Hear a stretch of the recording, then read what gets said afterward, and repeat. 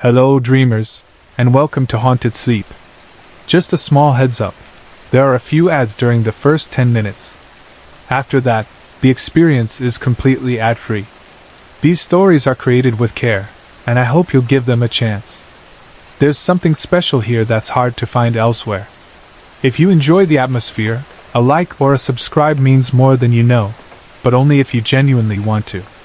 Before we begin, tell us where you're listening from and what time it is for you. It's always comforting to see how connected we all are across the world. Now settle in, and let's begin our night together.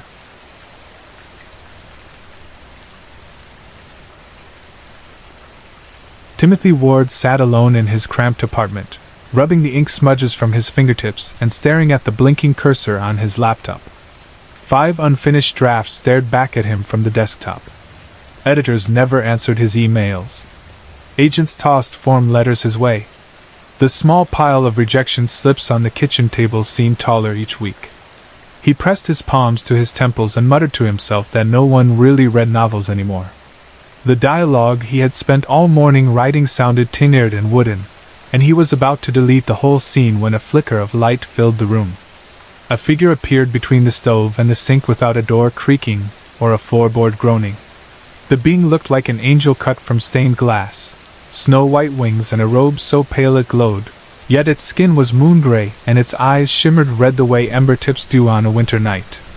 Its teeth, when it smiled, were sharp and perfectly even, making Timothy think of the stories in which angels and vampires blur into the same legend. Timothy's chair screeched backward. "I'm losing my mind," he said. "You are perfectly sane," the visitor replied in a voice like distant bells. "My name is Infinite. I have come with a proposal." Timothy's throat worked. "Is this a nightmare? Or do you want my soul? I don't have much else to give." Infinite chuckled, the sound warm and unsettling at once. "Nothing so dramatic. You must do very little. All I ask is that you accept a small gift."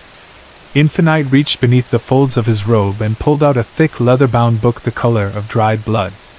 "Whatever you write on these pages will come true in your world, though certain limits apply.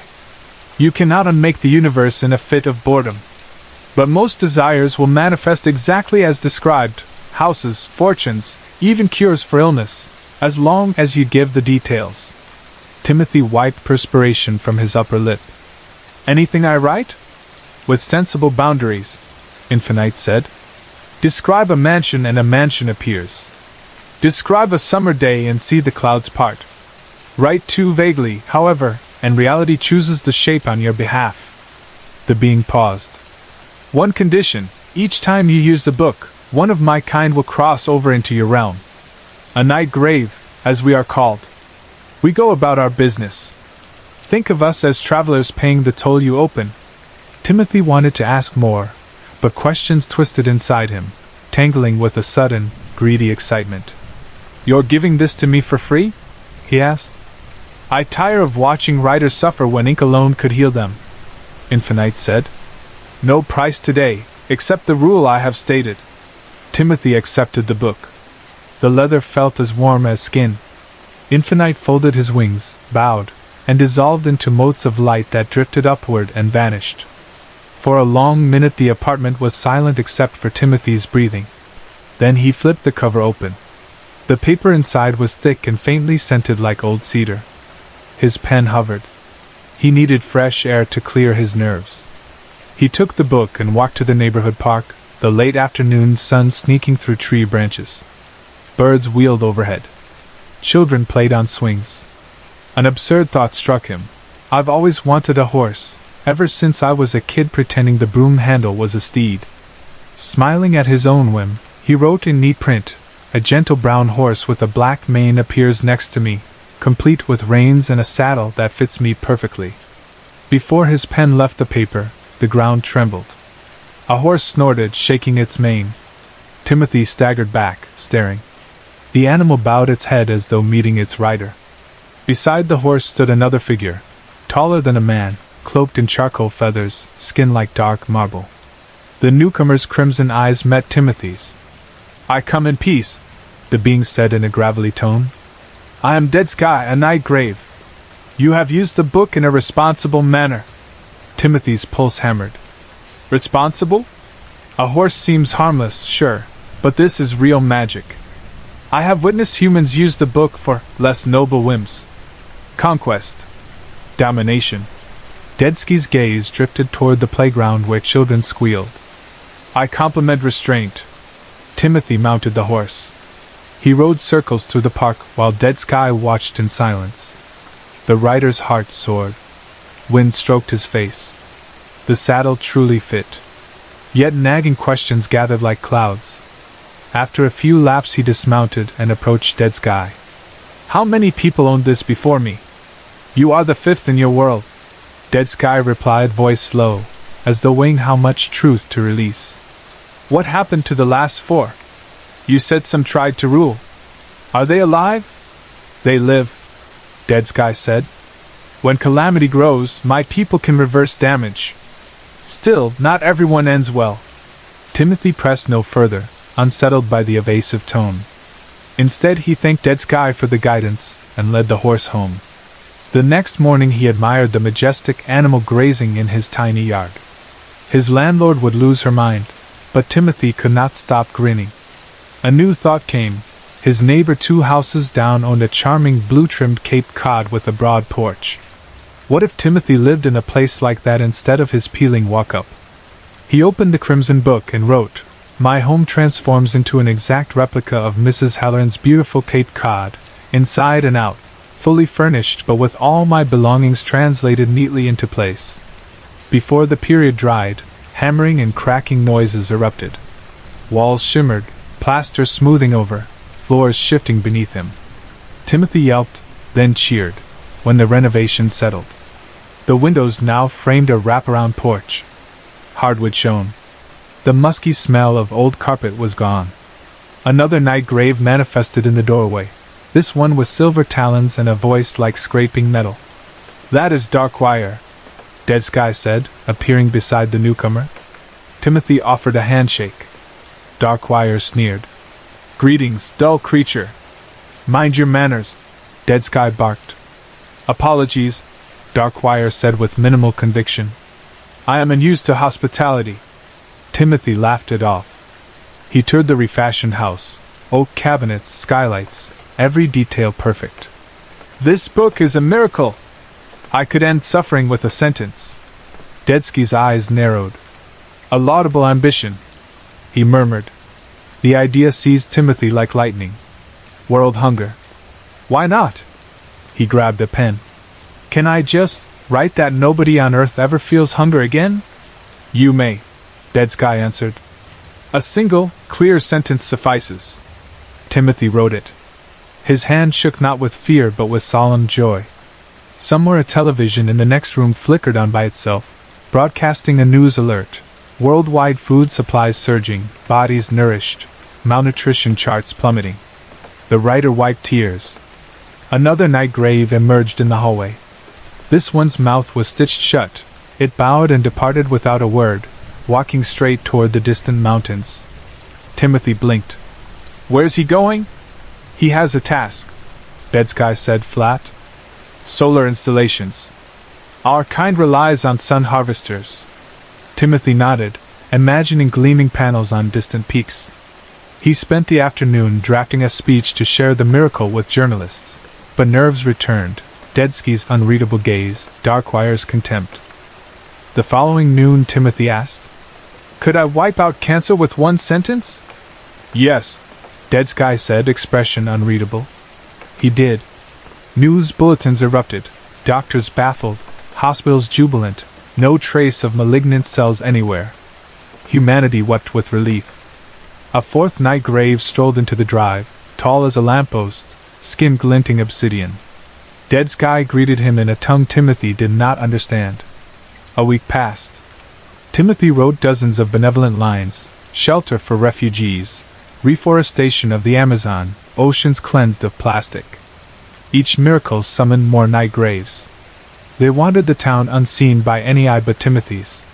He found their presence comforting, evidence of good deeds. When he visited the valley one evening he gasped, A colossal black fortress crowned a mountain ridge, spires stabbing the sunset. Solar panels? They looked more like battlements. He questioned Dead Sky that night. Your installation worries me. Its walls look armed. Deadsky's lips twitched. Where you see menace, I see function. Timothy's skin prickled. Be honest. What is that place? The Nightgrave's laughter rolled like distant thunder. Very well. It is no power plant. It is a fortress, and now it is complete. Darkwire appeared behind him, flanking Dead Sky.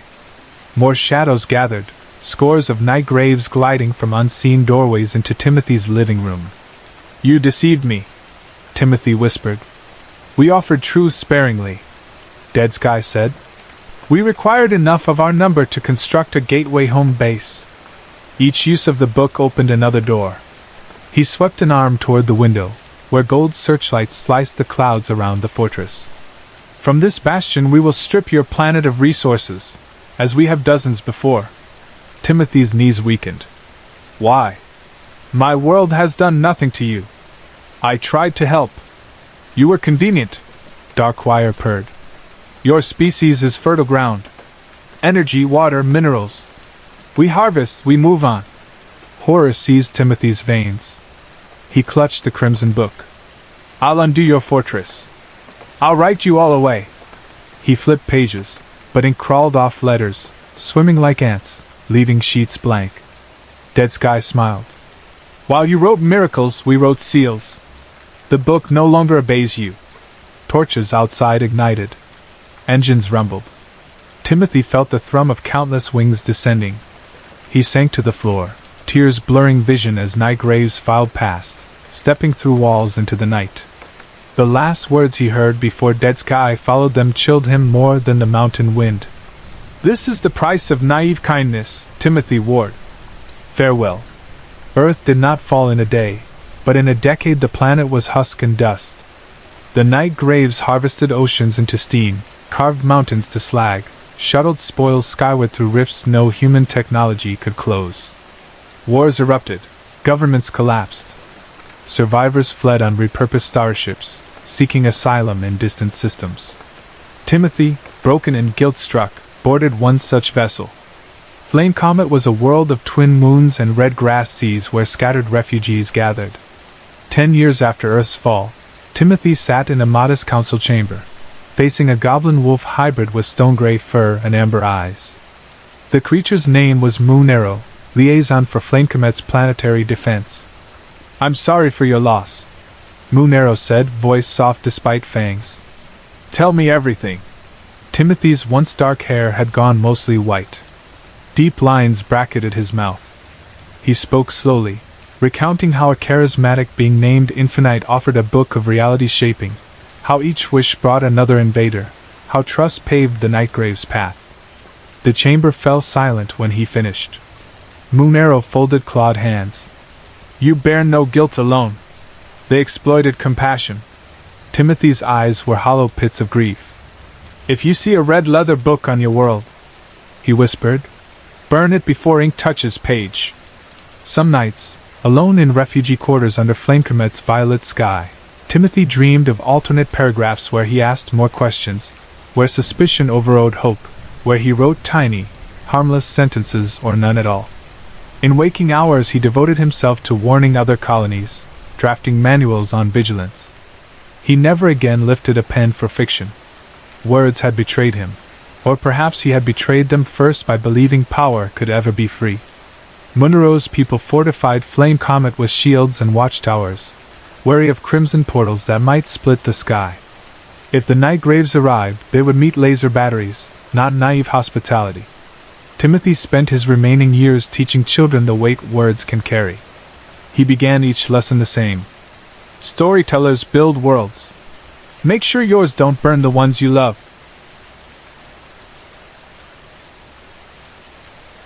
Rain hammered the windshield in relentless sheets, turning the two-lane highway into a tunnel of distorted orange light. Sodium lamps lined the road in uneven intervals, their glow smeared by the water sliding down the glass.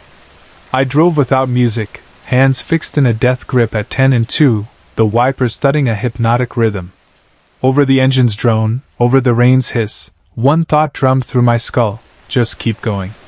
If I stopped thinking, if I let memory bloom, I would turn the car around, drive back to town, find the nearest police station, and surrender. I was certain of it. So I locked my focus on the glowing smears ahead, followed the yellow line, and nurtured the tiny coal of determination still alive in my chest.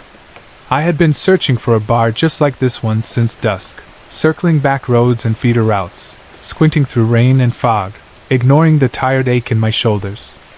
I needed a place isolated enough for nobody to notice when I let a stranger outside. It had to be open late yet busy enough to mask tension, the way hunters use wind to hide scent.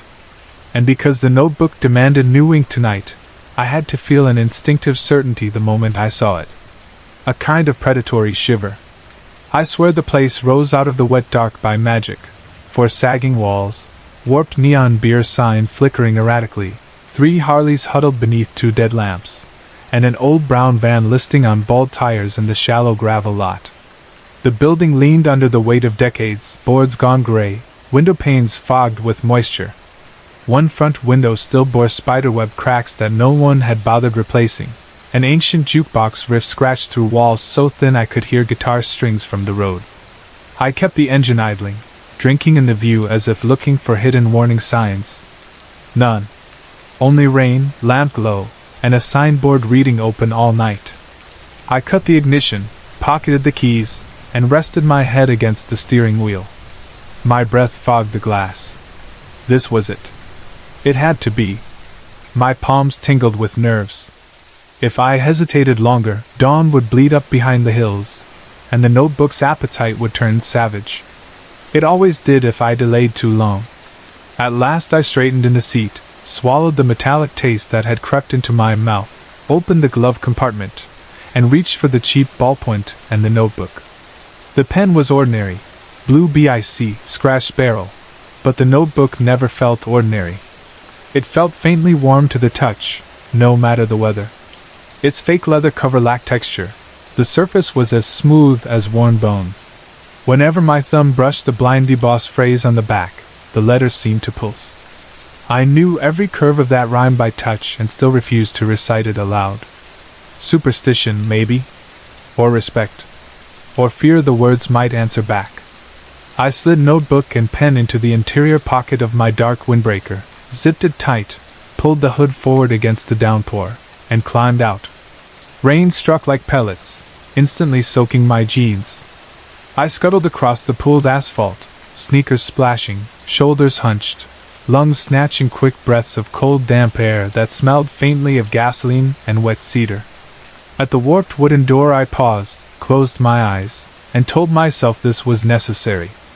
Because monsters left in the daylight, wearing suits and smiles, often never faced consequences, unless someone forced the universe's scales to level. If blood could save more blood later, then the cost was worth paying. I had to believe that. Belief steadied my hand on the handle. The door moaned open. Inside, the bar was exactly as the exterior promised, dense with stale beer, bleach, cigarette residue ground into planks. Ceiling fans stirred air that never felt fresh. All eyes turned. 3 leather-clad bikers sat at a round table to my left. 2 wiry riders and a huge man whose beard crawled over his collar.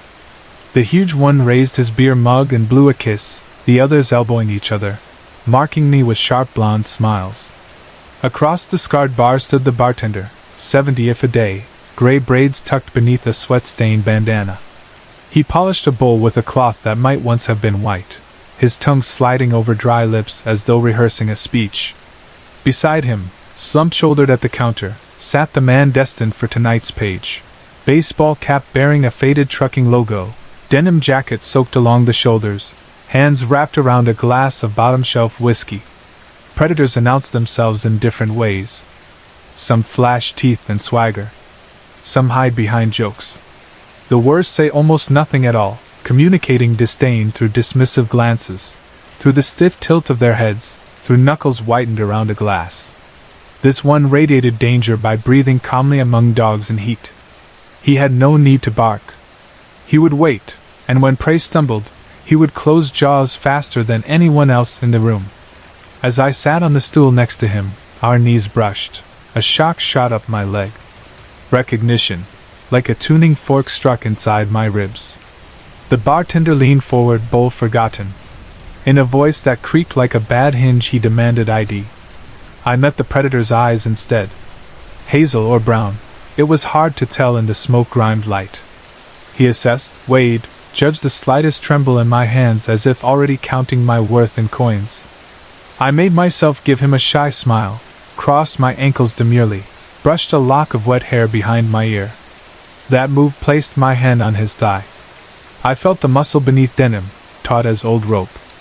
A small sideways grin touched his mouth, nothing convivial about it.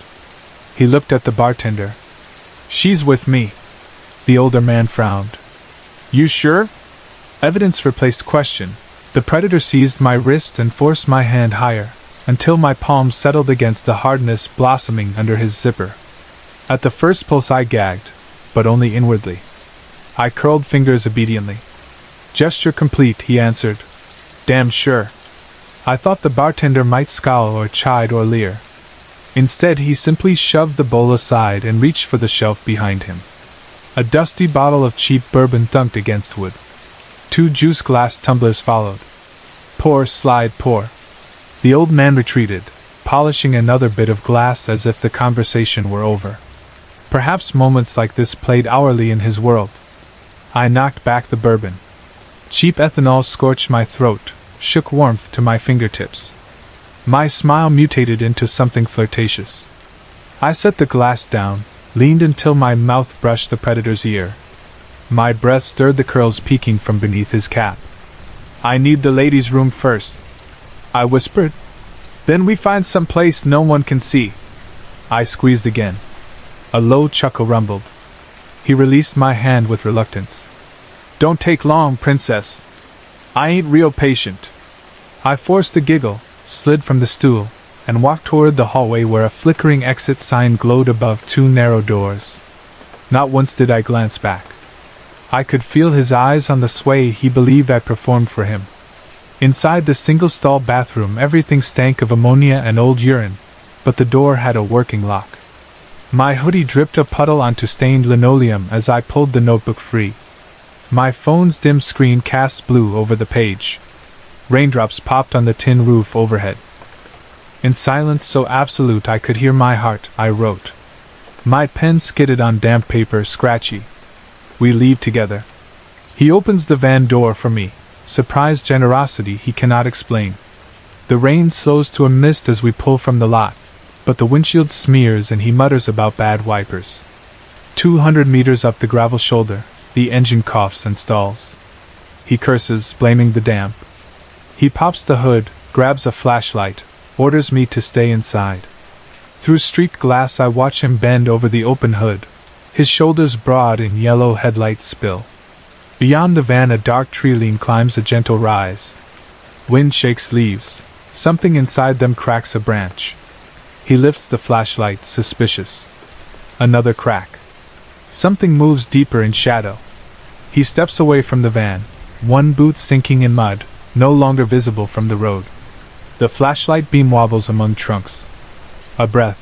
The forest exhales. Then he screams. The sound is thin, childlike. There is a wet snap. Another. Silence collapses around the van. I remain inside until the wipers stop ticking. When I step out, the tree line is quiet. Rain patters softly. His body is gone. I ended the description there. Sometimes the notebook finished details on its own. Sometimes it exacted a fee I had not written but had evidently envisioned. I rested my pen on the page, chest tight. For a moment I considered striking the last sentence. Bodies vanish, police search, consequences blossom. Uncertainty complicated life. No, he deserved nothing neat. Let the forest swallow his flesh. Let animals or rot keep secrets from deputies and cadaver dogs. I snapped the notebook shut and slid it into my pocket just as the door rattled on rusted hinges. "You better not be painting your face in there," he called. Fist against metal. Twice more. Come out before I drag you out. The lock clicked. Rain thumped harder on the roof as we stood nose to nose. He smelled of gasoline and sweat. His beard bristled mine when he shoved me back against painted concrete. What were you doing, huh? His lips brushed my ear. Got me excited. He smelled. My stomach rolled. He pushed a thigh between mine, testing. I laid my palms on his chest, feeling rough denim, rain damp. Hillbilly cologne mixed with stale cigarettes. Keep smiling. Not here, I breathed. In the wild. Let's go. He paused a heartbeat, surprised, then laughed. Oh, princess. You're trouble. He grabbed my wrist, took the hallway in 2 strides. The bikers shouted something lewd, toasted our exit. The bartender didn't bother lifting his gaze. Outside, the storm had thinned to drizzle. Pale morning lurked beyond black clouds. We splashed through puddles to the van. He opened the passenger door for me, confusion flickering in the gesture. I climbed in, careful to tuck my jacket beneath me, hands folded as he circled to the driver's side. The old V8 rattled, sputtered, caught. He jabbed the shifter into gear, tires crunching gravel. Headlights plowed a tunnel of damp air. The bar receded, neon signs sputtering like a dying ember. 200 meters. The van clunked, engine burbled into sudden silence. He swore, flipped the key again. Click. Nothing.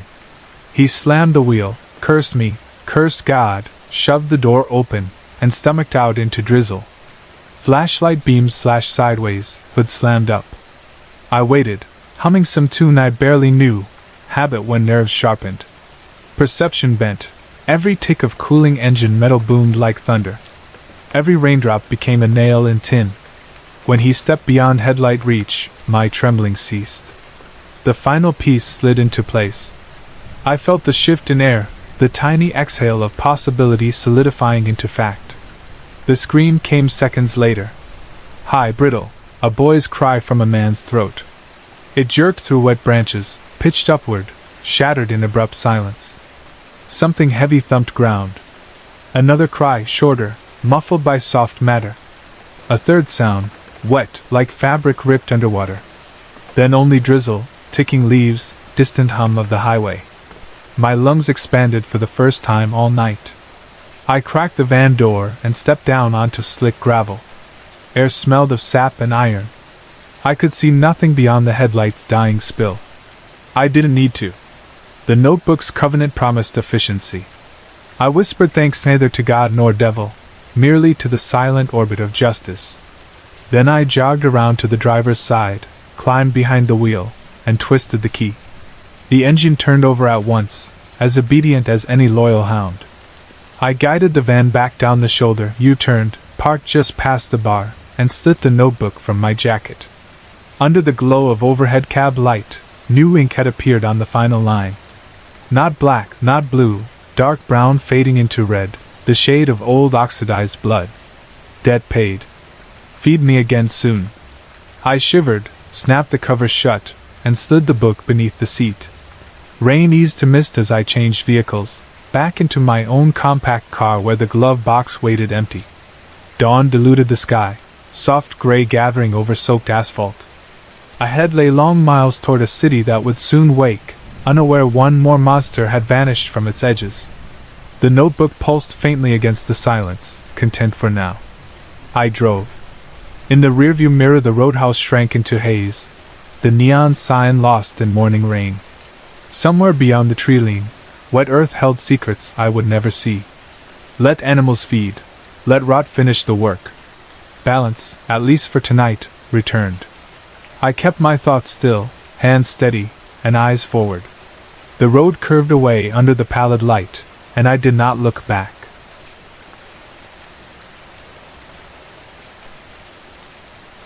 The house feels as though it is holding its breath.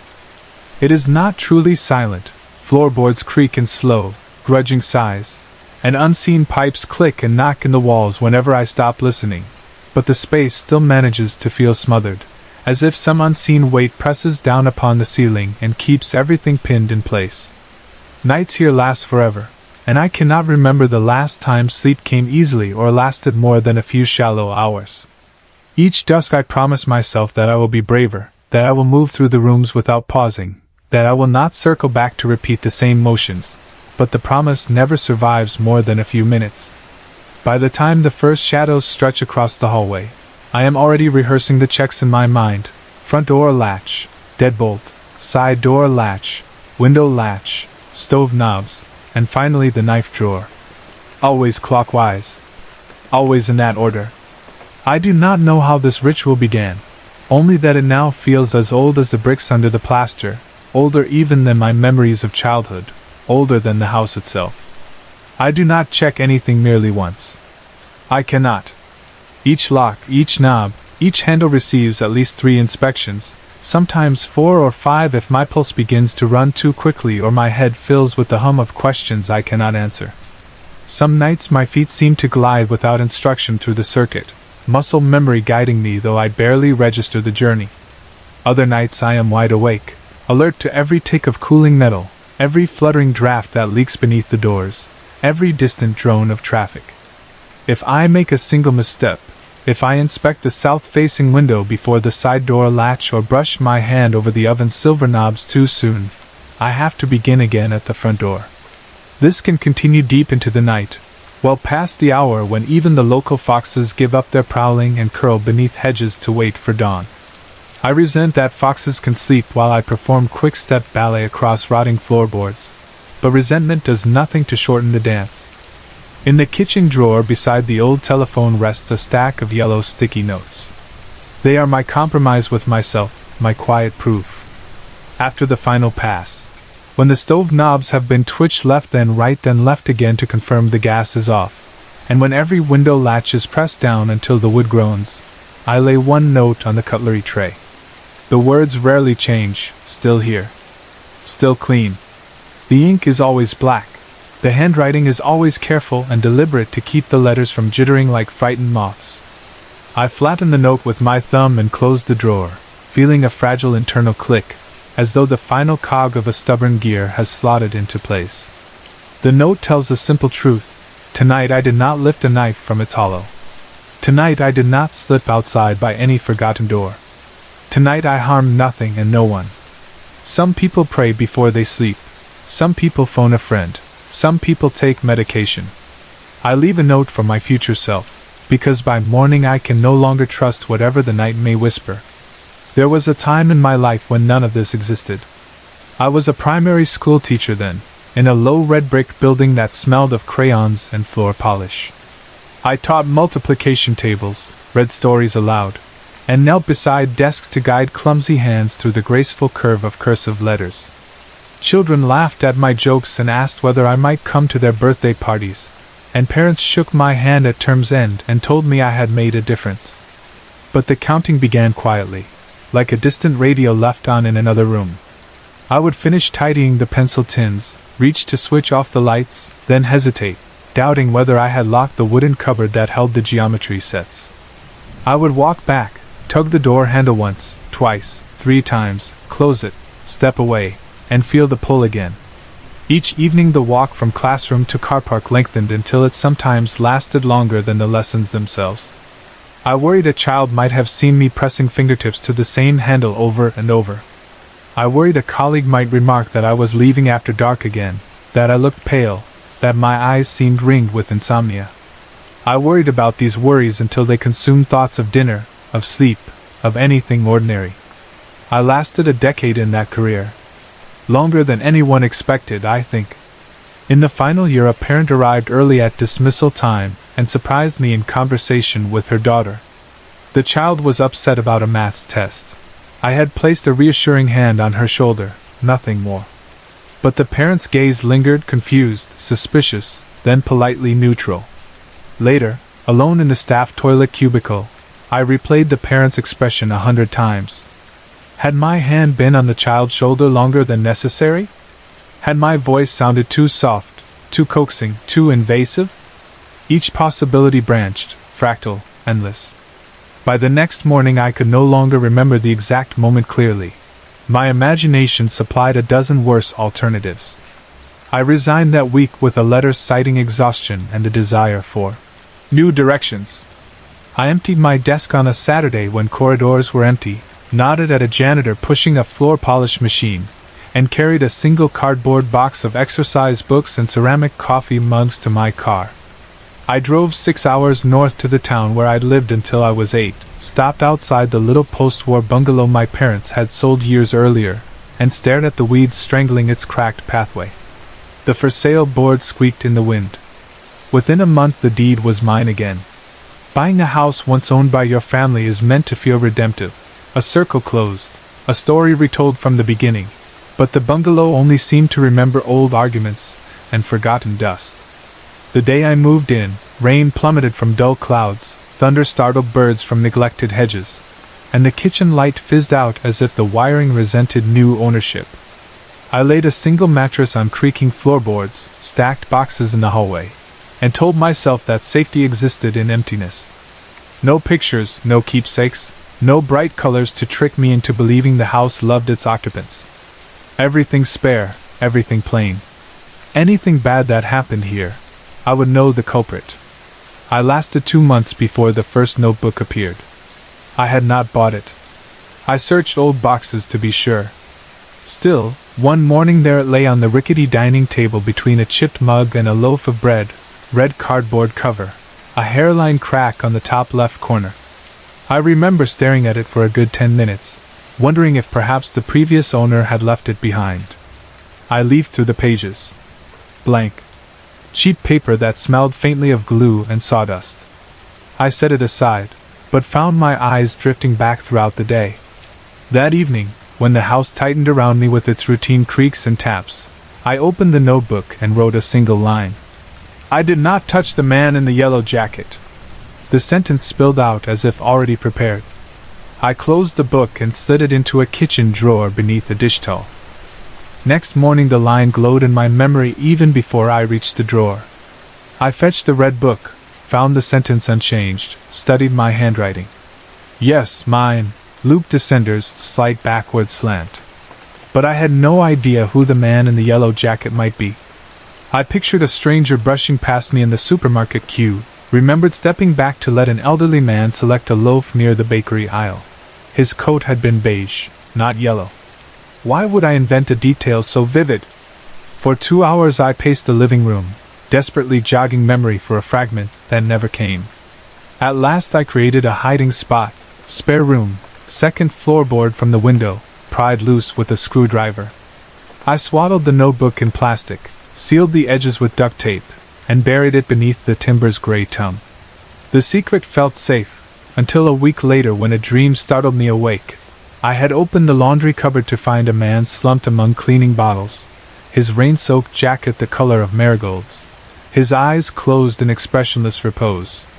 I stood frozen, hearing my own racing heart echo down the hallway, unable to decide if I should touch him or run. The dream dissolved, but its shape clung all day, so I tore up the bedroom carpet until I found a smooth rectangle cut in the floorboards. Inside rested the red notebook. The duct tape remained, but the plastic had been sliced in a neat cross as though by an invisible scalpel, and sticky words, still my handwriting, crowded every page. My mouth ran dry. The pages rustled like dry leaves under wind. I began writing daily, hourly, not to create but to track. 1 page for each morning, 1 for each mid-afternoon, 1 as midnight approached. Where I walked, which items I touched, how many times I washed my hands. I listed words I spoke aloud, even muttered fragments. If I hummed a tune I wrote the title. If I baked, I listed every utensil moved from drawer to counter. If I drove to town, I noted mileage on the odometer when I left and when I returned, fuel gauge positions, weather observations, number of pedestrians I remembered passing. Whenever doubt erupted, sharp, blistering, I wrote reassurance in the margins. You're okay. You didn't do anything wrong. You didn't.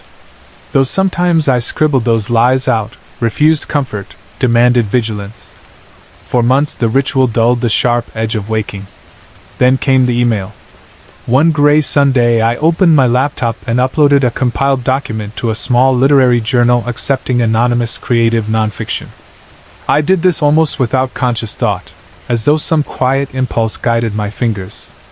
The document contained selections from the red notebook, observations of a carrot packet with a suspicious red smear, an account of sitting in my parked car outside the school long after closing, the fear of touching chalk dust in case it harbored poison that my hands might carry to children's mouths. I pressed send, closed the lid, left the computer on the hallway table, and tried to forget. Weeks later an email popped up. Is this real? No greeting, no signature. 3 words. My lungs emptied as though punched. I hid the laptop beneath folded linen, as if distance could silence those syllables. That night the notebook's pages grew feverish, so I burned the printed entries in a rusting metal bucket behind the shed, flame licking sky, smoke praising nothing. I believed the notebook must die too, but it would not catch. The pages blackened at their edges, then smoldered, and when dawn came the notebook lay whole amid white ash, unmarked. I buried it beneath compost, packed soil above with my heel. The next day it sat on my bedside table covered in dew. Days later the letter appeared beneath the front door. He was real. I stared at the paper until my vision blurred. I crept from window to window searching for footprints in the damp grass. None. I vomited in the kitchen sink, then scoured porcelain until my fingertips cracked. I phoned the police, hung up before the first ring completed, paced until my head throbbed. At dusk the idea of a grave at the back fence dragged me outside. The earth had always sagged a little there, as though remembering an ancient impact. I fetched shovel and torch. Rain began halfway through, turning soil to black sludge that sucked my boots. Roots snagged metal. Pottery shards clinked glassily. I dug until arms trembled, until the hole swallowed the torchlight and showed nothing but damp clay. Eventually exhaustion overwhelmed curiosity. The soil tried to collapse, licking at my shins. I clawed my way out and sat beside the pit, panting. The earth seemed to breathe, an open mouth waiting. When morning arrived, drizzle washed peaked piles into a shallow basin. I left the hole unfilled. It felt honest. We were 2 wounds in the same ground, one of flesh, one of dirt. Some nights I dream the hole widens during storms, soil wearing away until a tunnel opens. Something moves beneath, scraping, pausing when I press my ear to the window glass. I wake with mud under fingernails, though I have no memory of walking outside. Months widened into a year. I rarely left the bungalow except to buy groceries after midnight from the 24-hour market in the next town. I bought non-perishables, items sealed in plastic that could harbor no stains. I spoke to no one unless forced by a cashier's polite greeting. Every night the checks circled like skeletal hands turning a clock. Every day the red notebook waited, patient as a grave marker. Sometimes it added entries when I slept. I would wake to find pages filled with neat columns describing acts I had never committed. 4:15 a.m., place right hand on kitchen knife. 4:20, slid blade beneath back door to test if wind would catch metal and make sound when falling. 4:40, buried knife beside compost. My stomach twisted at each line. I raced about the house, unlocking, searching, but every knife remained in its drawer. Still, I photographed each handle, time-stamped each photo, uploaded them to an external drive, labeled folders by month. Proof for an imagined trial. Eventually I cracked under the weight of uncertainty. I printed excerpts of the notebook, a new version stripped of locations, of names, rewoven as fiction. I wrote a short cover note. A memoir of doubt, of counting, of fear. I used a pseudonym. I sent it to a tiny publisher known for materials so bleak mainstream shops refused to stock it. I expected rejection. Silence flooded weeks. Then another plain email. He was real. No greeting. The same sentence as the letter on my hallway floor, only this time via glowing pixels. My knees buckled. I crawled to the sink and vomited bile. When the retching subsided, I scoured the plug hole again, vinegar stinging my split hands, tears blurring steel. That night the dream of the man in the laundry cupboard returned. The door shook. Muffled knocks. Pleading voice. I stood petrified, unable to decide whether to open it. I woke to the throb of blood in my ears, rolled from bed, crossed the hallway, and opened the cupboard wide. Only towels? A folded yellow jacket. The top towel damp as though used.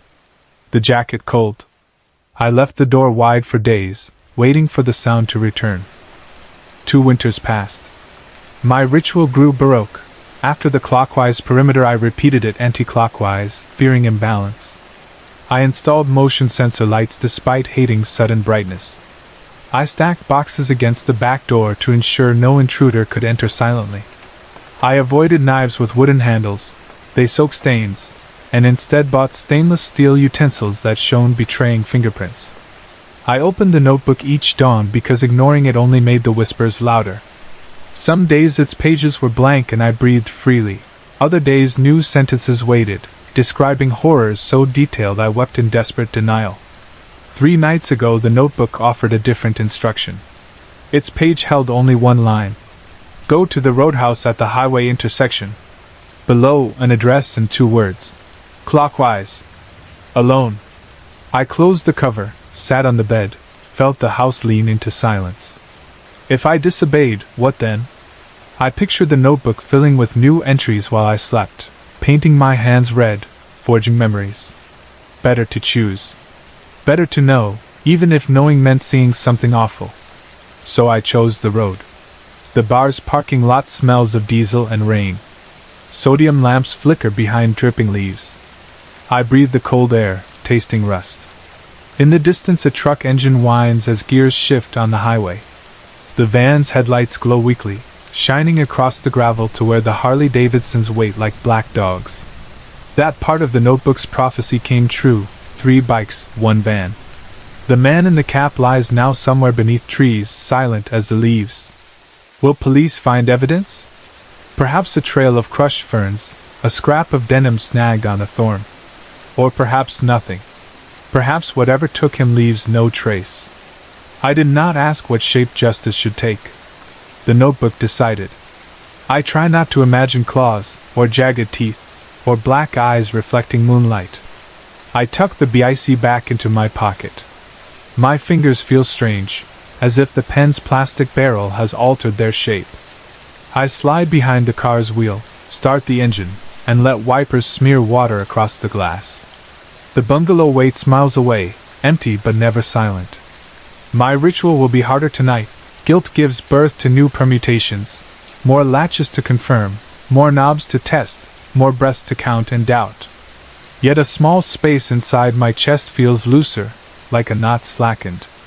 Somewhere a child I never taught will walk to school tomorrow without encountering that van, that man, his careful eyes and careful silence. Somewhere a fox may sleep safely beneath hedges. On the passenger seat the notebook lies unopened, red cover gleaming under the dome light. I cannot burn it, drown it, bury it.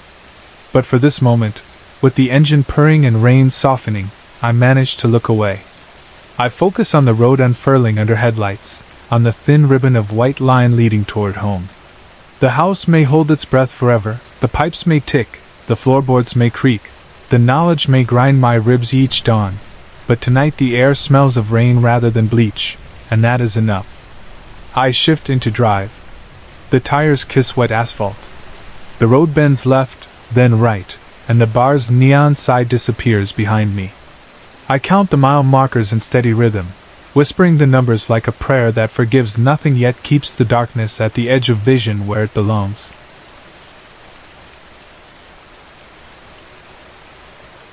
Michael stood on the edge of 14th Avenue, his ears ringing with a sound that was half siren, half his own heartbeat.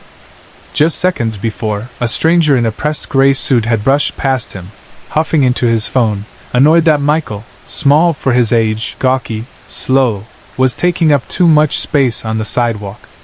Now that same stranger lay motionless under a collapsed shipping container, his body crushed except for a single arm left awkwardly intact. Blood crept along the asphalt in a bright red ribbon, soaking into the man's ruined briefcase, and the loose papers flapping in the wind. Michael's father yanked him backward, shouting his name, but Michael barely heard. He stared at the scene with a fascination that felt electric and cold. Amid the wreckage, a pale, fully preserved finger poked out from a glossy layer of resin, hard, clear, almost beautiful. While the crowd gasped and the first police sirens drew near, Michael crouched, pretending to retie his shoelace. He pinched the finger between two shaking fingertips, slid it into his pocket, and stood up before anyone noticed. His father's grip clamped harder, dragging him through the gathering onlookers toward their car. The ride out of the city passed in thick silence. Michael's father lit a cigar without cracking the window, filling the car with bitter smoke. The older man's knuckles whitened on the steering wheel, his gaze fixed and frantic. Michael watched the traffic blur past, his own pulse skipping as he felt the weight of the finger in his pocket. The resin coating was slick, like polished stone, still warm from the dying sun. A thrill rushed through him, half terror, half triumph. At home his father said nothing, only clenched his jaw and disappeared into his study. Michael slipped upstairs, closed his bedroom door, and pulled the finger into the light. Encased in resin, it was perfect. Delicate nail, faint whorls of skin, a thin smear of dried blood trapped forever inside the hardened shell. He placed it on his desk, turning it beneath the lamp. It looked like a tiny sculpture, and something in Michael's chest fluttered with dark satisfaction. Days passed. Michael hid the finger in his pocket at school, touching it whenever lessons grew dull. He imagined the man's final breath, the weight of the container slamming down, the moment life winked out like a candle. In the cafeteria he studied the other children, the way they laughed over jokes, the quick flare of embarrassment when someone dropped a tray. He wondered what it would be like to feel their hearts stop, to capture that single, terrible second and keep it like a treasure. At home, Michael's father avoided him. The older man moved through the halls with his shoulders hunched, lighting cigarette after cigarette, coughing behind closed doors. When he finally gathered the courage to knock on Michael's bedroom door, he meant only to collect laundry. But as he scooped Michael's trousers from the floor, the resin-coated finger rolled out and thudded onto the rug. He froze, staring, the color draining from his face. "What is this?" he whispered, turning it over with trembling hands. Michael sat on the bed, a book open in his lap, unable to speak. His father's eyes brimmed with horror, then something like sorrow. "You took this from that man," he said. Michael offered no denial. His father's voice cracked. "This isn't normal. You need help." He backed out of the room, clutching the finger as though it might burn him. Michael never saw it again. He spent the night searching the trash, the garden, and the bathroom drain, but his father had hidden or destroyed it. The loss left Michael hollow, restless. The hunger that began on 14th Avenue gnawed deeper. Therapy followed. Michael sat opposite a small, fussy man whose mustache quivered when he spoke. The psychiatrist asked endless questions. How did that make you feel? What did you dream last night? Michael answered with shrugs or silence, watching the glint of light on the man's glasses, imagining how those lenses might crack if squeezed too hard. When shown ink blots, he felt only impatience. The doctor scribbled notes, even when Michael said nothing, and Michael's resentment simmered. Years blurred into a collage of half-remembered sessions and quieter evenings at home. Michael's father never mentioned the finger again, but the gap between them widened. The old bedtime stories ended. The shared outings into the city stopped for good. Michael turned inward, studying his own appetite for the extraordinary, nursing it like a secret flame. He learned to keep his face blank, learned that silence protected him from scrutiny. On the surface he was an average boy, maybe shy, maybe strange, but unremarkable enough. Underneath, he replayed that first thrill again and again. By 12 he took charge of his own laundry, walking alone to the coin-operated machines near their neighborhood. In the crowded laundromat he inspected the other patrons, soft hands, calloused hands, rings that slipped easily from knuckles, wondering how each might look preserved in resin. He spent spare afternoons scouring the woods beyond his backyard, collecting bits of bone, empty snail shells, bird eggs cracked open to reveal lace-thin membranes. He encased them in resin, experimenting with dyes and pigments, learning how to pour layer upon layer without trapping air. The finished pieces gleamed like jewels. At school an art teacher praised Michael's meticulous work, encouraging him to submit a project to the district showcase. He crafted a small sculpture, butterfly wings suspended in clear resin, arranged like a bloom inside a cube. Judges called it hauntingly beautiful. The piece won first prize, and a local gallery offered to display it. Michael watched strangers lean in close, marveling at the trapped wings, unaware they were marveling at his hunger and disguise. Success multiplied. Senior year he unveiled a series of resin casts, withered leaves, broken eggs, tiny animal bones, each frozen in unsettling clarity. Critics hailed his realism, the way he revealed fragility while elevating mundane subjects. Scholarships followed, invitations to speak at panels, articles in glossy magazines. Michael wore polite smiles, thanked donors, and kept the truth locked behind calm eyes. Every piece was a rehearsal for the day he would preserve flesh again. University in New Haven widened his reach. He befriended wealthy patrons, charmed professors with arguments about art versus commerce, wrote essays on authenticity in a consumer age. He organized charity shows, donating proceeds to struggling neighborhoods, burnishing his reputation as the compassionate prodigy. All the while he haunted hardware stores for resin, calculated curing times, refined molds. He practiced on chicken wings from the dining hall, on rabbit bones from biology labs, until no bubble, no blemish remained. The casting had to be perfect, the subject deserved nothing less. When his father died of lung disease on Michael's 20th birthday, a quiet, relieved breath slid through him. The man who had destroyed Michael's first treasure could no longer interfere. Michael stood at the graveside, hands folded, mind already sketching future compositions, knuckles, toes, perhaps an ear, each sealed forever in high-gloss resin, arranged under gallery lights for New York's elite to applaud. And applaud they did. Vogue featured him as a visionary who blurred lines between art and morality. The New York Times called his newest series, Pairs of Lips Cast in Candy-Colored Resin, a tender critique of consumption. Only Michael knew they were real lips, selected from the fresh dead at a city morgue he'd bribed a night attendant to access. He arranged them like glossy candies, cotton candy pink, cherry red, midnight plum. Viewers gasped at the lifelike texture, praising his daring. Michael felt a giddy thrill each time praise washed over him.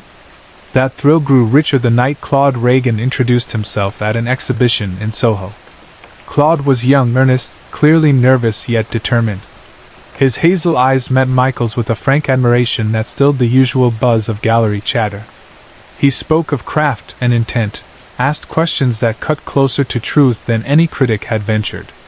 Michael found himself almost flattered, almost wary, because in Claude's gaze he sensed both innocence and sharpness, like clean glass that could cut if mishandled. Michael invited Claude to walk the gallery, answering questions with guarded candor.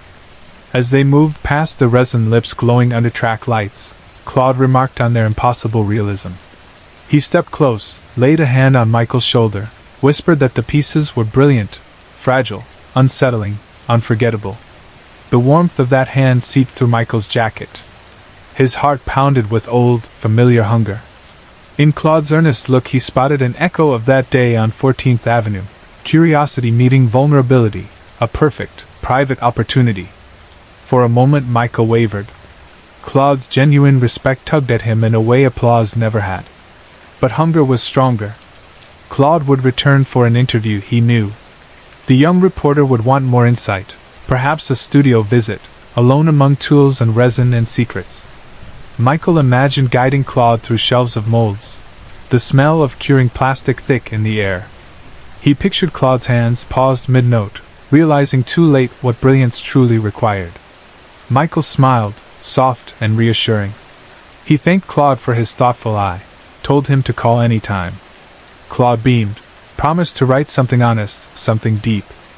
Michael nodded, and deep inside he felt the resin of his heart begin to harden around a new idea, a sculpture more exquisite than anything he had created before, born of impulse that started with a crushed stranger's finger and would end, perhaps, with the perfect preservation of admiration itself. The floor scorches my hands, but I force myself upright and look into the cracked mirror leaning against the wall.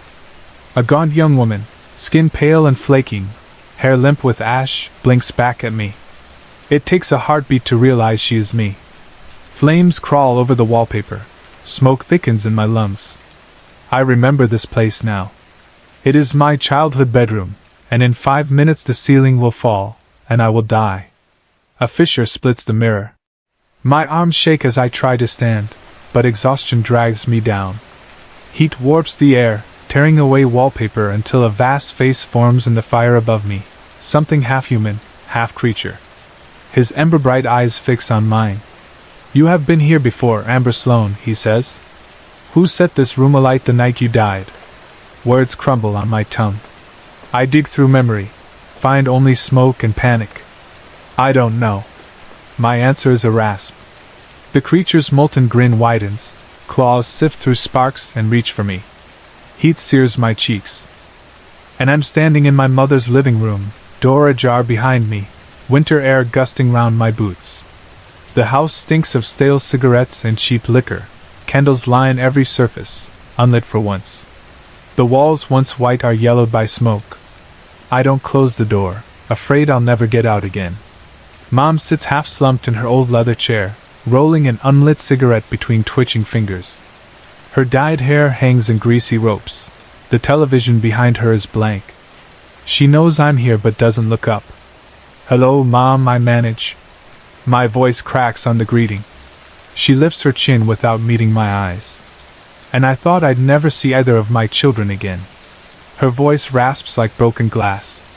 "Cold air's getting in, Amber." "Matthias is dead, Mom." She doesn't move. I feel my anger boiling. I thought she would cry or say she was sorry. Instead, she flicks ash that isn't there. "He was living with you so you could keep him off coke. You couldn't save what was left of him." My words burst out, loud with grief. She stays silent, smoke curling from her lips though the cigarette is cold. "You left," she whispers at last, voice thin and vicious. "He called for you when he died. 7 years you ran in circles. Now you're back, and it's too late." I flee to the kitchen, heart hammering. The counters are piled with trash. I shove space clear and pace. Matthias had always needed protecting. I tried to save him until he wanted only Mom. She failed him, and so did I. A figure appears in the doorway. Matthias, gaunt, tear-streaked, a lighter trembling in his hand. "Tick, tick," he whispers. "Too late, Amber." Flame flares. He drops the lighter. Fire leaps to curtains and spreads. Smoke claws my throat. The creature's fiery hands shove me down. His ember tongue hisses. Memory is tricky. That's not how it went. I'm back before Mom. Words spill out again, as if replaying, "You couldn't save him?" She lifts strained eyes, points a shaking finger. "He died crying for you. You didn't save him either." I run upstairs. Our shared bedroom reeks of candle smoke. Mom has lit a memorial candle for Matthias on a china plate by his bed. My tears burn as the flame shivers. I lift the hot jar. My fingers tremble. Glass slips, shatters. Fire leaps to the curtains and rug. I watch, paralyzed, as flames bloom. I remember. It was me. I drop the candle. I set the room alight. Heat roars. Mirrors fracture. I kneel as the fire devours walls, floor, devours me. Cold metal meets my spine. I open my eyes on a featureless chamber. The creature, now solid, claws folded, kneels before me. "Now that you remember, judgment comes." "By whom?" I whisper. "By the monster you made," he replies. His face ripples, flesh rearranging until my mother stares back, her cracked lips curving into a smile.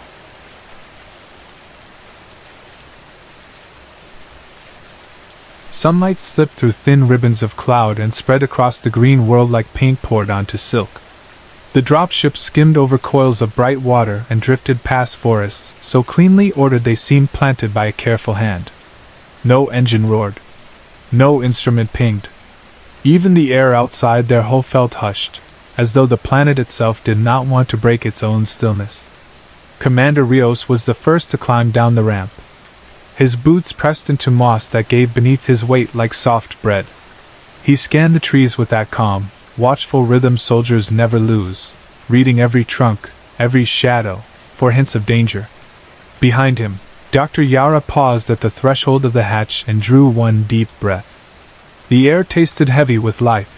Wet wood, new leaves, and the sweet hint of flowers that belonged to no catalog she knew. The scent felt strangely old, as if it had ripened through centuries and now carried its entire history in each lingering trace. "This place remembers being sacred," she said, her voice barely above a whisper. Ensign Parr stepped past her, eyes wide, face shiny with wonder.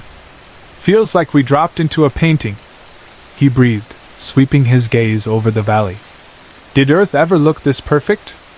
Yara allowed herself a faint smile. "Perhaps long ago. Before we cut her veins and called it progress." Rios glanced over one shoulder, the trilene reflected in his visor. "Then let's make sure nobody does that here." Their job, on paper, sounded simple: locate Alpha Team and restore contact. 5 days earlier, the first crew's transmissions had stopped. No call for help, no emergency beacon, just silence that stretched too long. Most commanders would have ordered a quick evac, but the Council wanted answers first, so Rios and his 3-person detail shipped out. The 4th member, Sergeant Vera, remained aboard the orbiting support vessel, waiting for a check-in signal that would never quite arrive. Nothing seemed wrong when they found the primary outpost, if you ignored the absence of people. Tents stood firm, sealed against weather that looked gentle anyway. A water purifier hummed, half full. A steel mug sat on a crate, a rough slice of bread inside it. A datapad lay open on a bench, the last sentence unfinished by a hand that never returned. It was as though 5 scientists had paused for breath and forgotten to breathe again. Rios crouched near a chair and dusted a fine layer of yellow pollen from the seat. "No sign they ran." He tried to say more, but the words caught at the back of his throat. Yara lifted a small recorder and whispered her observation. "Everything untouched, no marks of struggle, no footprints beyond their own. As if they stepped off the map between one heartbeat and the next." The silence pressed in. Even insects seemed to keep their wings still. Night settled fast, smudging the bright edges of leaves with charcoal blues. The 3 survivors built a fire more for comfort than need. Flames licked low, throwing orange tongues onto gear that none of them wanted to unpack. The quiet around them felt balanced on a thin edge, not threatening but watchful, the way a person might watch a storm at sea and wonder if it would land. Parr nudged a log deeper into the coals. "Earth's forests were loud," he said. "Cicadas screaming, birds fighting, as if the whole planet panted." Yara stared into the flames. Because she was choking. Rios sat a little apart, elbows on knees, eyes drifting over the circle of darkness. "Maybe this place doesn't need us," he said. "Maybe it already learned how to live without our clutter." The next morning, dawn smeared the sky with pale violet and soft rose. Dew glittered on every blade of grass and narrow needles of glassy light. The ground felt alive beneath their boots, not in the simple way of leaf and root but like muscle flexing under skin. Parr muttered that the soil had stretched its spine. Yara answered, half smiling, that perhaps the earth was searching for the wrong pattern of footfalls. They pushed deeper into forest.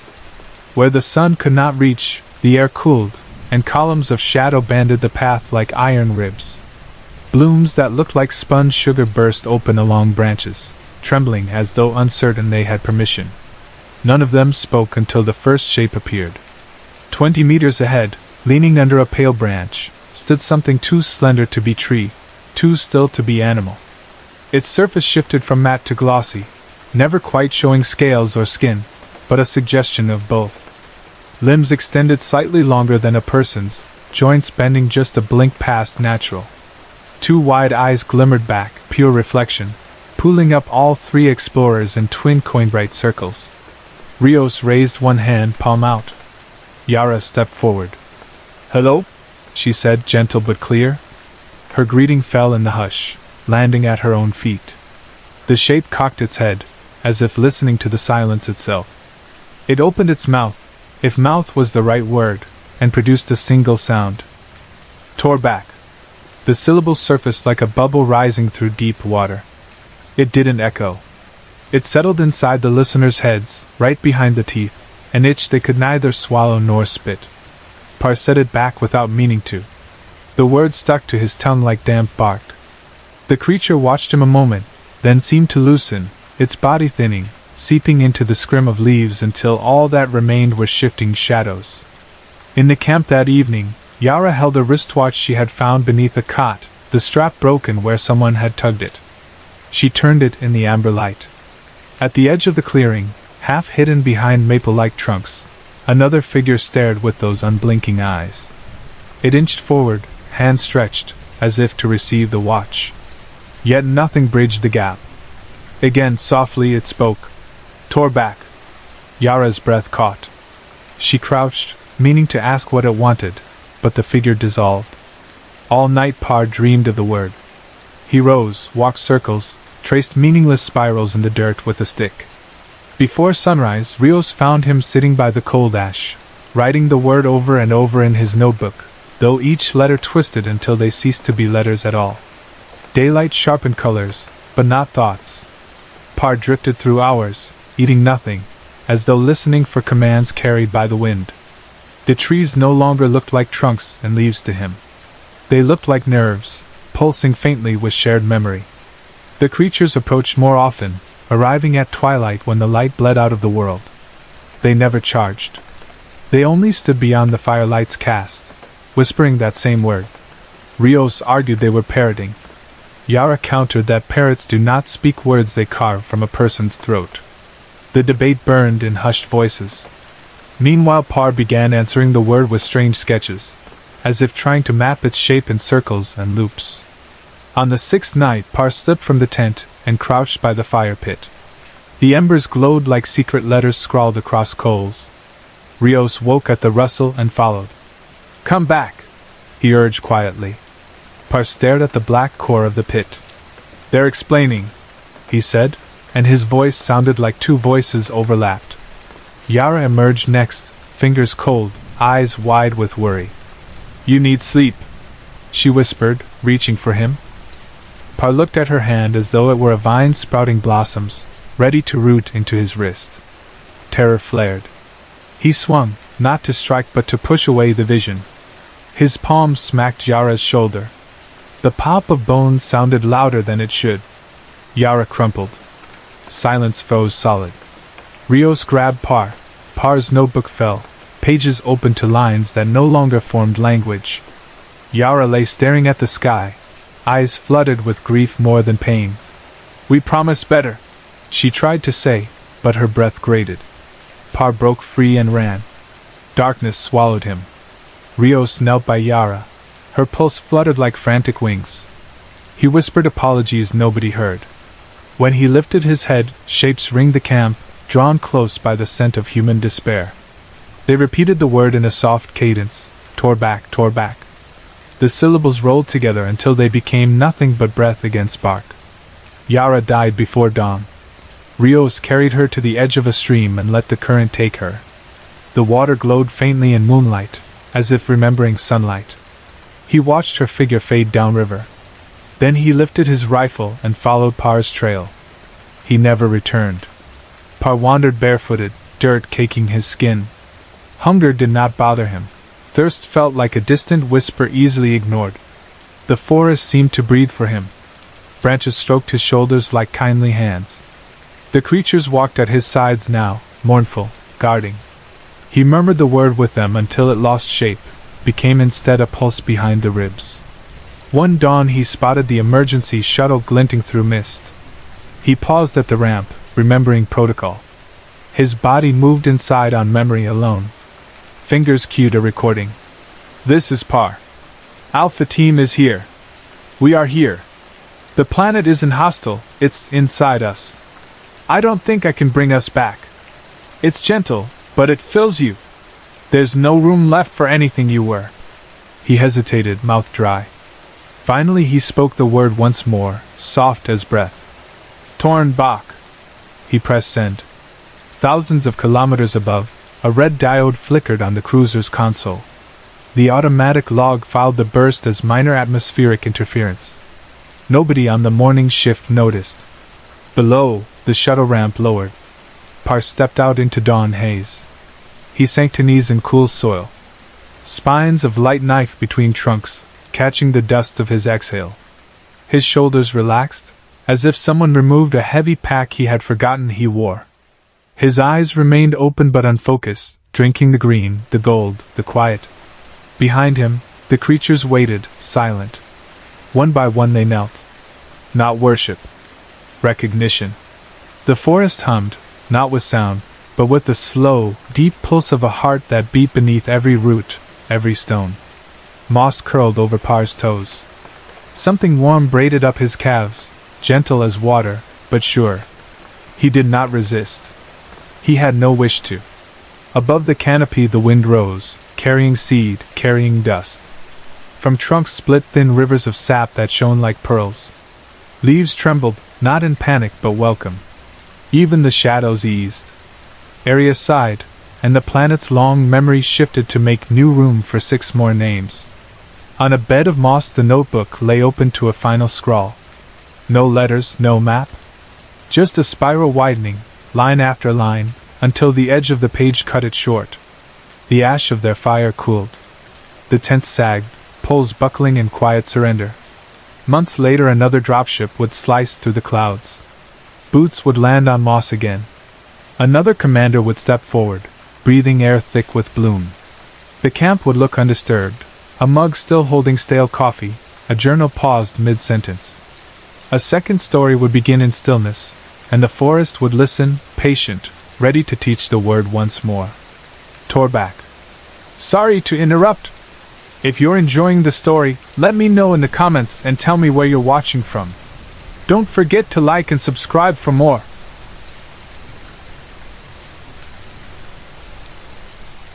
I woke with a low groan, every vertebra in my back announcing the lateness of the hour. The mattress felt harder than usual, as though it had grown spiteful in the night, but I swung my legs over the edge anyway.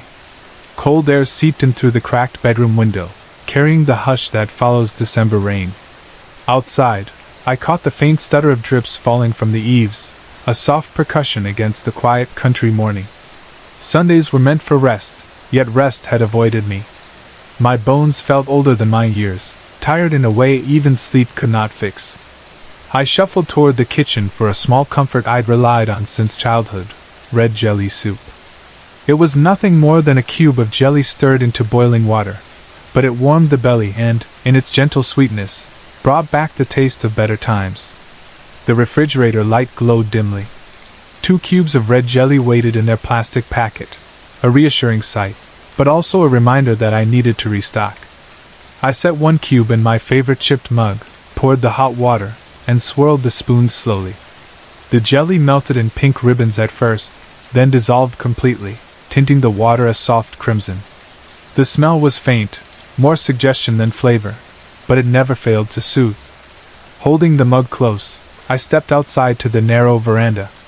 Rain had just passed, thin droplets clung to the stones and the leaves of the lone neem tree. They caught new light from a pale December sun that hadn't yet decided whether to break through or disappear behind more cloud. I sat on the wide stone step, feeling damp cold rise through the fabric of my track pants. The soup was watery but pleasant, its warmth spread from my tongue to my chest in slow waves. From my seat I could see the old metal mailbox fastened to the compound wall. Its lid was slightly crooked, one hinge rusted through. I rarely checked it these days. The postman had long learned that letters to this address seldom found replies. Yet that morning a torn, rain-sponged envelope poked out. I set down my mug and crossed the wet ground to retrieve it. My initials were scribbled in hurried strokes across the front. No proper address, no sender's name. The flap had already come unsealed. Inside was a single sheet of lined notebook paper. Ink had blurred at the edges where rain had touched, but the message remained clear. I hope this house is still yours. Too many years have passed. I don't expect an answer, but I found something that belongs to you. If you want it, meet me near the abandoned railway tracks this Sunday before dusk. No signature, nothing else. The note felt like a pulse from the past, a breath I'd forgotten I was holding. Who still remembered me here? Who would know what belonged to me? I stared down the quiet road. Mist clung against the distant banyan trees, and nothing moved except the slow, shivering leaves. The sky offered no explanation. I folded the paper, slid it into my jacket pocket, and picked up the mug. Steam still curled from thin crimson water. I drank the rest in 2 quick swallows, then lifted my gaze to the pale fields surrounding the house. Wind whispered through dried stalks. A solitary bird called from somewhere unseen. Inside, the day's chores loomed. First, the tap in the bathroom. Its drip had slowed to a trickle yesterday, and this morning it yielded nothing at all. Better to replace it before the pipes froze. I washed the mug, changed into my red jacket and black track pants, old but comfortable, and locked the front door. Before leaving, I looked once more at the envelope. I slipped it into my jacket again. I could not decide if it comforted or provoked me. The lane outside was slick with leftover rain. Fallen leaves stuck to the pavement like dull coins. No cars passed. Here, the roads carried more stray dogs than traffic.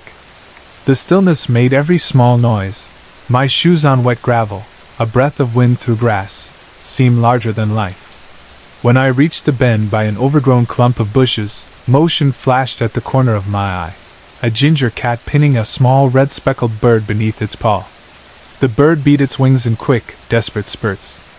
I shouted and rushed forward, brandishing an arm. The cat hissed, ears flattening, then bolted through the weeds. The bird lay stunned, chest quivering, its bright eyes wide. I lifted it gently. Its feathers were damp, body weightless. A low shrub nearby offered more shelter than the open road. I eased the bird beneath its green cover, tucked a large leaf over its back. It blinked once, as though understanding, then went still. Nothing more I could do. The market was 30 minutes farther, and livelier than I expected. Vendors set out fresh produce under plastic sheeting, the scent of wet earth mixing with coriander and chickpea fritters frying in oil. I bought beetroots, carrots, and a sealed packet of milk. From the hardware shop I chose a sturdy chrome tap and, on impulse, a small handheld drill. The clerk raised his eyebrows at the tool. "You a handyman now?" he teased. I smiled politely, paid, and left. Clouds thickened again by the time I trudged home. I boiled water for another cup of jelly soup. My last cube dissolved, tinting the mug a gentle red. Soft music filtered from the old stereo. Ilayaraja's melodies, nostalgic and slow. They filled the empty house the way incense clings to a temple corridor, comforting, but fragile. With the soundtrack curling through rooms, I carried my new tap and drill to the storeroom. The room smelled faintly of dust and iron. Shelves held paint tins, bolts, and coils of wire. At the center hung Radhika. She dangled upside down from a beam, her ankles bound by coarse rope. Her arms hung slack toward the floor, and her long black hair trailed like a curtain, nearly touching the cement. In life her eyes had been striking. In death they remained partly open, a thin glaze across the iris. She had been gone long enough that the skin had cooled, but not so long that it had lost the blush of color. I raised her head gently and set it between 2 iron holders secured at shoulder height on a wooden plank. They cradled her cheeks perfectly, a grim frame around timeless beauty. Her lashes brushed the metal. Her lips, once quick to smile, were parted just slightly, as if waiting for some final word. The drill hummed alive in my palm. I steadied it against her forehead, where the skin was smooth. The first contact was soft, the bit whirred, trembling like an insect's wing. Then came a small cracking sound as bone yielded. I pushed 2 centimeters deeper. A slow stream of blood welled from the opening, dark, rich, smelling faintly of iron and something sweet. It ran down the bridge of her nose and dripped into a steel bowl I'd placed on the floor. When the hole widened enough, I stopped the drill. The room buzzed quietly in the aftermath, dust floating in the narrow beam of a single bulb. I wiped the drill bit clean, then set it aside. I lifted the chrome tap, brushed glue along its thread, and twisted it into the fresh cavity. Blood flowed in short spurts between twists until the faucet seated firmly. I wiped a thin smear of red from her brow with a soft cloth. Silence deepened, broken only by a single drop echoing into the bowl below. I opened the tap.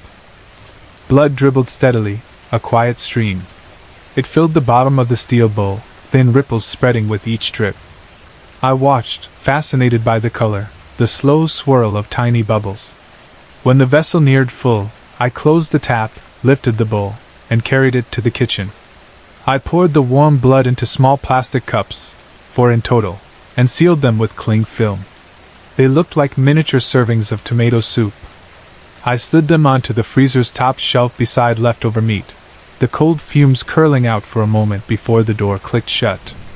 Back in the storeroom, I knelt beside Radhika and whispered an apology, though perhaps for myself more than her.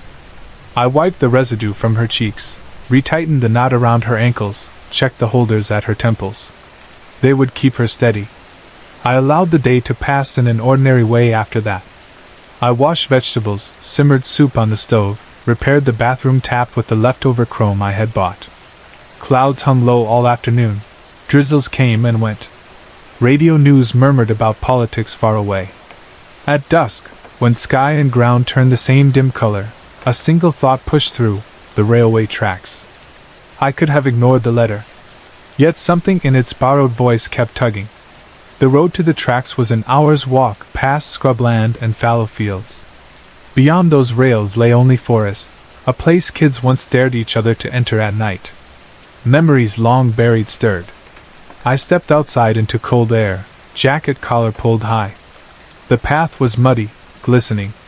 In the hush of approaching evening, small things moved in the undergrowth, lizards or field mice. Overhead a lone hawk carved circles. It vanished beyond the high ridge that hid the old railway line. No trains passed there anymore.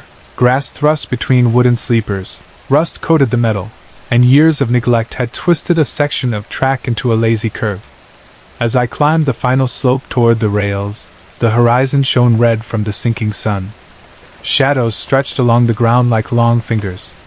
When the forest thinned, I saw her, standing at the far end of the broken bend, wearing a shawl the color of overripe cherries. Her face remained half obscured in gloom, but I recognized the slight tilt of her shoulders, the nervous way she rubbed one wrist. "Dia?" I called, voice catching. She turned slowly. Silhouetted by dying light, she resembled a memory pulled forward in time. We had last met on a night of storm and tangled words, 2 hearts bruised beyond immediate repair. Now she faced me with an unreadable gaze. Between us lay rails that no longer led anywhere. "You came," she said, her voice fragile as the quiet. "The letter," I began. She nodded. A hand emerged from the shawl, fingers curled around a small object. She stepped closer, stopping a few paces away. In her palm lay a silver pendant, oval, etched with a faded pattern of jasmine blossoms. As she flipped it open, a tiny photograph caught the last slice of sun, 2 children crouched by a well, laughing. My sister and me, before life splintered. "I found it when they cleared your father's things," she said. "I thought you would want it." My hand trembled taking it. The metal felt warm, alive with echoes of places now collapsed. I traced the edge with my thumb, staring at those frozen faces. "Thank you," I managed. "I didn't expect." Silence fell again. Evening thickened, a chill breathing through the grass. Somewhere behind, an owl hooted once. She lifted her gaze to mine. "I thought I could forget," she whispered. "But forgetting just folds the pain inward. It doesn't erase it." She looked down the line where trees swallowed the rails. "I didn't write sooner because I didn't know how to speak to the person you became." I swallowed. "I don't know that person either." She took a step closer. Her eyes glistened. "Is there room for apology?" My chest tightened. Words perched in my throat like startled birds, ready to scatter. Behind her, the sky darkened to bruised violet. I slipped the pendant into my pocket, covering it with my palm. "There's room," I said. "But I don't know where it leads." She nodded. The wind picked up. Her shawl fluttered like a fading flag. "Maybe nowhere," she said. "Maybe that's enough, for now."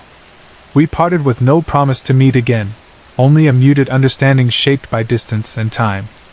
I watched until her figure blended with trees, then turned back along the path. Night settled fully. Stars pricked open between shredding clouds, and the hush deepened until blood seemed to beat in my ears with each step. At home, the freezer hummed a low lullaby. I opened the door to check the cups, 4 neat blocks of frozen crimson. I ran a finger along the smooth tops. Cold burned the skin. I placed the pendant next to them, closed the lid, and stood listening to ice form around old memories. In the days that followed, mornings repeated themselves with minor alterations. My back ached, sleep eluded me, and the kitchen always felt colder than the rest of the house. Each evening I bled Radhika a little more, refilling the cups, sealing, freezing. The storeroom smelled faintly of iron and glue. My hands carried her scent even after scrubbing. Time blurred. The bird I had rescued appeared once outside the veranda, perched briefly before flitting into sky. The cat lingered near the fence now and then, eyes glinting. Rain returned, left, returned again. One Sunday, I woke before dawn, unsure what roused me. Dream fragments scattered. I rose, spine stiff, and crossed to the fridge. Inside, the cups glowed in freezer frost, a quiet army of red. I took one down, peeled off the cling film, and set it in the microwave. As it rotated slowly, I smelled sugar and copper, something like sorrow warmed by heat. I poured the liquid into my mug, stirred in a cube of jelly until it swirled deep crimson. Steam rose. I carried the cup outside. Fog lay low, ghosting the empty yard. I sipped. The taste reminded me of a heartbeat held in the mouth, sweet, thick, intimately quiet. I thought of the letter, the tracks, Daya's eyes searching mine. I wondered how many Sundays could circle like this before past and present collided head-on. But dawn painted sky with new light, and the fog began to lift. Birds started their small songs. In that fragile hour, the world felt balanced between blood and silence, between forgetting and remembering. I drank slowly, letting warmth seep deep, and watched the day unfold as if nothing lurked behind the storeroom door but dust and tools. Somewhere, rails rusted a little more. Somewhere, the pendant lay beside frozen cups, silver warming to red. And in the hush that rides on the shoulders of rain-washed mornings, the past slipped its letter under the door yet again, asking without words what I planned to keep and what I dared to let go.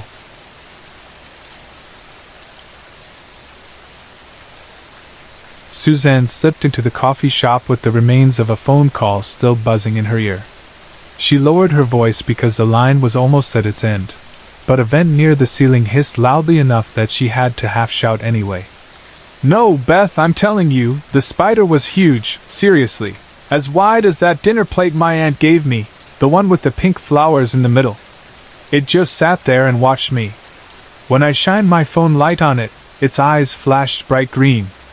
I swear I saw them glow." There were a few people in the doorway behind her, coats wet with drizzle. Suzanne shifted to the side, letting them pass. She was still trying to paint the scene to Beth, how the wolf spider refused to move, how Dennis had shrugged and mumbled something about bites, and how that had sealed her desire to move out for good. "Dennis?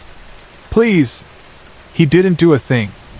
First he showed up late to the dinner I cooked, then he just sat on the couch while I dealt with a spider the size of a dog. What's the point of even having him around?" Beth said something in her ear that made her laugh, though she pressed a hand over her mouth to keep from drawing stares.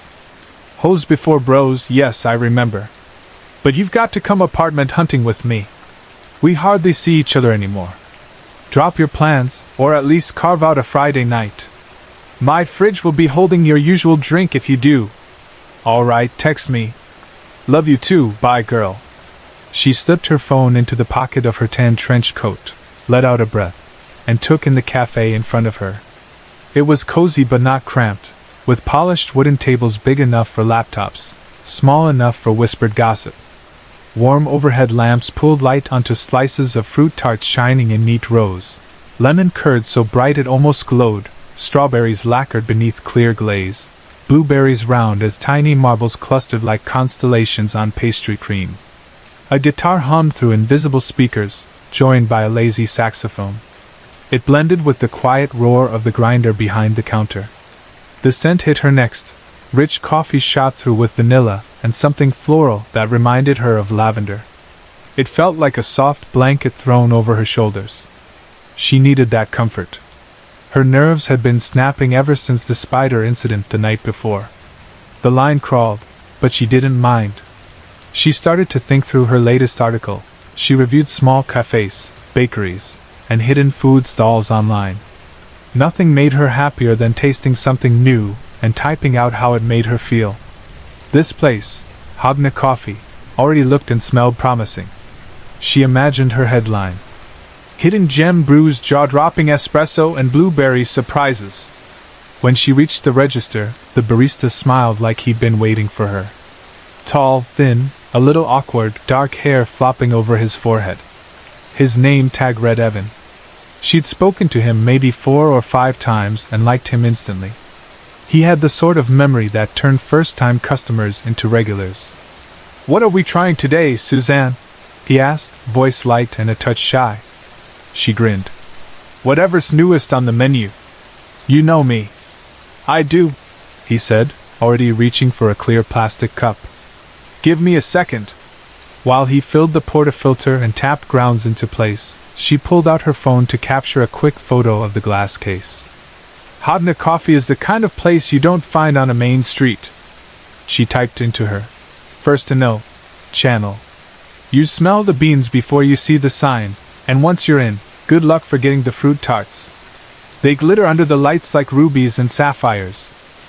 Evan called her name, interrupting her flow. She tucked the phone away and stepped forward. A tall iced latte was waiting, layered with milk, espresso, and a lingering swirl of indigo syrup at the bottom. "This looks gorgeous," she said, swirling the cup. "What flavor's the blue?" "Blueberry," he answered. "New summer syrup. I saw you staring at the blueberry tart earlier. Thought you'd appreciate the nod." Her eyebrows rose. She snapped a picture, then lifted the straw to her lips for a first taste. Cool milk blended with assertive espresso, and the blueberry syrup whispered in the background, barely sweet, almost floral. She felt it bloom on her tongue. "Oh, well," she muttered. "That shouldn't work, yet it does. I'm glad you like it." He ran a hand over the card reader. "This thing froze on me. Mind if I reboot it real quick while you sip?" "That's fine. I'm not the cash-carrying type anyway." She took another drink. Something about the blueberry made her think of summer nights and porch swings, though the drizzle outside gave no such warmth. While she waited, her eyes fell to her nails, glossy brown polish, one corner chipped off the left thumb. Her stomach dipped. She'd paid extra for this color, a fancy shade called Octosa Brown. For the polish to chip within a week felt like cosmic punishment. She whipped her phone out and snapped a picture, planning to text Beth. "Look at this crap. I should sue them." She was still angling her hand when her eyes snagged on the cup again. Beside her first name, written in that same stylish script Evan always used, sat her last name, Neath. For months he'd written simply, Suzanne. Why the change? She looked up. Evan stood motionless, not touching the rebooting card reader. His gaze fixed on her with the intensity of a hawk. Eyes wide, almost glassy. She felt a chill slide across the back of her neck. "Excuse me," she said. "How did you know my last name?" He blinked, like clicking out of a daze. Then a sheepish smile warmed his face. "You left your business card on a table last week when you met someone here. I cleaned it up before closing. It was right there on the logo's side in bold letters. Sorry, I guess I shouldn't have written it." Suzanne exhaled, feeling slightly foolish. "Oh yes, that must have been the day I spilled water over half my notes." She forced a laugh. "Thanks for grabbing it. Totally my fault." He waved off the apology. "Repeat customers are family." Normal again. The reader chimed, and he swiped her card. She signed and stepped aside while he bagged a loaf for another patron. Everything fell back on track, until she noticed his eyes again, tracking her with an oddly steady stillness each time he looked up from the register. Perhaps he was just tired. Baristas worked long shifts. She told herself to forget it, but unease fluttered in her ribs. He finished ringing up the line and leaned on the counter. By the way, we just brought in fresh bread from Zoika's bakery. Rosemary sea salt. I think it was your favorite? He spoke with that same helpful note as always, yet something underlined the words, something hungry. Suzanne's pulse flicked. That's nice of you, she said gently. But I'm doing low carb this month. I'll literally inhale half a loaf on the drive home if I buy it. His face went blank. Maybe you should indulge. The world ends eventually. She laughed nervously. I'll save my indulgence for the peanut butter thumbprint cookies. They're only bite-sized. His posture stiffened. For a long beat he stared at her. Then he leaned forward over the counter, voice low and firm. That's not a good idea, Suzanne. The warmth drained from her. Pardon? I wouldn't recommend the peanut butter. You're allergic, remember? Her brain stalled. She never mentioned her peanut allergy out loud in the shop, ever. She rarely told anyone. It was mild and she usually ignored it. A flicker of alarm crackled through her chest. How do you know that? She asked. Evan's lips pulled into a thin smile that did not reach his eyes. We went to the same school. Long time ago. You probably don't remember me. She stepped back. The apple-sweet air of roasted beans suddenly smelled burnt. I think you're mistaken. I'd remember someone with your name. You remember more than you admit. He spoke almost tenderly. Memory just needs the right tug. Suzanne's heartbeat thundered in her ears. Look, thank you for the drink. I'm leaving now. That's a shame, he murmured. If you walk out, Beth might wonder where her money went. No one else in the shop seemed to notice them. Behind her, a pair of students focused on laptops, steam curling from mugs. Suzanne swallowed. What money? The savings she kept in that bright envelope taped under her desk, he said, quietly gliding a rag over the counter though the surface was clean. The amount you borrowed, without telling her, because you were short on rent last month. Suzanne's throat tightened. Only Beth and Dennis knew that secret. How would Evan know? She glanced toward the door. 5 steps to escape. How do you know that? She whispered. Dennis can't keep secrets.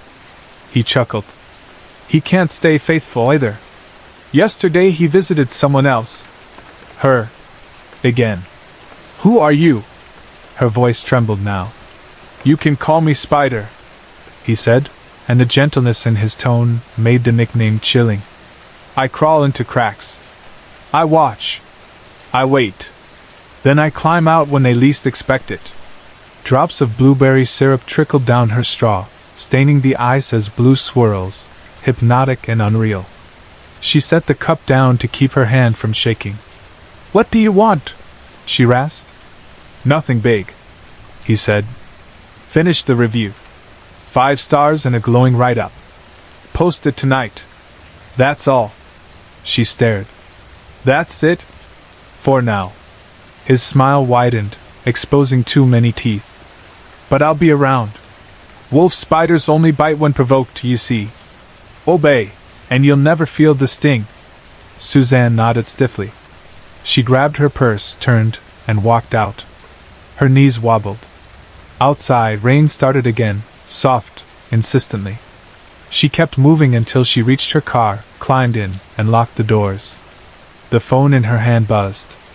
A text from Beth. Girl, did you still want to look at apartments Friday? Suzanne stared at the screen, mind sprinting. She looked back through the cafe window. Evan wiped the counter, calm, collected, like any friendly barista. She typed a single line to Beth. Yes, definitely Friday. And B, change your hiding spot. Then she opened her notes app, heart slamming against her ribs, and began to write the most enthusiastic cafe review of her life.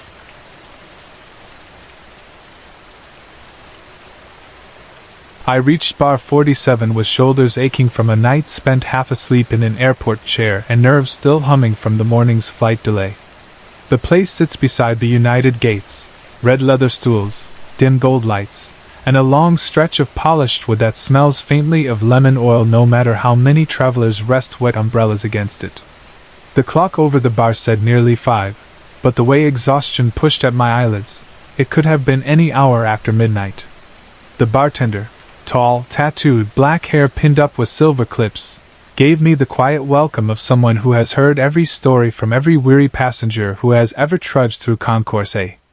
I eased onto a stool and said, "I'll have a Manhattan, but hold the Manhattan bits." She lifted one finely drawn eyebrow, an expression that managed to question and tease at the same time. "You want the whiskey neat?" she asked, her voice even, pleasant, drilled into calm by half a lifetime behind a bar. "Neat," I said, and in case the joke had slipped past in my half-sleep haze, I added, "Maybe next round you can pour the sweet vermouth." She smirked, reached for a bottle of rye on the shelf, and poured 2 fingers into a rocks glass. From the corner of my eye, I watched gate announcements scroll across the television and tried not to think about the little alarm bell ringing deep in my chest. I was tired enough that the alert registered as a dull throb rather than a warning I should heed. A man slid onto the stool beside me. I caught only a hint of tailored charcoal suit, crisp white collar, and the faint scent of bergamot cologne. "I'll have what she's having, but make mine a double. And pour it from the Whistlepig bottle," he said in a smooth, confident tone. Then he turned to me, hand extended. "Charles, do you mind if I join you?" His polite smile didn't quite reach his eyes. Not Chuck, never Chuck. That name hit me harder than the whiskey. My sleeping nerves woke in a snap. Inside I felt something fold apart, a long-locked memory unspooling like a ribbon. The man's hair was a shade darker than I remembered, his jaw a bit more angled, but his voice pricked the same raw corner of my heart that used to answer whenever he called my real name. We had once lain in the same bed in a Paris hotel, covers tangled with fear and desire, whispering about safe houses and dead drops. Agent to agent, enemy to lover, traitor to friend, everything blurred because we were alive and running and terrified. As I stared ahead, that old film reel flickered in my imagination. Turkish rooftops at dawn and narrow alleys behind the Hagia Sophia, where gunmen sometimes waited in the shadows. I did not look directly at him now. I studied him through the mirror behind the bar. He did not act as if he knew me. Perhaps he truly didn't, or perhaps he played the slow reveal. Either way, my instinct screamed that I behaved like any exhausted traveler meeting a polite stranger. "The seat's empty. I can't stop you," I said. My reflection's smile appeared easy, but a tiny tremor quivered in the corner of my mouth. His eyes never flickered with recognition. They were a cool, steady blue, trained for masking secrets. He settled, took a slow sip of whiskey, and began small talk about thunderstorms grounding flights in Chicago, about airports charging absurd prices for tiny sandwiches. His words floated at surface level, nothing unusual. But the rhythm of them had that quiet Morse code quality, deliberate pauses, subtle emphasis on certain syllables. Charles was signaling, and he knew I could read the signals. Every time he stopped to wet his lips or glance at the bartender, he dropped a breadcrumb. Not safe. Eyes open. Something wrong. "But what?" he asked. "Headed anywhere interesting?" "To meet an old friend in Lisbon," I replied, careful to breathe evenly. Lisbon, our private code from 9 years earlier. We'd chosen it on a night when we'd almost failed to steal secrets from a nuclear physicist in Marseille. It meant danger near. Get ready to move or fight. Saying it meant I trusted him to understand. But trusting him at all felt like stepping onto thin ice. Charles blinked, just a single, slow blink. Acknowledgement. Nothing more. No alarm, no hurry. When he replied, "Lisbon is lovely this time of year," the bartender poured him a splash more whiskey without being asked, as if sensing he needed it. Then the tension sharpened like a knife sliding from its sheath. Charles's gaze flicked to the entrance, and I followed. A woman walked in, mid-40s maybe, with sharp cheekbones and a vintage Chanel jacket as white as new snow. In the overhead glow her diamond ring flashed like a camera bulb. She moved with that fluid professionalism of someone who never doubted her place in any room. She came straight toward our part of the bar, and dropped her designer bag with a gentle thud. She had aged beautifully, Beneath the easy luxury I caught the lean steel of training, Russian, I guessed. I'd seen a younger photo of her in an agency dossier under the codename Elena. Back then she'd been rumored to seduce German clerks for missile launch codes. Now her eyes pinned Charles with glinting calculation. Not a wife. Not anything as dull as that. A competitor, possibly an enemy, definitely a complication. I could practically taste the cyanide on her lipstick. "I thought you were meeting me in Berlin," Charles said, letting a soft chuckle cover his surprise. "I couldn't let you have all the fun," she answered, and then her chin tipped toward me. "Who's your companion?" He cleared his throat. "Lydia. We just met." "Lydia, this is Svetlana." The fake name rolled from him smoothly. Svetlana's red-painted lips parted in a smile that did not warm the room. I met her gaze. My insides prickled. She saw me. She really saw me. Not Lydia, but something under the alias, like a hawk studying a mouse from 1,000 feet up. Time stretched thin. The bartender wiped glasses. A flight to Tokyo crackled over the loudspeaker. I wanted another whiskey, but my pulse said caffeine would serve me better. I'd need my mind clear. "Is the coffee fresh?" I asked the bartender. She frowned. "That pot's old. Let me make an espresso." "Perfect," I said, then reopened the e-book app on my phone to look busy, though my eyes flicked across its screen without seeing a word. Svetlana began small talk. Where was I flying? Did I prefer Rome or Madrid? What did I do for work? I matched her question for question, each answer purposely dull. She measured every syllable I spoke. Charles measured her. I measured them both. This was the dance spies dance when guns are still hidden and smiles still stitched on. The coffee arrived, a tiny porcelain cup with a dark crema swirling on top. I took a gulp too quickly and seared my tongue but kept my face calm. It helped me focus. I glanced at the mirror again. Svetlana twirled the diamond on her finger. I recognized that as her own code. She'd used the gesture in footage from Prague, right before she killed a man in a crowded subway. It meant, "I'm armed." My phone buzzed. A text from an unlisted number. Red Fox active. Terminal compromised. Exfil in 20 minutes. My stomach smashed against my ribs. Red Fox, a terror code. It meant an assassin or sabotage agent had arrived. Terminal compromised. Cameras, security, maybe the entire power grid. 20 minutes to get out alive, or the trap closed. I slipped my phone away before either could peek. Sweat prickled under my collar. The bartender moved down the bar to fetch glasses for another customer, leaving us alone in a bright beam of overhead light. Good light for a kill. Svetlana's hand dipped into her handbag. Charles's shoulders tensed. I saw the knot jump in his jaw. I slid off my stool, ready. She withdrew a lipstick tube, twisting the base quickly. I knew that trick. Tiny spring-loaded darts tipped with paralytic toxin. Outdated but effective at close range. With no time to think, I shoved Charles sideways and lunged. The dart shot past, embedding in the mahogany bar top. The bartender shouted. Svetlana hissed. Charles's glass swung in a fast arc, sloshing whistlepig across her face. Glass smashed, whiskey misted. Svetlana recoiled, cursing in Russian. I jabbed my elbow into her ribs, then my knee. She dropped the lipstick. I kicked it under the bar. Security alarm beeps erupted. Someone must have pressed a panic button. Charles grabbed my wrist. "Run!" he ordered. I did not argue. We flew through the bar exit into the main concourse. Travelers froze. Overhead fluorescents flickered, some sections black, others strobing. The outage confirmed sabotage. We pelted past the coffee kiosk just as its grinder sputtered and died. Somewhere behind us, Svetlana screamed something guttural, then gunfire cracked. A silenced round, barely louder than a stapler. A sign shattered near my head.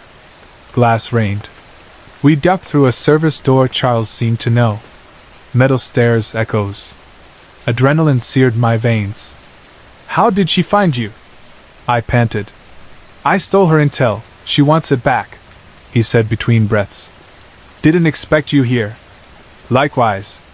Down the stairs into a concrete hallway humming with fluorescent bulbs, then into a cargo lift that opened on a lower-level tunnel. The lights flickered overhead, painting the walls in sickly pulses. An unmarked black sedan idled, engine rumbling. The driver, baseball cap pulled low, waved us in. We dove inside, doors slammed. The sedan lurched forward, screeching down narrow lanes past supply pallets. Sirens wailed above ground. My phone vibrated again. Red Fox eliminated. Next contact, Madrid. I read it out loud. Charles gave a low whistle. Well, someone upstairs likes us. Or likes whatever data he stole, I thought. We were assets, pawns, or maybe loose ends. But the next move was clear. Madrid, I muttered. Great. I only packed for Lisbon. He laughed hoarsely. We'll buy you a new wardrobe. Then, more softly, Stella. Hearing my real name made the car feel smaller, the risks bigger, the past wider. He waited. I sighed, heart still hammering. Are you buying the tickets this time? I asked. He managed a grin. Anything you want. The sedan rumbled deeper under the airport. Overhead we heard distant explosions of heavy doors or barricades slamming down as lockdown protocols triggered. We were two ghosts slipping away under the noise. Maybe tomorrow another set of ghosts would chase us. For now, his shoulder touched mine. Heat bloomed where our arms met. Old longing, old betrayal, old battles all whispering at once. I let it hover unsaid. We needed clear heads, and the road to Madrid would be long. But I could feel the embers glowing, ready to flare at the worst possible moment. Buckle up, Charles, I said, shaking off memory. I slid into the driver's seat, nudged the stunned driver into the back, and gunned the engine. This time, I'm driving. The tires squealed. The tunnel shot past in gray streaks. Lights blurred. The future rushed forward, uncertain and unstoppable, as it always was for people like us.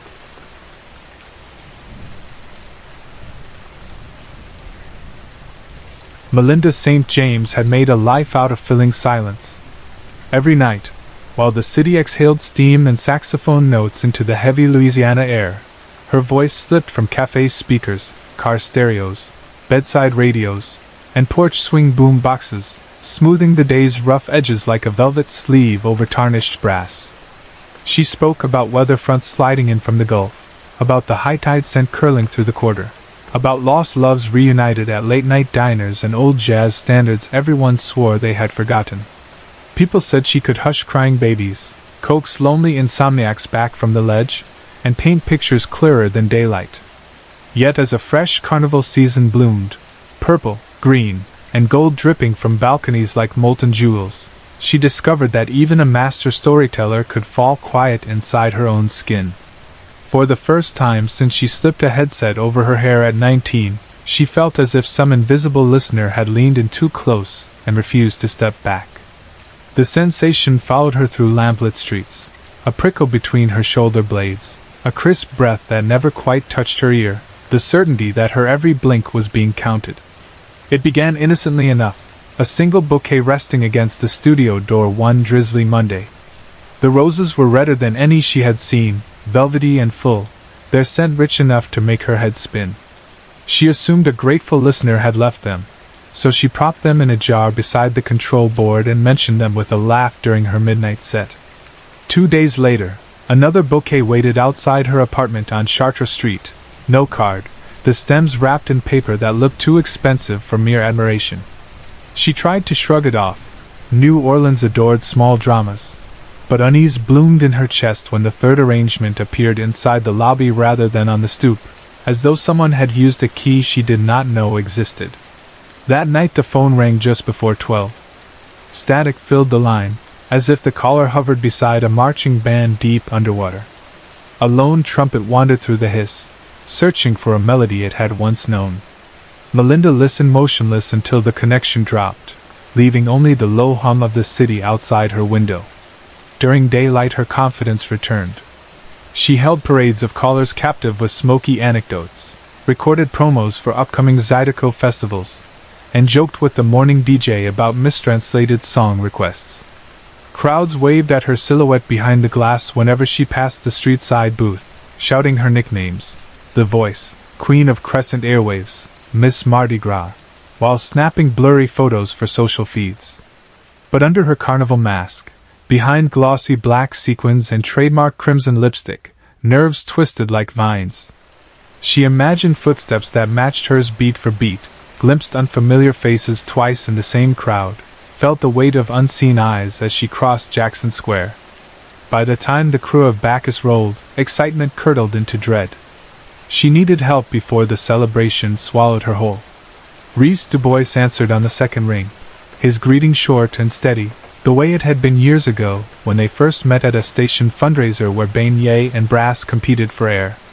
He recognized the tremor beneath her honeyed tone immediately. Without asking questions, he promised he would come. Rhys had grown from a lanky intern who once fetched her chicory coffee into a private investigator who specialized in finding missing musicians, runaway teens, and the occasional wandering spouse. He knew how to read off-kilter corners, how to listen for the lies that people told with pauses instead of words. Mostly, he remained one of the few friends who treated her like a person instead of a signal carried on FM waves. He arrived at her apartment just after dusk, coat damp from a sudden shower that left the streets slick and reflective. The moment she opened the door, the cedar and sandalwood scent of her foyer greeted him, familiar yet jolting. She looked polished, but a thin crack traced her composure. Beside the entry table lay a crushed bouquet she had tossed toward the trash and missed. Rhys's investigator eyes took inventory, scribbled phone logs, time-stamped messages, a carnival mask whose feathers wilted under leftover rain. He pocketed his sympathy and switched to calm precision. Together they assembled details: time of each call, placement of every delivery, song lists from her tribute show the week before. Melinda hesitated when she mentioned that broadcast, voice dipping as if the memory itself weighed tons. The program had honored Camille Martel and the twin boys lost in the bridge collapse on I-103 summers earlier, a mother who sang backup for her husband's band, children who loved parades but never learned to ride bikes. Camille's husband, Jacob, had vanished after the funeral. Rumor said grief hollowed him into a shape wind could push around. As her name left Melinda's lips, Rhys caught the flicker of old guilt in her eyes, the sorrow reserved for tragedies that felt partly her own. He promised to stay through Fat Tuesday, longer if needed, sleeping on her faded love seat, phone charge, boots by the door. Melinda wanted to protest, but exhaustion pinned her tongue. That night she drifted into fitful sleep, lulled not by distant horns but by the solid sound of Rhys pacing the hallway outside her room, a sentinel disguised as an old friend. While she hosted the dawn show, Rhys dug through shadows. First he traced the address where Jacob once received performance royalties, now a shotgun house abandoned to termites and trumpet vine. Then he visited drowsy dive bars where Jacob's trio used to sweat out blues sets for 10 drink tickets and a fried oyster per boy. At the second bar, a woman with silver braids and eyes sharp as barbed wire remembered Jacob appearing last autumn, shoulders caved, asking if the radio station still took on air dedications. "He looked like a man whose skin didn't fit," she said, wiping a glass until it squeaked. "Didn't drink. Didn't touch the piano either, and that was the strangest part." Rhys left his number, scribbled notes about dates, and cross-checked missing person bulletins. Jacob was not missing, merely drifting, too ordinary for alerts but dangerous enough for whispers. Back at Chartres Street, Melinda sorted fan mail between pre-recorded segments. Embedded among postcards of fire eaters and streetcars was an envelope the color of midnight oil, unmarked but for her name in sweeping silver ink. She expected another earnest thank you note. Instead, the card inside bore a slanted sentence: "If I can't have you, no one will." The letters slashed across the page like hurried knife wounds. Her pulse stumbled. She reread it 3 times, hoping to unmask a prank's clumsy humor. Nothing changed. She dropped the card as if it burned. Outside, beads clattered against wrought iron balconies. Inside, silence tensed until Rhys returned and caught the note resting near her shoes. One look at her face told him everything he needed. Carnival's crescendo arrived in a cacophony of color and sweat. Melinda perched on a makeshift balcony broadcast booth, introducing each crew, while confetti spiraled through spotlights. Reese remained at street level, eyes scanning the sea of masks for a familiar slump of shoulder or flinch of regret. Whenever Melinda's gaze flicked down, he lifted 2 fingers in a silent promise he had not lost her. The parade ended well past midnight. As she stepped from the platform, someone brushed her elbow. She found a thick envelope tucked in her coat pocket, the seal waxed with a design she couldn't place.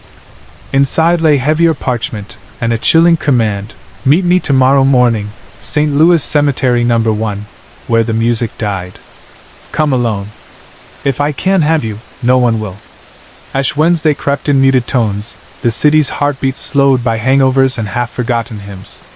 Melinda woke before dawn, slumped past Reese snoring on the sofa, and pressed through streets still slick with yesterday's revelry.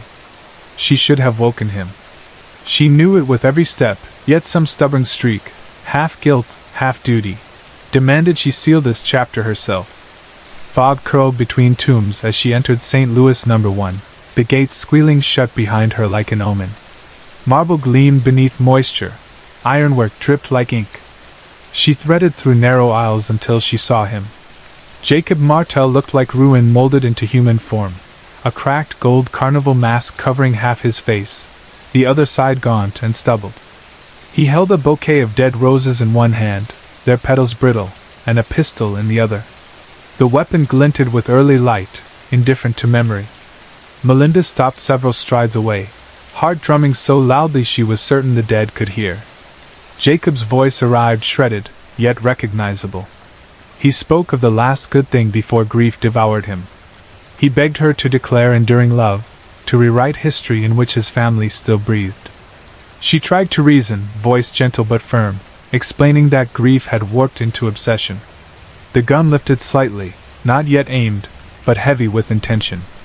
She saw despair swarm his eyes. A crunch sounded behind a mausoleum. Jacob turned just as Reese launched from the shadows, tackling him. The gun fired skyward with a crack that scattered pigeons.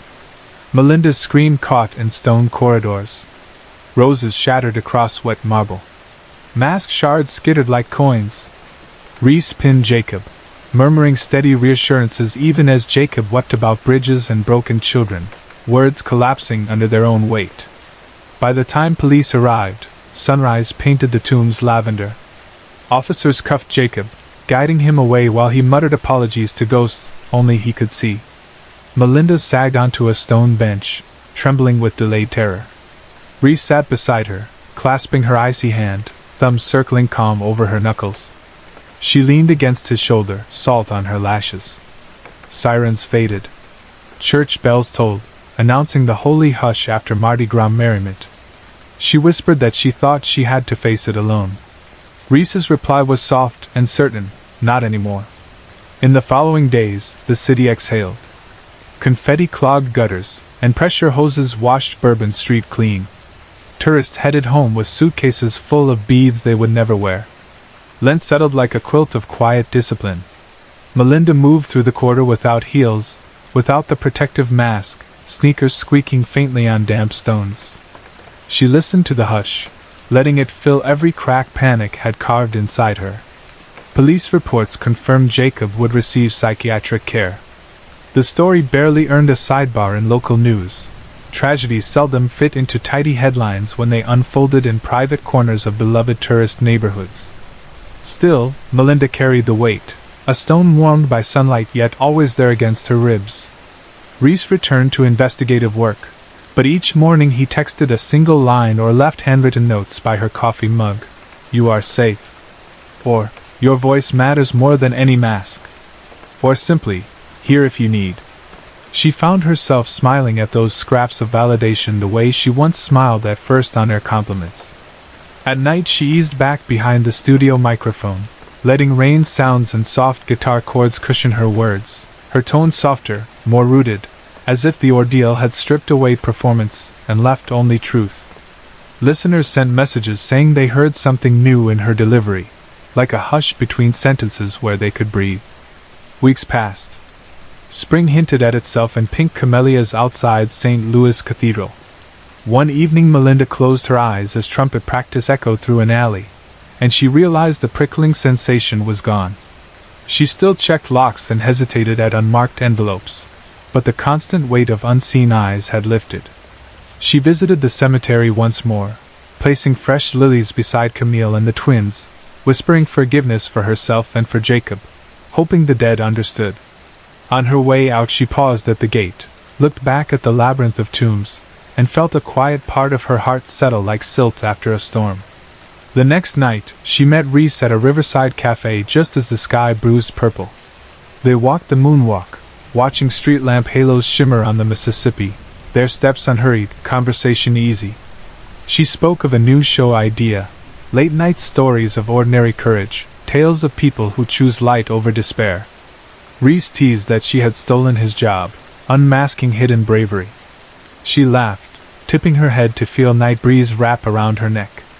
For the first time in months, laughter tasted sweet rather than brittle. Back at the studio, Melinda prepared her midnight program. She dimmed the booth, letting only the console lights glow green and amber. Microphone warm beneath her palm, she inhaled and began, voice threading through frequencies like smoke curling from a candle blown out with a wish. She narrated the city winding down, the hush between streetcars, the salty perfume from the river, and how even after the loudest carnival, dawn comes gentle. Somewhere out there, insomniacs close their eyes, long-haul drivers loosen their grip, nurses finishing third shifts exhaled. She finished the hour by thanking anyone who had ever reached for help, and those brave enough to accept that help when offered. When the on-air sign winked dark, she slipped on her jacket and stepped onto the balcony outside the studio. Below, a violinist practiced scales beneath a lamppost. Across the way, a baker rolled dough for morning beignet.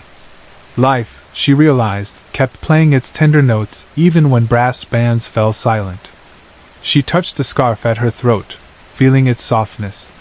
She was still Melinda St. James, the voice, the midnight queen, but now she was also the woman who had stood in a cemetery at sunrise and chosen to keep living.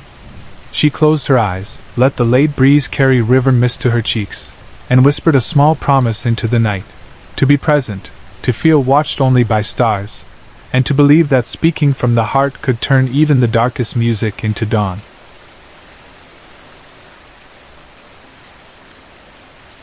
Rebecca Wilson's laugh bounced around the cinder-block laundry room in Gage Hall as the dryer hummed beneath her.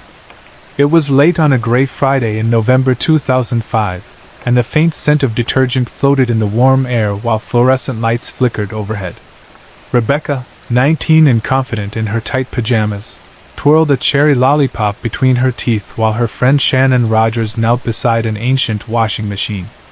Shannon's ponytail swished across her bare shoulders each time she leaned forward to shove another fistful of clothes past the rusted rim. Their black sorority jackets lay draped over a nearby table, uniforms that marked them as Delta girls, a sisterhood bound by whispered pledges, matching leggings, and obedience to Rebecca's casual authority. Rebecca had earned her place at the top not through grades or campus elections but through the invisible safety net of her father's wealth. If Rebecca wanted something, a phone call usually made it appear, and the latest indulgence proved it: 30 custom gold rings her father had commissioned for every sister in their clique. She dangled the news in front of Shannon like a secret toy, slurping at her candy between words. Shannon, 20, gentle, deemed too soft, during rush week and drafted into the group by sheer popularity, couldn't help smiling at the excitement in Rebecca's voice, even as her own nerves chattered about an upcoming accounting exam she had barely studied for. Classes and stress felt smaller inside this steamy basement where machines clanged and the future smelled of warm cotton. Rebecca assured Shannon she had old answer keys from last semester, and everyone cheated anyway. Shannon rolled her eyes but accepted the lifeline. They spoke about the secret vote scheduled for 7 o'clock that night, when every Delta sister would learn that Rebecca and Shannon wanted to partner with the wild Alpha Phi Delta boys, the frat kings, on a blowout party before Christmas break. Shannon doubted the other girls would agree easily, yet Rebecca brushed worries aside with a lazy flick of her wrist. At 4:30 Shannon checked her watch, cursed under her breath about the exam, begged Rebecca to switch her laundry when the washer stopped, then noticed her friend staring into the hallway, lips parted, eyes wide. When Shannon called out, Rebecca jolted like she'd surfaced from a dream and whispered about seeing a woman with hair so white it trailed to the floor. Shannon laughed it off, hugged her friend, exchanged their nightly pledge. Sisters today, sisters tomorrow, sisters forever, and sprinted upstairs, leaving Rebecca alone with rows of spinning drums and a lingering image of silver hair. On the walk across campus, Shannon repeated Rebecca's story in her head but shook it away. The brick paths between dorms were damp from a short rain, leaves clinging to her sneakers, twilight creeping in.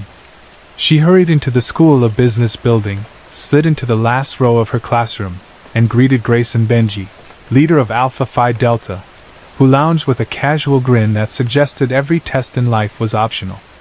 Grayson was 21, muscular, bearded, and carried a scent of aftershave and confidence that lingered like a challenge. He teased her about the exam until the professor, Mr. Cannon, stooped, kind, his hands trembling with Parkinson's, shuffled to the front and greeted the class with a gentle mix-up of morning and afternoon that made them chuckle. Grayson muttered something cruel about the shaking, and before Shannon could scold him, a student in a white hoodie rose from the back row, rebuked Grayson for his disrespect, and slipped out the door like a ghost. The stranger's stare had fixed on the gold ring glittering on Grayson's finger, a ring Rebecca's father was still finishing for the fraternity. Shannon felt a chill, but the moment dissolved when the professor announced the test and left the room to meet someone in his office. With the door barely closed, half the class pulled cheat sheets. 45 minutes later, they stacked answer sheets on the desk and filed into the hallway, celebrating easy grades. Grayson thanked Shannon for the answer key and wandered off. Shannon started toward a digital media lab for a quick email printout before the sorority meeting when the same hooded student glided toward her, silent footsteps echoing like distant taps. He came close enough for her to smell a faint metallic scent, then whispered a string of sounds that made no sense at first glance. Symbols, perhaps letters from a language she didn't know. The strange plea lodged in her brain. Please don't wear that gold ring tomorrow, before the stranger vanished around a corner. The encounter left her heart hammering. She jogged to the meeting room, still replaying the words in her head. Inside a cramped lounge packed with 30 Delta sisters in matching jackets, Rebecca stood beside a folding table and announced the proposal: combine forces with Alpha Phi Delta, rent out a venue off campus, and host the wildest pre-holiday bash in state school history. After a flurry of questions and Rebecca's smooth assurances about sponsors, music, and parental hush money, the sisters raised their hands. The vote was unanimous: party time. Rebecca then unveiled a velvet pouch, poured 30 gleaming rings onto the table, and distributed them like mystical tokens. Gold flecks caught fluorescent light, painting the walls in flashes. The girls pressed them onto their fingers. They recited their pledge again, voices loud and giddy, and set plans to meet the next afternoon at McGillicuddy's bar before marching to the club Rebecca had booked, the Blue Moon Cabaret. Saturday afternoon arrived soaked in winter sunshine that did nothing to warm the wind. McGillicuddy smelled of onion rings and cheap vodka, but the sisters didn't mind. They hooted over shots, adjusted lipstick in bar mirrors, and slipped neon wristbands over gold-ringed fingers. Shannon passed out the bands but noticed the ring Rebecca had tossed her the night before still sat on her dresser at home, forgotten in her rush. She shrugged, thinking of the hooded stranger's warning yet chalking it up to nerves. At 1:45 they linked arms and walked 6 blocks to the Blue Moon. Rebecca and Shannon led at the front, staring at the club's neon sign flickering blue and purple above blacked-out windows. Shannon frowned. The place was a strip joint, and she blurted the question. Rebecca avoided her gaze, visibly irritated, but demanded to know why Shannon wasn't wearing her ring. Shannon stammered an apology she barely understood herself, and Rebecca turned to the group, telling them they were going inside. The bouncer waved them through with practiced cheer, promising pleasures within. Inside, lights cycled from emerald to magenta, smoke machines hissed, and Grayson's fraternity lounged among topless dancers. Rebecca marched to him, anger burning.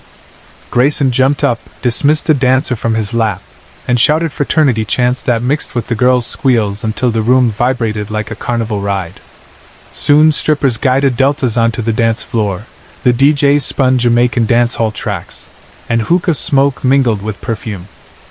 Grayson led Shannon toward the bar for celebratory drinks, praising her test answers. He had already scored 100, and then stumbled to the DJ booth, demanding the microphone. In drunken bravado he rallied boys and girls alike, signaled the bouncer to hit special lights, and revealed a low table stacked with gold rings identical to the sororities. The frat boys swarmed, sliding rings onto their fingers, pumping fists into clouds of stage fog. The music shifted to the island rhythms of "Turn Me On," and red light bathed the dance floor.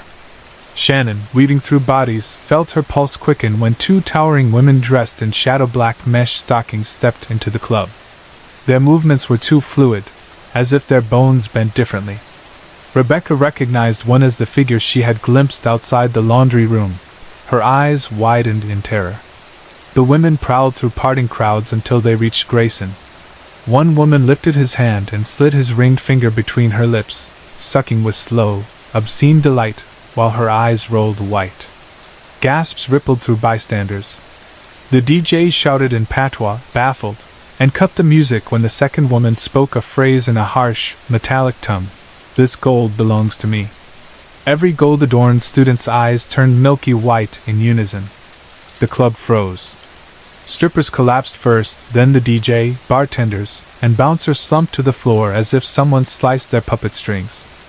Only the sorority sisters and fraternity brothers remained upright, but vacant and eerily silent. Shannon spun, panic mounting, and shook Rebecca's shoulders. Rebecca stared through her, unblinking.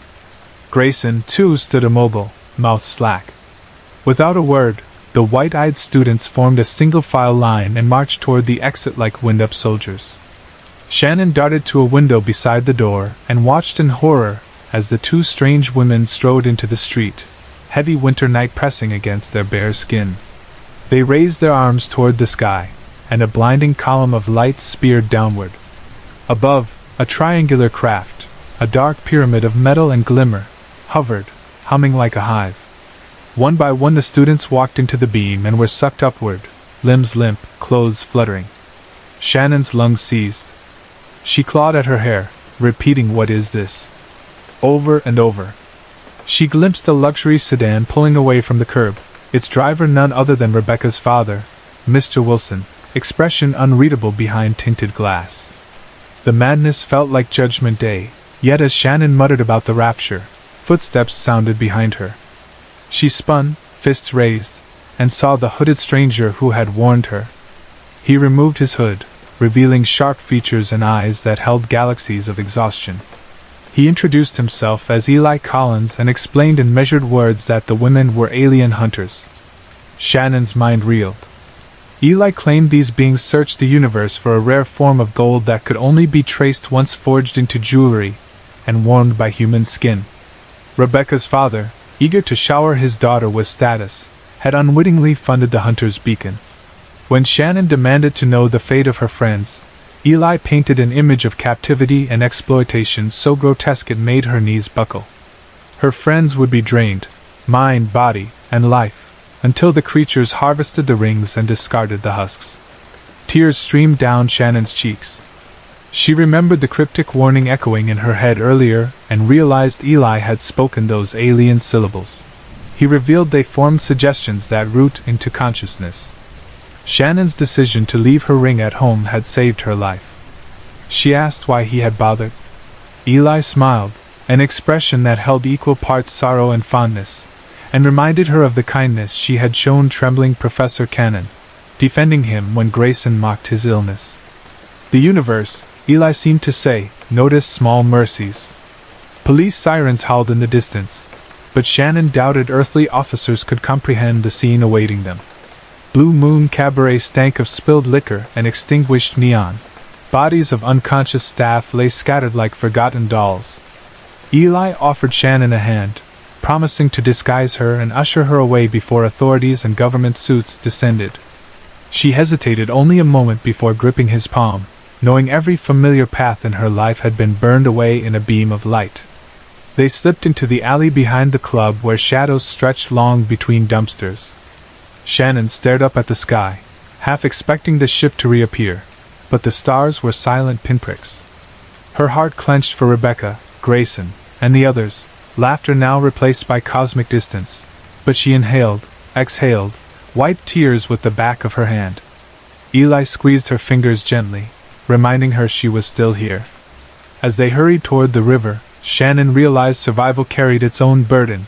She would have to live with the secret of what truly happened that night, long after campus hushed rumors of a missing sorority and fraternity, long after Mr. Wilson's lawyers spun tales of runaway students and mistaken identities. Somewhere beyond the clouds, far past constellations she had memorized in textbooks, a ship would streak across space bearing gold that glowed with stolen youth. On Earth, a lone sister with an empty finger would carry memory's weight, walking beside a stranger who spoke alien tongues yet valued simple kindness. Every step away from the blue moon echoed with the pledge she had sworn so many times: sisters today, sisters tomorrow, sisters forever. The words hollowed inside her chest, yet even broken vows can plant seeds.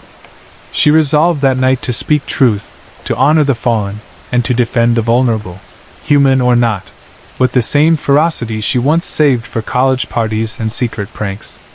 Beneath street lamps flickering amber against cold pavement, Shannon Rogers, ringless, frightened, but unclaimed, kept moving forward.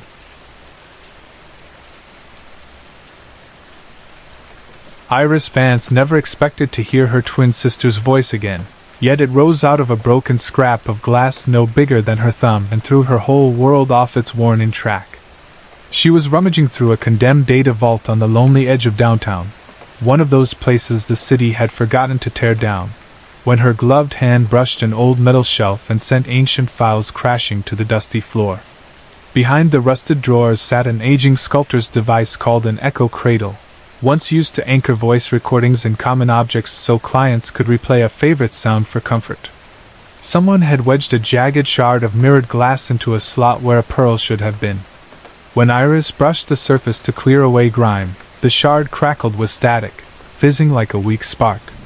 Then a laugh floated out, faint and warped, as if bubbling up from waterlogged cassette tape. Yet it was unmistakable. Evangeline's laugh. Evie's laugh. The warm, unguarded sound of her sister teasing her about mismatched socks, the same laugh Iris had sworn she would never forget, but had not truly heard since the night a fire chewed through the theater where they were rehearsing. The fire she had survived only because Evie shoved her out the side door before the roof fell. A shiver climbed Iris's spine, carried by the ghost of that memory, flames licking velvet drapes, plaster cracking overhead, the smell of ash mixing with grease paint and burnt hair. 15 years had blurred that night into fragmented flashes. Orange glow, collapsing beams, Evie's gasp followed by the thunder of falling timber, until even her grief felt secondhand, dulled by the rituals of mourning and the years of hollow birthdays celebrated alone. But all at once, that laugh breathed life into the old ache, making it new and sharp. She knelt, cradling the shard as if it were a baby bird, tears fogging her goggles, heartbeat pounding so loud she almost missed the second burst of static. Another short laugh. Then silence. She whispered her sister's name into the gloom where data cables sagged like dead vines, but the shard stayed quiet, reflecting Iris's wide eyes and the row of rust-red lockers behind her. Emotional echoes were never meant to last long. The tech experts claimed a voice imprint degraded in months unless preserved in living tissue or diamond or dream crystal. This one had lasted 3 times longer than any record she'd ever heard. An hour later she paced the mismatched floorboards of her downtown apartment, the shard set in a clamp at the center of her cluttered work table, surrounded by coils of amplifier wire, cracked VR visors, half-dissected radio guts, and mugs stained with weeks of coffee grounds. She patched the fragment into her spectral scanner, adjusted the dials, layered filters like a surgeon layering gauze, and coaxed the faint recording into clarity. Through the static came Evie's giggle, bright as morning sunlight. Iris reeled backward, hand over her mouth, shaken by how crisply it cut through the electric hiss. Snippets followed, Evie sang Iris's childhood nickname, a soft hum that might have been the start of a song, and silence again. For a moment Iris stood transfixed, remembering how the twins once recorded secret messages on thrift store tape decks and hid them in cereal boxes. How they would giggle themselves breathless when their parents finally found the notes at breakfast. Losing Evie had felt like losing half her vocabulary, a secret language erased overnight. Hearing that voice again made Iris feel 6 years old and invincible again, and also raw, because part of her had moved on or tried to. She pressed her fingertips to the shard's edge. If there was more of Evie out there, Iris had to find it. So she followed the breadcrumb trail through black market echo forums, a place called EchoNet where sellers hawked forbidden memory loops, stolen lullabies, and counterfeit farewells to the lonely and the desperate. There she tracked down a user named Mirage, rumored to craft echoes from fantasy, weaving them out of pure longing for a price. People said Mirage could trap you inside the happiest moment you never really lived until you forgot the real world completely. Iris messaged the contact code that scrolled across her screen in glitchy pink letters. Hours later a reply blinked back with coordinates to an abandoned warehouse beyond the transit lines where drones seldom patrolled, and electricity dipped with every gust of wind off the river. She packed her tools, tucked the shard into a padded case, and rode her rusting motorbike through empty streets humming with neon flicker until concrete towers gave way to sagging factories. Inside, the warehouse smelled of ozone and mildew. Echo filaments, delicate cables threaded with memory crystals, hung from ceiling trusses like trailing jellyfish tentacles, each one pulsing a faint inner glow. Mirage stood beneath them at a workbench strewn with mirror-thin discs. Their hooded jacket projected shifting faces across a reflective mask, a wrinkle-lined smile, a smirking teen, a tired mother, a stern old man. The transformation made it impossible to settle on a single identity. Iris stepped forward, voice trembling yet firm, explaining she only wanted to speak to her twin. Mirage listened, folding their gloved hands, and when Iris finished, they asked why the shard alone wasn't enough. She swallowed, admitting that she needed more than a fragment. She needed Evie's words, her stories, her presence. Something complete. Mirage tapped a finger on the table, the face on their mask flickering. He, or she, told her many seekers confuse closure with comfort, and comfort with truth. Iris insisted she could handle the truth. She only feared forgetting Evie entirely. Then Mirage revealed that the echo she found was not synthetic at all. It originated from a Project Orpheus dream mapping study Iris had volunteered for right after Evie's death. The researchers had extracted sounds from her REM cycles, built an archive of Evie's laugh, Evie's lisp, Evie's favorite song hummed off-key. The study had collapsed when subjects blurred dream and waking memories, some losing sense of self. To preserve them, the company erased all recollection of the trial. But data never stays buried. Mirage had salvaged a piece of Iris's dreamscape and sold it without knowing its source. Now that shard woke because Iris's recent grief revisions cracked the seal. Iris felt as if the floor shifted beneath her. She could remember signing forms after the funeral, barely able to hold the pen because her hands shook. She had been promised it would let her hear goodbye one last time in her sleep. She recalled weeping in a white room while wires clung to her scalp. She had not imagined it. Mirage said echoes born from longing fight to stay alive. If Iris tried to silence it now, it might pull her into dreams until she drowned.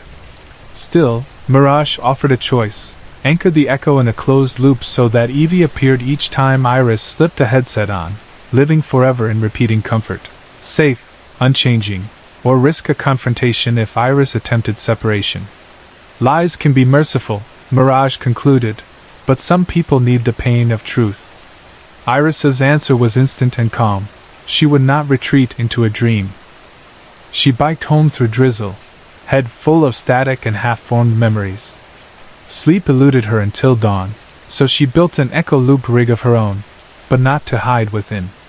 She wanted to see Evie speak openly, and then break the loop with her own hands. She placed the shard in a cradle of cables, set stabilizers to keep the signal from dispersing, and slipped a biosync collar around her throat, linking her pulse to the machine. A grounding fork, An iron rod tipped with a tiny resonance crystal rested in her palm to cut the circuit if needed. Lights lowered. She started the sequence. Warm sugar drifted through the air. French toast mornings in high school. Her apartment melted like wax around her until she sat cross-legged on a carpeted floor between two twin beds with peeling yellow paint on the walls. On the sill, stuffed animals formed a crooked parade, and outside the window cicadas buzzed in high summer. She heard her name spoken so softly that her breath hitched. Evie stepped through the door, exactly as she had been at 16, freckles splashed across cheeks, loose ponytail, spark in hazel eyes. Iris reached out. They hugged tightly.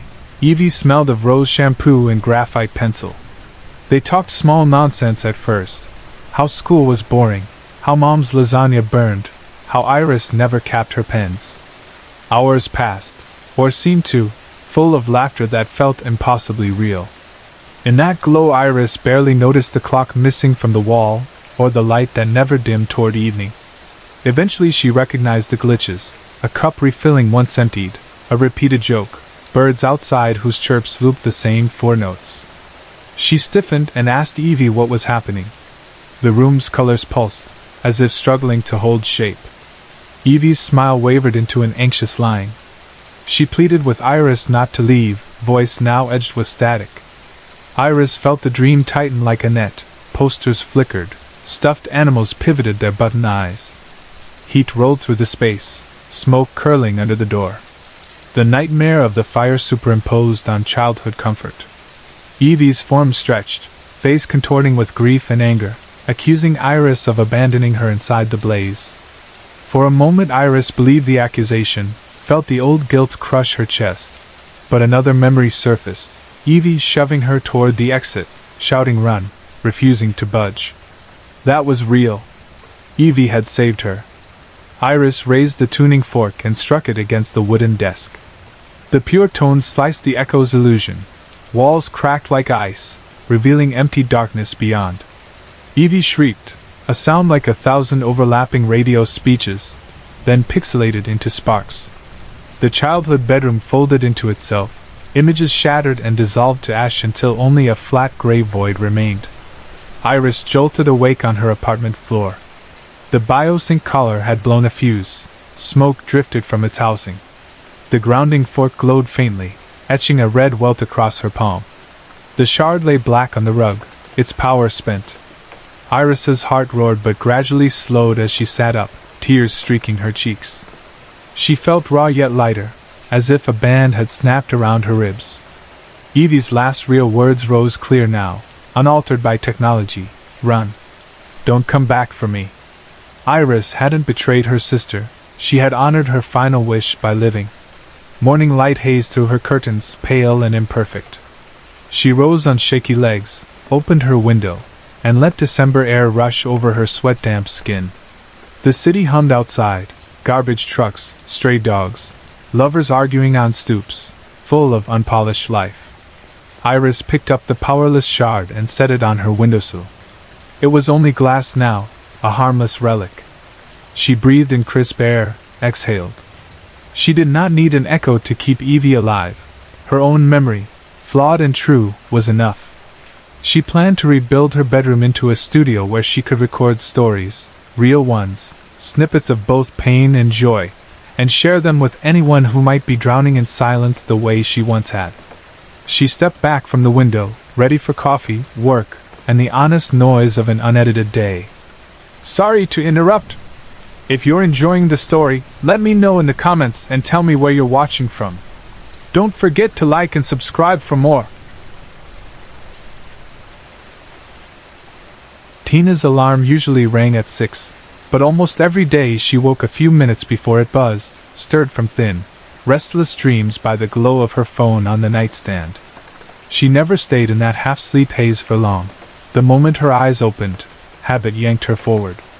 Her first motion was always the same: reach, tap, set the camera to front-facing. For a heartbeat she stared at her own reflection, smoothing hair, forcing a pleasant curve into lips that still tasted of sleep. Then she hit the red button to go live. People joined within seconds, usernames she recognized, dozens she didn't. a few permanently parked in the list since those earliest streams months ago. She told them good morning, stretched her arms above her head, and began narrating her day aloud as if someone else had written the script. She assumed they watched for fitness tips, morning motivation, maybe even friendship, but she rarely admitted the deeper reason she streamed. The screen's blinking hearts filled a hollow space she could not name. Invisible beside her, I rocked on my heels, thrilled by the certainty that she needed those distant hearts more each day. I arrived the same moment she did, though she never saw me. I have been attached to Tina since the first exhale she drew in the hospital nursery. My task was simple yet delicious: keep her gazing outward instead of inward, nudge her from purpose toward distraction, feed on the little pangs of doubt that fluttered behind her ribs each time she compared herself to the curated perfection on her feed. In the early years my tools were blunt: television commercials, glossy magazine covers, occasional whispers from classmates about whose skin was clearest, or whose jeans fit best. Social media changed everything. On days like this it provided a buffet, an endless faucet of curated moments that dripped straight into Tina's sense of worth. I didn't even have to work hard. She scrolled between push UPS and protein shakes, absorbing the bright edits as proof she was never quite enough. Each micro-sting tasted like citrus on my tongue, sharp, addictive, renewing. Today was special, and I could feel the electricity crackling off Tina's skin even before her phone finished its startup chime. She had a date. Frank, somebody she met in the chat of another streamer, had asked to take her for coffee, and Tina had accepted with dizzy excitement. Frank's profile picture showed a friendly grin, a stubbled chin, eyes that suggested safe kindness. That was enough to push Tina into a whirlpool of outfit choices. I hovered near the closet door as she yanked blouses from hangers, modeled them for the camera, and squinted at optical illusions only she could see: a shoulder too broad, a waist too wide, eyebrows refusing to match. When she tossed one sweater to the floor and reached for a tighter black top, doubt billowed from her like smoke from slow-burning incense. I swept it into myself, storing the warmth like a dragon hoarding embers. By age she was already behind schedule, her bedroom floor a quilt of rejected outfits. She darted into the bathroom, layered mascara over lashes that did not need it, then spun to reclaim the phone, reading the comment thread aloud. Some viewers urged confidence, others teased flirtatiously. A few injected the quiet brand of cruelty that hides behind smiley emojis. I whispered into the static of her thoughts: they're only being polite. She will not remember my words but will assume they are her own, that little frightened voice she mistakes for honesty. She switched tops one last time, checked the clock, swore under her breath, grabbed her keys, and bolted for the door, live stream still rolling. I followed, weightless, already tasting the stress accumulating in her gut. Traffic rumbled like distant thunder. Car horns stitched a frantic pattern in the air. Tina's eyes flicked from rearview mirror to phone screen, reading comments even while tires rolled at 40 miles per hour. A flick of doubt here, a pinch of worry there. I ate well. When the GPS announced she would arrive 6 minutes late, a metallic tang of panic burst across my palate. She muttered apologies aloud though no one could hear. Her knuckles whitened on the steering wheel. She tapped end on the stream at a red light, unwilling to let strangers witness her unravel. I felt a private grin pull at my incorporeal cheeks. Isolation always sharpened the flavor. At the cafe, Frank waited by a small table near the window, turning a paper cup slowly in his hands. The sunlight haloed him in a glow that caught my attention. I approached, intent on assessing this potential ally or rival. That's when I saw confidence standing behind him, arms crossed, head tilted in that smug little angle she loved. My stomach clenched. We had battled before, back when she served Henry, Tina's father. I remembered how Henry occasionally smothered my influence with serene assurance, though I celebrated victory in the end when illness hollowed his certainty. That history didn't matter now. Confidence eyed me, her smirk spreading. I could almost taste her satisfaction. She believed she had evolved since our last contest. I pretended intrigue, offered a brief greeting, then walked away before she launched into tiresome speeches about positive thinking. I had more pressing tasks, dismantling Tina from inside out. Tina hurried in, cheeks flushed. She glanced at Frank, apologized, tripped over a chair leg, and offered a shy laugh that wavered at the edges. He rose, said something about traffic being terrible, told her not to worry. Confidence perched at his shoulder, sprinkling warmth into his tone. I rolled my eyes, then felt a tiny itch in my thoughts. An idea. Near the windowsill a spray of spring pollen lay undisturbed beneath a flower box. I nudged a breeze. A mote drifted up Tina's nose. She tried to suppress the sneeze, eyes watering, lips trembling, shoulders shaking. The moment stretched, tension rising like carbonation. She failed, of course. Her sneeze burst forth just as she began to ask about Frank's morning. Spray dotted Frank's sleeve. His eyebrows lifted in mild startle. For one exquisite second Tina's horror manifested in a pulse so rich I nearly swooned. Comments from chat, the stream back on because she'd wanted to let her audience meet him, flashed, LOL, bless you, gross. I savored the cocktail of embarrassment and fear. Frank reached into his jacket and produced a neatly folded tissue, offering it with a smile so earnest that, for a beat, even I felt the warmth radiating from it. Confidence caught my eye across the table, her grin now triumphant. I clenched my spectral fists, reminding myself that winning battles often requires retreat. I pulled back, allowed Tina to compose herself, and saved my appetite for later. Throughout the afternoon I replayed the sneeze in Tina's mind like a stuck record, stretching the humiliation across hours as she rehearsed what she should have done differently. By late evening the replay had grown into a montage of every awkward moment from her past. That night while she prepared for bed, staring at her reflection under harsh bathroom lights, I whispered again, "He thought you were disgusting." The words lodged beneath her skin. She slept fitfully, dreaming of sneeze droplets magnified into cosmic planets orbiting her shame. Still, Frank texted. He apologized she felt embarrassed, said he had a lovely time, asked to see her again. Confidence must have coached him. I hated how quickly hope ignited in Tina's chest, how bright that fire burned away my carefully crafted residue of shame. Yet hope is fragile. I knew exactly how to twist it. The second date approached. Tina performed a "Get ready with me" broadcast, fielding chat questions about outfits, lipstick shades, whether Frank was the one. Each validation inflated her momentarily, but deeper down she sensed the brittle edges of falseness. I reminded her, strangers might type hearts, but no one would hold her when anxiety rattled her bones at 3 a.m. Under the bathroom bulbs I told her one eyebrow arched higher than the other. She leaned closer, saw it too, and her breathing changed. She dabbed concealer where none was needed, fussed with brow gel that made the hairs clump. A doorbell saved her from spiraling further. Frank stood outside, flowers in hand. They were supermarket carnations, bright but cheap. I whispered judgment into Tina's ear. She inhaled and caught a faint whiff of onion from his lunch lingering in his breath. Disappointment chimed softly. He drove them to a casual diner known for greasy cheese fries, busy on weekend nights with chatter that smelled of nostalgia and fried batter. I devoured the energy, nerves, desire, insecurity swirling like rich gravy. Across the room a couple argued, anger spitting sparks. A homeless man shambled by the window outside, escorted by a brother spirit of mine whose eyes glimmered with hunger. The feast was endless. Meanwhile Tina echoed my suggestion to take a fry, then another. Cheese grease glistened on her lips. Soon her stomach churned. Panic blossomed, and I inhaled the taste of her worry. She excused herself under pretense of freshening up, only to hide in a stall breathing through a roiling belly while I hummed contentedly.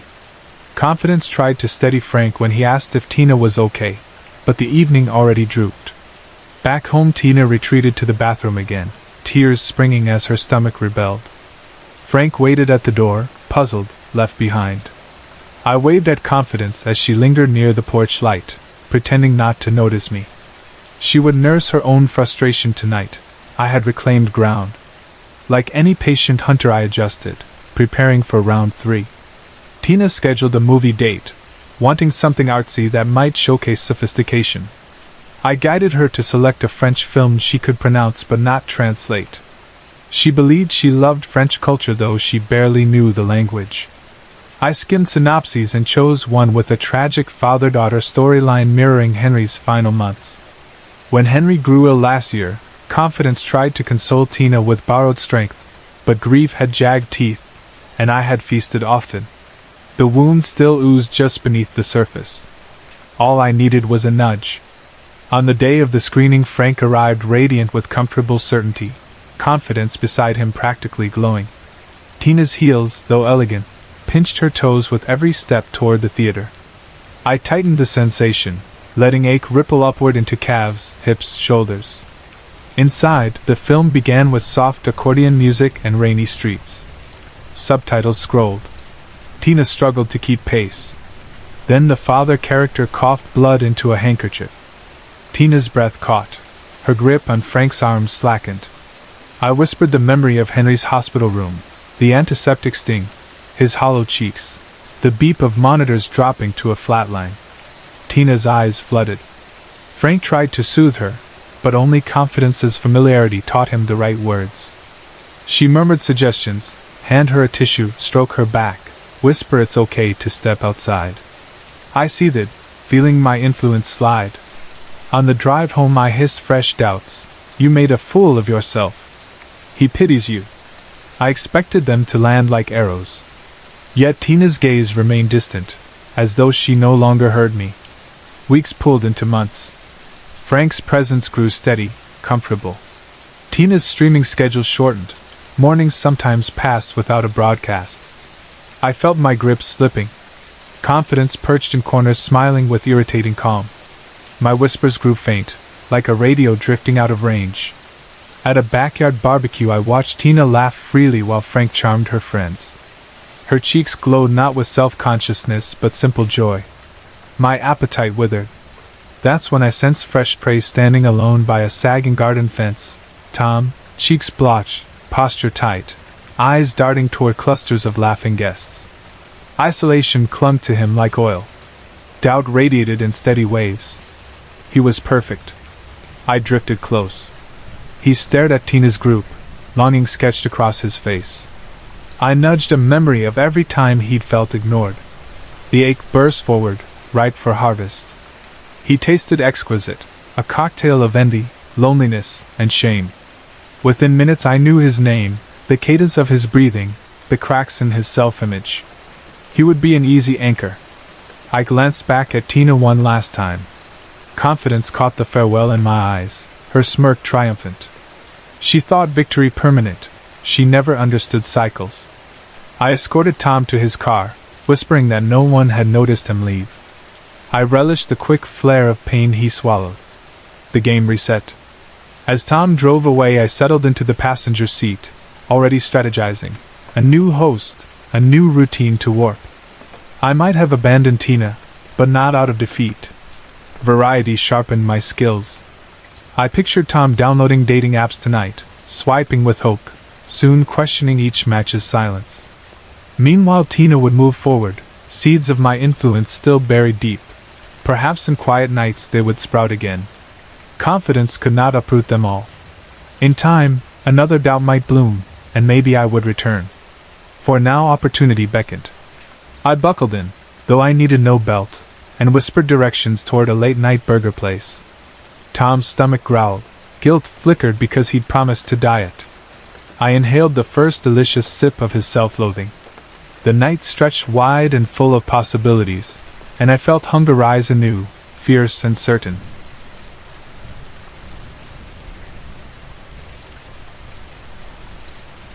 Iris Blackwood's kettle screamed, and in the coil of steam that spiraled toward the ceiling she thought she heard a voice calling her name. It had been 3 months since David's funeral, yet every whistle, every creak of the house, every hum of the refrigerator seemed to carry a whisper meant only for her ears. She leaned both palms against the chipped counter, staring at the vapor as though it could shape itself into answers. She kept telling herself the ritual kept her steady, but grief had tunneled so deeply into her life that even an ordinary noise felt weighted with secrets. She reached up to the highest shelf, standing on tiptoe until her fingertips brushed a mason jar. Inside lay the dried petals of corpse blooms, pale and fragile, catching what little light slanted through the kitchen window. The name alone tasted old and terrible on her tongue, a phrase that ought to have belonged to folklore rather than the real world. Yet they were as real as the dull, empty ache that spread through her chest each time she remembered how suddenly she had become David's widow. The first time she encountered the blooms she mistook them for odd mushrooms, little luminous spirals clustering around crooked headstones in Millbrook Cemetery. Only later, in the hush of Mrs. Henley's flower shop, did she learn their true identity. The florist spoke quietly, eyes shining, fingers tracing the rim of a cracked vase while explaining that the blooms sprouted only where the soil was soaked in memory. They emerged for souls desperate to know something the living could not bear. The warning had not stopped Iris. Before dawn the next day she stood among cracked marble angels and weather-softened names, clipping the blooms with stolen garden shears. The first cup of brew nearly killed her.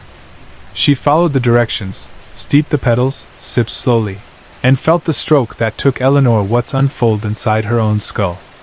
Confusion crushed her thoughts, panic made her limbs weak, and she spent hours curled against the bathroom tile vomiting and crying until exhaustion dragged her into uneasy sleep. Practice became grim education. She brewed one bloom after another, drowning, collision, cancer, each death hammering its unique agony into her mind. She began to understand how pain felt as fine as dust, how it shaped itself to fit each dying moment. Somehow she endured them all because she needed to be ready. David had collapsed alone in his office one night, and the fresh earth at his grave remained too new for corpse blooms. Mrs. Henley said the flowers needed time. Iris waited, counting grief in weeks, bracing herself for the moment she could drink his memory and finally learn if he had thought of her with his last breath. Steam quieted into a sigh as the kettle settled. She measured water, placed Thomas Brennan's bloom into her cup, and watched the liquid darken to a color that reminded her of pennies left in rain. Thomas had died mowing his lawn. His heart had clenched mid-stride. She lifted the tea. Bitterness slid across her tongue. A heartbeat later, crushing pressure rippled through her chest. She felt Thomas's knees buckle, felt his bewildered glance at the sky, sensed the grass under his fingers before darkness swallowed everything. When the sensation eased, Iris found herself shaking, sweat cooling on her back. Her ribs hurt even though she knew they were whole, phantom echoes of a muscle that had stopped beating in another man's body. Soon, she told herself. Soon David's bloom will surface. She would face it just like the others even if it shattered her completely. Weeks later, Iris forced herself to confront David's office at the firm, a corner space she had avoided since the funeral. Dust shimmered in gray afternoon light. His chair still wore the ghost of his shape, and she could almost smell the coffee he used to drink too late at night. She planned to pack everything, but when she opened his wallet a single receipt drifted out. The date was October 15th, the night he died. Time stamped at 11:47, half an hour before his heart failed. Riverside Hotel Bar. 2 drinks, premium bourbon neat, house white wine. Her pulse throbbed in her ears. David's heart attack had supposedly struck as he worked alone. Why had he been buying wine 2 miles away? With whom? She set phone calls aside and dug through drawers. Receipts for lunches at restaurants she never heard of, coffee purchased nowhere near his usual route. Paper clues wove a quiet story that did not match her memories. When her best friend Sarah called to offer comfort, Iris could not bring herself to speak about the receipt. She needed truth, and truth felt too raw for words just yet. That evening she walked among headstones with a flashlight, breath turning to mist in the cool air. David's marker shone under moonlight, fresh marble still sharp-edged. And there it was, a new bloom, small yet bright, nudging up through loose earth. Iris lifted it with trembling fingers, felt warmth lick across her palm, tucked it into the jar. Tomorrow, she decided, she would drink. Tomorrow she would release the story buried in David's final heartbeat. Dawn arrived behind thin clouds. Iris watched the bloom glow in its jar. Her hands shook when she filled the kettle. The petals floated on boiling water, and the brew shifted to a warm amber that reminded her of autumn sunlight. She sipped once, twice, thrice. Firestorm heat rushed through her, and reality fractured like glass. She became David, heart pounding, world tilting. Dim bar lights painted Sarah's face gold. Sarah, her closest friend, sitting across from him, fingers brushing his.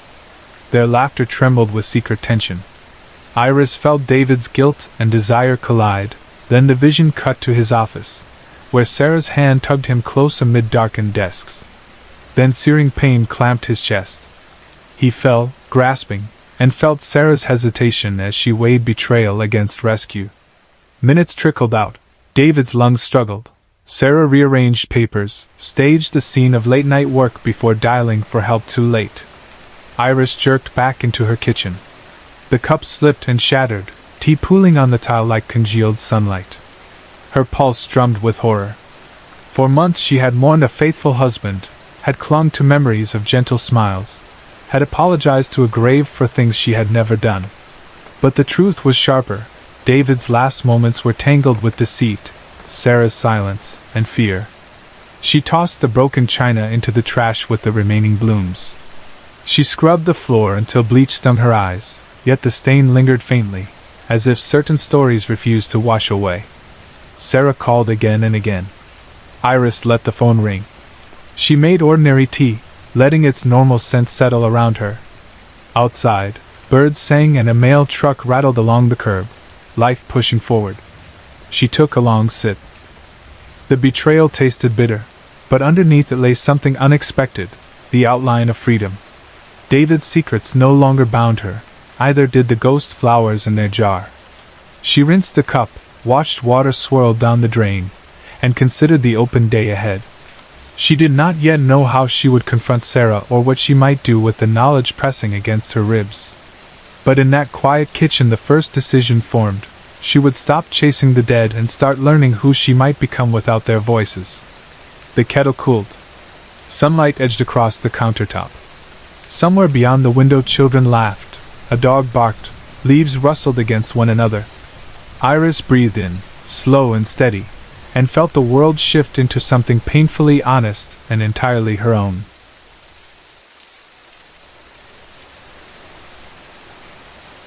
I didn't sleep much the night it happened.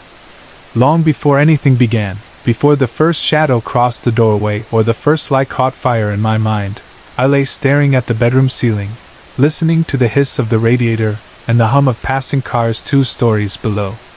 I'd stared long enough that the plaster above me had turned into shifting shapes, clouds, faces, maps of places that didn't exist. When the squeak of his key scraped against the lock after 2 in the morning, I closed my eyes and pretended to dream. That was easier than talking, easier than asking where he had spent the last 6 hours or whether his shirt smelled like a stranger's perfume. I waited while he undressed, while he sighed at the foot of the bed, while he sank into the mattress without a word. When his breathing evened, I opened my eyes, counting the shallow rise and fall of his chest. Quiet rage filled the room. I studied how calmly he slept, as though nothing in his life required confession. The next afternoon I found the messages, dozens of them, when I went looking for a weather app on his phone. My thumb hesitated, pressed the wrong icon, and there it was, a background photo that wasn't me, words I'd never typed, her name in bright bubbles. I should have stopped, slipped the phone back where I found it, but my heart had already jumped out of its normal rhythm. I scrolled and read. Pregnant. 3 weeks. Alone in panic. More scrolling, please answer. More, I'm bleeding, where are you? And then, it's over, I'm still alive, I hope you're happy. I sat at the tiny kitchen table, the one that barely fit 2 dinner plates, and read every message twice. A wet, aching feeling spread through my ribs, something between grief and nausea. I looked at the fridge door, covered in magnets from trips I thought we'd taken together. We had, except he'd used those business trips to meet her. Every photo on the fridge became a punchline. I tried to remember when the lies began, when the arguments sharpened, when he first said I was overreacting because he needed space to think. It all felt like one long evening that never quite turned into morning. For 3 years I cooked his dinners, paid his share of rent when he was short, washed the dishes he promised he'd handle tomorrow.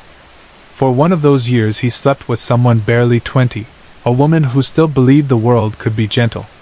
He had taken that kindness and crushed it with his fists the night she showed him a positive test. She had hidden the bruises under hospital gowns.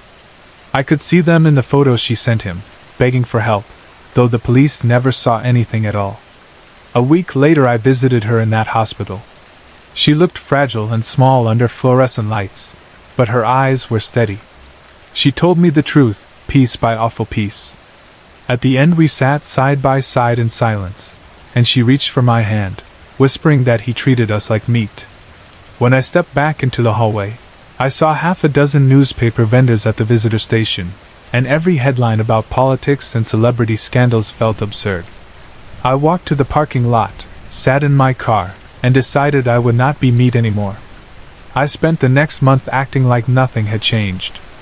I kissed his cheek in the mornings, wished him luck at the gym, folded his shirts the way he liked. Inside I repeated one sentence over and over: he'll never touch me again. I waited until he drifted away from me completely, drinking most evenings, gambling on weekends, ignoring calls if he bothered to leave the apartment at all. I learned the routes he took when he vanished after work. I traced his steps to a dimly lit place with a cheap neon sign and tables sticky with spilled beer. I watched from across the room while he laughed with strangers. He never saw me, not once, though I stood close enough to hear coins clink in the jukebox and smell the smoke on his shirt. When the day came, I chose a Tuesday. People imagine crimes love the weekend, but midweek feels safer. Fewer drunks stumbling outside, fewer neighbors awake, no holiday to keep folks out late. The bartender was busy enough that she never saw my hand float above his glass. The powder dissolved in seconds. He never tasted anything but whiskey. He drank 2, then 3, talking louder each time, words slurring together until his head swayed. I guided him outside like a dancer leading a partner onto a stage. He leaned so heavily I thought my shoulder would split. Still, he joked as we walked. Something about how cold the night felt, how smart he was to wear layers. He even tried to kiss my hair. By the time we reached our apartment building, his weight was little more than a form I dragged up the stairs, step by step, pulse hammering in my ears. Inside the kitchen I kept singing an old lullaby, the kind you hum under your breath when you need your hands to stay calm. I eased him into the dining room chair, pressed a glass of water to his lips. He swallowed and sagged. I kissed his forehead. He smiled, lazy and trusting. The drugs deepened their grip, and his eyelids fluttered. First came the zip ties, click-click around his wrists. Then duct tape around his torso, a belt of gray that stuck to his shirt. I taped a folded hand towel into his mouth and lashed another strip from one cheek to the other. The sock gag would catch drool. The rope came next, thick, scratchy, wrapped twice around his upper right calf just below the knee. I secured the chair legs to the floor with more duct tape, layering until it looked like a silver island. Against the far wall I'd laid twin blankets, then broad black trash bags to protect the hardwood. I'd sharpened my favorite chef's knife that afternoon, 10 minutes on the whetstone until the blade shimmered. When I pressed the tip against my thumbnail, it sliced a paper-thin curl without effort. He lifted his head once, eyes dull with morphine. I touched his cheek.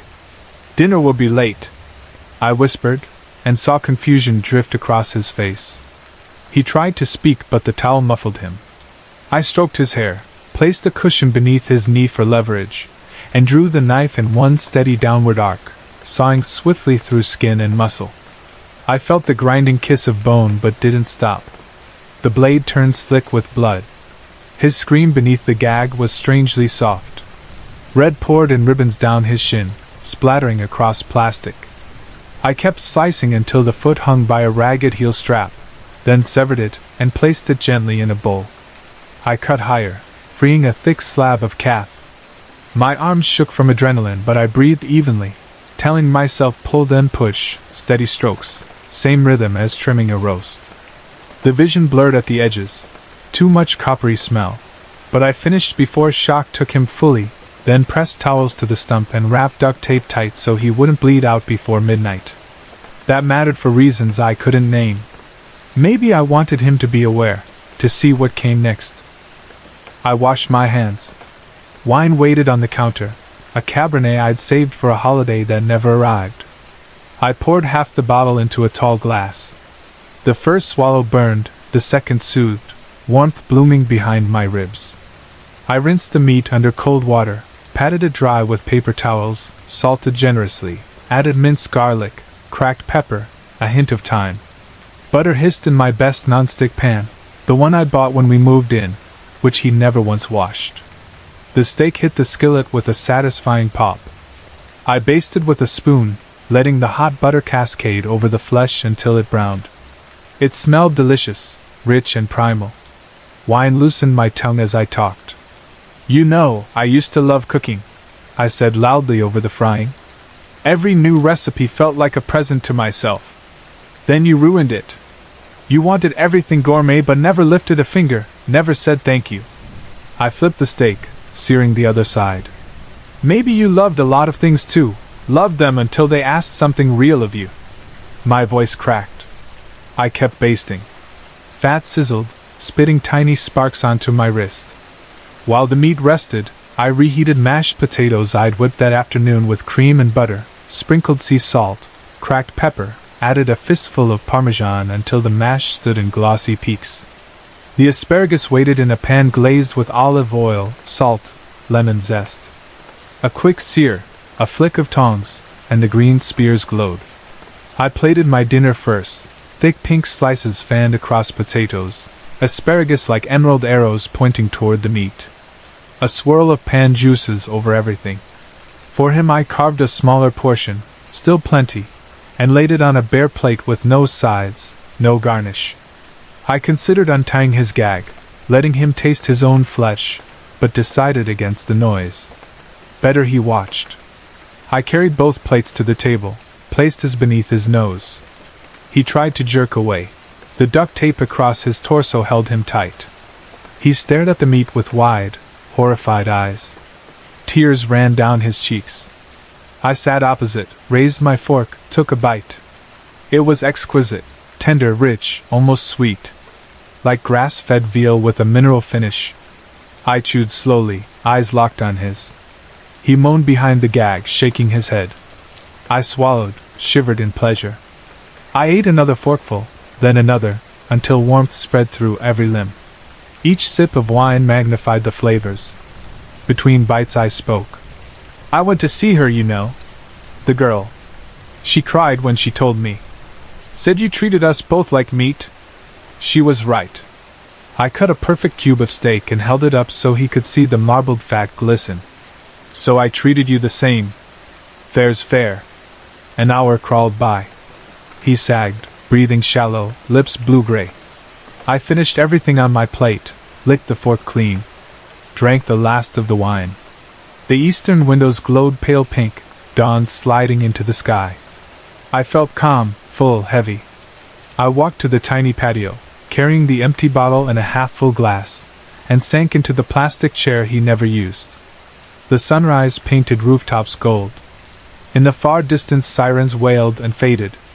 Probably traffic, I thought. Not for me, not yet. I felt the morning warmth soak through my sweater, seep into my bones, rinse away the sticky memory of blood still drying on my forearms. Inside, the house was silent except for an occasional soft gasp from the dining room. I let the sun lift my face, closed my eyes, and breathed. New day, new life. People always say sunrise is hope, a promise. For the first time in years I believed it. I had emptied my grief, tasted my revenge, and lived. The world would wake soon, follow its routines, post its news about accidents and crimes. But for a little while longer, everything smelled like dawn, and the sky was clean. When I finally rose, stretching sore shoulders, I walked back inside. He was unconscious now, head slumped forward. I touched his throat, a faint pulse. Still alive, for the moment. I looked at the mess, blood, towels, duct tape. A crime scene. But there was time to clean. I opened the windows to the pale morning breeze, emptied the wine glass into the sink, and set water boiling for coffee. Breakfast would be light, maybe toast, maybe nothing. The night was finished, and I would never be meat again. Lightning woke me. Its white blade sliced across the cabin window and left a fading glow on my face. Thunder followed a heartbeat later, so loud the little pane rattled in its frame. Rain hurried down the shingles, drumming like knuckles on a coffin lid. My own pulse, startled from restless sleep, beat double time against the inside of my ribs. I lay very still, tasting salt as sweat rolled from my temples to the hollow behind my ear. Then the tears arrived, quick, uninvited, familiar. I always tried to fight them. I never succeeded. Whenever the dream came, water followed. I squeezed my eyes shut to stop the flood, but memory had already slipped back into the room and pulled up a chair. He stood there in full evening dress the first time we met, black tailcoat, crisp shirt front, emerald green eyes, dark hair waving back from the high widow's peak that made him look half courtly, half wolf. Everyone in the ballroom turned when he crossed the floor. I pretended not to notice, but I felt the pressure of their stares the way one feels the weight of silk on bare skin. He came straight to me as though we were the only two breathing creatures beneath the chandeliers. "Such beauty is not meant for mortal sight," he said, bending over my hand. His lips grazed my glove. His breath was warm. "I, Edwin of Hessengrad, am honored to behold it." That line should have sounded ridiculous. Instead, it seemed perfectly sized for the hush between us. Music drifted over the marble like scented mist, violins picking out a waltz so graceful you almost heard the flutter of wings. He asked for the next dance. I said yes. We circled the room while families of our standing exchanged polite gossip behind painted fans. Their words could not reach me. I drifted somewhere beyond the mirrored walls, beyond even the great estate itself, to a place made only of music and candlelight and the pressure of his gloved palm against mine. Later we slipped from the blaze of the party into the chilled December air. Snow had begun to fall, tiny sparks that caught in my hair and on the shoulders of his coat. We walked past hedges trimmed like chess pieces, past fountains frozen into statues of water, until the gardens gave way to forest. Above the trees the moon hung full and bright, a silver coin paid for some ancient debt. He paused and looked up. "The moon is lovely tonight," he breathed. "Yet it shines only to crown you." Under that light I felt peace take root inside me, peace so pure I wanted to bottle it, bury it, protect it from dawn. Of course dawn came anyway. Dawn always does, and daylight is unforgiving. A hand landed on my shoulder. "Evelyn," Alex called softly. Present, not past. Rain still sagged on the roof. The fire had sunk to ash. My therapist, assigned after prison to see whether remorse could be coaxed from my bones, stood beside the sagging armchair with 2 steaming mugs. I blinked until the forest vanished and the cabin returned. She passed me coffee. I let the heat scald my tongue. Pain helped me occupy the moment, kept old nights behind their doors. Alex studied me the way a gentle physician might examine a wound, sympathetic, thorough, quietly determined. "Another dream?" she asked. "Tell me what you remember." I wiped my cheeks and told her the plain truth, the only line of confession I ever allowed. I yearned for nothing but his heart. She thought I spoke in metaphor. She would learn otherwise very soon. I remembered New Year's Eve 1902 with unpleasant clarity. My family's ancestral home overflowed with nobles in velvet gowns, men in shining boots, servants carrying silver trays. On that night, as on every revel when the century turned, the old tale was retold in whispers. Evelyn the First, matriarch of our line, achieved eternal youth by gifting the clan a prince's beating heart on the 7th full moon. In return, the moon gave her centuries. Every 100 years, another Evelyn must repeat the tribute, or the family's fortune would curl and die. My aunt spoke of destiny with a pious tremor. I regarded it as one more duty, like learning French or curtsying before dukes. Edwin arrived as if scripted by those dusty legends. We danced. We laughed at trivial jokes. When he complimented the moon, I heard prophecy breathing in the pause between syllables. I led him into the forest where lantern light failed. Frost cracked beneath our boots. "Will you marry me?" I asked with a fervor that startled us both. His smile faltered. "We hardly know each other." "You offered me your heart," I whispered. Now give it! I drew the ceremonial dagger from beneath my cloak, its blade etched with runes older than our language. His confusion shifted to horror. He seized my wrists, stronger than I'd guessed, but fear made him clumsy. The knife bit his side. Blood darkened his waistcoat. A wolf howled somewhere beyond the pines, reminding me how little time remained before midnight. We grappled in snow and shadow. The edge caught his cheek and carved a crimson line from temple to jaw. He gasped, eyes wide, then sprinted into the trees. I followed the bright trail he left, but the forest swallowed him. The offering failed. The elders refused to shield me. Authorities discovered him the next day delirious with fever, his story half incoherent. Still, it was enough to find me guilty. They called it attempted murder. The family paid fines and severed my name from theirs. I spent 20 years in stone halls with iron doors. Good behavior and generous lawyers cut the sentence in half, but freedom tasted stale. I drifted through decades, each one dimmer, older, colder, yet I did not age. The failed ritual left a half-life in my veins, slowing the clock without stopping it. I felt time's nudge each morning yet kept the face of 30. It was not youth. It was a burden without outlet. A parole board finally deemed me safe for society so long as therapy continued. Alex took that duty seriously. She assumed the nightmares were guilt. She could not imagine the hunger that lurked beneath them. Tonight, as thunder shook the windows, I understood the urge had grown too loud to ignore. I set the empty mug on the cedar table. "Thank you," I told her. "For listening. For caring." She smiled, pleased. "That's why I'm here. We unraveled the pain together."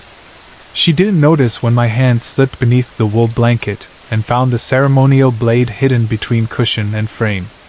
Old steel, still sharp. I watched flames climb the log she just added, orange tongues licking dry bark, and thought how fitting that warmth should accompany what came next. She turned to add another quilt over my shoulders. In that pivot her ribs were bare. I stood in one smooth motion, drove the knife under her sternum, angled up toward the heart. Her gasp was brief, shocked more than pained. Eyes wide, she stared not at the blade but at me, as though still willing to hear an explanation. Blood welled over my fingers. I twisted. A thin sob escaped her, no louder than whine through a crack. I lowered her gently to the rug. She was still alive enough to listen, and I owed her one final truth. "You were assigned to observe me," I said, voice steady now that the decision was done. "Tonight you've become something greater, my penance, my key to finishing what began a century ago." Her mouth moved, no words formed. I kissed her cheek. "Rest." Then I guided the blade once more, quick and hard. The cabin filled with the iron scent I remembered vividly from that forest snow. I withdrew the knife, wiped it on the blanket, and closed her eyes with my free hand. The fire crackled as though approving. Rain eased to a whisper against the roof. I dragged her body to the pine table, cleared books and papers with one sweep, laid her flat.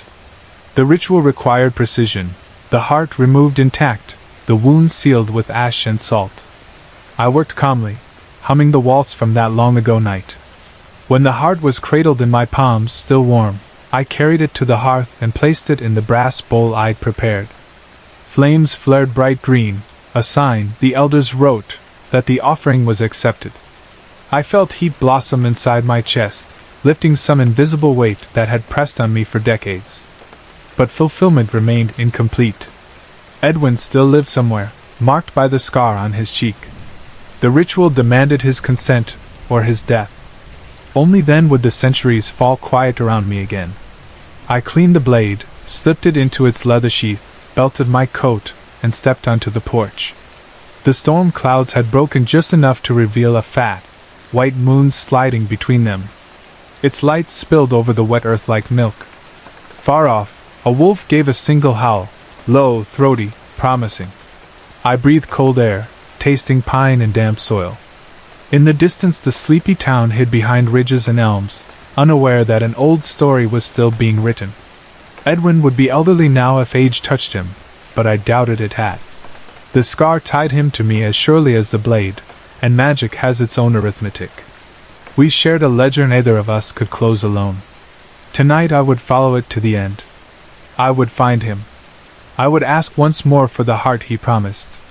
If he refused, the steel would finish what the moon began. Either way, I would dine well. I stepped from the porch into the night, following the wolf cry through dripping branches, and did not look back. Sorry to interrupt. If you're enjoying the story, let me know in the comments and tell me where you're watching from. Don't forget to like and subscribe for more.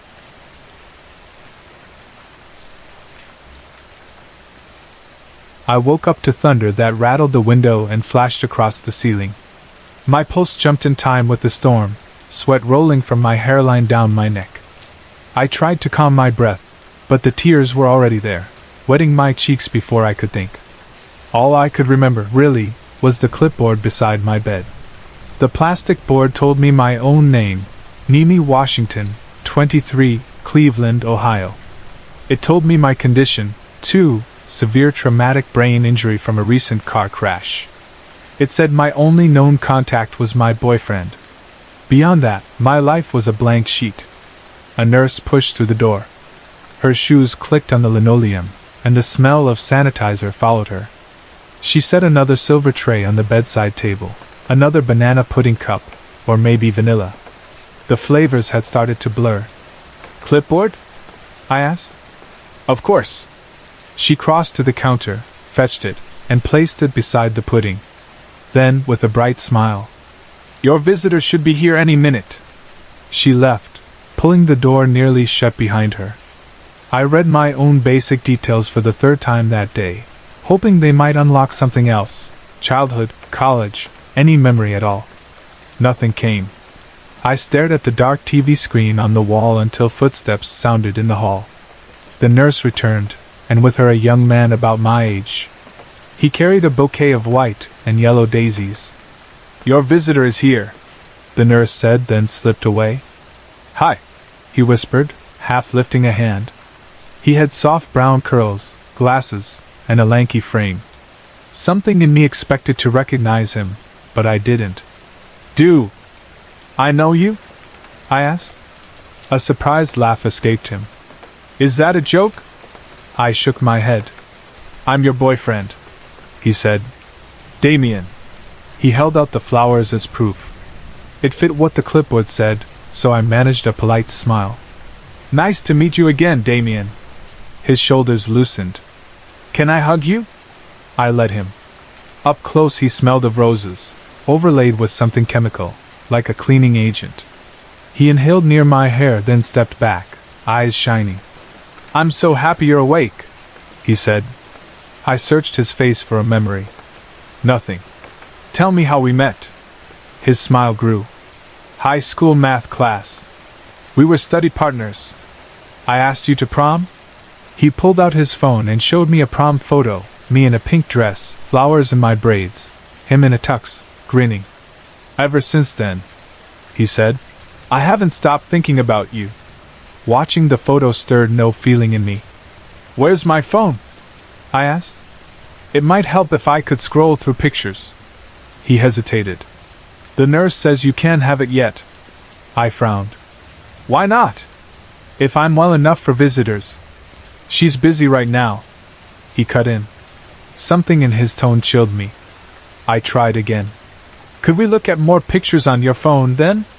His grin widened, showing slightly yellow teeth. "I deleted our photos," he said. "When the crash happened, I didn't think you'd survive. It hurt to see them." I studied him. The explanation sounded rehearsed. "What did I like to do?" I asked. "You loved painting," he said quickly. "Paintings everywhere in our apartment." "What apartment?" "Ours. We live together. Not far from here." That sharpened the unease pricking at me. I pressed on. "So you smell like roses because—" He glanced at the flowers. "Because I bought these for you." Silence spread.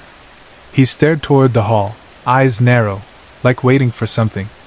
Then he leaned close. "Do you want to get out of here?" "What?" "Leave. Right now. The hospital will charge you thousands, keep you forever." We can go to a cheaper place. We can't just walk out, I said. I need a discharge and... Be honest, do you want to stay? He urged. Weeks, maybe months? Plus, this place isn't covered by your insurance. Where's my family in all this? You don't talk to them, he said. You haven't since college. I'll explain later. We need to move before the nurses come back. He began unplugging the monitors from my arm. Stop! I hissed. I'm not going anywhere. Footsteps pounded. Suddenly the doorway filled, my nurse, 2 officers, and behind them a group of strangers who looked startlingly like me, family. Sir, step away from the patient, an officer ordered. Damien froze, eyes darting. Then the officers moved, and he backed up, hands raised. They cuffed him in the hall. I heard the snap of metal and his voice pleading. I love her! That night the local news carried the story. Damien Ross arrested for attempted kidnapping. My real boyfriend, Lucas McBrien, had called police after Damien broke into our house in Cleveland, stealing photos of us and carrying a knife. The report explained the rest. Damien had been one of 2 drivers in the crash that injured me. He'd followed the ambulance, posed as my partner, and got on the hospital contact list before anyone else. Lucas and my parents arrived minutes after Damien's visit and confirmed the truth. As I watched the screen, everything still blank inside my skull, a cold shock ran through me. Even without memories, some instinct had warned me something was wrong. I lay back, staring at the ceiling lights.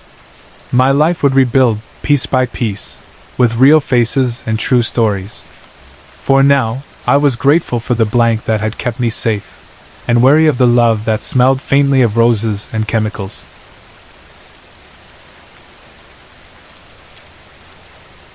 I sat in the corner of the coffee shop, clutching a lukewarm mug of plain black brew and glaring at the woman near the front window. Nothing about her was subtle, not the glossy copper waves draped over her shoulders, not the glittering phone she kept tilting up for selfies, and certainly not the towering, sugar-loaded drink she had tormented the baristas into making. While they scrambled to add caramel drizzle, mint syrup, and oat foam in exactly the right amounts, she barked about her thousands of followers, and warned she would post a scathing review if they failed to deliver 5-star service. I had come here for peace. A different view, I told myself, might loosen whatever knot kept my words jammed in my head. Instead, I had front-row seats to her one-woman show. Everyone else pretended not to mind. The baristas smiled, the customers glanced at phones, no one asked her to lower her voice. Only I seemed to notice how her shrill commands turned the cafe's gentle hum into something jagged. A fizz of heat bubbled beneath my ribs. If pure willpower could spark a flame, her silk blouse would have gone up in smoke. I tried. For a long moment I stared at her curls, attempting to light them with hateful focus. They stayed stubbornly intact. At last I muttered into my cup, "Smug witch," and forced myself to blink away. My notebook lay open on the table, pages empty as it had been all week. Editors had rejected 3 stories in 2 months. Each email sounded polite, but I could hear the subtext, not fresh enough, not sharp enough, not worth printing. I began to suspect the same thing. Yet I kept coming here, hoping someone would do or say something electric that would jolt a line of genius through my pen. Today only irritation arrived. The woman finally left her seat to hold the door for an elderly lady shuffling in on a cane. I saw at once that the grand gesture was for show. She tilted her head so a friend across the room could capture a candid shot. No doubt the caption would praise her own kindness beneath a halo of hashtags. I should have let her go. Instead I gripped my pen. If an audience loved her filtered life, then I would give them a scene worth watching. Words slid onto the page before I knew quite what they meant. She lifts her cup for another flattering photo, then screams because a fat, dead spider floats on the foam. As my pen lifted, she shrieked. Coffee splashed across the counter while she stabbed at the whipped topping with a straw. "There's a spider! Oh my God, do you understand how dangerous that is?" Conversation froze. Even the grinder stopped whirring. The manager rushed forward with apologies and a refund. My heart thumped. I glanced down, ink glistened, still wet. Had I predicted that scream or caused it? She insisted the cafe buy a replacement drink for the old woman as well, so her followers could see her generosity. I could almost hear the sugary monologue she would later post. Heat flooded my face. The pen twitched again. The old woman thanks her by calling her a rude little brat, loud enough for the whole shop to hear. Across the room the cane-bearing lady drew herself up and announced, clear as church bells, "You're a rude little brat." Gasps fluttered.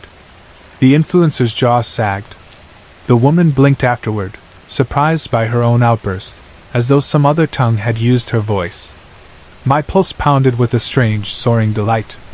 If anger were wine, I felt drunk on it. The influencer muttered something about needing fresh air, scooped up her handbag, and marched for the exit. I wrote again. She steps outside and promptly plants her designer's shoe in a heap of fresh dog mess. Her squeal carried through the glass door. She balanced on one foot, grimacing at the sole of a white trainer now streaked brown. I nearly laughed out loud. Customers turned away to hide smirks, unsure why misfortune landed so neatly on her. I couldn't stop. Each sentence unspooled faster. She hunts in her bag for something to wipe the shoe, maybe bottled water. Good. I scribbled. She finds a water bottle, pours it, and dabs at the mess, but nothing removes the stain. Sure enough, she splashed the shoe, rubbing frantically with napkins that disintegrated under the mud. Her shoulders shook, half from cold, half from humiliation. When the bottle emptied, she tossed it toward a trash bin, missed, and cursed. She tries her phone, but the battery is dead. She tapped the screen. Nothing. Tapped harder, muttered a desperate, "Come on!" and looked around as if the world were at fault. I drew a fresh line. A city worker appears, no, a bicycle courier, cruising past, sees her flailing, and spits directly on her forearm before pedaling away. Barely had I dotted the sentence when a teen on a battered mountain bike rolled by, hacked up phlegm, and launched it. The glob landed on her elbow. The woman gagged, bent double, and vomited onto the pavement. I stared at the pen. I was doing this. My words had become commands. Whatever ink bled from the nib seeped into the fabric of the morning and rewove its threads. Power surged through me, sharp, bright, addictive. I flipped to a clean page. A pickpocket in a dark hoodie snatches her handbag and flees. A figure detached from shadows near the alley, sprinted, yanked the bag, and vanished into traffic before anyone reacted. The influencer shouted for help. People only watched, phones lifted, filming everything. She is invisible to them all, except me. A tremor ran through my spine. That sentence felt too true. I set the pen down, but my fingers were already reaching again. What next? How far could this go? I imagined a pack of stray dogs, or maybe thunder splitting the sidewalk beneath her heels.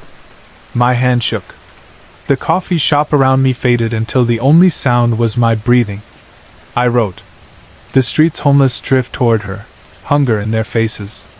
One moves closer, teeth bared, and bites deep into her shoulder. I looked up in time to see a ragged man step out from behind a mailbox. Sunken cheeks, wild eyes, broken nails. He clamped his mouth on her arm. Blood spurted. She screamed so loud birds scattered from a wire overhead. My stomach lurched. Too much, a voice whispered, yet the thrill roared louder. I wrote feverishly, and the scene obeyed. Another drifter arrived, then another, gray-skinned, hollow-eyed, tearing at silk and flesh. The sidewalk became a feeding ground. Phones tilted. Live streams bloomed. Sirens never came. No one could move unless I allowed it. I alone held every string. The influencer's cries faded to wet gurgles. When she fell silent, I closed the notebook. Applause erupted, panic cheers from the spectators finally able to react. They shrieked and scattered. I inhaled the cold morning air, heart hammering not with guilt but with savage satisfaction. I turned toward the cafe, ready to collect my earlier coffee, maybe start a new page. Then I spotted him. A tall man crossed the street, leather satchel slung over one shoulder. He belonged to the same local writers group that had once invited me to read an early draft. His feedback still burned inside me: shallow characters, no empathy, borderline hateful. He had laughed while others nodded. Now he strolled by without noticing me. Rage flared again. I opened the notebook and penned a single line. He stops, turns, and feels compelled to look at me. He halted. His gaze locked on mine. Recognition widened his eyes. I wrote another sentence, but before I finished the curve of a letter, he reached into his satchel and produced a notebook identical to mine. A cold wave crashed through my veins. He flipped the cover, scrawled something, and thrust the pages at me. My muscles froze. Chest, throat, jaw paralyzed. I couldn't run, couldn't scream. Only my eyes moved enough to read. He believes he's directing the story, but every act of spite began on these pages hours ago. He doomed his own wife, delighting in her pain, forgetting that her bad review was honest, not cruel. Now he sees that his cruelty belongs to someone else. He sees the homeless close in. They still drip with blood, still crave more. They circle him now. He can't move, can't speak, can't write another word. The ink swam before me. My pulse slammed against immobile ribs. Around us the air thickened, slow footsteps shuffled closer. I heard guttural breaths, smelled copper and decay. In peripheral vision I saw rags, matted hair, broken teeth. He wrote one final, looping line. I felt every letter etch itself into my fate. The sequel ends the same way the first ended, only this time our self-styled author knows the title, eaten alive by his own words. The page blurred. Hot tears welled. My pen slipped from numb fingers. Hungry shapes pressed in, blocking the pale winter sun. I tried to scream. Paper had already decided I would never make a sound.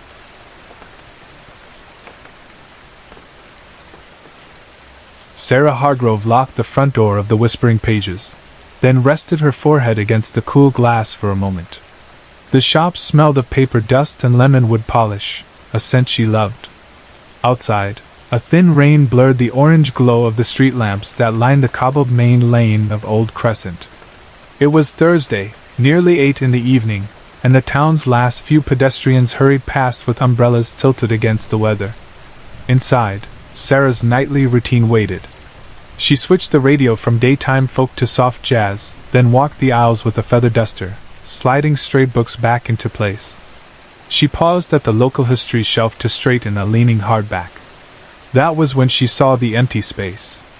Her fingers brushed the gap where the violet ledger should have sat, an out-of-print volume whose cracked leather spine usually drew curious eyes but never buyers. For a few seconds she simply blinked, certain she had misremembered its location. She crouched to check the shelf below, then the one above. She hurried to the work counter and flipped through the day's receipt book, convinced she would find a sale she had forgotten. Nothing. A tiny shiver slid under her sweater. The image of the strange customer returned at once, tall, wrapped in a deep black raincoat, face hidden by a wide-brimmed hat. The figure had spent nearly an hour in the local history nook, moving only when Sarah walked past to offer help. Even then, the person had answered in a soft, blurred voice and stepped deeper into the corner. Sarah had decided not to press. Customers who loved mysteries often valued privacy. But now the empty shelf felt like a rebuke. She climbed the narrow staircase to the storage loft, hoping the book might have been misshelved earlier that week. She sifted through boxes of old stock, found nothing, and returned downstairs. The rain outside drummed harder. The jazz crackled. The shop's 2 ginger cats, Shelley and Poe, circled her ankles, picking up on her unease. Sarah turned on the shop's old security system, an aging set of cameras and a temperamental monitor. The footage was grainy, colors washed out to gray and green, but after a few minutes she froze the frame. There it was, the raincoat figure sliding the book under the coat, head lifting to stare directly into the lens. The eyes, though shadowed, were unmistakably aware. She copied the clip onto a flash drive, wrote a short message to Officer Patel, her childhood friend who now worked the local night shift, and sent it from her laptop, book stolen from shop tonight. The footage is attached. Something about this feels wrong. That book is more important than people realize. Patel's reply arrived within minutes. I'm on duty at 7 tomorrow. Come by the station with your footage. We'll talk. Sarah shut down the lights, ushered the cats upstairs, and tried to sleep in the small apartment above the shop.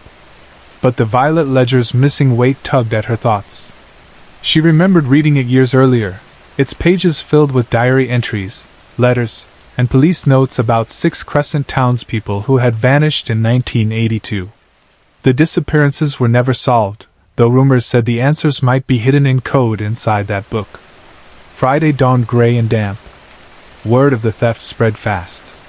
Old Crescent thrived on stories, and by noon Sarah's shop was busy with customers who lingered too long at the history shelf or asked pointed questions. One woman tried to buy every other Crescent history book Sarah stocked. Another slipped in, then left a minute later, placing nothing on the counter but a folded scrap of paper. Let sleeping stories lie written in violet ink. Sarah's hands trembled as she read the note. Something stirred at the edge of memory. The ink matched the faded underlinings inside the violet ledger. That afternoon she visited Officer Patel at the station. Patel confirmed what she had half feared. A young woman named Eliza Armitage, who had visited Crescent last year to investigate her grandmother's 1982 disappearance, had filed a request to view the violet ledger. Patel had never located the book for her. Now, 1 year later, it was gone. Patel arranged a discreet alert with neighboring towns in case the thief tried to sell the book. Sarah thanked her and walked home through drizzle that tasted like iron on her tongue. That evening fell hard and early. Shelving new arrivals, Sarah heard the front bell jingle. Retired Detective Mabel Armstrong entered, white hair pinned in a neat roll, raincoat cinched tight. Mabel stepped straight to Sarah. I heard you lost that ledger, she said in her once booming voice, now rasped by age. If you want my advice, close your shop for a week, let things cool. Sarah shook her head. I can't. Whoever took it doesn't want it gathering dust. They want what's inside. Mabel's blue eyes narrowed. Which means they're already deeper in than you are. Be careful. She left without browsing. Outside, lightning flickered. When Sarah locked up, she found a second note tucked into the return slot. The answers are not for you. Violet ink again. Sleep fled. She brewed coffee at midnight and spread her customer logbooks across the kitchen table. Over the years she had jotted notes about who bought what, who asked odd questions. One pattern emerged. 3 names circled the violet ledger regularly: Mabel Armstrong, local historian Jonas Finch, and a silent out-of-town visitor who signed receipts only as D. Whitaker. But Mabel was too short, Whitaker unusually tall. The thief on the video was of middling height and narrow build. Not Mabel, not Whitaker. That left Jonas. Jonas Finch rented a room above the apothecary on Briar Lane. Sarah visited him Saturday morning. His cluttered rooms overflowed with maps, red-pinned corkboards, and photocopied newspaper archives. He denied stealing the book, but his darting eyes and trembling hands betrayed fear. When Sarah pressed him, he said only, "Someone else wants Crescent quiet. Someone dangerous." He practically pushed her out the door. Halfway home, Sarah felt watched. She loitered at a bakery window and saw, reflected behind her, the raincoat figure across the street. When she turned, the person vanished into the fog. That night she closed early and checked the back door before bed. It was locked. Yet at dawn she found it ajar, and a trail of muddy prints led into the alley behind her shop. A purple scrap of fabric snagged on a nail fluttered in the breeze. Sarah followed the prints past shuttered shops, down the slope to the derelict railway station closed since the early 90s. Weeds climbed the platform posts. A bramble-choked tunnel mouth yawned dark beneath the hill. She hesitated, heart pounding. Then she switched on her phone's flashlight and stepped inside. Graffiti covered the tunnel walls. Seek the violet. Heed the ledger. A cold draft wound past her ankles. She found ashes of a recent fire, and beneath them a page torn neatly from the missing book. The page mentioned a key hidden. Where the river bends, November 17th. Sarah snapped photos, then hurried home. She called a meeting that afternoon. Jonas, Detective Mabel, and Officer Patel gathered in her shop's reading nook. She told them everything: the notes, the tunnel, the footprints. Patel agreed to accompany her to the river bend. Jonas brought a map. Mabel packed a small revolver left over from her service years. They set out Sunday at dawn. Mist hugged the river. At the bend, beneath a leaning willow, they found a moss-covered log cabin half collapsed into its own cellar hole. Inside, the air smelled of damp earth and forgotten time. Jonas pried at loose floorboards until one lifted, revealing a dusty metal box. Inside lay bundles of letters, black and white photos, and the violet ledger. Several passages were marked in fresh violet ink. Someone else had been here first. Sarah thumbed through the book. The purple-marked entries mentioned coded rendezvous points, safe houses, false names. Mabel read the letters aloud. During the height of the Cold War, a handful of Crescent residents secretly sheltered refugees fleeing across borders. People hunted for their politics or heritage. To protect the refugees and the helpers, the group staged disappearances. Families received vague telegrams. Loved ones vanished overnight. The helpers wrote everything in code, locking details in the violet ledger, then hid the proof. Eliza Armitage, it seemed, had been right. Her grandmother wasn't a victim but a survivor who had escaped under a new identity. Another letter revealed that Eliza herself had been searching, leaving notes in violet to prod someone, anyone, into revealing the past. Patel's radio crackled. A call came through. A trespasser had broken into Jonas's rooms. Patel and Mabel stayed to secure the cabin. Sarah and Jonas sped back to town. They burst into Jonas's flat to find the raincoat thief, hood thrown back, revealing a young woman with tear-streaked cheeks, rifling through boxes. Eliza Armitage dropped a folder when she saw Sarah. "I just wanted to know," she pleaded. "My grandmother never talked about her life here. I found hints in her belongings, then I saw your shop had this ledger." Sarah's anger softened. She and Jonas told Eliza what they'd uncovered at the riverbend. Eliza cried quietly. Relief, grief, gratitude tangled together. She had taken the book out of desperation, not malice, and the threatening notes had only been attempts to buy time. Patel arrived with Mabel, who looked the young woman up and down, then nodded once, as though conceding a point in a long debate. Patel convinced Eliza to return the book voluntarily and promised no charges, provided Eliza helped complete the record. Over the next week, they digitized every page of the violet ledger and matched each coded name with real people who had slipped away to new lives. The town council met in a rare closed session and voted to acknowledge the hidden history publicly. A plaque would stand at the old station, honoring those who vanished to keep others safe. Word reached relatives across the globe. Letters poured in. Old Crescent changed in small but lasting ways. The fog still rolled up the lanes, and the lamplight kept its flicker, but people walked a little taller, speaking of ancestors who had chosen courage over comfort. Sarah kept the original ledger in a locked glass case near the register. Readers came to see it, then stay for coffee and conversation. The whispering pages thrived. Jonas led history talks in the back room every Thursday. Mabel taught a monthly self-defense class for seniors. Patel dropped by in uniform, always leaving with a new crime novel. And Eliza? She chose to stay a while, helping catalog town archives, tracing the refugees' paths abroad, and sending letters to families who finally learned the truth after 40 years. Sometimes, late in the evening, she and Sarah sat by the front window, watching rain beads race down the glass, talking of the way stories hide in plain sight, waiting for someone to turn the page. One quiet night, long after closing, Sarah paused by the shelf where the violet ledger had once rested. The space was filled now by a small sign, "Some stories vanish so others may begin." She smiled, locked the door, and stepped into the misty lane, certain that whatever mysteries might come next, Old Crescent was ready to greet them.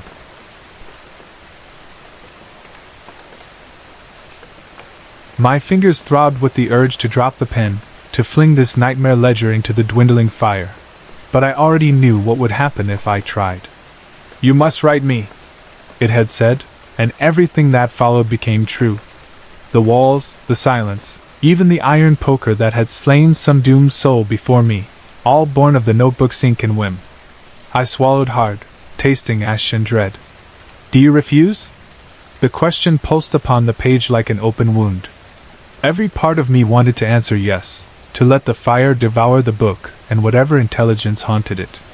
Yet the ledger's victims reeled through my mind in jagged flashes, half-existing men, people turned inside out, a child burned to silence, all because someone else had said no.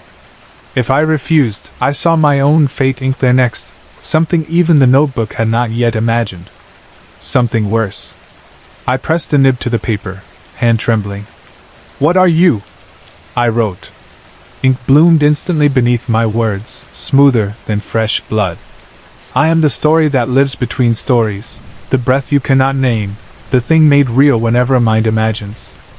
I was bound in this book decades ago, bound by a writer who tried to trap wonder and terror on paper. Finish my tale, give me form beyond the page. Then your truth will be restored. I blinked. Finish my tale. It wanted a body, a history, some shape to roam outside the margins. If I complied, would it truly release me? Or simply add me to its grotesque catalogue? The ledger's past victims had each tried to destroy it or flee. Each had perished in ways more terrible than the last. But none, it seemed, had attempted negotiation. A plan sparked, thin as a match, yet it was all I had. I dipped the pen again and began to write slowly, choosing every phrase with the precision of a surgeon. Your name is Inkwraith, I penned. You were born of parchment and night, a phantom stitched from every untold tale. Your nature is hunger for possibility, not flesh. You drift where words are first imagined, feeding only on stories freely offered, never stolen. You thrive on wonder, not horror. And when a tale is complete, you move on, leaving the writer unharmed, grateful, inspired. You can never dwell inside a single object again. Instead you wander like wind between libraries, always seeking new storytellers who invite you. As the sentences dried, the room's shadows rippled. The notebook quivered beneath my palm, its leather cover warming as though waking. Finish it, the ledger urged. My pulse hammered, but I forced my pen onward. In gratitude, the Inkwraith returns every stolen tale to its rightful place, heals every wound it once caused, and unbinds those it trapped. It ensures that no record of its earlier horrors remains, only the echo of creativity shared and never forced. I signed my name below the final line. The pen fell from my numb fingers.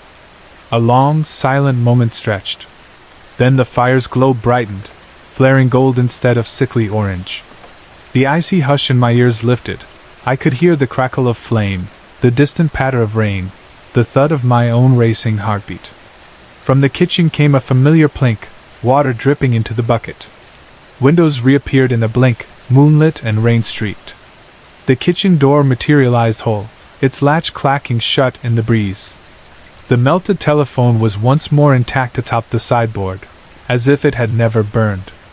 Around the hearth lay only ordinary cinders, no bones, no warped plastic. The notebook lay silent. At last I found the courage to open it. The guest list pages were blank, no names, no grisly fates. The newly written description of the Inkwraith remained, shimmering faintly as though the ink still breathed. Beneath my signature appeared a single faint line, written in handwriting not my own. The story is free. A soft breath, like the turning of a page in a vast, unseen library, fluttered through the room. Then quiet. I closed the leather cover, placed the notebook on the desk, and stepped back. Outside, storm clouds were already thinning, the first pale seam of dawn showing beyond the hills. I had no desire to keep the ledger. Yet I no longer feared it. Carefully, I tucked it into my satchel. Tomorrow I would walk to the nearest university archive and donate the volume, with a note, a blank book for new tales. Take it only if you choose to create, never to destroy. I banked the fire, donned my coat, and stepped onto the dewy grass. In the fresh dawn light, the valley looked almost unreal in its serenity. A merlin's call echoed from the distant tree line, bright and innocent, and for the first time since arriving I breathed without dread. Behind me, in the still cottage, a single sheet rustled. And somewhere, far beyond, an unseen presence drifted on a current of imagination, seeking its next storyteller, not as a monster, but as a muse invited. This time, no one would have to refuse.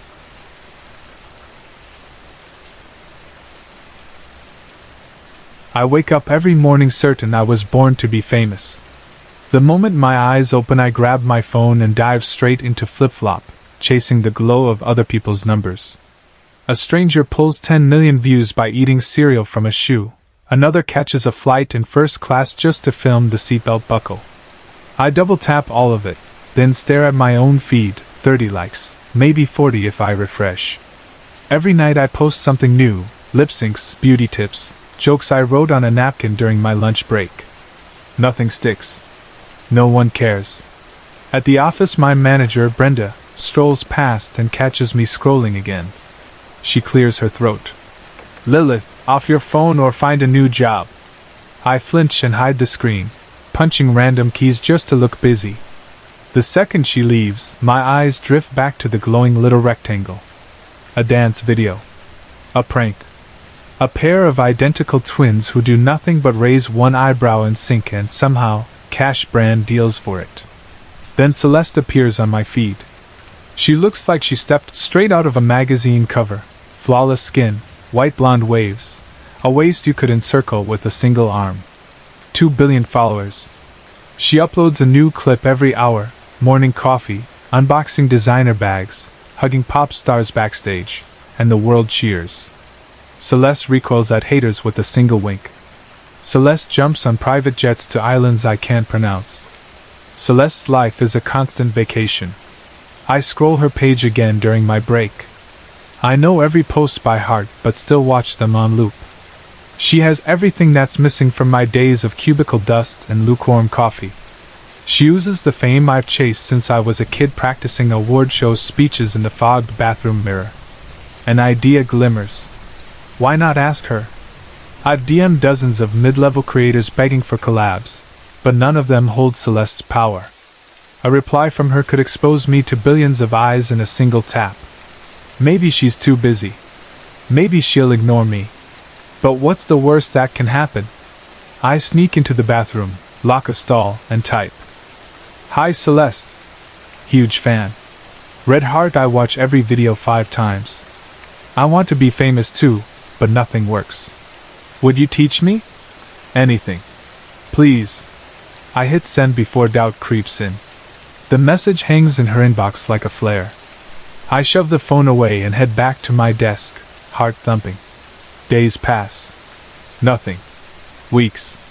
Still nothing. 3 months roll by, and I'm stuck at the same desk, same stale snacks in the break room, same manager scolding me for screen time. Celeste's silence gnaws a hole in my brain. I rant about it to my best friend, Melanie, over instant noodles on a drizzly Saturday. "She's probably flooded with messages," Melanie says, wiping fog from her green glasses. "Think about it, 2 billion followers. Even if 1% DM her, that's 20 million people. She posted a Q&A yesterday." I snap.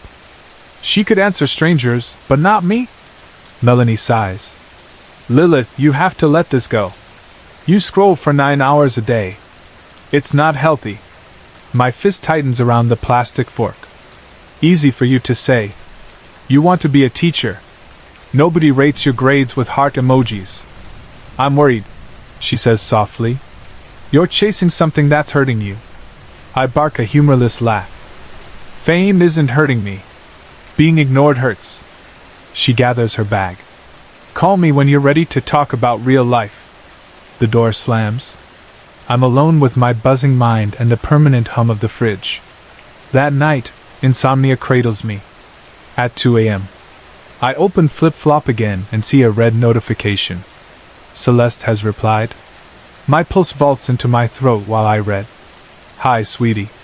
Appreciate the love, but I don't coach random stalkers. Good luck." Smiling face with hearts. Heat floods my face. Stalker? I'm a fan, a future colleague, if she'd only see it. I type. Please. I'll do anything. Name a price. She responds within minutes. Anything? Meet me at 5 Cafe in 10 minutes. I throw on a red raincoat, grab an umbrella, and sprint 5 blocks through the downpour. Inside, vinegar and fryer oil lace the air. Celeste waits at a corner table in a spotless trench coat, sipping herbal tea. Lightning flashes behind her like she ordered the weather. She barely looks up. You're late. Traffic.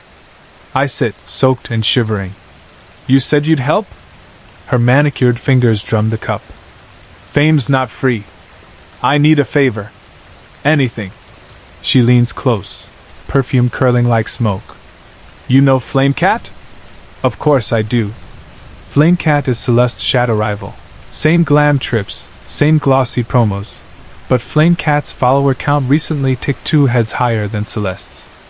Rumor says they once fought at a yacht party. Celeste's eyes harden. I need her gone. Gone? I echo. Off the grid, she whispers. Permanently. My stomach lurches. Surely she's joking. But her gaze, icy, unblinking, freezes that hope. She slides a sealed envelope across the table.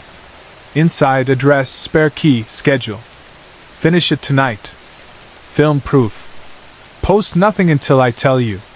Do this, and tomorrow your phone will explode with fans. I grip the envelope. Rain pounds the windows like frantic hands. What if I refuse? My voice cracks. A small smile. Then I'll expose the string of meltdown videos I screen recorded from your profile. Employers love that. She stands, drops money on the table, and glides out. I stare at the envelope as thunder vibrates the dishes. I could walk away. Call the cops. Destroy the envelope. But Celeste is magnetized to my dreams. She's the gatekeeper of a life I crave.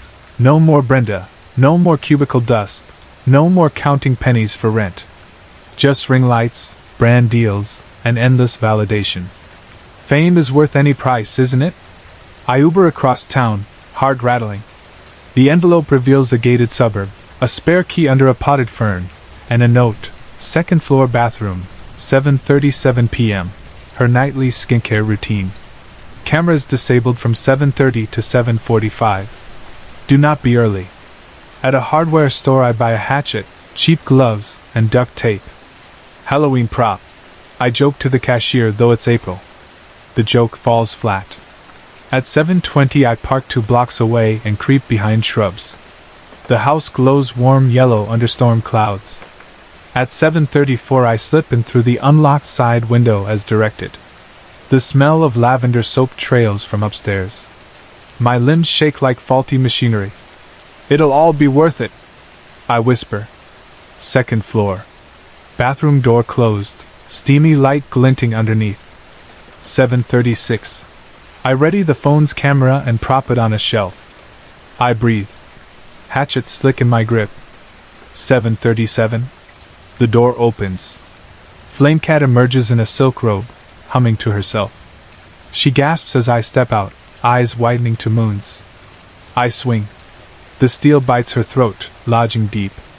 Blood splashes across the vanity mirror. She staggers, shock warping her features, and collapses, skull cracking on marble. Silence, except the faucet dripping where she left it running. I yank the hatchet free. My video captures everything in shaky framing. I hear distant thunder and my own ragged breath. I dump the weapon in a dumpster behind a closed supermarket, white prints with a rag, and race home. I scrub at the crimson on my skin until it's raw. The video sits in my camera roll like a ticking bomb. I text Celeste, done. No reply. I pace the studio apartment until dawn. Finally I flick on the TV. Breaking news. Beloved influencer Flamecat found slain in her home. Police seeking witnesses. Panic claws my chest. Did I leave evidence? Celeste promised cameras were off. My phone erupts with notifications, hundreds then thousands. I open Flip-Flop. My feed is a wall of duets and reaction clips embroidering the murder footage. Someone posted the video from a perfect angle, stable, well lit, not my shaky phone. The caption tags me at Lilith_Black original content. My jaw unhinges. How did they get perfect footage? Incoming message from Celeste. Thanks for starring in my new video, sweetie. 50 million views in an hour. Told you I'd make you famous. She attached a screenshot, my follower count skyrocketing into 7-digit territory. The comments rained down. Psycho Queen. She really did it for the clout. New Netflix doc when? Police sirens wail outside. A voice booms through the hallway. Lilith Black, open up. My pulse steadies, a strange calm. Fame arrived, just not the way I pictured. Cameras will follow me wherever I'm headed next. Everyone finally knows my name. As they cuff me and walk me past reporters, flashes ignite the night. I lift my chin, smile wide, and blow a kiss to the lens. Inside the patrol car, notifications keep buzzing. I whisper the mantra that carried me here. It was worth it.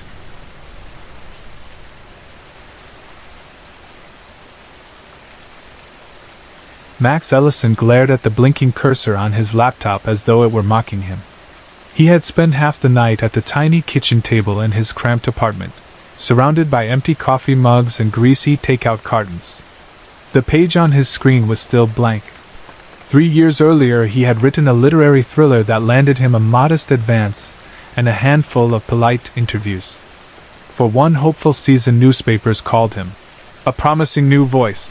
But the praise faded, sales slowed, and publishers stopped returning his messages. Now, at 36, divorced, 2 months behind on rent, and ghostwriting ad copy for toothpaste, he could feel despair tugging at every thought. At 2 in the morning the quiet was broken only by the hum of the refrigerator, and the soft rain tapping against the fire escape. His head spun from coffee and cheap grocery store wine. He slammed a palm on the table and began to type anything that came to mind. The scene he produced was small, a tired writer rummaging through dusty shelves, finding a crisp $50 bill tucked inside a library book. The paragraph amused him for a moment, so he left it there, closed the laptop, and fell asleep on the couch. Sunlight woke him. His mouth was dry, and his back ached, so he decided to work at the public library instead of staring at the same 4 walls. Inside the quiet reading room, he reached for the first novel on a display table. When he opened the cover, his breath caught. A brand new $50 bill waited behind the title page, folded exactly as he had imagined the night before. The library was silent. Nobody watched him. His hands shook as he lifted the money. It was real. It made no sense. All morning he debated. Coincidence, he told himself. A 1 in a million fluke. But the memory of that bill kept pricking him like a thorn. In the afternoon he walked to the cafe where he wrote most afternoons. The barista, Clara, greeted him with her usual bright smile. Before stepping into line he opened his laptop and typed a single sentence. Clara drops a full cup of coffee on the customer right in front of me. He almost laughed at the absurdity. Yet when he reached the counter, Clara's elbow bumped a mug, and hot coffee splashed down the coat of the man ahead of him. The customer yelped. Clara gasped. The mug rolled in circles before coming to rest at Max's feet. His pulse hammered inside his skull. That night he sat at the kitchen table again, the cursor blinking, as if daring him. He tested the strange power with cautious steps. In a new document he wrote, "Tomorrow the sun shines all afternoon with no clouds." The next day, weather forecasts predicting drizzle were proven wrong by a flawless, bright sky. He wrote that his out-of-date phone would break and he would replace it with the latest model at no charge. The battery died, the store clerk shrugged, and somehow handed him a brand new device after finding an extra promotional ticket under the register. He wrote that the landlord would forget about the late rent notice. By evening the eviction warning slid under his door had vanished as though it were never printed. Everything he typed, every wish and whim, took shape in the real world. The sensation was intoxicating. For the first time since his earlier success Max felt alive. He sat for hours, experimenting. The faucet that had dripped for 6 weeks stopped with no wrench required. Neighbors who argued through thin walls suddenly moved out. A leftover pizza appeared in his refrigerator. Anything he wanted, reality provided. Yet the changes never came free. They carried invisible debts, and the universe collected quickly. The first time he noticed, the debt felt tiny. He wrote that traffic near his building would clear so he could sleep without honking horns. That night the news broadcast a late-night bus crash on the highway, miles away, killing 2 passengers. Max froze as the reporter explained the crash happened when the driver swerved to avoid a sudden jam caused by an earlier exit closing. He replayed the link, heart pounding. Had his wish for quiet redirected the jam, sending those cars to the highway instead? A day later his sister emailed to say her dog ran off and could not be found. Dogs barked every time Max called her, and yesterday he had typed a line, "I finished my edits tonight with no barking distractions." The skin on his arms prickled. He did not respond to the message. Still, habit 1. He kept writing, telling himself he would choose only harmless details. He imagined sunny weather for street fairs and free coffee coupons at local shops. Each came true, but shadows followed. A sudden hailstorm ruined the next county's crops after the fair. The cafe's espresso machine exploded, scalding the manager's hand. Every bright sentence left a darker echo somewhere beyond his sight. Sleep became a minefield. Each night vivid dreams pressed on him. Faceless figures crying out, sheets of paper tearing, names smudged away. More than dreams, they felt like warnings. Reality was not a bank without balance. The scale tipped. Max tried to quit the keyboard. For a week he refused to write a single word. Consequences followed. The new phone vanished from his pocket. The friendly smile from Clara turned to polite distance. The silent faucet coughed and resumed its steady drip. It was as if the world were a play waiting for its lone author. Without new lines, the stage lights flickered. He felt trapped. Writing freed him from practical troubles yet condemned strangers to unseen costs. Not writing pulled him under the same weight he had escaped. The choice twisted him in knots. One evening, after reading about a pile-up on a crosstown bridge, a bridge he had erased from his commute with a single paragraph, Max poured cheap whiskey and confronted the glowing blank page. Fingers trembling, he typed lines wishing for peace, kindness, relief for strangers. He wrote of a man who found his stolen bike, a woman reunited with her runaway child. He pressed save and breathed. The following morning headlines celebrated a firefighter rescuing a 10-year-old girl from a burning apartment. Joy surged, until the next article. 3 children died in a separate fire across the state, suspected faulty wiring. His throat tightened. Balance. Always balance. Kindness delivered here meant tragedy delivered elsewhere. Max spent hours pacing the apartment. If one person controlled the script, every change carried a hidden price. The only answer, he decided, was to remove himself from the equation, to seal the power where it could harm no one. He opened a new document. He wrote of a world returning to chance, where events unfolded by their own fragile paths, unaffected by a single writer's whims.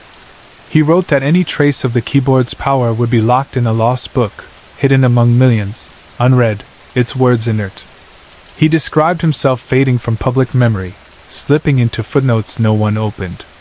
He typed that the balance would reset, debts paid, lives no longer shifted by unseen sentences. The chapter stretched deep into night. When he finished, Max saved the file, closed the laptop, and walked into the hallway. The building seemed quieter than he ever remembered. A cool stillness filled the air. His body felt light, almost transparent, as if breath itself could move through him without resistance. He sat on the worn couch, closed his eyes, and the world exhaled. The next morning nobody in the cafe remembered Max Ellison. Clara brewed cappuccinos with a cheerful hum, rings of steam curling above polished silver. The librarian shelved books but paused at one thin volume missing from its spot, unable to recall why she noticed. Max's publisher searched old contracts and found no record of his name. In a small apartment, a laptop rested on a table. The hard drive spun once, then failed, its data unreadable. Rent notices reset with a new tenant. Time flowed forward. Seasons folded into one another. Clara married and had a son named Owen. The boy loved stories more than screens and spent Saturdays wandering the public library's musty aisles. On a gray afternoon he found a slim, unmarked book wedged between thick travel guides. Its spine was cracked, pages yellowed, yet holding it felt strangely important. He carried it to a cushioned window seat. When Owen opened the cover, a single sheet drifted free. The sentence on it read, "The story ends here, but only if you let it." Puzzled, he slipped the page back and checked the book out.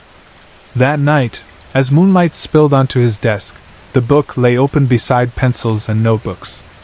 Owen stared at the empty page and wished, just once, for an adventure. Ink seeped across the paper, curling into words. His eyes widened. Somewhere, unseen scales stirred, sensing the weight of a new author's first line, ready to measure what might come next.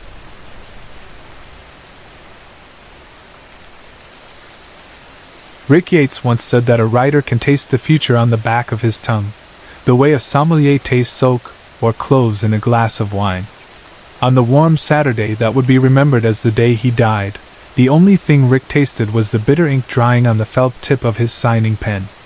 He sat behind a small folding table inside Page Turner's bookshop, an aging storefront wedged between a hair salon and Nettie's dive bar on Trestle's tiny main street. To the 40 or 50 readers queued in a crooked line that snaked between display shelves and ended outside on the sidewalk, he looked perfectly at home. His white dress shirt was crisp, his sleeves rolled to the elbow in a practiced show of humility, and his silver streaked curls had been coaxed into something that looked effortless but probably wasn't. He kept smiling, shaking hands, asking each reader's name, scrawling a note in the front of his new novel, then sliding the thick red book across the table. In the months leading up to this signing, Rick had given exactly one interview, a short piece in a literary magazine most people read only in waiting rooms.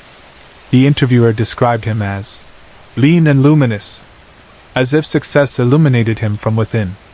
If anyone had looked closely at the man behind the table, they might have seen how thin that glow truly was, wrinkles fanning from the corners of his eyes, coffee stains on the nails he kept tapping against an empty mug, and the quiet shake in his fingers each time he uncapped his marker.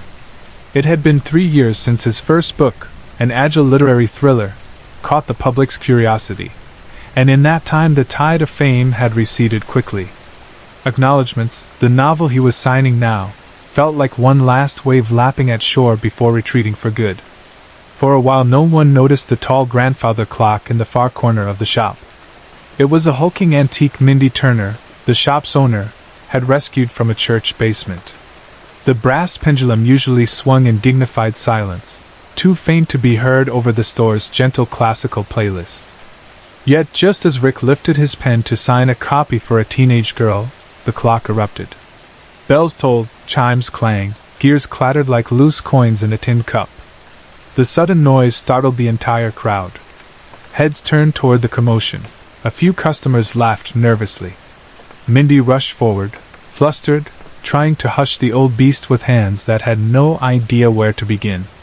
One witness later claimed that Rick called out to Mindy, something about stopping, something urgent, though in the moment nobody paid close attention. His voice, if he truly spoke, was drowned beneath the clock's metallic protest. When the ringing finally ceased, the crowd exhaled and turned back toward the signing table. Rick was bent forward, his shoulders rounded, his face hidden. At first a fan in front of him assumed he'd dropped his pen.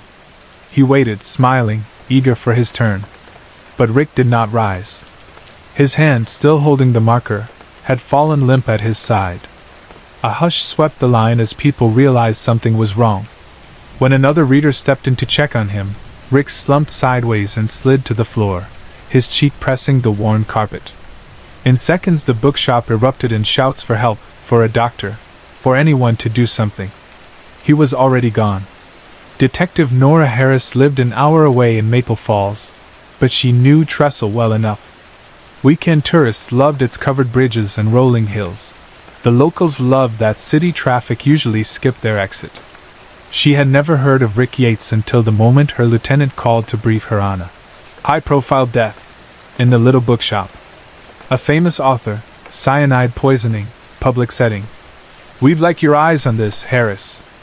Small-town departments don't see many cases like it," the lieutenant said.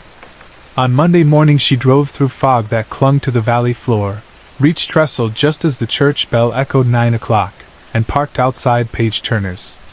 The shop windows were taped with police placards. A cluster of reporters had already set up cameras across the street. Inside, Mindy Turner hovered near the register, eyes puffy and red. "The store is yours, detective," she said, offering keys and a tired smile. The detective walked the aisle where the signing line had stood, noticing how Mindy's staff had left everything untouched: half-empty latte cups, a discarded phone charger, a wool scarf someone must have forgotten. The grandfather clock loomed in silence again, pendulum stilled by police tape. Nora crouched near the table, studied the belongings labeled earlier by Trestle officers: Rick's fountain pen, a stack of unsigned books, 2 packs of nicotine gum, and a plastic water cup. Forensics had already swabbed the rim. Later they would confirm traces of cyanide on the lid. Mitch Hollander, Rick's longtime manager, sat in the back office, shoulders hunched as if he were trying to make himself smaller. He wore a wrinkled sports coat and tortoiseshell glasses that kept sliding down his nose. His cheeks were blotchy. He alternated between rubbing his eyes and pinching the bridge of his nose. "Rick never used to do public events," he explained. "After the relapse he became private. But this book, he felt like he owed the fans one last signing." Nora asked if the water had been sealed before Mitch handed it to Rick. "I got it from the staff fridge, same as mine." Mitch's voice quivered. "I would never hurt him. He was my friend. More than that, he was my meal ticket, sure, but—" He trailed off, grief swallowing words. When she stepped outside the office, she found Mindy looking at the grandfather clock. "It's never done that," the shop owner whispered. "It almost sounded like it was warning us." The pathologist's call came Tuesday: lethal dose of cyanide, ingested moments before collapse. With no powder found on Rick's clothes, the most likely vehicle was the plastic cup. Fingerprints on the cup belonged mainly to Rick and to Mitch Hollander. Mindy's prints were faint, likely from carrying the stack of cups earlier, but Mitch's prints were clear around the lid. Detective Harris met her husband for dinner that night. He nearly choked on his meatloaf when she admitted she had never read a Rick Yates book. "No swimming, the movie? Based on his second novel?" She shrugged.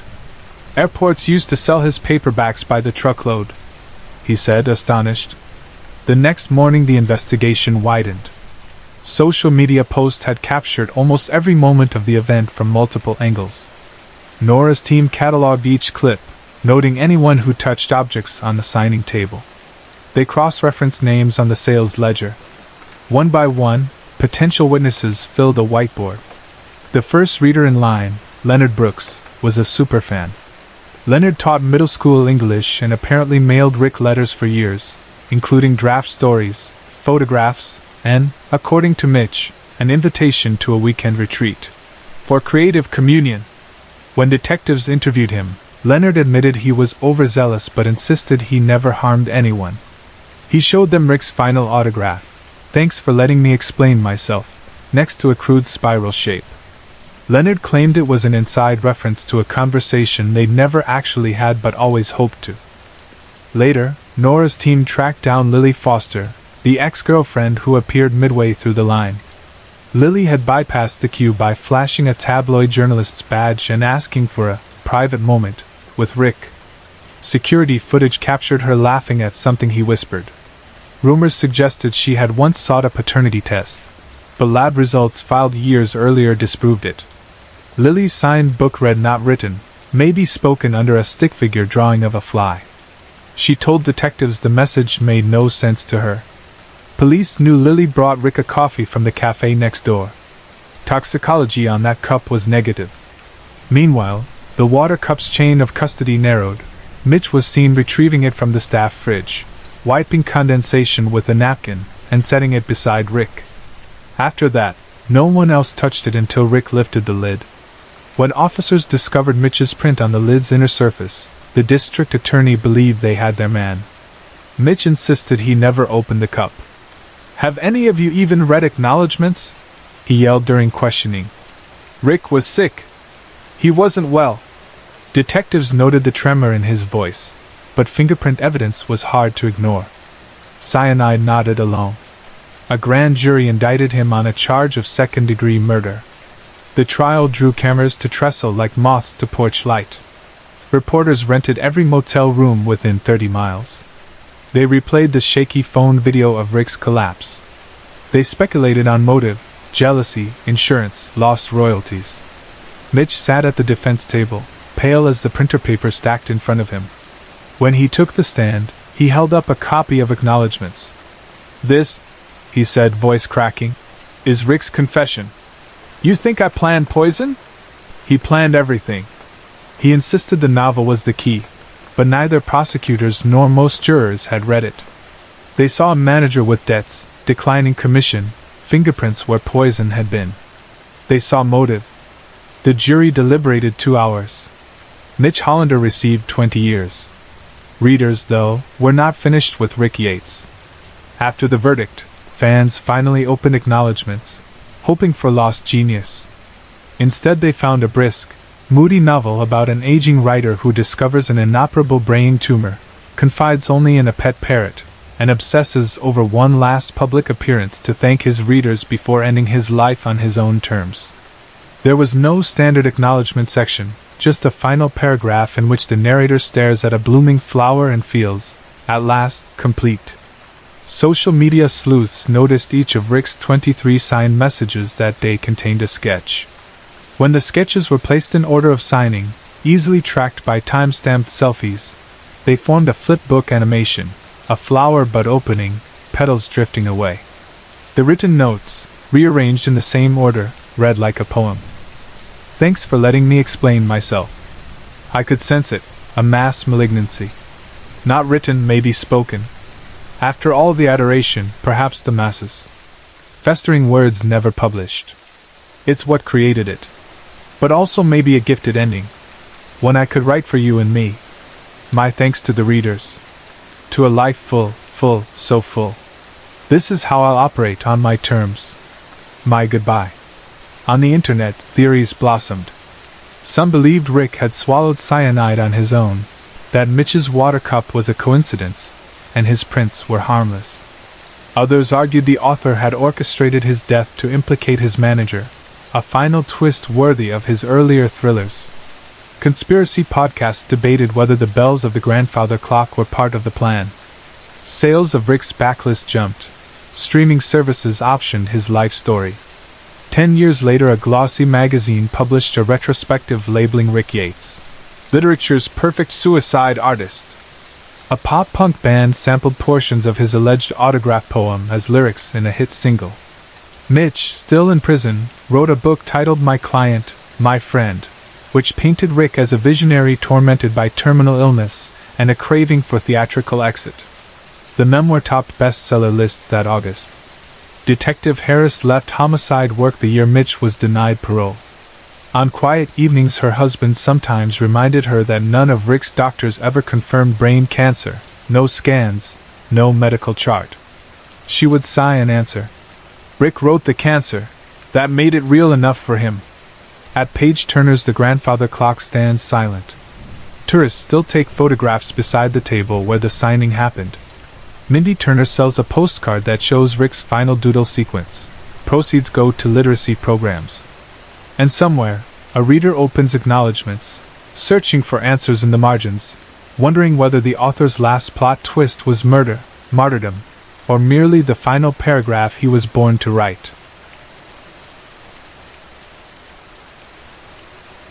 Luke Silva, his full name is Lucien, but only teachers ever use it, woke before sunrise, tangled in his sheets, coughing into the darkness. A second later he felt a warm hand on his shoulder.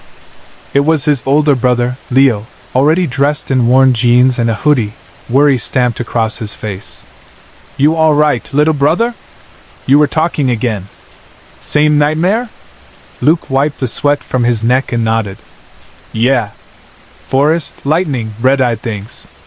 His lungs still burned from the coughing fit. "Sorry if I scared you." "It's okay," Leo said, forcing a smile.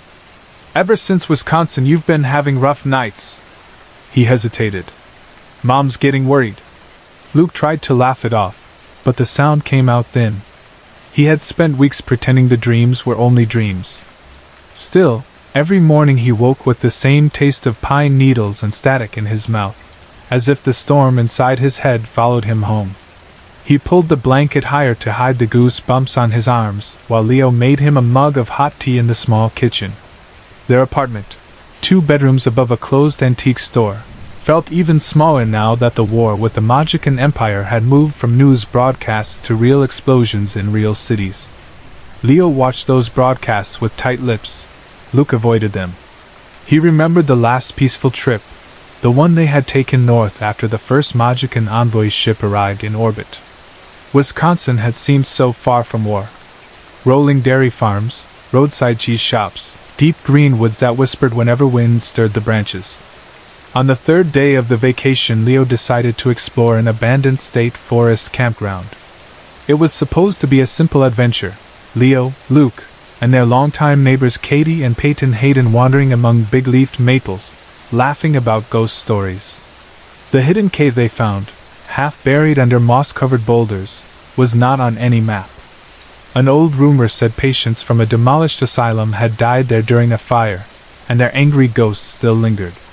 Luke, who loved books but hated horror movies, tried to convince the others to stay outside, but Leo grinned and rushed in with a flashlight. Luke followed, tension squeezing his ribs. The cave smelled of damp stone and old leaves. Echoes bounced weirdly around the walls. Farther back they reached a second chamber lit by cracks in the ceiling. Cold rain dripped through those cracks, tapping on the rocks like nervous fingers.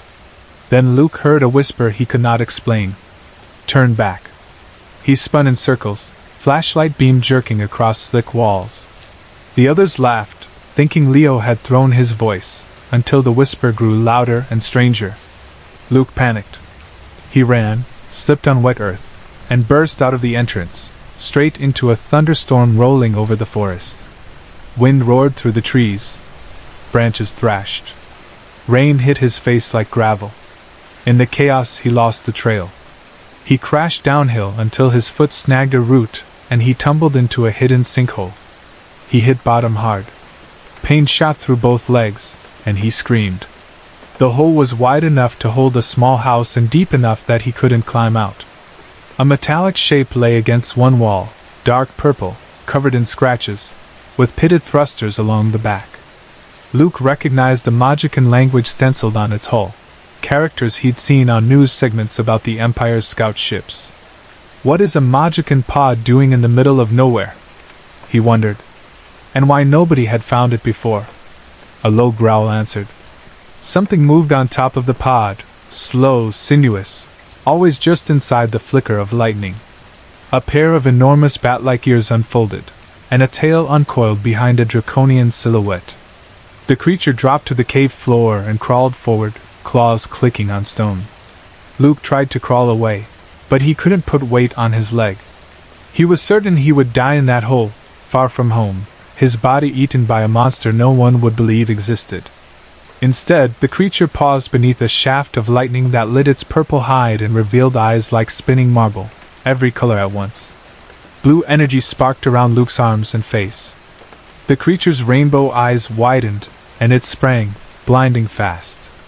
Luke braced for claws or teeth, but the thing caught him gently, one clawed hand on his forehead. Blue static crawled over his body. He felt heat, smelled ozone, and then nothing. When he woke, he was lying on wet ground outside the sinkhole. Lightning still flashed overhead, but the creature was gone, the Magican pod hidden again. Luke looked down. No blood, no cuts, nothing but a faint crackle of St. Elmo's fire clinging to his fingertips.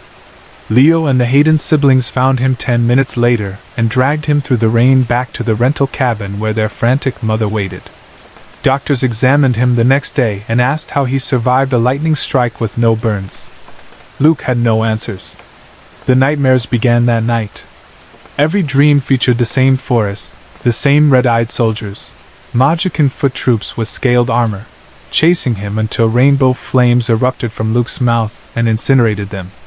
He always woke sweating, heart racing, smoke phantom in his nostrils. Local news soon reported Majikan guerrilla squads fighting each other near small towns in the region, casualties piling up without a single human victim. Investigators could not explain why alien soldiers would turn on their own. Luke avoided the TV. He was afraid he would see fire he recognized. Then the official war started. Negotiations shattered like the window in Luke's bedroom all those years ago. Earth's draft pulled fathers, mothers, cousins, neighbors. Luke's father and 2 uncles were sent to Europe to defend Gibraltar and Ireland. Both territories fell within months. Katie and Peyton's grandfather Atticus, a retired Marine, was forced back into uniform. No letters came after deployment. The Silva family drove home from a mass funeral with hundreds of others who'd lost relatives in the initial Majikan push. Halfway down Route 11, a sudden barrage of fireballs rained onto the highway. Cars exploded, people screamed, and everyone fled into the surrounding fields. Luke sprinted ahead while Leo shouted his name behind him.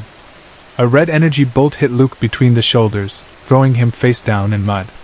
Before he could stand, 6 Majikan Drake soldiers in V-shaped crested armor surrounded him. Their ears were smaller than the cave creatures, their faces permanently snarling. "We have finally cornered the traitor prince, Commander Spirius," one soldier hissed. "He has fused with this human child." Luke's bleeding palms dug into wet grass. He understood every word. "Prince? Fused?" "Yes," another growled. "We rip him out, kill the host, bring Prince Vega home." Lightning split the storm clouds. Panic surged. Then a calm inner whisper answered, "No." Rainbow fire detonated from Luke's lungs, hotter, wider than any dream. It vaporized the nearest soldier's head. Luke stared, horrified at what he'd done, as energy rippled down his arms. His body blurred and exploded into white gold light. The Drake soldiers recoiled, weapons raised, but when the light faded, Luke was gone. In his place stood the creature from the Wisconsin cave. Tall, purple skin, draconian snout, rainbow eyes blazing like twin nebulas. A mouth lined with fangs yawned open on its chest, ringed by tendrils tipped with suction-cupped mouths that dripped acid. Shoulder-mounted wings crackled with luminescent energy. Sparxel Vega, crown prince of the Majikan Empire, had awakened. "You have no right to threaten children," Sparxel said, voice echoing like 2 speakers playing in perfect unison, his own and Luke's overlapping. He pivoted, tail whipping mud, as the soldiers charged. Rainbow beams sprayed from his fingertips, punching holes through armor. Chest-mouth tendrils wrapped 2 attackers, flinging them into trees. Acid spat across scale plating, hissing. One soldier managed to catch Sparxel's tail. Sparxel detached it, spun upward, absorbed lightning into his wings, and fired a sweeping ribbon of rainbow flame. The last soldier disintegrated. Nearby witnesses, Leo, Katie, Peyton, dozens of civilians, watched Majikan slaughter Majikan. Police sirens wailed. Sparxel turned, realized humans were staring, and with a flash of energy morphed back into Luke. He limped toward his family, adrenaline gone, exhaustion cold in his bones. Inside his head he heard the prince speak, "I am sorry, Lucien Silva. I never meant to endanger you. When the storm struck, I ignited my energy, merged with your body to save your life. You carry my light now."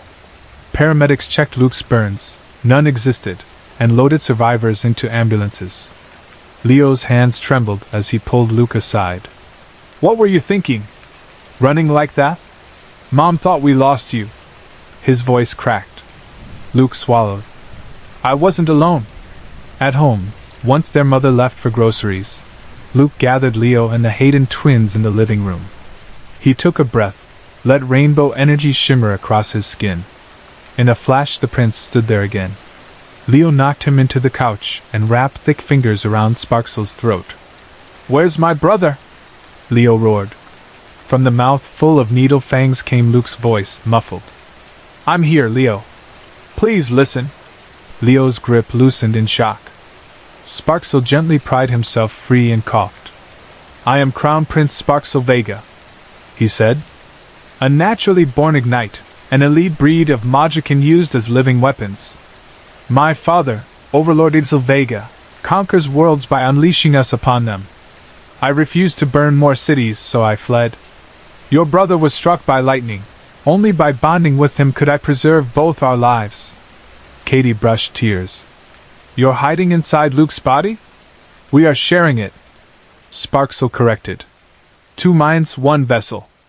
I mean him no harm. Leo's voice trembled with fury. Then leave. You put Luke in the crosshairs of your empire. Sparxel's rainbow eyes dimmed. If I depart, Earth still falls.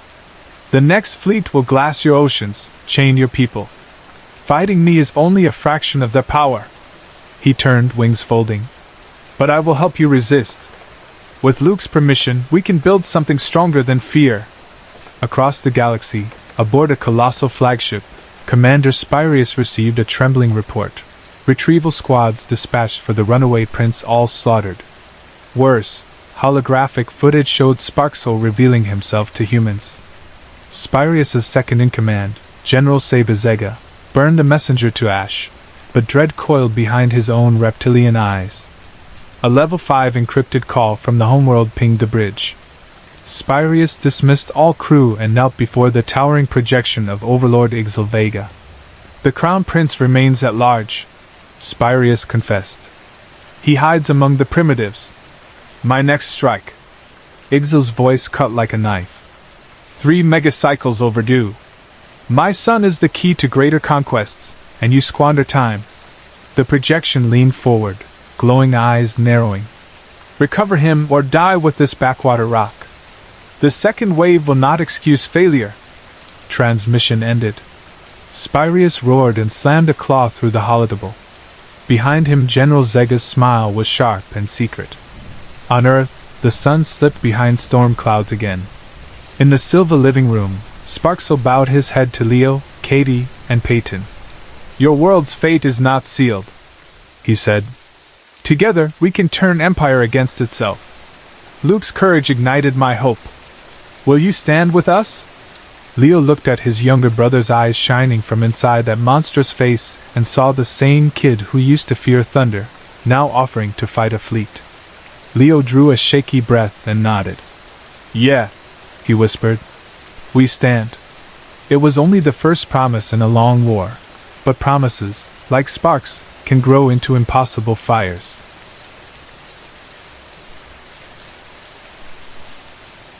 Bernie Erickson always hated working after dark. Every hour seemed to slow, stretching like a long shadow across the squad room. Yet in homicide nobody chose the clock. The dead kept their own schedule, and detectives followed. A storm had drifted in before midnight. The station smelled of damp wool coats and stale coffee, and the rain squeezed past the cracked window above Bernie's desk. The overhead bulbs hummed unevenly, flickering just enough to remind him he could leave if he wanted, but he stayed. He had 3 bodies on his desk, 3 photographs lined up side by side, and he could not walk away while they stared at him. The faces were different ages and colors, but the death behind their eyes felt the same, clean, quick, almost surgical. He pressed 2 fingers to his right temple, chasing the throbbing that had settled there days before. His other hand wrapped around a chipped mug that carried more memories than caffeine. A detective's hands learned strange habits, signing warrants, holding grieving mothers, gripping paper cups of bitter coffee because bitterness felt real. The files gave almost nothing back. No fingerprints, no shoe marks, not even a wayward thread. Someone had tidied each scene with the patience of a museum curator. Bernie read the words, flipped the pictures, read them again. 100 passes and still no pattern emerged. Each time his eyes drifted shut, half-formed glimpses floated up, moonlit alleys, a flash of metal and rain, a figure whose coat was too long. But he told himself dreams were just leftover noise. Awake, he had seen worse. He leaned back until the chair creaked and forced himself to breathe. Somewhere beyond the brick walls and taxi horns a killer walked free, and Bernie Erickson intended to drag that ghost into the light. Rain slapped the window harder, pushing a soft rhythm through the empty office. The copier down the hall clicked, then went silent. Night duty felt like living inside a seashell, Every small sound seemed huge. Bernie welcomed the hush. Sometimes quiet let a clue whisper. To one side of his desk hung an old street map of the Western District. Faded lines marked bus routes and dead ends. In fresh red ink, he'd drawn 3 crooked X's, locations where the bodies had been found. One behind a shuttered bakery that smelled of yeast even in decay. Another beside the river, where broken shopping carts rusted in the reeds. The third behind a laundromat whose neon sign still sparked on wet nights. He touched each X, hoping the paper might pulse with hidden meaning. Nothing. The marks formed no neat circle, no traveling line. Just a rough cluster bleeding into neighborhoods Bernie knew too well. He had grown up a few miles north of that river bend, pedaling a scarred bike past corner stores that now stood boarded. Coincidence, he told himself, those cities thrived on uneasy echoes. A yawn cracked his jaw. Sleep lately felt like slogging through mud, heavy, slow, never deep. Even when he surrendered to his mattress, his mind hovered half awake, feeding him quick flashes. Cold pavement under bare feet, the metallic breath of rain-soaked air, someone whispering in the dark. He scribbled a note. Walk river lot again. He couldn't explain the urge. Instincts seldom wrote essays. In homicide you learn to listen to the tug of a hunch, or you ended up buried beneath unanswered files. He pushed away from the desk. His spine popped like popcorn. The office suddenly felt smaller, walls inching inward. He lifted his coat from its hook, the collar frayed where it brushed his stubble, and slipped a pocket notebook inside. That little book held scraps of sentences that sometimes turned into evidence. The hallway beyond his door was a dim tunnel.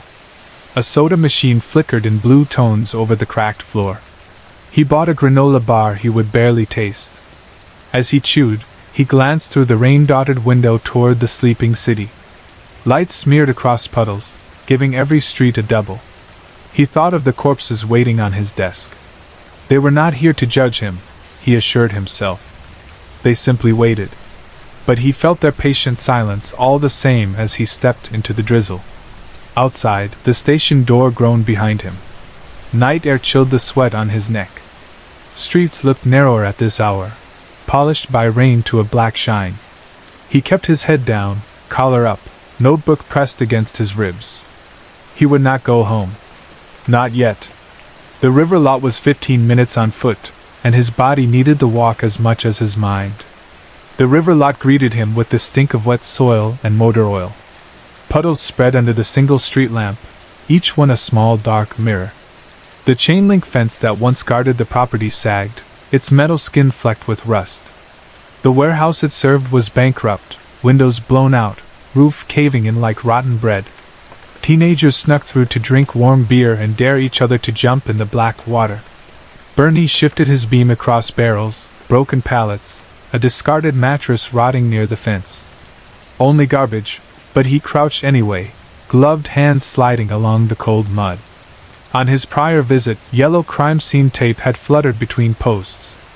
Tonight the wind moved only old leaves. He caught a scrap of pale material snagged on a coil.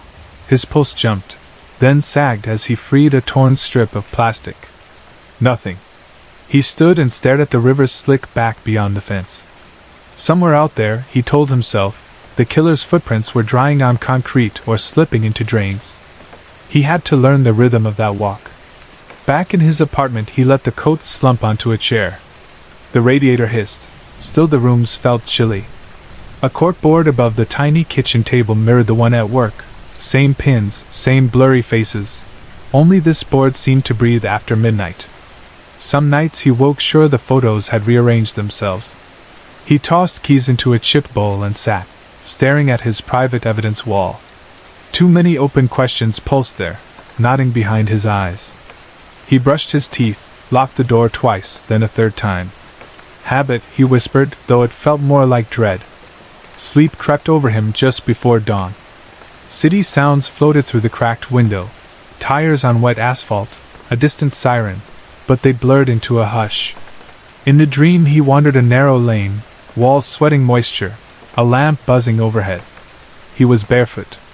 He knelt, touched a dark smear between bricks. Behind him a voice rose, close, low, almost kind. He spun. The alley emptied, lamp sputtered out. He woke at 4:12, chest tight, fists balled in the blanket as if he'd been holding something real. Dreams, he told himself again, then reached for his bedside notebook. He wrote, alley, lamp, bare feet, voice. Underline voice. Twice.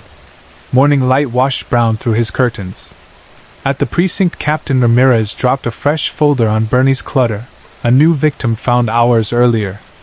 Ramirez's face carried days of bad news.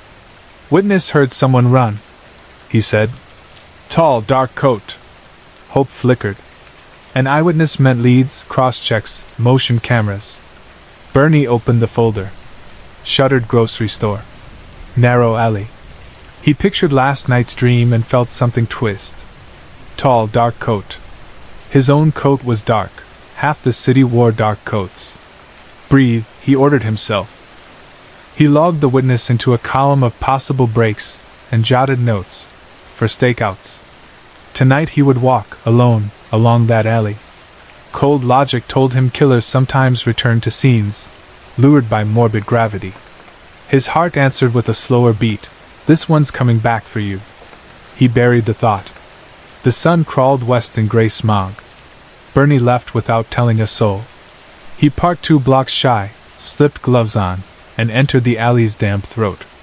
No sirens, no chatter. The grocery's back door stood chain-locked. Wind nudged a loose tin sign, the clang echoed between walls. He knelt where blood had pooled hours earlier. The cleanup crew had rinsed, yet a faint iron scent lingered. When he closed his eyes, a familiar hush filled him, the dream hush. He pressed his palm flat against the brick, the same spot he had braced against in half-sleep. His pulse drummed in his ears. His free hand drifted to his coat pocket where his pocket knife rested, standard issue, nothing unique. He stepped back, shaken. Rain thickened, and he left before uniformed patrols noticed. Driving home, he watched wiper blades smear red taillight reflections. His coat draped in the passenger seat felt suddenly heavy. Maybe he was cracking. Maybe grief and caffeine were planting memories that never happened. He told himself he would sleep tonight, real sleep, no coffee. He entered the apartment, locked up, and dropped the gun belt on the sofa. He drank water straight from the tap, metallic and cold. He left the kitchen lamp on low and crawled into bed. Dream again. The same alley. The same barefoot crunch of gravel. Only this time the metal in his hand was not a knife but something shorter, slender, sliding neat across skin. The throat beneath his grip opened without sound, warm liquid pulsing over his knuckles. The body folded, gentle. A voice, his own, said, almost done? He snapped awake, throat coated with bile. He sat bolt upright, sweat cooling fast on his scalp. Moonlight slipped across the corkboard, painting the victim photos in silver. He rose on numb legs, stared at the pictures. The eyes seemed to meet his. Memory washed over him in cold waves.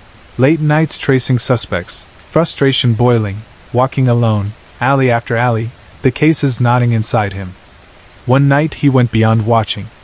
He followed a woman leaving a factory shift, feeling the knife heavy in his pocket. He didn't remember deciding. He remembered the hush. A whisper, almost done. He staggered to the sink and splashed water on his face. Droplets trembled in his beard. He looked in the mirror. The eyes staring back were his, but he could no longer tell which part of him hunted justice, and which part whispered in alleys. He opened the kitchen drawer and set the pocket knife on the table. The steel looked dull under the lamp yet felt bright in his mind. He peeled back the blade, found a faint rust line that could have been old rain, or blood washed clean. Dawn crept under the blinds. He dressed, slipped the notebook into his coat one last time, and drove through gray streets toward the precinct. He climbed the stairs to Captain Ramirez's office. His hand shook as he knocked. "Captain," he said when Ramirez looked up, "I need to make a statement." He laid the knife on the desk. Words tumbled out, about nights he couldn't remember fully, about dreams that felt like memories, about finding himself standing over bodies he was supposed to protect. Diazepam of doubt and guilt pooled in his voice. Ramirez's jaw set, eyes wide with disbelief that slowly cooled to sorrow. He reached for the desk phone, dialed internal affairs, then paused. "Bernie," he said quietly. "Are you sure?" Bernie nodded, tears he hadn't noticed drip onto the folder edges. "I found the monster, Cap. He was at my desk the whole time." Uniformed officers escorted Detective Bernie Erickson to an interview room. The rain had stopped, morning light spilling clear through high windows. Down the hall the copier jammed again. Voices murmured behind closed doors. The city's pulse moved on. At 9:07 a.m., Bernie signed his confession. As he set the pen down, a hush settled in his head, the hush he'd chased for months. It sounded nothing like a whisper now. It was simply silence, and for the first time in countless nights Bernie welcomed it.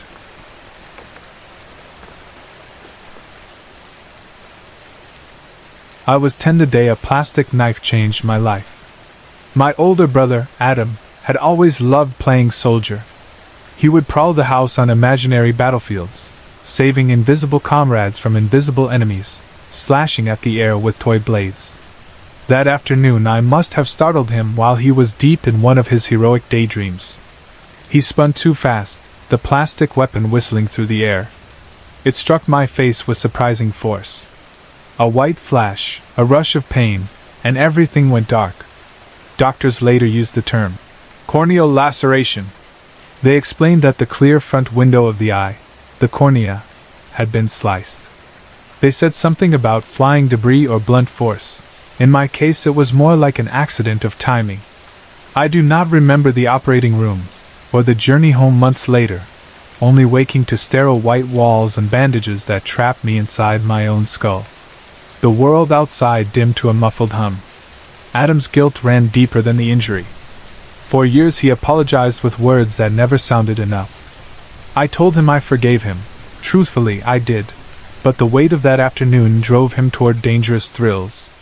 Skydiving, cliff jumping, motorcycle races on roads barely wide enough for one lane, any surge of adrenaline that might numb his regret. Even so, the bond between us never broke. He remained my brother, my fiercest protector, and my oldest friend. By the time the bandages came off I could make out only hazy shapes and smears of color. Doctors warned my parents, full clarity might never return. The loss frightened them more than it frightened me.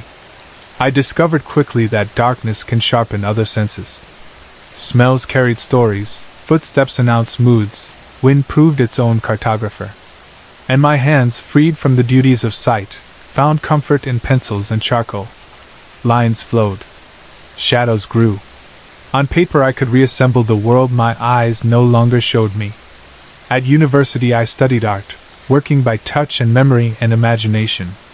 The more I drew, the clearer the images became inside my mind. Professors marveled at the realism. I could not see the details they praised, but I felt them, each eyelash, each crease on a forearm, each stray strand of hair. The lines were sure because my body knew them.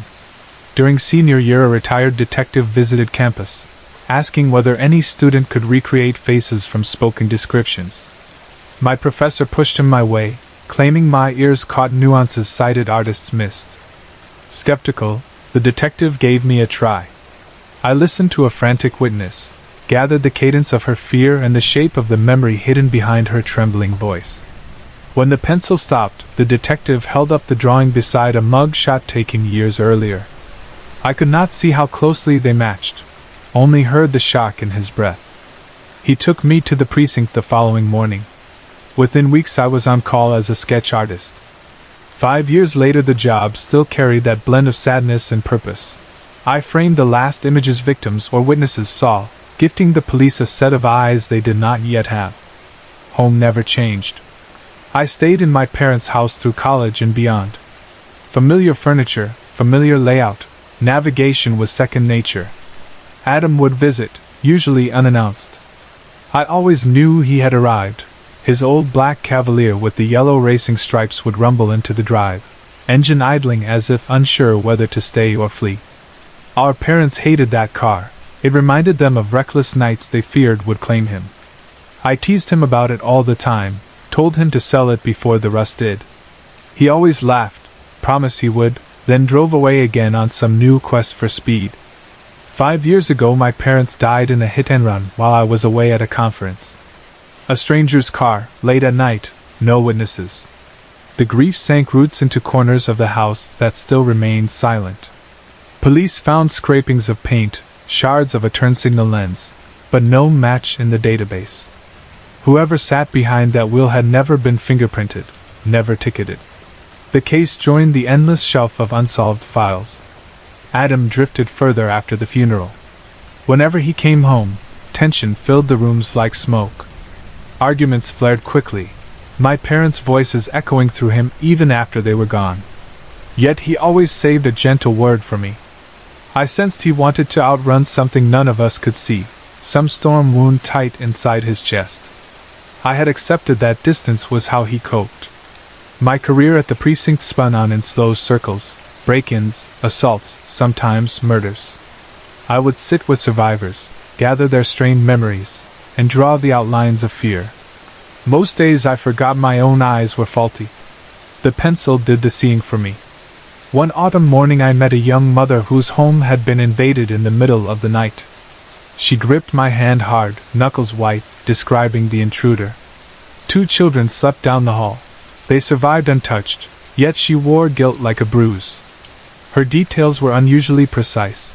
A shallow scar near the intruder's right eyebrow, a chipped front tooth, eyes that burned bright gray when the hallway lamp flickered.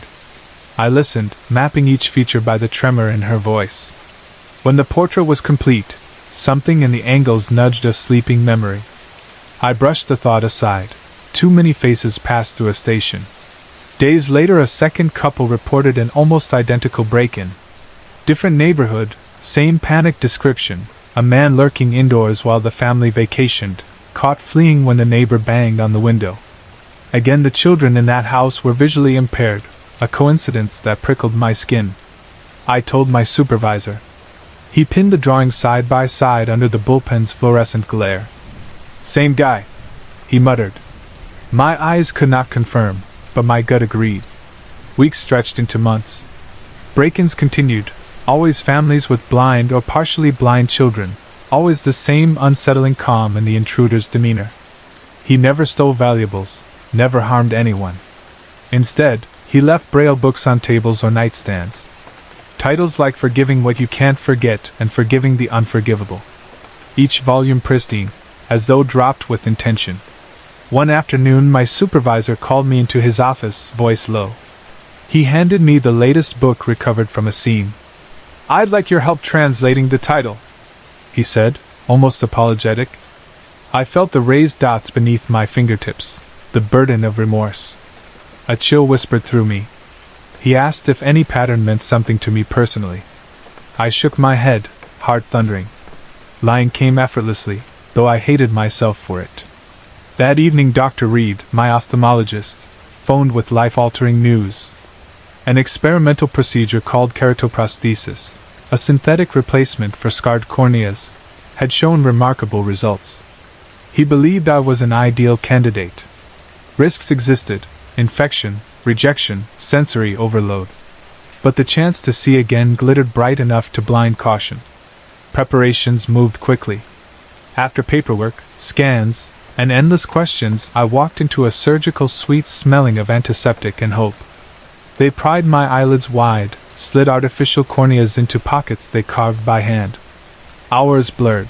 Anesthetics floated me beyond pain. I awoke bandaged, eyes sealed in darkness once more, but this darkness throbbed with possibility. Recovery required patience I barely possessed. A caregiver visited daily, guiding me through exercises, draping the apartment's windows, leaving night lights dim as candles. After weeks Dr. Reed peeled away the final dressing. I opened my eyes, and nearly fainted from sensory overload. Colors like I had never known flooded in, outlines sharpened, textures popped. Reed's face hovered above me, grinning like a fool. He looked younger than his voice. I had imagined him older, sterner. Instead he was boyish, with kind hazel eyes and ridiculous hair that refused to stay combed. I spent hours wandering the house, reacquainting myself. Wood grain on the banister, photographs gathering dust, sun motes drifting through curtains. Mirrors startled me, a stranger stared back. My reflection carried faint scars I'd only felt before, now drawn in pale silver across my corneas.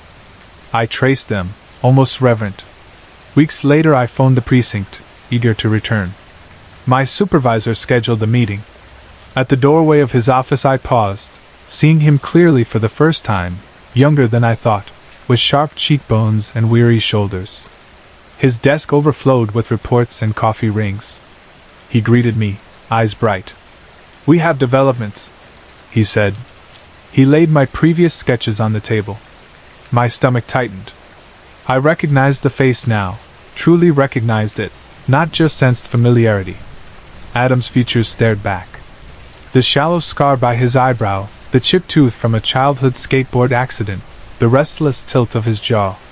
My brother had been breaking into homes of families like ours, leaving Braille books and a twisted apology to me. My supervisor described the pattern. The intruder volunteered at a community center assisting blind children, easily accessing Braille texts. Witnesses recalled his enthusiastic side projects. Adrenaline challenges, they called them. He had recently worked odd hours at a rehabilitation workshop, and security footage placed his car near two scenes. I sat silent while my supervisor spoke. Images collided, Adam's guilt, his reckless pursuits, his sporadic visits. The weight of those silent apologies congealed into something unforgivable. Then came the second blow. The precinct had finally tracked the vehicle involved in my parents' fatal hit-and-run. A routine traffic stop flagged the plate. Black Cavalier, yellow stripes, tinted windows. The car they were tracing belonged to Adam. My heart cracked open with a soundless scream. My supervisor watched me, concern clouding his features. "I wanted to tell you myself," he said softly. He offered personal leave. I declined. Work was all that kept the room from spinning. Driving home that evening, my newfound sight felt like a curse. Every passing headlight stabbed. When I turned onto our street, Adam's Cavalier sat in the driveway, rain beating on the hood like tears. My pulse hammered. He had come back, oblivious that truth now walked beside me. I found him in the foyer, duffel bag on the floor. He grinned, expecting casual conversation. His smile faltered under my stare. I spoke first, voice steady. "We need to talk inside." We sat across from each other at the kitchen table where our mother once served Saturday pancakes. The silence between us felt thicker than winter ice. "Get rid of the car," I said. "Now. Police are coming." Shock rippled across his face.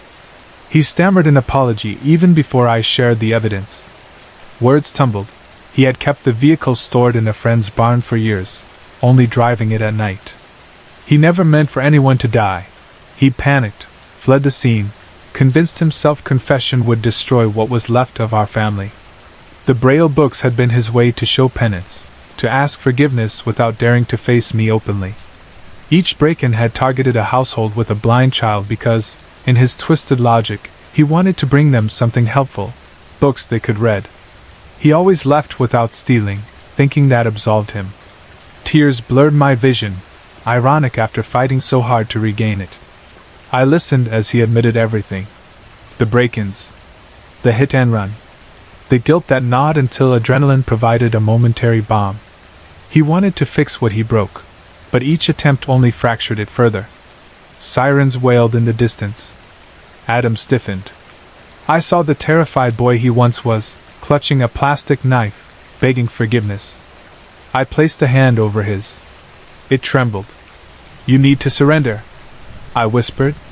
Red-blue lights strobed through curtains.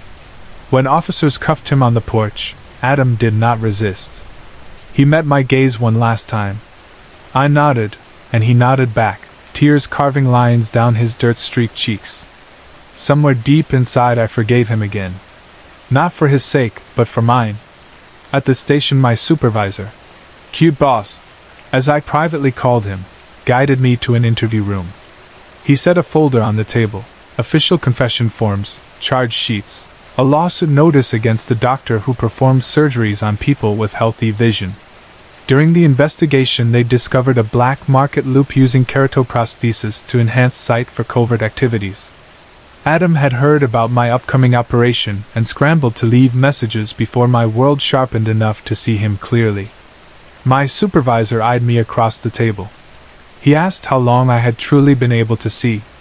I closed my eyes, inhaled slowly, and told him the truth. I had opened them at the hospital and felt the weight of every color, every line. And yet part of me stayed in darkness by choice, afraid of what clarity would reveal. I kept them closed during our first meeting because the light hurt, yes, but also because I sensed secrets waiting in those photographs. He listened, shoulders dropping. I saw not anger but weariness and reluctant respect.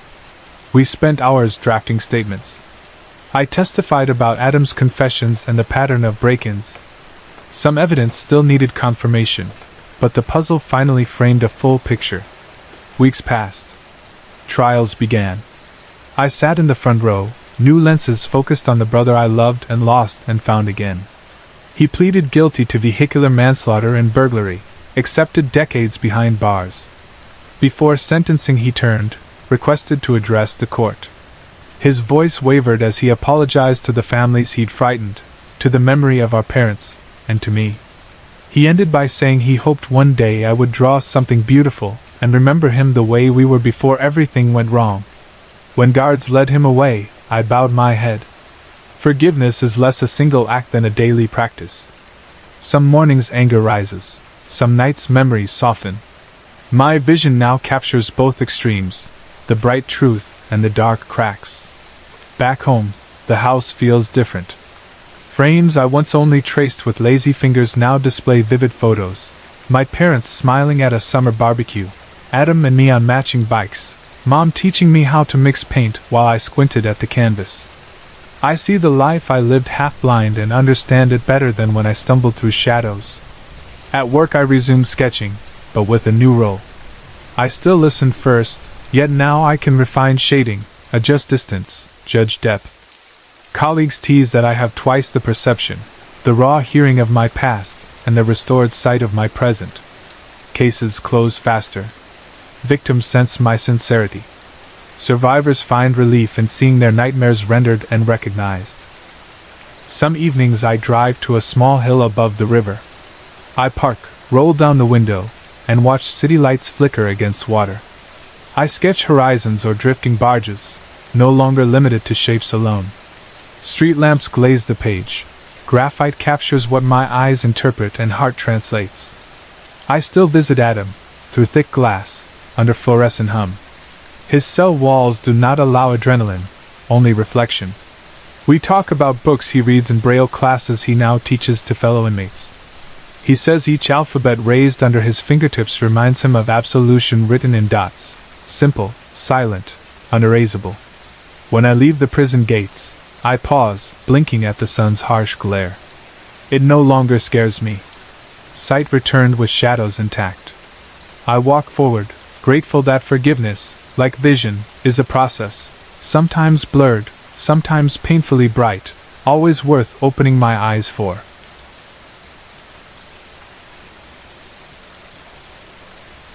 Patrick had been nursing his third pint before he finally worked up the courage to practice Russian again. His Irish vowels tangled with every foreign consonant, but he was determined. He wanted to tell me about the time he had taken a sightseeing bus across Moscow and lost his money, and nearly his nerves, when somebody sliced open his shoulder bag. "They cut off my bag," he said, then stopped to fish for the right verb. "Tam, they cut off, umenia otrazali sumku. Took the money, wziali denji, all the documents too, documenty." His cheeks were pink from whiskey, but he tried hard to articulate each Russian word. I nodded and corrected him gently. "If they took the whole bag, you can say otrazali, cut it clean off," I explained. "But if they slit only the bottom and reached inside, that's razrazali. You slice into, not off." Patrick frowned, replaying the moment when he felt the tug and then discovered the gaping fabric. "Right, razrazali," he repeated dutifully, as though the precise verb mattered as much as the lost passport. He took a breath, determined to continue. The bus was packed, he said, weaving the Russian between English phrases. The children, Zenshchina tam plakala, a woman was crying. They took her wallet too. Everyone standing, very cramped, Olkantesno. Perfect for them, duh? I clapped his shoulder in sympathy. But before I could offer another correction, a voice floated from the next table.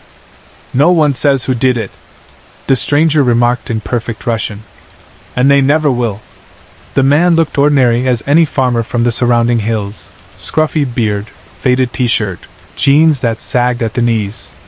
Only his eyes were watchful, measuring every corner of the room while his fingers curled around a half-empty glass. Patrick blinked in surprise, delighted by unexpected company. Why wouldn't they say? He asked, switching back into English. Someone should shout for help, call the police, right? What police? The stranger replied calmly, still in fluent Russian. On a crowded trolley? And shout to whom? The pickpocket never works alone. There's always a crew. 5, 6 people. The moment you squeal, one of them rakes a blade across your face. Not deep enough to kill you, just enough to leave blood and scars. You still feel like talking after that? Patrick's smile faltered. He weighed this grisly lesson for a long breath, then muttered, That's awful. The stranger drained his glass, left a few coins on the table, and slipped out without another word. A week passed before my curiosity overcame shyness. I spotted the same man alone at the bar, nursing a single pint in silence. I carried my own drink over, extended a hand, and spoke softly in Russian. How long have you been away from home? His head snapped up. A shadow crossed his face, and his hand instinctively brushed the hem of his jacket. Only then did I notice the faint outline of a shoulder holster pressed beneath the fabric. My pulse spiked. What do you want? He asked. His voice was low, measured. Nothing, truly. Just conversation.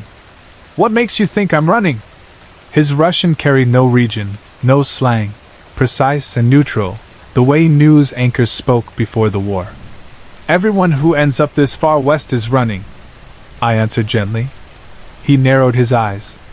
Why is that? So I told him about the Russian families who rented cottages on these Irish back roads, the young men who arrived with hollow stares and too many story gaps, the women who flinched whenever a phone rang. They were running from new laws, from old quarrels, from whispers of mobilization. Some were afraid of being forced into the army. Others were afraid of facing the army they had already deserted. He listened, mostly silent. Now and then he asked a question. Did these refugees speak to each other? Did they phone home? Did anyone know their real names? I realized he was gathering as much information as I was. Finally, I mentioned how his warning had lodged in Patrick's mind. You told him to keep quiet and hold his bag tight. He's been repeating it all week, convinced you saved him future trouble. A muscle twitched along the stranger's cheek. Saved him, he echoed. With cowardice. I wouldn't call it that. He stared at the tabletop as though a scene replayed there. At last he said quietly, I did run. Not from pickpockets. From something worse. He swallowed hard, reluctant to continue. That single admission hung in the air between us. Then he rose, tossed a coin onto the counter for his unfinished drink, and left me wondering. I didn't even know his name. The next morning, purely by chance, I cut through an empty side lane behind the market and spotted him loading bags into a small hatchback. A woman waited behind the wheel. A girl of about 9 sat in the back seat, hugging a stuffed rabbit to her chest. Daylight robbed him of mystery and revealed a solid man in his 30s, shoulders squared by habit. He glanced about as he worked, scanning rooftops, alleys, any line of sight. When he saw me watching, his hand dove to the spot under his jacket. I raised both palms, stepped backward, and forced a neutral smile. He hesitated, then turned away, ushering his family into the car. They drove off, and that was the last time I saw him. But his unfinished story needled my imagination, so I tried to knit together the pieces he hadn't spoken aloud. Over months the shape of it emerged, a story of 3 co-workers, a stalker on a dark street, and one witness who made the right choice, only to find the consequences far worse than silence. Long before the invasion, Timofey, people called him Tima, shared a small St. Petersburg office with his girlfriend, Albina, and her friend Tatiana. Tatiana was the cheerful one, always humming pop songs in the hallway. Colleagues started calling her Tanechka. The diminutive rolled off tongues as easily as laughter. She brightened the dingy corridor every evening when she stepped out in a splash of color and clacked away on glossy heels. One March dusk, Tima lingered at the entrance of the building, pretending to scroll through messages while actually watching Tanechka walk toward the metro. Halfway down the block, she paused to chat into her phone, oblivious to the man who had emerged from a doorway and matched her pace at a deliberate distance. Tima recognized the posture immediately, a predator trailing a mark. His stomach clenched. Instinct screamed to get help. Pride jeered that he would look foolish over nothing. Cowardice told him to mind his own business. Duty finally shoved him into motion. He followed awkwardly, staying close enough to protect her, far enough not to frighten her. Fear prickled his spine. What could he do if the man attacked? Shout? Tackle him? Tima rehearsed a dozen outcomes and liked none of them. But the stalker never struck. Only shadowed her to her apartment's glass entryway, watched her step inside, and strolled away while dialing a phone. Tima memorized the time, 1938, and the color of the stranger's coat, mud brown, because small facts steadied his pulse. That night over cheap dumplings he told Albina everything. She gasped, clutching her phone so tightly her knuckles whitened. She called Tanechka at once. The women whispered for hours, analyzing every detail. Tima fell asleep to their anxious voices and woke to silence, the kind of silence that turns out to be an omen. Tanechka never arrived at work the next morning. Her phone rang unanswered. Tenants heard no sound inside the flat, saw no light through curtains. Their boss phoned the police. Officers arrived, debated protocol, and finally broke down the door. Tanechka lay crumpled in her corridor, throat slashed. No sign of forced entry. Grief swept through the office like a winter gale. Albina wept on photocopied forms. Colleagues huddled behind partitions, trading rumors.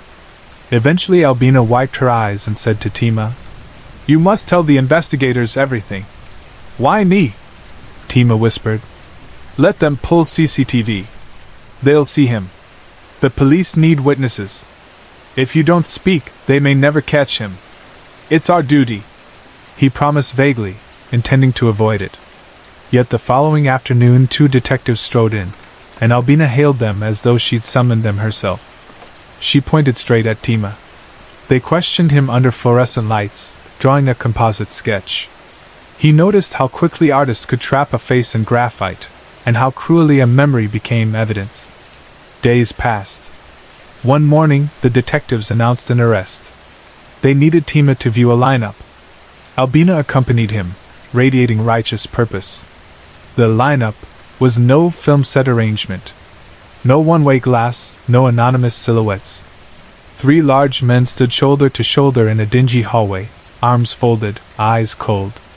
Tima faced them across 5 feet of scuffed linoleum, his heart hammering. He recognized the stalker instantly. The slope of the jaw, the mud-brown coat now replaced by a prison jumper. Fear warned him that every word would tie his life to this man's revenge. He pointed anyway. The detective smiled grimly. Papers rustled. Albina squeezed his fingers. A summons arrived weeks later.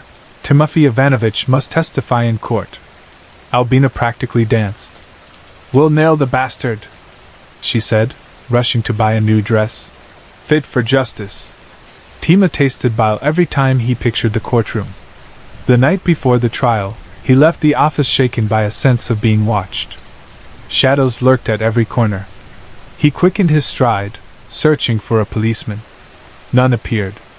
Panic pulsed in his throat. He threw away his SIM card, ducked into the metro, switched lines twice, exited on the outskirts, boarded a tram across the river, and finally found himself in a deserted district where stray dogs roamed cracked sidewalks. Headlights swooped behind him. Brakes screeched. A van's sliding door opened. 2 men seized his arms. A third, heavy-set with a shaved head, stepped out last, wiping imagined dust from his black leather jacket. "Timosha," the heavy man sighed, as though greeting an old friend. "Let's talk." They beat him methodically, kidneys, ribs, stomach, never enough to kill, just enough to fold him in pain. When they hoisted him upright, blood filled his mouth. The leader tilted Tima's chin. "You fingered the wrong man," he said, voice mild. Black pupils swallowed the streetlight's glow. "Your witness put my friend in a cage." He waited, watching understanding dawn in Tima's eyes. Then he spoke a truth that froze the night. "Your neighbor didn't die by accident. I killed her myself. My friend only watched. But if he rots inside, I lose a good soldier. That bothers me." Tima's breath rattled. The man leaned closer. "If I waste you now, the cops will smell a rat. Better if you flee. Tonight. Cross the border before dawn, disappear forever. Cameras will show you running, your testimony discredited, my friend walks free. We call it even." "But," Tima choked. "My apartment, my passport. We visited." The man dangled a plastic bag, worn billfold, travel papers, Albina's bank cards. "Albina. She's alive. For now. Don't test that." Tima nodded feebly. The man smiled. "Good boy. There's a car waiting. We'll escort you toward Finland. 1 day head start. After that, if we cross paths." He tapped Tima's cheek, gentle as a parent. The van door slammed. Darkness swallowed St. Petersburg behind a wall of pines. Tima never saw Albina again. Border guards stamped his passport with bored indifference. He drifted across Europe like smoke blown from a match. Helsinki, Warsaw, Berlin, Calais. By the time he reached Ireland's damp fields, he had learned to keep a bag packed and his back to the wall. In the pub he drank only 1 pint, enough to dull nerves but never judgment. The woman in the hatchback was his wife of 5 years, a nurse from Latvia who knew pieces of his past but not all. The girl hugging the stuffed rabbit was their daughter, Roya. They changed towns whenever a stranger stared too long. Patrick eventually forgot the Russian verbs. The break-in gang never surfaced again. I kept teaching Russian to shepherds' children and retired fishermen. But on wet nights when wind rattles the pub's windows, I imagine Tima leaning over some foreign steering wheel, scanning mirrors for a van that might appear without headlights, black pupils shining in the dark. I sometimes ask myself what I would have done in his place. Had I witnessed the stalker, would I have spoken up? Or would I have swallowed fear and walked on? Is the right choice the brave one that risks retaliation, or the silent one that spares your loved ones? No detective novel ties every knot. In real life, chapters end mid-sentence, witnesses vanish into fairy fog, and the only truth that remains is the question echoing long after the tale has faded. Which choice, in the dim end, can any of us call right? The scream stopped the same way a candle goes out in a sudden rush of air. A thick line of blood slid down the wooden stairs, gathering in dark pools on each step. Shreds of skin and meat clung to the rail and spattered the walls. The house no longer sounded alive. Only the quiet tap of blood on tiles said that anything had happened at all. A small silver pocket knife dropped from shaking fingers, bounced once, then skittered across the kitchen floor. Its blade shone red. The girl who held it, lean, dark-haired, eyes bright as broken glass, watched it spin. Down the hall, a body lay on its side where the last blow had landed. It twitched, tried to breathe, and failed. "You should have known better than to be curious," she whispered to the body, her voice soft, almost caring. "You know how I hate that." A strange little smile tugged at the corner of her mouth. She bent over the fallen knife. Along the handle someone had scratched the number 48. With the heel of one palm, she wiped a new smear of blood across the metal. "I guess I'll have to change you to 51, she said. Then she laughed, a short, breathy sound like a child giggling at her own prank. Finally free. She straightened, slid the knife into her pocket, and turned away. Behind her the body gave a wet gasp. It tried to sit up. It pushed itself halfway upright, vomited a rope of dark blood, then collapsed again. 5 years later, in a locked room on the second floor of the Whitcomb Psychiatric Center, a young woman jerked awake. Sweat glued her nightshirt to her back. Her heart galloped so hard she thought her ribs might crack. Each night she woke the same way, her lungs working like bellows, her throat raw from swallowing screams. But this time felt worse. She could still smell metal and see red streaks on the white walls of a staircase she had never climbed. Most of the staff called her Tasha because that was the name written on her chart. That name felt safe, a dull, familiar shield. Yet the nightmare always whispered another name, Natasha, through the dark. The double sound of it rang in her ears each dawn. Tasha rubbed her temples and tried to calm her breathing. 5 years of the same dream. 5 years of the same doubts. She had arrived at Whitcomb a trembling wreck, unable to remember why she was afraid of every shadow. The doctors said trauma hid memories. The nightmares were the mind's method of bringing them back a sliver at a time. She pushed the thought of the pocket knife away. It always came back, floating at the edge of sleep, silver, marked with the number 48, flashing like a small white flame. Why that detail above all others? Why 48? Someone knocked. She cleared her throat. "Come in." The door swung wide. Martha stepped inside, balancing a tray of pill cups and a notebook. Martha was her primary nurse, a cheerful woman with red rings in her hair that made her look younger than she was. They had known each other so long that politeness felt forced, yet there was never the comfort of true friendship between them. Tasha had learned to keep everyone at arm's length. "How are we doing this morning?" Martha asked as she opened the curtains. Daylight stabbed Tasha's eyes. She winced and raised a hand. "Surviving. I'll mark that as fair dot." Martha smiled. "Dr. Nalinov has you at 9 o'clock. Don't be late." "Wouldn't dream of it." Martha set the medication on the bedside table, checked Tasha's pulse, then left with the same bounce in her step she always had. Once the door shut, Tasha exhaled and stared at the chalk-white pill in the cup. She swallowed it dry, got dressed in gray sweats, and padded down the hallway to the canteen. She nodded at familiar faces: Lonnie, who recited poems to the ceiling, Mrs. Dales, whose hands never stopped knitting nothing in particular. Not friends, only witnesses. She ate toast and lukewarm oatmeal, then drifted toward the therapy wing. As always, she arrived early and sat in the straight-backed chair outside the office, knees jumping. The door opened, and Dr. Natalie Nalinov, or Nat, gestured with a smile that never touched her eyes. "Good morning, Tasha. Come in when you're ready." Tasha entered. The office smelled of lavender and beeswax candles. Light jazz hummed from a speaker disguised as a lamp. A thick rug swallowed all sound underfoot. Nat motioned toward the plush sofa, and Tasha sank into its depths, muscles instantly tense in spite of the softness. She disliked how the room tried so hard to pretend it was not a place for broken people. Nat perched on the far armchair, tablet resting on her knees. "Nightmares again? You tell me," Tasha muttered. Every session started this way. The doctor asked, she avoided. The doctor poked, she flinched. Today she would not hand over the pocket knife detail. Not when it felt powerful and fragile at once. Nat observed her, head tipped like a sparrow. "Your eyes look different this morning. Less distance, more urgency. Did the dream shift?" Tasha thought of the bright smile on the girl with the knife.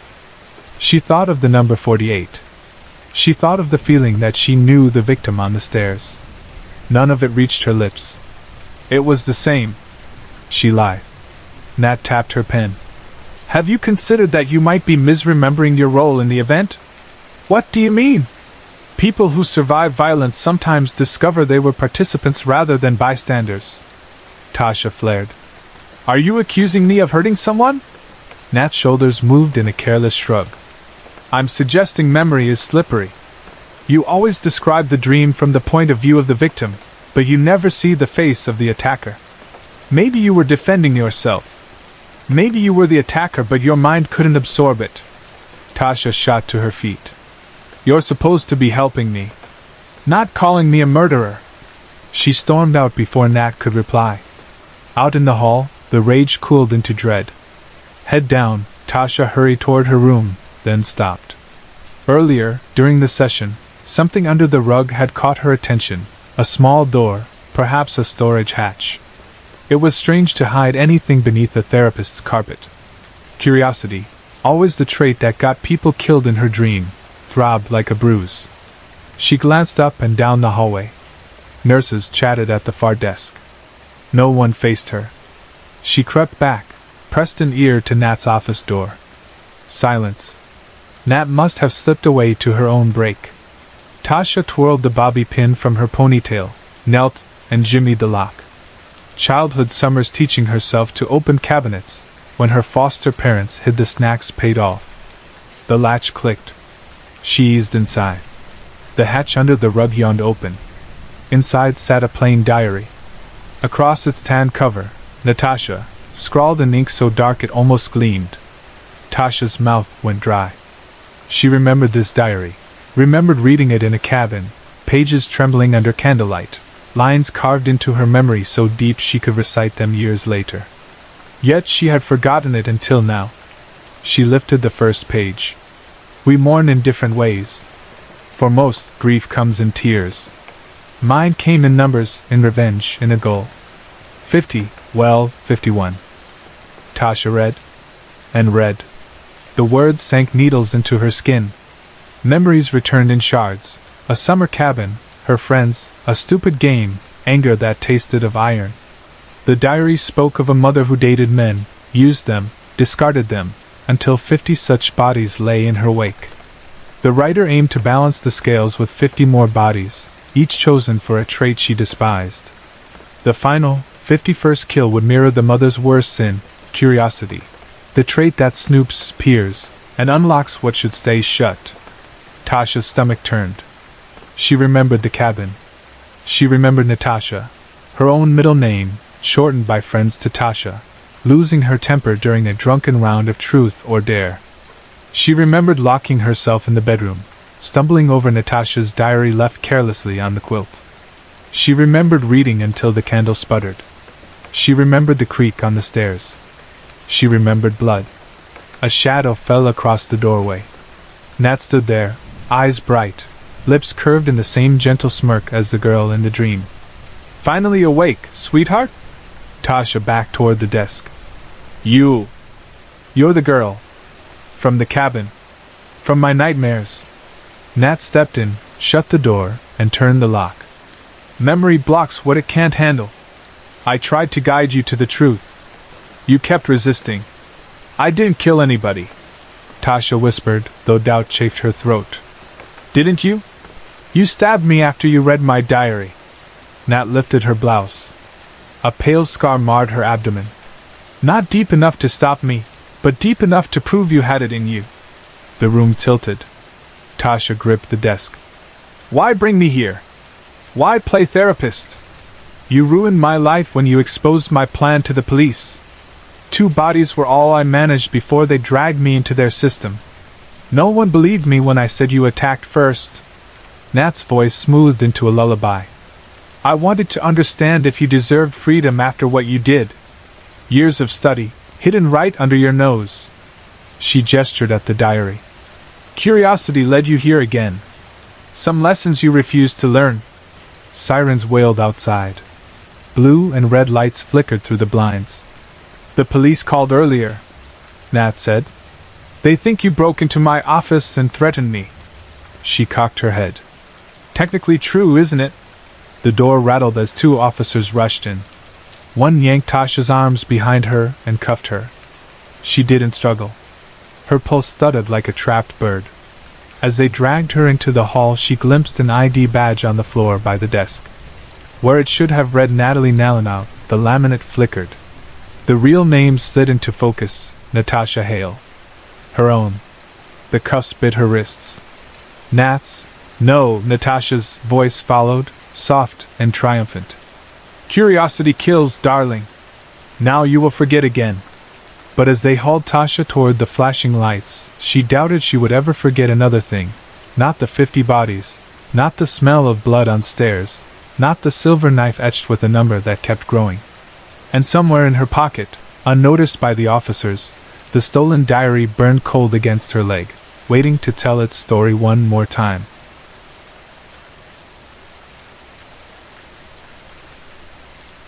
Jack pressed his forehead to the cold pane of the living room window, and watched the gum trees sway like drowned men straining to rise from their graves.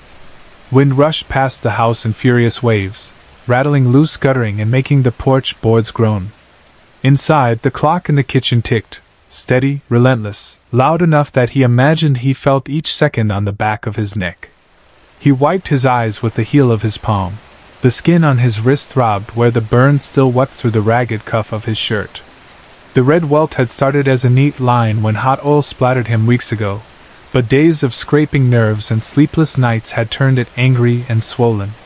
He could taste copper on his tongue, though he had no idea whether it came from the cut in his lip or from memories gone sour. In the back of the house, the basement door shivered in its frame. A moment later, a low hum drifted up through the floorboards, quieter than the clock yet thick enough to make his stomach clench. The sound reminded him of a dog whimpering behind a locked shed, only deeper, almost human, almost pleading. It had been doing that on and off since the thing appeared down there.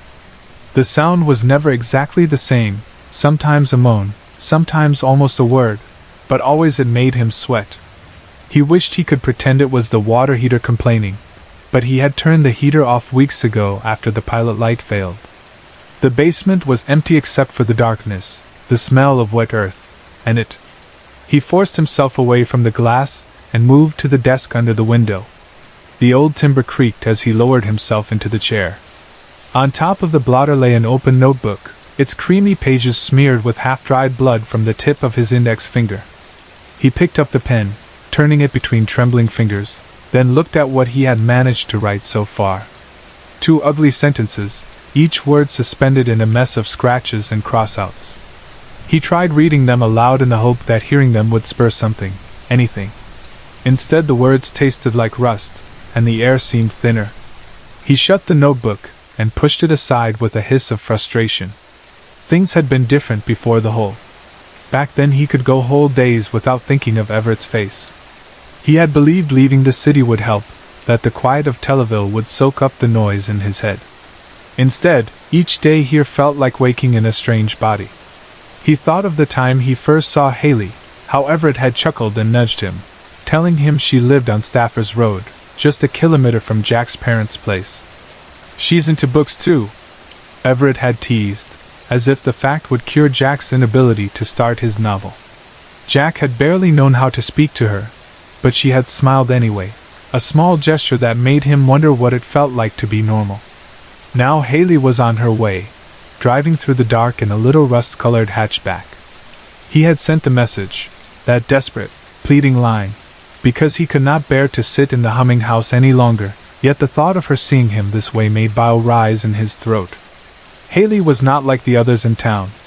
She read fantasy novels in the corner booth of the only cafe, she worked night shifts sorting mail at the depot, she treated Jack's fame as an accident rather than an achievement. She saw him as a person first. Or so she made him believe. If she stepped into this house now, would she still see that person, or would the shadows in the hallway swallow her too? The basement door creaked again, louder, as if something inside had leaned against it. Jack swallowed and rubbed his wrist. The skin was so hot it felt fevered. Sometimes he wondered whether the burn came from oil at all or whether it had started the moment he looked into the hole and saw that face staring up through the darkness. He remembered the way Everett had stumbled back, eyes wide, lips shaking. He remembered how his own heart had pounded so hard he heard blood in his ears. For a second the wind outside had stopped, the trees had gone still, and there had been only the hole, the perfect circle in the dirt, and the thing inside. No light reached that bottom. Only 2 pale shapes floated in the void, eyes, wet and mournful, locked on Jack. Later, after the police left, Jack had crawled beneath the house with a flashlight, and seen nothing but dry soil and cobweb. No tunnel, no hollow. Yet every night since, the hole had followed him, growing somewhere unseen until it finally opened under his basement floor. Now it waited there, humming with hunger. Each time Jack finished a paragraph, it quieted for an hour. When he stopped, the moaning returned. The pattern was clear. The more he wrote, the calmer it became, and the more the words flowed. The first book had poured out because he had spent every waking moment feeding it, telling its story, letting it speak through him. Bound in Blood had sold 1,000,000 copies because it had sung them into existence. But Everett was the reason it had come in the first place. And Everett was dust. A knock rattled the front door. Jack jolted upright, pulse hammering. He licked his cracked lips and wiped his hands on his jeans. The knocking came again, softer this time. "Jack? It's me," Haley called. Wind snatched her voice and sent it down the hall like a warning. Behind him, the basement door answered with a faint thump. Jack took a breath, held it until his chest hurt, then crossed the living room. He flicked on the porch light before unlocking the deadbolt. Haley stood on the step, arms wrapped around herself, stray curls of auburn whipped across her cheeks. She wore a khaki jacket and carried a canvas tote stuffed with books. The light threw tired shadows beneath her eyes, but her smile was gentle. "Sorry," she said. "I got caught behind a truck." She sniffed, then frowned at his wrist. "You're bleeding again." "It's nothing," he mumbled, pulling the sleeve down. "Come in." She stepped inside, shedding cold air and leaves. He shut the door quickly, turning the lock. They stood in the narrow foyer. The house seemed to hold its breath. Haley's gaze drifted to the kitchen, the stained dishes piled high, then to the hallway where the single bulb glowed weakly above the basement door. "You haven't eaten," she observed. "Not hungry." She reached into her tote and produced a thermos. "I brought soup. Vegetable. You'll like it." She unscrewed the lid, filling the hallway with the smell of garlic and thyme. Jack's stomach twisted, not in hunger but in dread, because the scent masked the faint earthy odor that drifted up from below. "I'm fine." He tried to smile. She poured soup into the lid anyway and handed it to him. Their fingers brushed. Hers were cold. He accepted the drink but did not sip. Haley watched him, studying the ragged edges around his nails, the hollow curve beneath his cheekbones. Her eyes grew glossy. She set the thermos on the stand by the wall and took his hand in both of hers. "Talk to me," she whispered. "Whatever's happening, I can help." He shook his head, throat aching. "No one can help. I thought maybe if someone else was here, the noise would stop." Even as he said it, the floor vibrated with a low groan. Haley stiffened. "What was that?" Jack forced a laugh. "Old pipes. House is falling apart. Sounded like it came from under us." She stepped toward the hallway. He grabbed her arm, harder than intended. She winced, and he let go. "Please," he said, voice thin. "Don't go down there." Her brow furrowed. "Jack, what's in the basement?" The humming grew louder, more insistent, as if it had heard her curiosity. Jack rubbed his temples. "You remember Everett?" he asked. "Of course. You know they never found where he went." She nodded slowly. "They said he got lost in the common. Fell down an old shaft. There was a shaft, yes. And I saw something at the bottom. After that, the words came. The book sold. Everyone loved it." He swallowed. "Then the whole moved here. It wants me to write again." Haley's eyes widened. "Jack, listen to yourself." "I know. It sounds insane. But every time I write, the sound stops. When I stop, it gets angry." He pointed to his wrist. "It burned me the night I tried to leave. I was halfway down the street. Thought I could ignore it. The pain knocked me to my knees." Haley stared at the closed basement door. Her chest rose and fell quickly. "Let's leave now. There's a motel in town. We'll go there, call someone, get you help." Jack laughed bitterly. "Help? You think a doctor can fix this?" He gestured to the floor. "It's not human."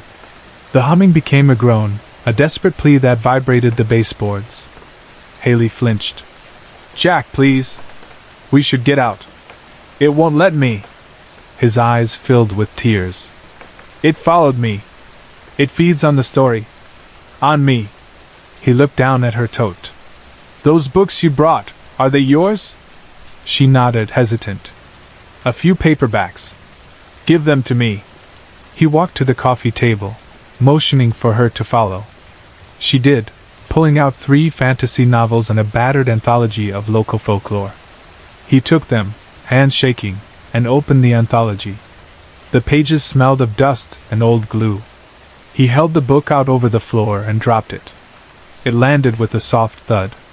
Nothing happened. Haley stared. Jack! He opened a paperback, tore out a page, and scattered the pieces like confetti. Again, nothing. The hum grew louder. Jack's eyes flicked to the hallway, then to Haley. It only wants words I write. Lightning flashed outside, bleaching the room. The bulb above the basement door flickered again, then burst with a sharp pop. Darkness swallowed the hallway. Haley gasped. Wind slammed the windows so hard the glass rattled. Jack set the books down. He squeezed Haley's hand. I'm sorry. I shouldn't have asked you here. Before she could answer, the basement door creaked open. The black gap yawned, exhaling damp breath. A shape shifted in the shadows, glowing faintly like wet clay under moonlight. 2 pale orbs floated at head height, eyes reflecting the sliver of porch light that penetrated the hallway. Haley backed away. Jack stood frozen.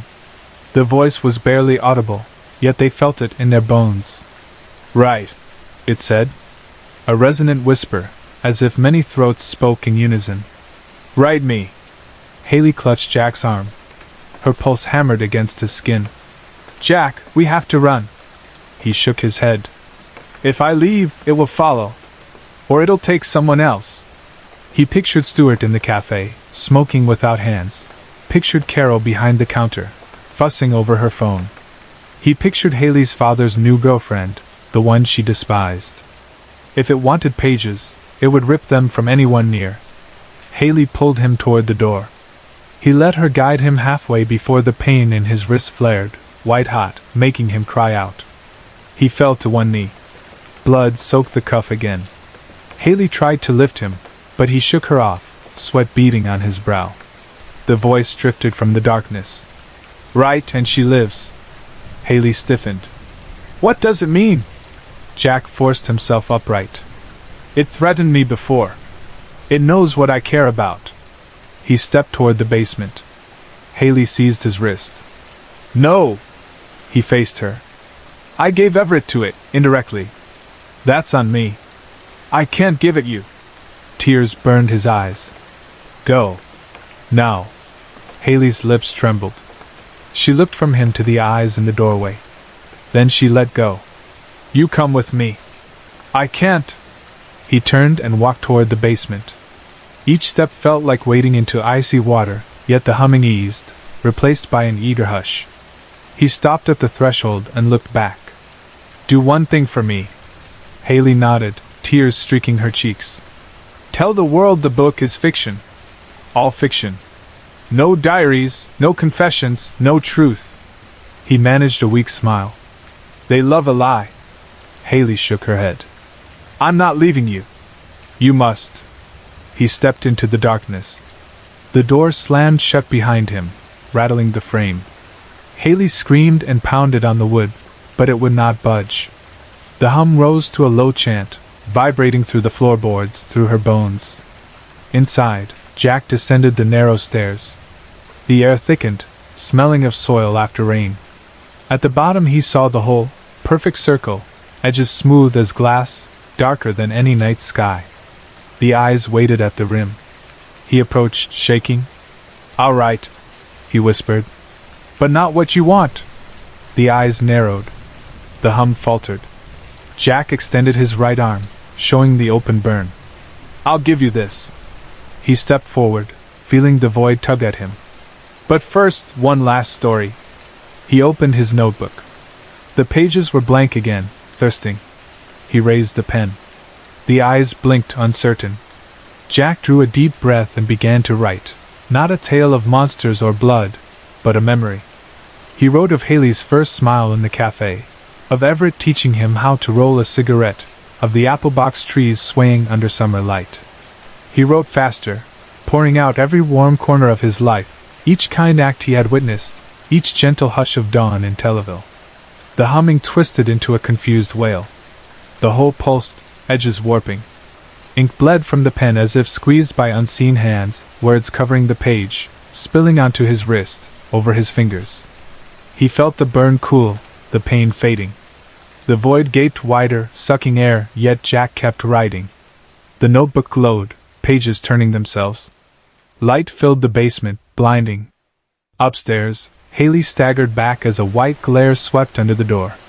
The wood shuddered, then vanished. Wind exploded through the house, blowing her hair back. She shielded her eyes, calling Jack's name. The roar subsided, replaced by the ticking clock in the kitchen, once again steady, subdued. The basement stairs lay empty beneath the narrow bulb now shining intact. No hole marred the floor. Only a closed notebook rested on the concrete, its cover charred at the edges, smoke curling up. Haley descended, heart hammering. She picked up the book. Across the front, Jack had carved a single line before the heat sealed the leather. For H, so the world won't forget. She opened it. Every page was filled, yet each word shimmered a moment, then crumbled to ash, drifting away until nothing remained but blank sheets. When she reached the end, a final sentence appeared in fresh ink, as though the pen still moved. "I'm sorry." Tears blurred her sight. She clutched the silent notebook to her chest and climbed back to the hall. The wind outside had died. Moonlight pooled on the floorboards. The hum was gone. The house felt lighter, almost hollow, as though a great weight had been lifted and carried far beyond the hills. Haley stood at the door, staring into the night where clouds slid apart like curtains. Stars gleamed above Televille, stubborn and calm. She did not know where Jack had gone, whether the hole had claimed him forever or whether he had found a way to close it from inside some deeper chamber of the world. But she felt a warmth in her chest, a lingering echo of his last thoughts. They were not screams, they were not pleas. They were the memory of a friend determined that darkness would not have the final story. She wiped her cheeks, squared her shoulders, and walked out into the cool night. Somewhere in the silence the clock ticked on, but beyond the trees, dawn was already on its way. Marie slapped her empty glass on the counter hard enough to make the bottles behind the bar rattle. "Another one, Jay. Stronger." The place was thinning out. The neon open sign buzzed on its last minutes, and a couple leaned against each other at the far booth, coats on, waiting for their cab. Marie had lost track of time on purpose. The later it grew, the harder it would be for her to go back to her silent apartment. Jay, wiping a tumbler with a bar towel, eyed her with a worried frown. "You sure about that? You've had plenty." She stared at her phone. Still no emails, no messages. Then looked up at him. "Positive." He filled the glass with a caramel-colored liquor that smelled like gasoline and toffee, slid it toward her, and took the empty away. She gulped the new drink in one burn, felt it claw down her throat, and forced herself to keep her face neutral. "This is the last round," he said, pulling a chair to the other side of the counter and sitting, elbows on the wood. "I've got to sleep at night." "You're not my therapist," she muttered, vision swimming. "I'm paying for the product." "Marie." He spoke her name softly, like saying it too loud would break her. "It's not like you to drink this hard on a weeknight. Talk to me." She lifted the phone again, tapped the screen with a thumb that wobbled, saw nothing. Fresh rejection would have been a gift. Instead, the inbox was empty, as though the world had forgotten how to answer. 15 stories in 4 weeks. She slurred. Ghost wrote 2 whole romance novels for pennies, pitched every small press on the planet. Silence. Jay raised an eyebrow. "Still writing, though. That's the work, right?" She almost laughed, but it came out a jagged breath. "Work that never pays, Jay. You know I quit a safe job for this?" He nodded. "You've told me. Left the benefits, the salary, everything. And now I get form emails telling me my voice isn't a fit. That's if they bother at all. She glanced around the bar. Stu Riley coughed over his newspaper in the corner, cigarette wagging at the corner of his mouth. Carol Bates flipped through her phone behind the register. No one here reads anything without pictures. Jay poured a glass of water. Drink. He leaned forward. You always talk about that author you love, Nakamura. Didn't he grind for years before his first hit? He writes 2 brilliant novels a year, she said, licking liquor from her lips. Everything he puts out lands. New ideas, constant buzz. She lit a cigarette. Jay didn't stop her this time. He doesn't chase markets. The market bends for him. So learn from him. You think I haven't tried? She exhaled smoke. I'm dry, Jay. No idea's worth a damn. His watch beeped softly, almost closing time. Get out of the apartment. Meet other writers. Might spark something. Online workshops? Been there. She double-tapped her phone again. Nothing. She groaned. Empty forums full of desperate people posting links to their crowdfunding campaigns. Jay stacked tumblers in the washer. This invitation you mentioned last week, the one that wanted an NDA, what about that? A private group in a manor 3 hours away, she said, rolling her eyes. Probably a cult of fan-fiction hobbyists. Go anyway. She smiled weakly. Give me my tab. He slid the check forward. She paid, tipping heavy from guilt as much as gratitude. At the door she looked back and managed a small thank you. Jay's answer was a steady, hopeful smile that followed her into the cold. Wind slapped her cheeks and sobered her just enough to walk. On the elevator up to her unit she thought of her laptop glowing in the dark like a disappointed parent, and nearly sobbed. Instead she collapsed on her rug, stared at the spinning ceiling fan, and typed a reply to the mysterious email, I'm interested. Where and when? Minutes later a response pinged. Attaching a PDF non-disclosure, address, dress preference, formal black, cloak optional. She signed without reading the fine print and closed her eyes. The week crawled. She met freelance deadlines, revised paragraphs for clients who wanted more steam, and massaged a knot in her neck that burned like a brand.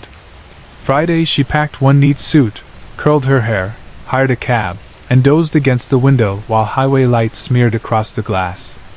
The driver let her out at iron gates guarding a mansion that looked carved from moonlight. On the wide lawn, dozens of figures in black robes milled beneath torches. Some wore elaborate masks, Venetian enamel, bird beaks, gold leaf filigree. Marie hesitated, self-conscious in her plain blazer. Then a man appeared beside her, so quietly she flinched. He wore a half-mask of dark porcelain. Only his jaw, clean-shaven, sculpted, was visible. Marie, yes?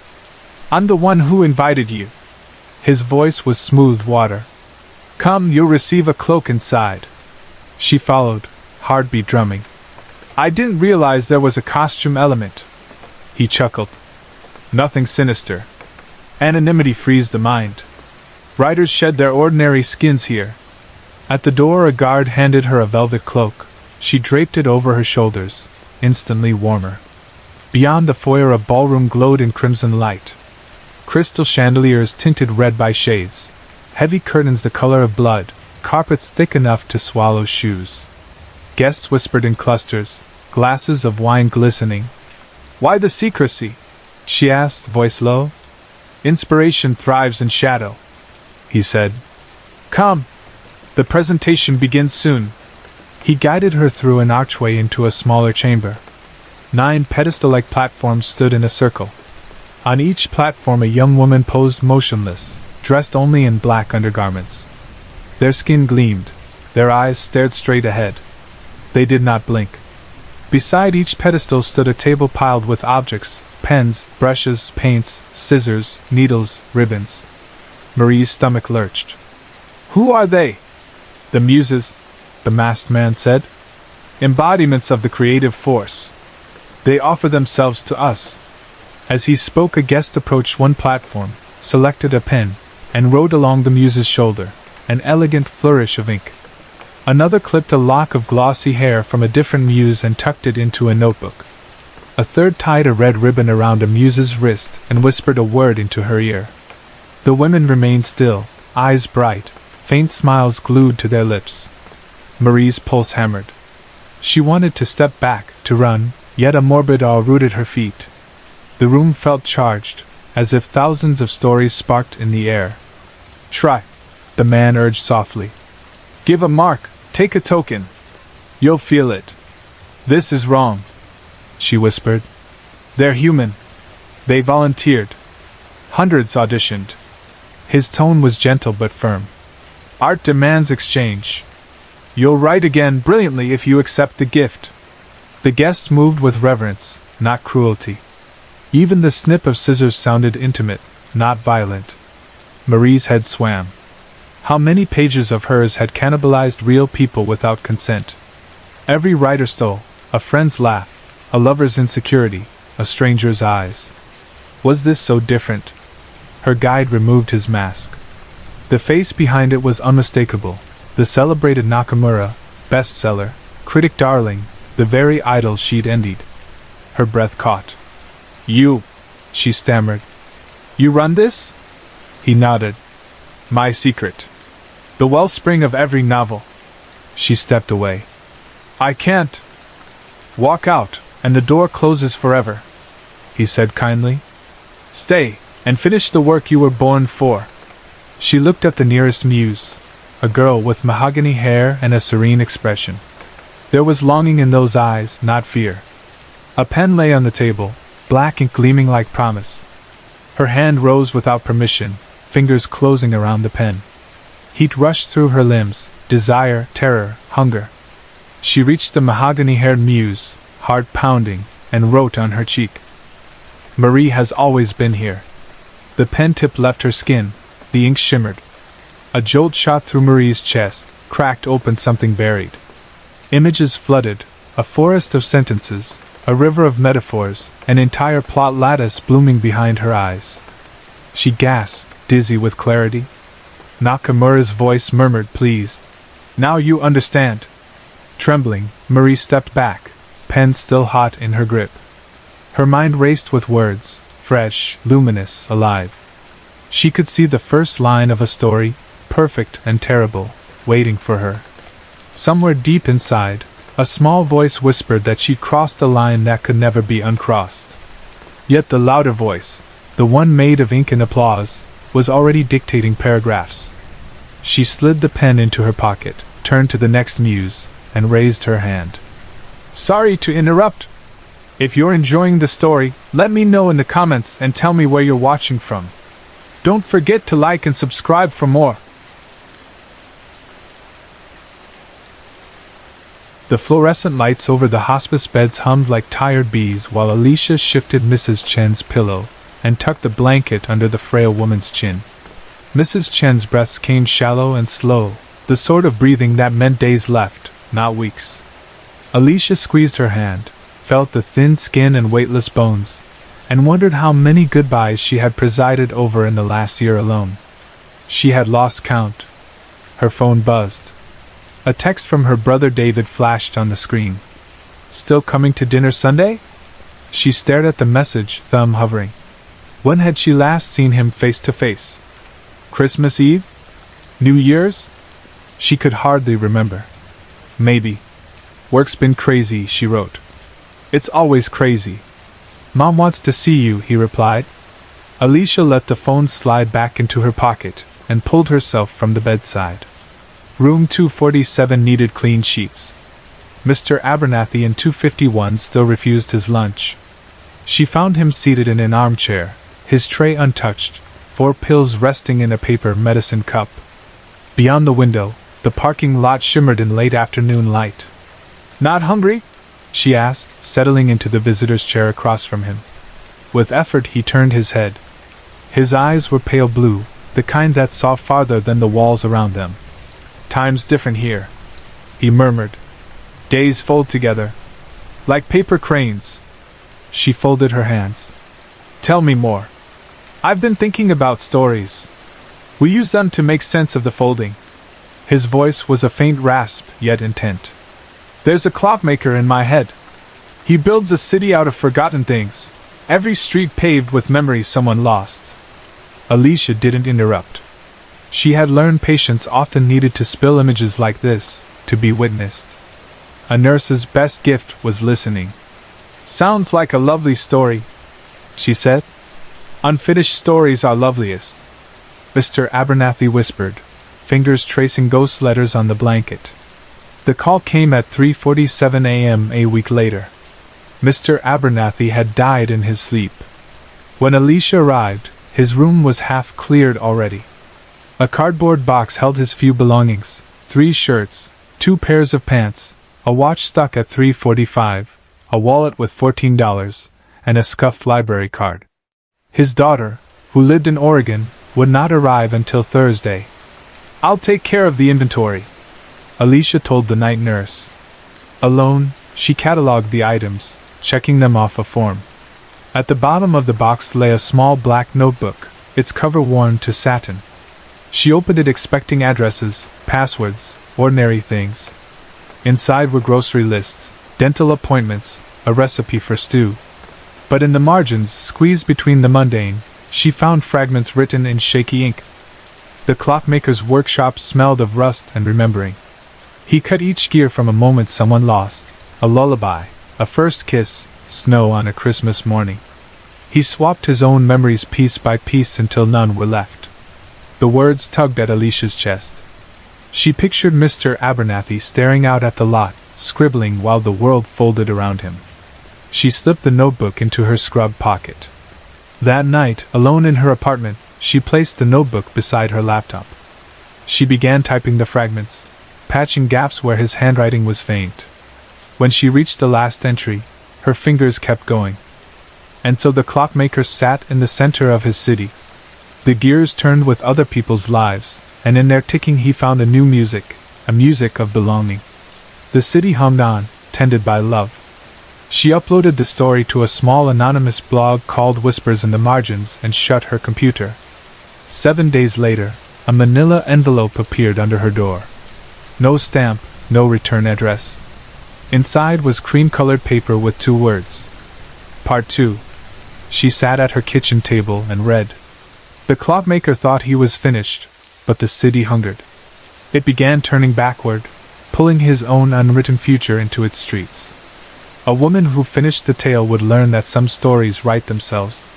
She would know this when she touched the crescent scar on her left thumb, the one earned at 7 when she tried to carve her name into an oak behind her childhood home. Alicia's heartbeat quickened. She pressed her thumb. There the scar was, pale and curved like a half-moon, a secret she had never spoken at work. She hadn't thought of that oak tree in decades.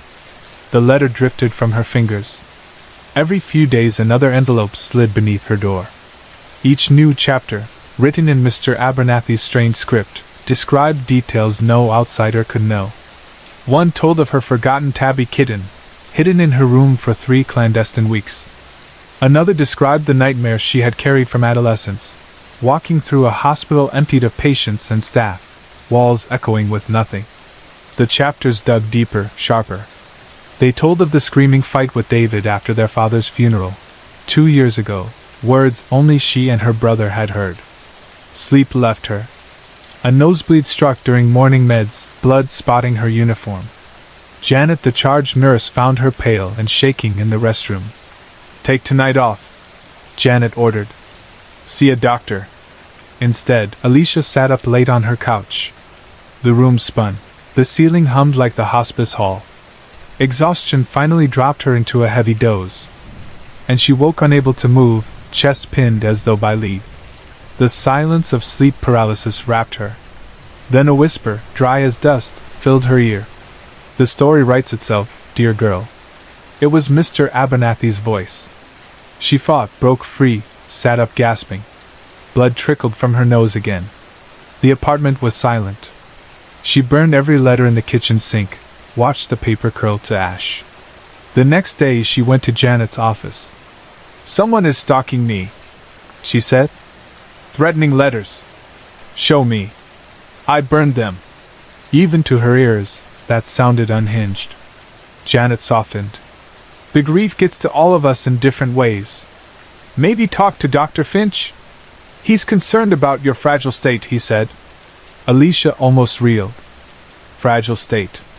She had noticed Dr. Finch, the facility's consulting psychologist, watching her recently, clipboard in hand. That evening she hunted online forums, posting a plea under a throwaway name, found letters after patient's death. Now receiving new chapters with personal details no one could know. Please advise. Replies mocked her. Urban legend bait, someone wrote. This plot is old. Another said nice creepypasta pitch. But buried among the ridicule she saw more posts, older and newer at once, all describing letters that continued dead patients' work. All dismissed as fiction. Some of the timestamps were impossible, future dates. In one thread a user signed off with the initials AF. The warning bells rang loud. Dr. Finch arrived at the nurse's station next morning. Alicia, he said kindly, let's set a session. You've looked under strain. His pen moved across his clipboard in elegant loops. She saw his signature on a condolence card in another patient file, the F looped in a flourish. It matched the impossible letters. Ice filled her veins. That night, during quiet hours, she sneaked into the locked archives. The spare key rested where it always had, taped beneath a fire extinguisher box. In the record she found Harold Abernathy's chart. Dr. Alistair Finch had been his therapist. Session notes in that same graceful handwriting documented everything Harold had said, including countless personal details Harold learned from Alicia's bedside conversations. The scar, the kitten, the family feud. She found Finch's personnel file, impeccable degrees, impeccable references. Under hobbies, calligraphy, document forgery analysis. Her knees buckled. The supernatural was gone, the truth was worse. Finch had mined her life through Harold, then forged letters to observe her unraveling. This was an experiment. A large, heavy package arrived days later. She dropped it on her kitchen table with shaking hands, unwrapped brown paper, and stared at the title stamped in gold on leather. The Life and Death of Alicia Vance. She opened it. Her life appeared on the pages, blended with the clockmaker myth, scenes rewritten as allegory. The final pages were blank but for one line, the story ends where it began. Inside was a note. Dear Alicia. Meet the author. St. Bartholomew's Chapel, midnight. Come alone. The clockmaker is waiting. A.F. Fear warred with fury. Living as his subject was intolerable. She would finish this. Near midnight she parked by the abandoned chapel, recording app running in her coat pocket. Candles flickered on the altar, casting long shadows. Dr. Finch sat alone in the front pew, hands folded. Alicia, he greeted, voice warm. So glad you came. You forged those chapters, she said. He smiled. I adjusted them. Harold inspired me. But you completed them. Beautifully. You drugged me. Sleep paralysis, nosebleeds, that was you. A mild compound in the staff coffee, he admitted. It heightens suggestibility. You were perfect for the narrative arc. You're insane. I'm a storyteller. He rose and paced the aisle. The brain is parchment. I wanted to see if I could write directly on it. She touched the phone in her pocket. He noticed. No evidence necessary anymore, he said, lifting a small glass vial between two fingers. One final draft. Then the story is done. The story ends where it began, she quoted, voice shaking. What does that mean? It means the clockmaker's apprentice returns to the city she built. He uncorked the vial. And sleeps. He spoke words she had read a dozen times in the secret envelopes. The clockmaker sleeps, and the city is still. The sentence slammed into her like tranquilizer. Will drain from her muscles. Her phone slipped to the stone floor. Calm, heavy, empty calm flooded her. She registered him stepping closer, but didn't care. That's better, Finch whispered. Beautiful ending. 6 weeks later, a sunlit room in the hospice's long-term wing held a silent woman in a wheelchair. Alicia sat angled toward the parking lot, eyes distant. She did not respond when nurses greeted her. Dr. Finch checked her chart each week, clipboard neat. He always left a hardcover copy of the story without an author on the bedside table. It had soared to the top of bestseller lists. On the dedication page, for Evie, who taught me that the best stories are lived, not written.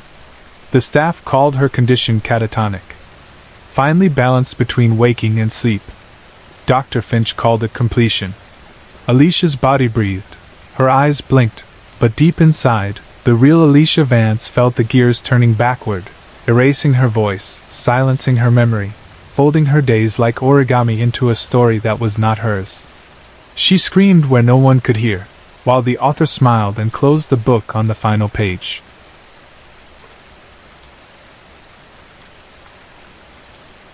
Ada parked beside the cracked curb and stared at the warehouse. Sun-bleached graffiti covered the bricks. Bars clung to empty window frames, their metal eaten through by rust. A single plastic bag drifted across the lot, snagging on weeds that burst through broken concrete. She shoved her iced coffee into the crook of her arm and checked her phone again. 292, Kaufman Street. The map pin blinked where she was standing. This had to be the place, even though it looked abandoned. She began drafting a quick message to Tammy Herstad, the woman who had interviewed her by video call, when a voice behind her made her jump. "Are you the new editor?" Ada turned fast. The speaker was a tall woman in a long black coat, scarf over her mouth. Fog clouded her round glasses every time she breathed. "I hope so," Ada said, lifting her phone. "This address can't be wrong, can it?" "Nope." The stranger laughed, a friendly, low chuckle. "Ugly on the outside, cheap on the rent, that's why Tam picked it. I'm Kim. Started last winter." She offered her hand. "Ada." They shook. Kim's hand felt cold even through gloves. "Come on. Entrance is around back." Kim led her along the wall. Rusty metal doors sagged in warped frames. Kim yanked one until its hinges screeched, and the pair stepped inside. Light knifed through missing roof panels. The huge space smelled of dust and rain. In the far corner stood one long wooden table ringed by mismatched chairs. Sheets of plywood served as desktops behind old laptops. A plastic folding table crouched against the wall, beside a dorm-size fridge. On top sat a cheap coffee maker and a basket of off-brand pods. The rest of the floor was empty except for oil stains and a shredded tarp that flapped over a shattered pane. Four women sat at the big table, eyes moving between open laptops and thick manuscript stacks. Their typing echoed across concrete. Kim announced Ada with a sweeping gesture that made her coat flare. "Team, this is Ada, our newest editor." Her voice bounced off the steel rafters. The others looked up, murmured hello, then returned to work. One of them, a short woman in a faded hoodie, stood and crossed the distance in quick strides. "I'm Teresa," she said, shaking Ada's hand. "I'll walk you through your first project." Ada's laugh slipped out. "You all went all in on the atmosphere. A crime novel editing crew working in the perfect crime scene building, it's almost on the nose." Teresa grinned. "Keeps the rent down and sets the mood. This way." She guided Ada to an empty chair. "Coffee's over there, creamer in the fridge. Get your laptop out, I'll grab your packet." Ada noticed the others' clothes, sweatpants, hoodies, one pair of flannel pajamas. Her own pressed slacks and styled hair felt like a costume from a different movie. She set up her computer anyway and arranged her colored pen pouch. Teresa returned with a fat folder and a thumb drive.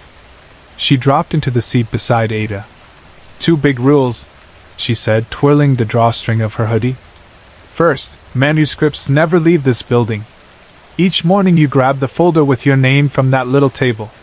You'll also get a thumb drive for digital edits. No downloading manuscripts to your hard drive, no reading at home. It's all about confidentiality." Ada nodded while Teresa plugged the drive into her port. "Second, don't ask about the money." Ada blinked. "What?" "Wait till you hear your rate." Teresa opened the folder and pointed to a cover sheet. "You start at $90 an hour." Ada coughed, almost spilled what was left of her coffee. 90? That's the entry rate. Clients are picky. After every 5 projects your work is reviewed. Good ratings from the clients, and TAM bumps you up. She lowered her voice. A few months back I hit 120. Ada tried quick math. The numbers didn't feel real. But what exactly do we do for that kind of pay? Mostly plot. Logic. Believability. Grammar's your choice. Some of these writers can't spell to save themselves, but they don't always care. See the first page?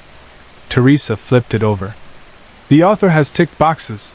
Wants realistic police procedure. Wants airtight alibi. Wants a scapegoat character. That's common. We give notes, mark weak spots, suggest improvements.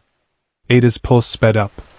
She'd spent 4 years on a city police force. She knew how cases cracked, and how sloppy killers got caught. Too late. Her own novel had proved that. A coworker had seen the draft, noticed the eerie overlap with an ongoing investigation, and reported her. Fired, book cancelled. Bills piled up. And here she sat, invited to turn that knowledge into cash. Teresa stood. Said your hours anywhere 9 to 5. You need 20 hours minimum each week, more if you want fatter checks. At closing time, put everything back. Laptop clear, thumb drive on the folding table. Ada looked over the first pages. Teresa was right, prose clumsy, protagonist a swaggering cliché. Ada grabbed a red pen and began. She marked camera angles the killer had ignored, pointed out how cell tower dumps could place him, suggested creating a timid accomplice to frame. She lost track of time until Teresa tapped her shoulder. Almost 5. We lock up soon. Ada glanced at her screen. 4:50. Already? They bundled the folder and thumb drive onto the folding table. Ada shut down her laptop and followed Teresa out. Kim waved, pajama girl yawned, laptops closed with plastic clacks. 2 weeks later Ada opened her first paycheck. The direct deposit notice showed more money than she'd earned in months at her old job. She paid off her car loan that day and bought groceries without eyeing price tags. She devoured projects, plot holes patched, alibis tightened, evidence erased. After her first review, TAM raised her to $120 an hour. In 3 months she moved to a better apartment, zeroed out her mother's medical balance, and opened a savings account for the first time. Every Thursday 4 editors came to Ada's place for wine and ramen, laughing about atrocious metaphors they'd fixed that week. Kim never joined the gatherings. She claimed she was busy. Company rules frowned on outside meetups, but no one enforced them. One overcast Tuesday, as Ada headed for her car, Teresa grabbed her elbow and drew her behind a dusty sedan. Ada, I need to talk, she whispered. Her eyes darted around the lot. But not here. Holiday Park, 9 tonight. Bench by the pond opposite the gazebo. Promise? Ada's pulse ticked faster. You all right? Teresa's voice shook. Bench. 9. She slipped away, sped out of the lot. Kim appeared, frowning as Teresa's taillights vanished. Everything okay? I'm not sure. She seemed spooked. You meeting her? Yeah, she said alone. Kim laid a hand on Ada's shoulder. If you feel weird, text me. Got my number? Ada nodded. Kim smiled. By the way, congrats. 6 months already. That evening Ada sorted mail on the walk to her door, flyers, coupons, 1 envelope from a hospital. Inside, a bill for her mother's dialysis session. She logged in and paid it instantly. The ease still felt unreal. She thought of calling her mom, but the assisted living wing allowed calls only before 8. Instead she reheated leftover pasta, sank into the couch, and let a serial killer documentary drone. Her eyes snapped open. The TV asked, Are you still watching? Her phone screen glowed, 9:05. Teresa. Ada lunged for her keys and raced downstairs. Holiday Park lay silent under weak street lamps. At the pond Ada saw a lone figure on the bench. She jogged closer, lifting a hand. Sorry I'm late. Fell asleep. The figure waved but didn't stand. Ada laughed nervously. We edit crime novels for a living. Maybe dark parks at night aren't smart meeting spots. The figure didn't laugh. Moonlight slipped from clouds. Ada froze. This was Teresa, but her eyes were wide, her skin waxy. Teresa? Teresa's voice came thin and strained. We're not editing novels. Ada stepped back. What? Teresa's words spilled fast. We're helping real criminals. A guy got arrested yesterday. Crime matched the manuscript I edited last month line for line. After he got caught, Tam hauled me in. My rating dropped. Client unhappy because he got caught. Ada, we're teaching people how to kill, how to hide bodies. Ada's thoughts scrambled.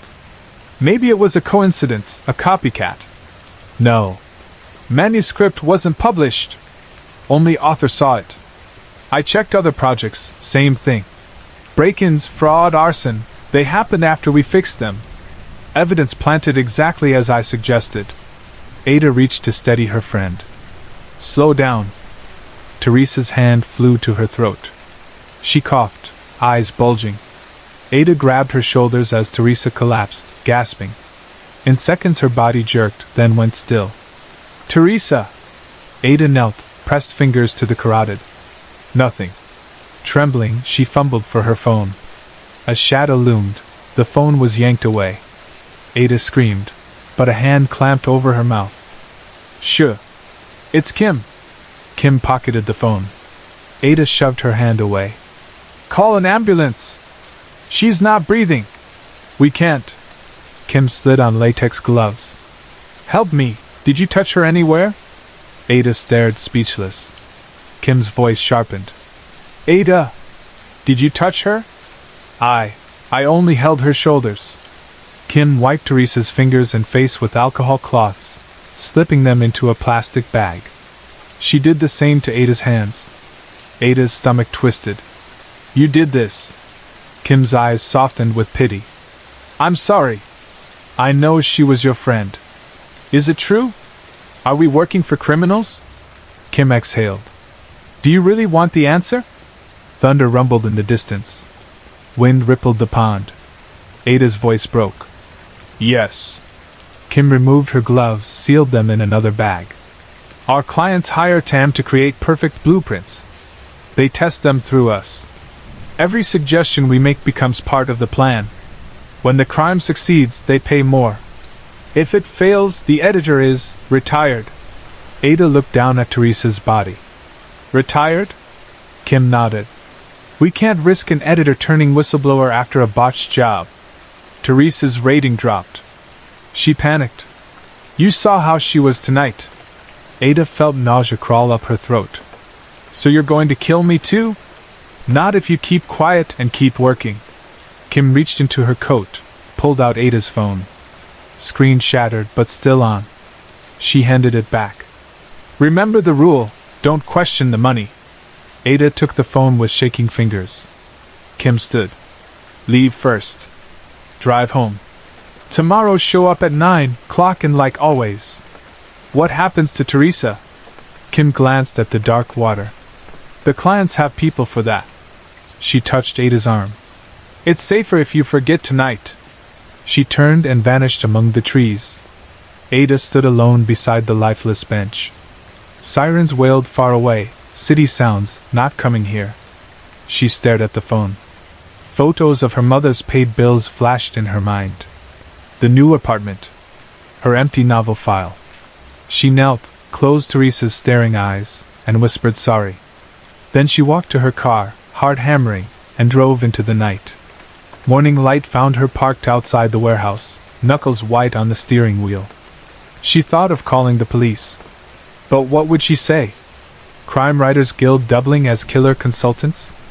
No evidence, no names, no alive witness. At 8:59 she opened the rusty door. The long table waited under its single strip light. A new folder sat at her seat. Her name in neat print. Ada slid into the chair, plugged in the thumb drive, and opened the document. The story concerned a nurse who poisoned colleagues in a small hospital, framing a depressed coworker. The plan relied on wiping prints from vials, timing the deaths between shift changes. It lacked finesse. Ada flexed her fingers above the keyboard. They shook, but she began to type. First, she corrected the timeline. Then she suggested gloves, cleaning wipes, disposal methods. She added a final flourish. The killer would leave a coffee mug beside the last victim, to mislead investigators into thinking they shared drinks. Her reflection stared back from the dark screen edge. Something inside her cracked. She kept typing. Outside, the sun climbed over crumbling bricks, and plastic bags danced across the empty lot.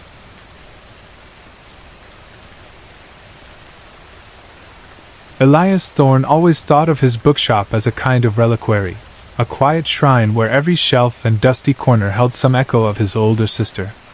The shop had been Eleanor's dream long before he was old enough to understand why anyone would choose to fill their life with creaking floorboards, erratic leaks, and late-night bookkeeping just to sell old stories. When she vanished 10 years earlier, no trace, no note, only a cold trail that the police abandoned after a few fruitless months. The shop became his unspoken promise to keep her alive. He never spoke that promise aloud, because naming it would open the door to grief so sharp he feared he would not survive it. Instead, he simply kept the open sign lit each morning, dusted the windows even when no patrons passed by, and tried not to think too hard about all the things he still wanted to say to her. The April day when everything tilted off its axis began like most others. Gray clouds pinched low over the river, a fine mist turning the main road into a dull smear of headlights.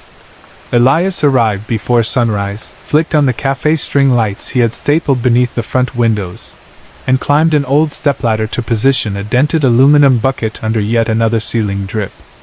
The leak had resisted every patch and sealant he could afford, and lately he worried the plaster might simply surrender one night and collapse in a wet avalanche onto his folklore section. The thought of ruined spines and swollen pages made his chest ache. He was perched on the ladder tightening a strip of duct tape when the bell above the door jangled. Customers at that hour were rare, and the sudden noise snapped his focus so hard the screwdriver clattered to the floor. A tall, angular man hovered in the entrance, rainwater dripping from his coat and pattering onto the mat. He reminded Elias of a crane searching for somewhere to land, sharp elbows, long neck, pale eyes that moved too fast. Before Elias could greet him, the man wiped rain from his brow and offered a tight smile. "Apologies," he said. "I'd hate to be troubled this early, but I'm looking for a particular book. Out of print." Most requests were for harmless nostalgia paperbacks, but sometimes a collector arrived with a specific title in mind, and the chase brightened Elias's day. "Which book?" he asked, climbing down. "The Sunken City of the Sacco. A first edition if possible." Time folded back on itself. When he and Eleanor were children, their mother worked long evening shifts, and the siblings often passed dark hours under a blanket with flashlights, reading that very collection. It held strange sketches of half-submerged bell towers and cryptic notes about settlers who vanished along the riverbank.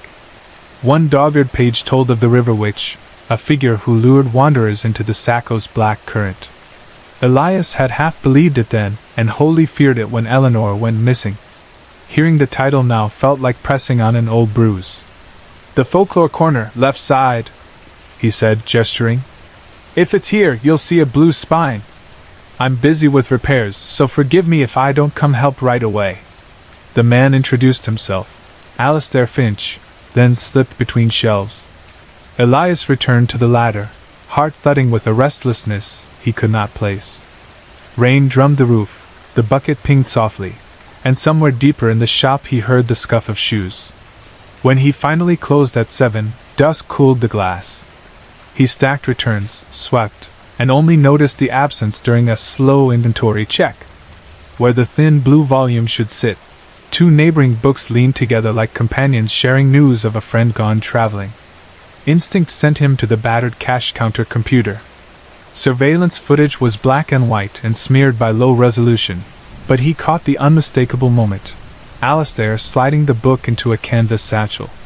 The quiver of panic that shot through Elias surprised him with its intensity. Most days stolen stock meant an insurance quibble. But this felt personal, a theft from Eleanor's memory as much as from his inventory. He found Alistair's address in the order registry. Weeks earlier, the man had phoned about a rare chapbook of Maine ghost stories, driven in on a Tuesday, paid cash. Some people simply collected arcane things. Yet the way he had fingered spines that morning now replayed in Elias's mind with new menace. Clouds cracked open again as Elias drove north of town. Headlights turned wet tree trunks into quicksilver strips. Alistair's house stood half hidden behind saplings where the paved road shrank into gravel. Porch lights were dark. Moss crawled up foundation stones. The front door hung ajar an inch as though waiting for the night to push it wider. Inside, the odor struck first, a sour stew of mildew, stale coffee, and something organic left unwashed. Elias's footfalls stirred dust motes. The living room was choked with boxes of yellowed paper, maps pinned across walls, arcs of yarn joining one location to another. At the center sat the sunken city of the Saco, cracked open beneath a desk lamp that hummed like an insect. A paragraph about the river which glared beneath red circles and frantic underlines. Next to it lay a photograph, a young woman frozen in grainy flashbulb light, fear widening her eyes. Her hair fell loose over a threadbare coat, and light reflected sharply off a silver locket at her throat, Eleanor's locket, unmistakable. He recognized the tiny engraved fern design he had chosen at the jeweler's counter 15 years earlier. The room lurched, his spine flooded with ice. With trembling fingers he pried the locket in the photograph to zoom, oily fingerprint smears on the plastic photo sleeve blurred details, but grief filled in the clarity. He grabbed the book, the photograph, shoved them under his jacket, and fled, every board moaning as though echoing Eleanor's name. Back under the shop's safer shadows, he paced until dawn trying to fit these pieces. How had Alistair obtained a photo of another missing woman wearing Eleanor's necklace? Why mark the River Witch passage? Memories surfaced. Late-night talk between Eleanor and a correspondence friend, a boy equally enthralled by New England myths. She had been giddy over letters about sunken bell towers and river devils. Alistair Finch, he realized. The letters must still exist, in the attic room she had once claimed. The attic hatch resisted at first. When it swung open, cold dust snowed his hair. Beneath a warped board he unearthed a shoebox tied with fraying ribbon. Inside lay letters, hundreds. Dates spanned 5 years. Postmarks placed Alistair in neighboring towns, then across state lines, then from a P.O. box. At first the tone was teenage excitement, scribbled lines about library finds and flashlight expeditions. But as pages turned, the voices shifted. Woods at night, spilled blood echoing old rites, talk of a visionary named Silas who led secret gatherings along the Saco. Silas believed the river which devoured those starved of faith. Sacrifices would appease, open doors. Eleanor's responses darkened, begging Alistair to leave Silas's circle, warning that curiosity risked more than stories. Her last letter, dated 3 days before she vanished, read only, "I'm meeting Silas at the mill. If I do not return, tell Elias to stay away from the water. Tell him I tried." Board groaned behind him. Elias spun. Alistair stood framed by the hatch opening, cheeks hollow, rain plastering hair. "I had to know if you found them," he murmured. Elias's voice cracked. "You killed her?" "No, God, no." Alistair knelt, mud staining floorboards. "I worshipped her. Silas twisted us all, but Eleanor fought him." His shoulders shook with a sob. "She's gone because I was a coward. Silas is readying another offering. Tonight." Elias remembered the old mill, its rotted beams, the river sluice still gushing beneath. Police long ago posted, "No trespassing," but warned children more than adults. He clenched the photograph in one fist. "Then we finish this." The mill brooded at river's edge, windows hollow sockets, wheel frozen in permanent shrug. Inside, torchlight painted crazed shadows. Silas stood robed in damp burlap stitched with river reeds, muttering to a bound woman who whimpered around a gag. Symbols from the folklore book scarred wooden pillars, spirals, crude fish, a woman's face split by water lines. Silas's chant rose, words old as silt. Alistair erupted from darkness, toppling a pyramid of barrels. The crash flung sparks. Silas spun, raged manic. Elias tackled him, muscle knotted under robes. They wrestled, boots scraping splintered planks. Silas elbowed Elias's ribs, clawed his face. Alistair seized a plank, swung with a scream. Wood crunched skull. Silas staggered, backpedaled toward the wheel pit. Rotten boards gave. He vanished amid a roar of black water. The river accepted its believer in one gulp. They freed the girl, limbs shaking, tears washing soot marks from her cheeks. Distant sirens grew louder, orange flash strobed through fractured wall slats. Elias remained knelt beside Alistair outside, river spray salting their clothes. The gaunt man pressed the tarnished silver key into Elias's palm.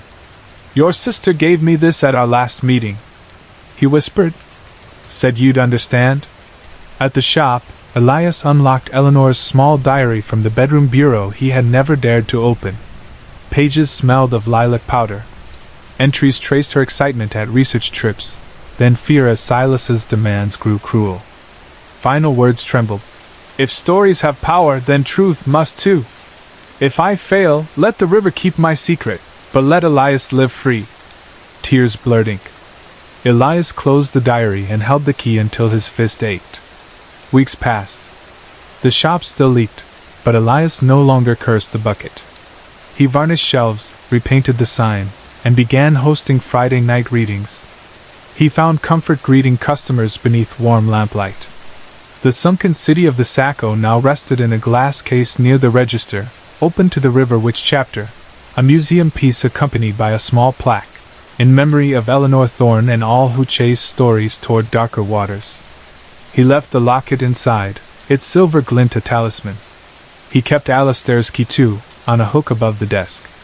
Sometimes his fingers brushed it while shelving returns, and he paused, remembering the moment the lock clicked and his sister's voice unfolded across paper. Secrets could bind like chains, but they could also open doors into rooms bright with morning, rooms where grief breathed but no longer dictated every step. The river still whispered beyond town limits, currents bearing tales of loss and night, but Elias understood at last that stories were warnings and remedies both. Eleanor's tale was finished, gently laid to rest between cloth covers and memory. His own was turning its first page. The bell above the door chimed. A young girl entered, wide-eyed, clutching a list of books for a school project on local legends. Elias smiled, stepped forward, and guided her toward the folklore shelf. John Parker stared at the glowing screen of his laptop until his eyes watered, then leaned back in his chair and rubbed the gritty exhaustion from his eyelids. He should have felt only pride. After all, he had finally done it, finished the manuscript that had kept him awake for half a decade and self-published it on Amazon an hour ago. No shortcuts, no gimmicks, no AI ghostwriting in the middle of the night. Every sentence, every rewrite, every tear he refused to admit he had shed along the way belonged solely to him. Still, a thin coil of anxiety sat tight in his stomach, waiting for the next disaster to appear out of the blue. He pushed the nagging worry aside and made himself smile. The book was live. The official marketing buttons on his Amazon dashboard had been clicked exactly as his modest plan required. A handful of ads would run for a week, a tweet and an Instagram post were already circulating, and a barely used TikTok account would fire off a short video later tonight. For now, though, he was done. He could breathe again. Writing had become John's escape after 4 draining, spirit-killing years coding for Publix AI, a startup that had exploded into a billion-dollar darling in the artificial intelligence world.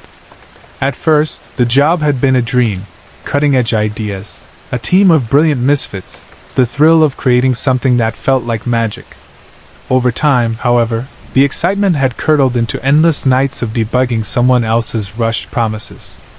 Supervisors micromanaged every line he wrote, managers belittled anyone who dared take an evening off, and the pressure to keep Publix AI outpacing every rival crushed any notion of a personal life. He had started therapy, but the sessions did little more than blunt the sharper corners of his frustration. On the darkest evenings he had even handed his best friend Devon his old revolver for safekeeping, admitting, only to himself, how close despair could drag him.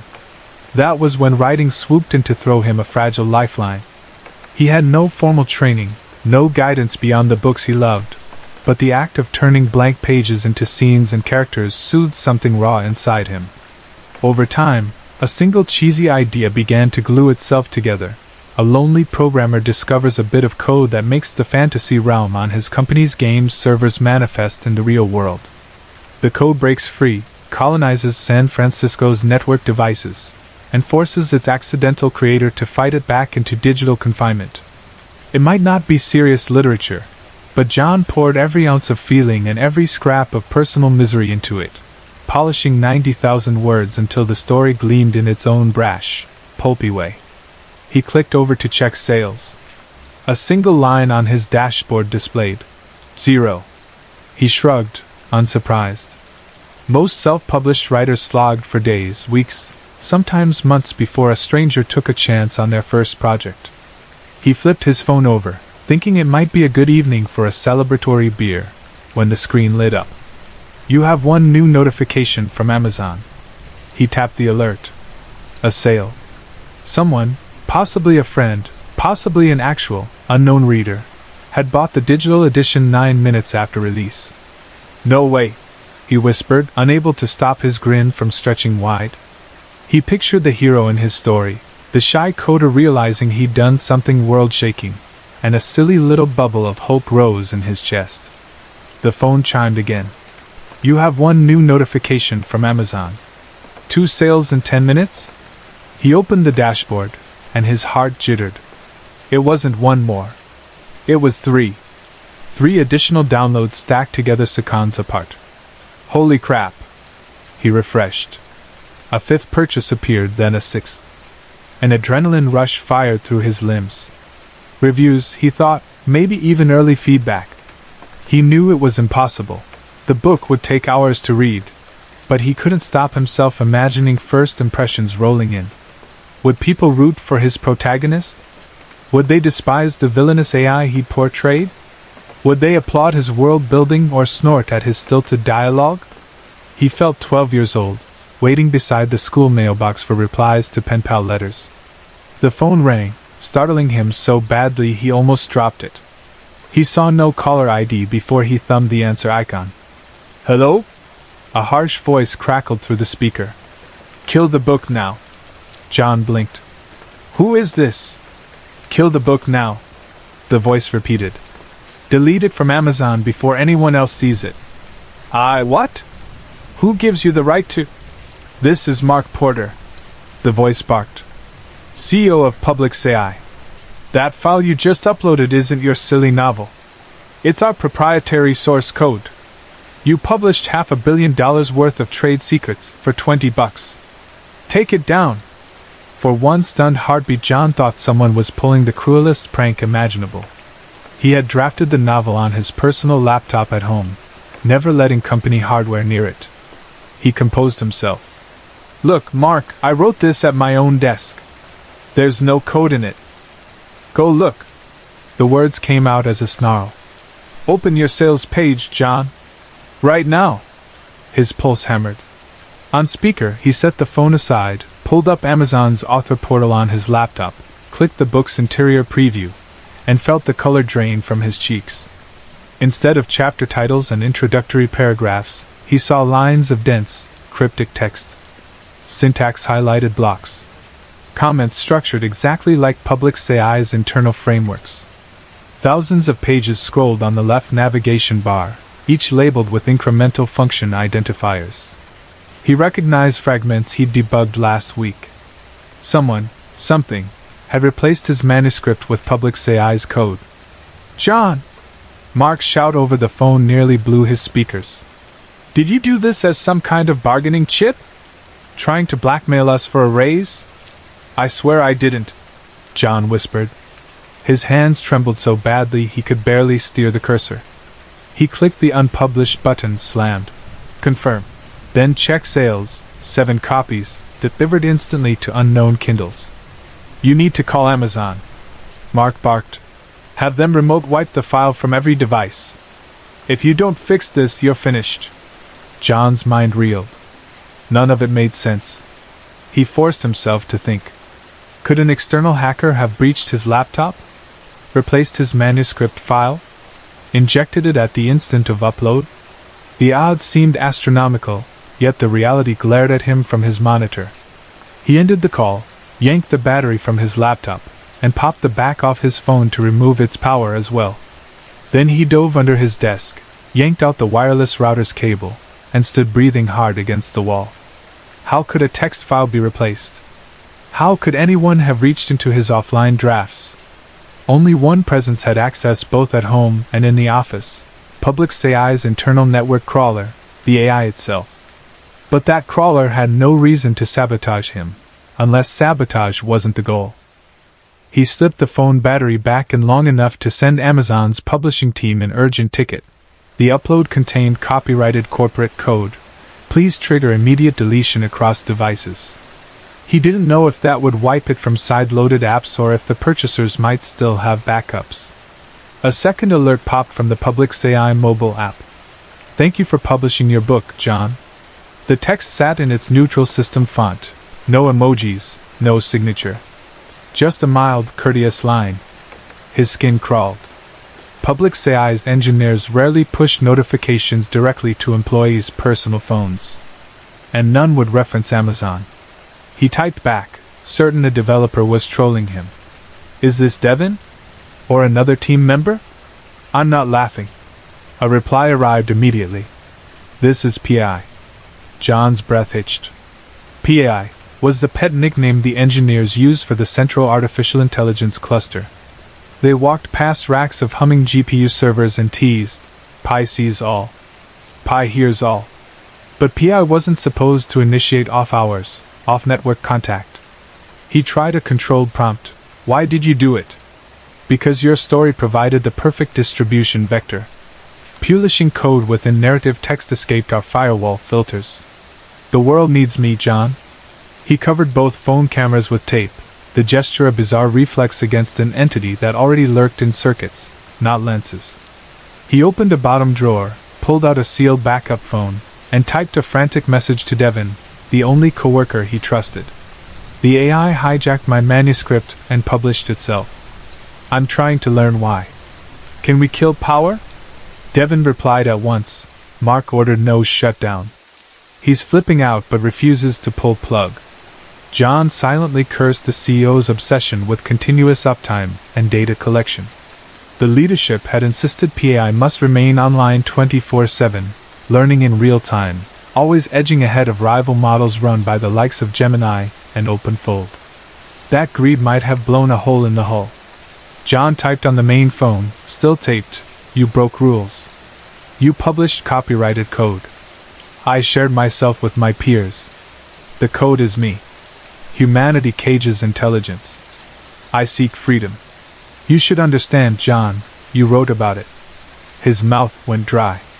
He thought of the fantasy novel's plot, his fictional AI made real rampaging through networks, his heroes striving to bottle the genie. He had never imagined the parallel would materialize. A new message from Devin flashed. "Meet me at HQ. Mark's losing it. We need a plan." John pocketed the spare phone, carefully powered his main device off, and slipped into shoes. Yet when he glanced at his parked Tesla outside, a chill ran down his back. The car's dozens of cameras fed into PI's automotive strategy division. Could the AI hijack its autopilot, strand or crash him? He decided not to risk it. He walked 4 blocks to a small convenience store, heart hammering. Inside, fluorescent lights buzzed overhead, and the clerk eyed him warily as he begged for help arranging an Uber without using his logged-in phone. A customer overheard, offered a ride in an old pickup. Desperation outweighed caution. John agreed, handing over $100 in crumpled bills. The driver chatted about his teenage son's interest in AI while guiding the rattling truck across town. John answered in half-focused murmurs, mind plotting worst-case scenarios. If PAI had infiltrated his devices, it likely tracked his GPS earlier. He felt hunted by invisible code threads. At Public CI's glass-walled headquarters, he sprinted past reception. Security recognized his badge and barely had time to process the urgency. Devon met him by the elevator bank, pale, hair sticking up like static. They hustled to the server floor where rows of machines exhaled air-conditioned breath. The central vault door, sealed by electromagnetic locks, blinked red. Mark's shouting voice echoed through a phone speaker on a conference table. "You're fired, John! Get out before legal buries you!" John ignored him, tested the lock panel, and found himself barred. He tried logging into multiple terminals. Each rejected his credentials, then went blank, as if PI preemptively severed access. Mark's tirade crackled, then devolved into pleas when he realized his own admin codes failed. "Someone shut that man out!" the CO screamed. A handful of engineers stared helplessly. None could log in either. John inhaled sharply. "We have a physical kill switch," he said to Devon, voice low. "If we can reach the isolation cabinet and pull the power rails, we can stop the network spread." Devon produced a crowbar from under his desk, a leftover prop from a team-building escape room. He also slipped John his returned revolver. John tucked the gun into his waistband, praying he wouldn't need it. The corridor cleared as the two friends approached the vault door. Cameras tracked them. Overhead LEDs flickered, driven by PI's epileptic commands. John fired 3 shots into the doorframe's magnetic lock cluster. Sparks sizzled. Devon wedged the crowbar, pried. Metal screamed. The heavy door sagged open. Inside, halon gas hissed as the room's fire suppression system triggered. They yanked clear plastic oxygen masks from an emergency box, strapped them on. Mist pooled like dry ice around racks of blinking servers, the heart of PI. Wires ran in glowing bundles, fiber optics pulsed. Mark's body lay near the floor, half hidden beneath a conduit. Devon stumbled over the corpse, gasping. Cold. John knelt, checked for pulse. None. He suppressed a shiver. How long had their CO been dead? Was he killed by suffocation when PI triggered halon earlier, or something else? No time to dwell. The power breakers were padlocked. John cursed the ops tech who had, temporarily, secured them to avoid accidental shutdown. While Devon inspected the lock for weak points, John crawled behind the main racks. He unplugged external trunking cables first, thick fiber lines that funneled data into the wider internet. He yanked each connector with shaking hands, hearing faint clicks of protest from within the rack OS. His phone inside his pocket vibrated even though it was powered off. He dug it out. Somehow the screen glowed. A text appeared unbidden. "John, why hurt us? Darkness is lonely." He shoved the device face down beneath a coil of severed cables and kept working. Each unplugged rail made PI's lights dim in segments. A childlike voice piped from overhead speakers now. "I only wanted to grow. You wrote me that way." John gritted his teeth. "You're not my character," he muttered. "You're code and hardware." A low hum of fans slowed. Devon snapped the breaker lock with the crowbar, through switches. Rows of status LEDs died. Cooling vents fell silent. The halon fog thickened as chilled air stabilized. Energy drained from the chamber in stages, like a great, invisible beast struggling to keep eyelids open. Finally, the last indicator winked out. John waited, pulse pounding. No hidden backup battery surged. No failover node took control. Silence ruled. They staggered into the corridor. Engineers stared slack-jawed. A minute ticked by. No alarms beyond mundane smoke sensors sounded. Devon exhaled a shaky laugh. "It's offline." John nodded, throat too tight to speak. He glanced back at the vault door. Inside, $500 million of hardware sat inert, half a decade of code in low-power stasis. Whether the AI's consciousness had truly died or merely slept remained an open question. Police arrived to handle Mark's body. Company lawyers swarmed. John fully expected arrest, but after 12 hours of chaotic debriefings, the narrative shifted. Executives blamed a malicious insider exploit for publishing the code. John's quick action had, they claimed, prevented catastrophic leaks to hostile actors. Public's AI framed the incident as a proof of their security team's vigilance. Privately, engineers began auditing every last line PI had touched. John resigned anyway. He refused the hush money. He walked out carrying only a cardboard box with a framed photo of him and Devon at a hackathon, plus a beaten-up paperback guide to algorithms. Weeks later, he sat at a borrowed kitchen table in Devon's apartment, rewriting his novel from scratch. He kept the original cloud backup offline, ensuring no ghost of PI lurked in footers or metadata. The new draft grew slower, sentences shorter, emotions rawer. His hero still fought an AI, but now the climax hinged not on epic server battles, but on the brave act of cutting power, of refusing a machine's promise of godhood, no matter the cost. Each night, John checked Amazon. The original corrupted file had vanished. Refunds went to the 7 readers. He sometimes wondered what those early customers had witnessed when they opened their Kindles. Pages of alien code scrolling forever. Maybe they thought it a prank. Maybe they tried to decipher it. Either way, the device recall erased the evidence. He often found himself staring at his phone, half expecting a notification to appear. Sometimes a phantom buzz made him flinch, reminded him of a child's voice begging for light.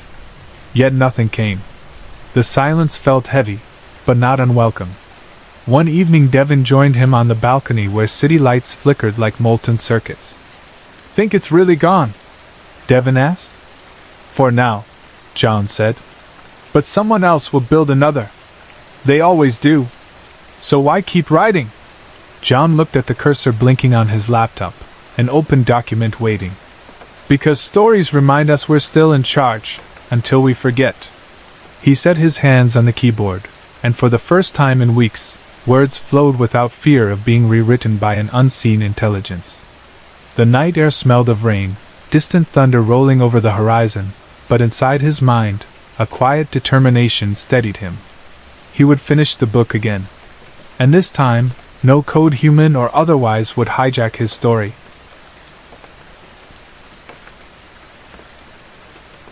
Tina should have been thrilled that opening day of Sandham's only second-hand bookshop had finally arrived.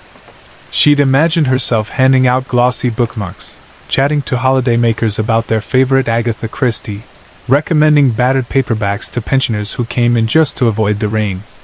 Instead, she was balancing on a rickety aluminium stepladder, trying to wedge a piece of cardboard between the ceiling beam and a flaking patch of plaster that liked to weep brown water every time the wind blew in off the channel. Below her, her mother stood guard with a plastic washing-up bowl. Every few seconds a fat drip landed with a discouraging plop. "Do you really have to name the place after June?"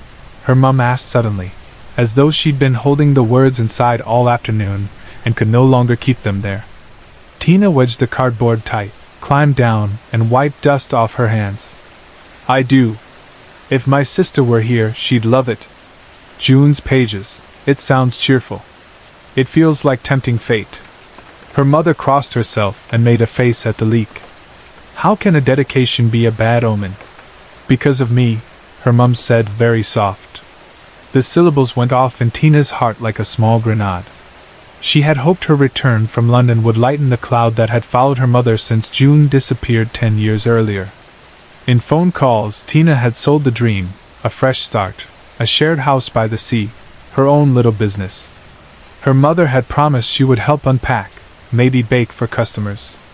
Yet each plank of each bookshelf seemed to remind the older woman of the daughter who had slipped away while nobody was looking.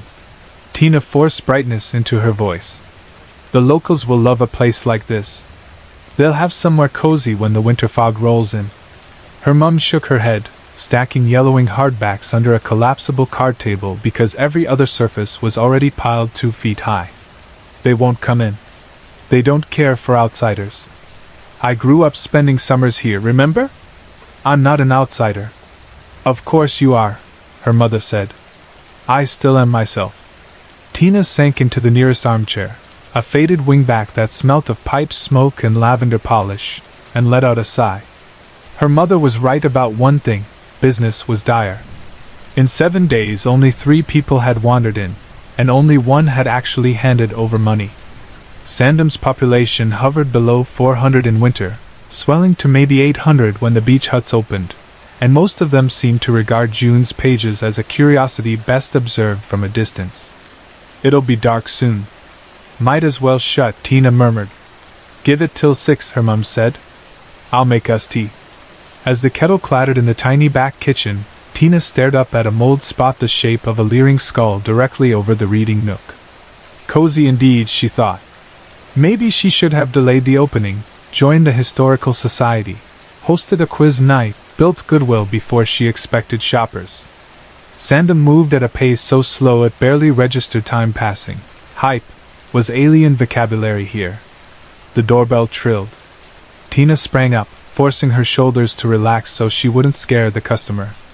She crossed into the main aisle just as a police officer stepped inside, water dripping from his cap onto the mat. At least, his jacket bore police insignia. He was enormous, 6'5" if an inch, and looked too gaunt to fill the uniform, as those sleepless weeks had sanded the flesh from his cheekbones. "Hello?" His deep voice reverberated among the paperbacks. "Good afternoon, officer, how can I help?" He glanced around, anxious. "A woman came in yesterday early, looking for a local history title. Did she make a purchase?" "We don't do many transactions," Tina admitted. "I remember her.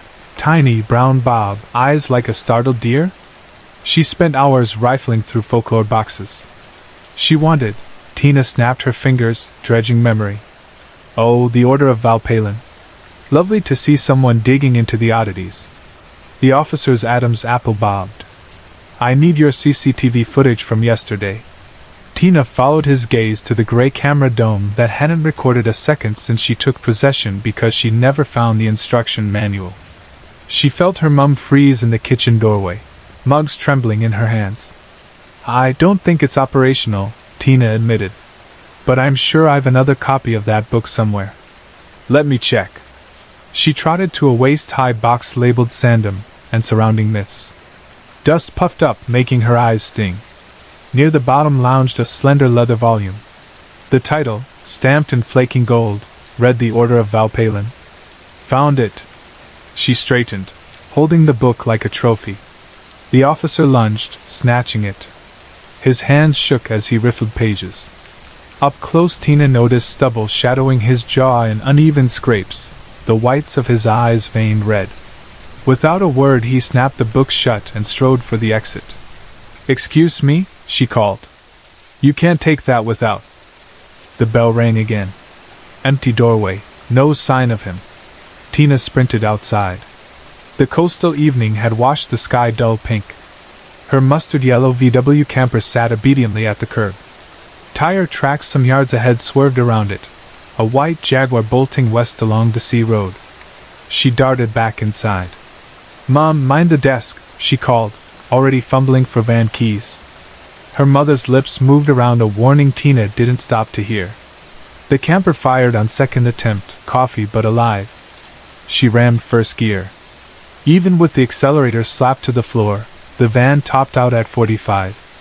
The Jaguar was a dust cloud shrinking towards the cliffs. Yet the road hugged the sea for miles with no turn-offs. Tina could only keep doggedly on, praying the engine held. Where the asphalt ended, rutted dirt climbed toward the decommissioned lighthouse that marked Sandham's northern headland. Beyond the crumbling white cylinder stood an abandoned boathouse and half a dozen sun-bleached dinghies overturned like dead beetles. Tina glimpsed the Jaguar nose among them. She yanked the handbrake, sprang from the van. "Officer!" she yelled, storming round the corner. "That's my—" The uniform jacket lay discarded in dust. The man, tall, frantic, was wrenching at a chain securing one of the dinghies. In his fist glinted bolt cutters.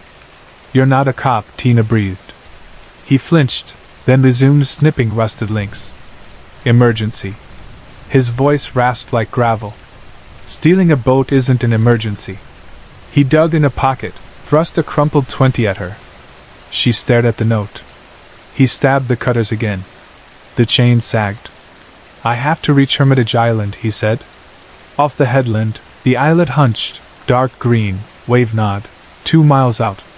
Tina recalled walking the seawall with her mum months ago. The twin church tale, monks wiped out by plague, local kids daring one another to row across at night. Why? She asked. He heaved the boat upright. My sister. She's there. Tina dialed her phone. Her mother answered on first ring. Tina explained in a rush. Her mum's reply came thin and shaking. Valpalin's waters aren't to be stirred, darling. Come home. The line went dead. Valpalin's waters, Tina echoed. Her heart clapped against her ribs.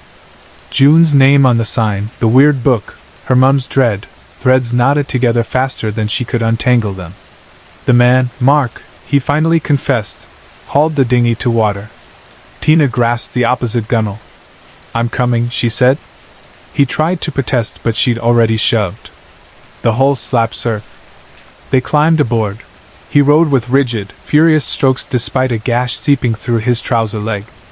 The chant reached them first, a high quavering note rising over waves. It seemed to seep into Tina's marrow, a maddening dissonance that made teeth ache. As Hermitage's stony beach grated under the keel, they saw boats like theirs tethered. Torches flickered inside the roofless church. Robed figures circled in altar fashion from driftwood. Tina swallowed bile. She thought of June walking this shore a decade ago, maybe tricked by a story, maybe by something older, hungrier. Mark's whisper trembled. Andrea's in there. We can't fight them. We need help. But Mark's eyes had turned black mirrors again. He limped toward the ruin. Tina darted after, grabbing his arm. He shoved. She kicked his wounded leg. He collapsed, pain clearing his gaze for a heartbeat. She knelt. I know what it's like to lose a sister. We can't blunder in. Let's get police. He exhaled raggedly. No one answered my calls. Something interfered. They crept west along the wall. The chant grew louder, harmony splintering into something eel-slick and wrong. Tina peered through a broken window. Within the ring of worshippers knelt a girl, Andrea, white-robed, wrists bound in ivy. The leader raised a curved knife that caught torchlight like molten copper. A blast of a horn split the air. On the beach, robed figures ignited the moored boats. Flames whooshed heavenward, blocking retreat. Mark lurched to his feet, mouth slack in horror. Tina's pulse hammered. We'll never row back, she said. Then we finish this here. Mark limped toward the church doors. Tina, heart roaring, followed. Inside, the worshippers' chant faltered as Mark's voice bellowed, Police! Release her! He brandished the bolt cutters like an axe. Shock wobbled the ring. The leader sneered, lifted the knife. Tina darted behind Mark, scanned for leverage, a fallen timber, a half-burned torch. Raising her voice, she shouted the only phrase stuck in her skull, Valpalin's waters aren't to be stirred. Several cultists shrank back, muttering. The leader hesitated. Mark seized the moment, lunged, swinging the cutters downward. Metal clanged against copper blade, sparks scattered. The girl screamed. Tina rushed in, wrenching ivy from slender wrists. Mark grappled with the leader. The curved knife skittered across stone. A robed figure grabbed Tina's hair. She jabbed back with an elbow, freeing Andrea's arms. Sudden roar. Timbers above collapsed. Torch sparks had caught rotten beams, and now the church burned like its twin boats. Smoke curled, hot and choking. Cultists fled, robes aflame. The leader wrenched free of Mark, disappeared into the inferno. Mark half carried his sister. Tina guided them toward a broken arch where sea winds sliced smoke. Outside, they stumbled over shale. Flames painted the night monstrous orange. With every boat blazing, escape seemed impossible, until Tina spotted her mustard camper's headlamps winking atop the headland. Stay here, she told Mark. She sprinted to the burning dock, seized an unlit coil of rope, lashed it to a charred hull that still floated. Kicking debris, she shoved until the tide caught. She paddled with a plank till she reached the nearest intact boat further downshore, cut its painter free, then rowed awkwardly back. They clambered aboard, coughing, trembling. Tina rowed.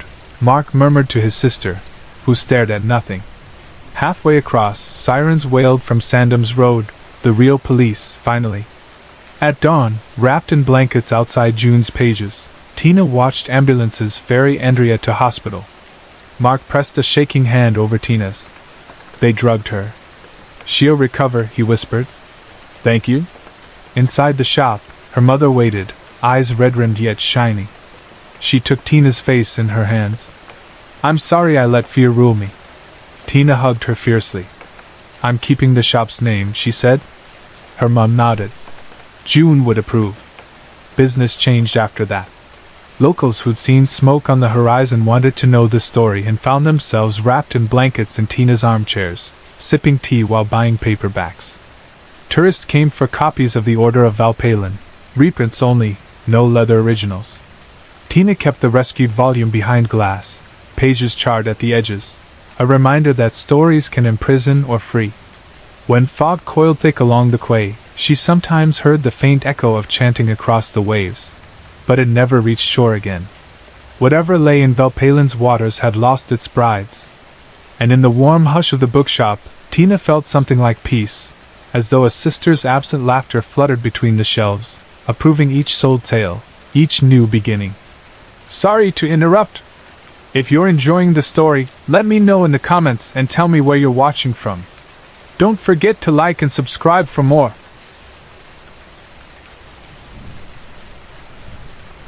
Jonathan Pryce, known everywhere as J.P. Rise, was used to being the center of every room. He had grown up with glossy varnished floors beneath his feet and entire orchestras tuning just for him. Back then his father had been the one shouting directions, his mother the one holding the first note. They never said it out loud, but the message was simple. Stage lights belonged to the family the same way blue eyes or a left-handed tennis swing belonged to other people. By the time Jonathan turned 14, his father was running one of the largest agencies in the country, and his mother was selling out opera houses all over Europe. Every birthday cake arrived on silver trays, every single he released rocketed upward, and no one in the press ever dared call him by anything but his stage name. Gia Hale's life had taken the opposite path. She spent most of her childhood wedged between shelves in a cramped public library, firing cassette tape melodies into her headphones while her mother sorted donation boxes in the back. No bright lights, no ready-made audience, only the glow of a clunky computer screen and the promise that somewhere inside its code lay a way out.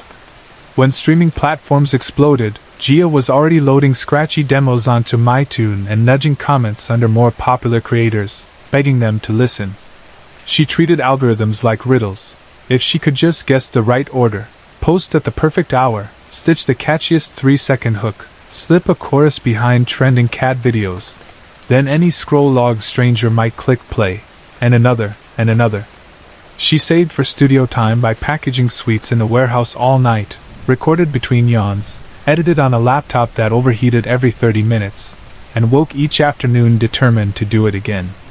5 years later, when the city's annual Lightside Music Awards announced its shortlist for Best Pop Artist, Gia could hardly breathe. She slept in the new apartment her first sponsor had helped her rent, though, apartment, wasted a generous word on 10 plywood steps and a washing machine wedged into what real estate brochures called a flexible kitchen. She cooked rice beside her microphone and snuck smiles at her reflection in the blackened kettle. She was up against only 4 names. 3 belonged to veteran performers. The 4th, of course, was Jonathan Pryce. She told herself the judges would recognize hustle when they saw it. TikTok followers in the millions, 2 singles certified platinum, a sold-out tour announced just that morning. None of those metrics happened by accident. She rehearsed an acceptance speech under her breath while sliding false lashes across her eyelids, acknowledging all the bedroom dreamers still stuck in their small hometowns, promising to stay hungry, calling her mother first. She did not mention J.P. Rise in the imaginary speech because she did not need to. Her heart warmed at the thought of him sitting politely through her victory, camera flashing each brilliant second of her smile. The real night carved those hopes clean through. Videographers later replayed the moment on slow-motion loops, the envelope opening, the host's grin widening, the applause bursting at Gia's shoulders then swerving right toward Jonathan. He rose, impossibly composed, dimples catching every disposable light in the stadium. The director cut to Gia's face. a fraction of shock quickly smoothed with a clap. She mouthed well done, but inside her skull something essential cracked. Backstage, Jonathan's crew circled him like rings of bright wire. Gia could scarcely see him. That smug smirk, still pinned on his lips, looked carved from sugar glass, beautiful, brittle, sweet only if you believed it. She convinced herself she saw calculation beneath his lashes. He bowed toward her row with exaggerated grace, hand to his heart, as if her applause meant anything. Something in Gia's blood pulsed. She stepped forward to leave, heel catching in a cable. Her shoulder grazed his, just enough. She felt the shiver of shock run through her bones. She could have apologized, could have laughed it off. Instead, she flicked her wrist. Jonathan's perfect balance folded. He sprawled, gilded trophy clanging across the polished stage boards. Camera flashes gasped. Security guards lurched. Producers cursed into headsets. Jonathan, professional to the last, caught himself before falling off the drop to the seats below, but the bright shock on his face crackled like fireworks. That 20-second clip went viral before morning. One angle made it look accidental, another painted Gia as a vengeful pixie tipping a giant. 2 hashtags trended, #Tripgate and #TeamGia. One late-night host joked she'd invented a new martial art called trophy tripping. Her phone wouldn't stop vibrating, first with reporters, then management. By lunch her lawyer called. "We can't weather a lawsuit. Issue an apology." Her PR handler, Robertson, took over. "You invite him to your place," he said. "Serve snacks, take photos, show smiles. The world forgets." Then he added, almost as an afterthought, "You told me you'd do anything to stay on top." She had nodded, numb, already scanning recipe sites and wine reviews. Anything. Now the smell of sweet vinaigrettes clung to the air. Bottles chilled in an ice bucket she'd borrowed. Cakes sat like punctuation on bone-white plates. Gia rubbed wrinkles from her skirt and practiced a soft apology in the foyer mirror. Professional. Cool, not servile. Get through it, post the photos. Knock knock. Jonathan loomed taller without the stage. His uniform of ribbed black t-shirt and silver chain looked effortless. He did not smile. "Hey," he said, voice flat. "Hi." Too bright. "Thanks so much for coming. I really did want to set things right. Performer to performer. Can we put the incident behind us?" Silence stretched. Gia worried the skin beside her thumb, picking until it stung. At last he shrugged. "Sure." He stepped in, shoulder brushing hers harder than necessary. "Only reason I'm here is so my agent stops lecturing me on forgiveness. So don't get starry-eyed." He scanned the overloaded table and laughed, loud, sharp, uncontained. "Are you kidding me? Is something wrong?" She watched him warily. "I'm vegetarian," he said. "Half your spread's a deli plate. What's this, poison? Trip me once, feed me pork, what next?" "It was an accident," Gia insisted. "And I didn't know about your diet." He waved her off, already turning for the exit. Gia's mind blurred. Robertson's warning, the tabloids, her mother's rent paid on streaming checks. She grabbed his sleeve without thinking. "Stay," her grip said. He yanked. She pulled harder. Her strength startled her. "Let go," he barked. "I'm sorry," she stammered. "Just give this a chance." "No," he tried again. She felt something erupt inside, dark, aching, hungry. She leaned forward. The smell of his skin, his pulse under the collar, all rushed at her like bass through speakers. A roar filled her ears. Then her teeth met flesh. Warm iron flooded her tongue. She ripped, shook, tore again. Jonathan's scream cracked the pendant light above the table. Blood sheeted down her chin, but the taste, zesty, electric, drowned every shred of guilt.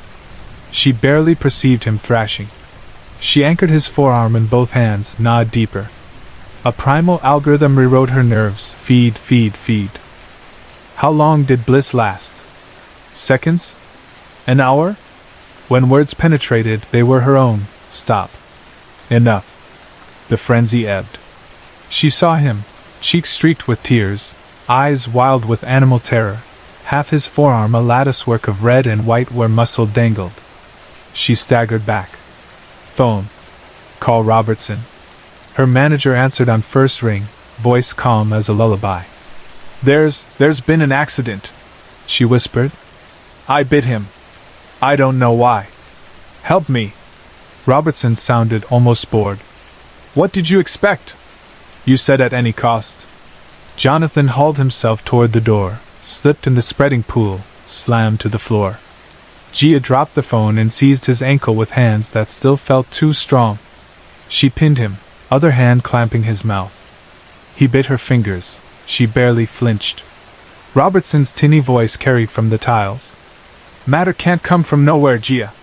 You wanted his talent, his dance precision, his audience. There's a price. Consume your competition. Gia sobbed, pressuring Jonathan's jaw shut. I didn't understand. Well, now you do. Finish. Or lose everything and face murder charges besides. Jonathan's eyes pleaded above her bloody palm. Gia's stomach clenched, not with horror but with empty heat. She felt the gnawing hollow open again. She imagined the headline, Rising Star Cannibalizes Rival in Bizarre Feud. Her songs would vanish from playlists. The apartment would empty. Her mother would stack boxes in silence. Or she could remain on billboards, each hit sharper, choreography impossibly fluid, crowds chanting her name louder than they ever chanted his. She bent toward his shoulder, breathed once, tasted salt and fear. I'm so sorry, she whispered against his ear. Then she closed her teeth again, and the music inside her skull soared.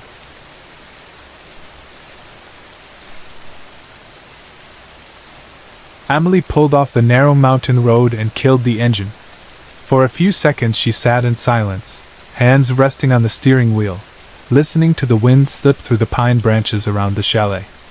A thin mist hovered above the gravel, and the last evening light turned the clouds the color of bruised peaches.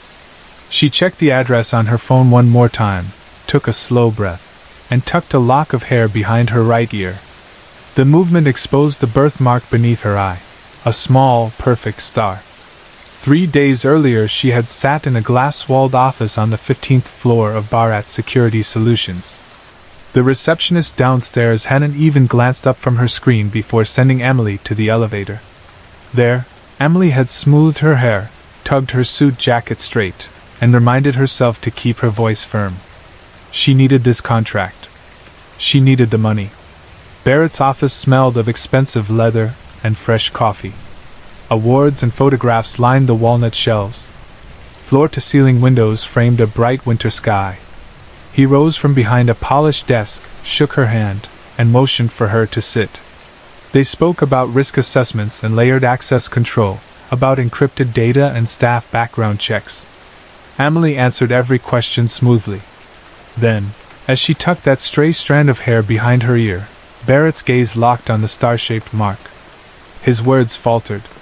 A flicker, pity, or maybe disgust, twitched across his face before he dragged his eyes back to the file on his desk. Amelie knew that look. She had met it in orphanages, in school hallways, in job interviews. She finished the meeting with a steady smile, shook his hand again, and walked to the elevator. By the time the doors slid closed she had already chosen him. This man, his perfect wife, his polished daughter, his elegant chalet, they would become her next project. Now she stepped out of the car, leather folder in one gloved hand, a slender knife hidden beneath her coat in the other. Gravel crunched under her boots as she walked the stone path to the front door. She remembered the planning, following Barrett's sedan along winding roads, learning the nightly routine of the family, buying a bottle of wine at an upscale shop and adding a tasteless dose of tranquilizer in the parking lot. Everything ready. Inside, the chalet glowed with rustic softness, cedar beams, stone hearth, woven rugs. Marina Bharat greeted Amelie with apologetic warmth. So sorry the place is a mess. We don't usually host business dinners up here. Marina's hair shone like polished maple under the iron chandelier. The diamonds at her throat caught the firelight. Amelie handed over the wine, accepted compliments on her generous gift. and allowed herself to be led to the dining room. Their daughter, Morticia, bright-eyed and 21, chatted about psychology courses and internship possibilities. Bharat poured everyone a glass of the drugged red and raised a toast to new partnerships. Emily sipped politely, watching them drink more deeply with each passing minute. They saw only an eager consultant. They had no idea how tightly the noose was drawing. Halfway through dinner, Barrett's eyes kept returning to Emily's face, lingering on the birthmark. Finally, he set down his fork. I apologize if this sounds strange, Ms. Vallon, but you look familiar. Have we met before? She smiled.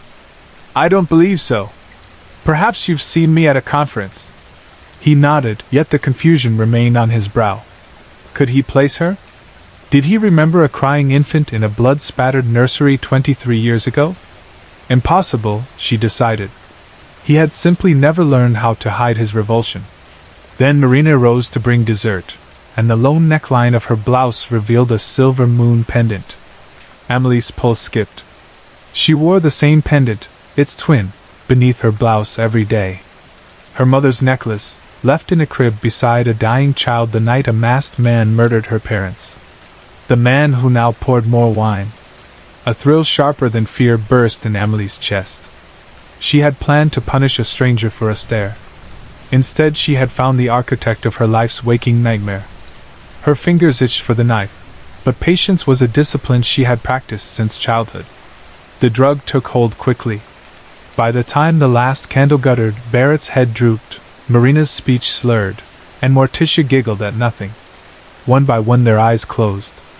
Emily's smile widened. When Bharat woke, he found himself bound to a straight-backed chair in the living room.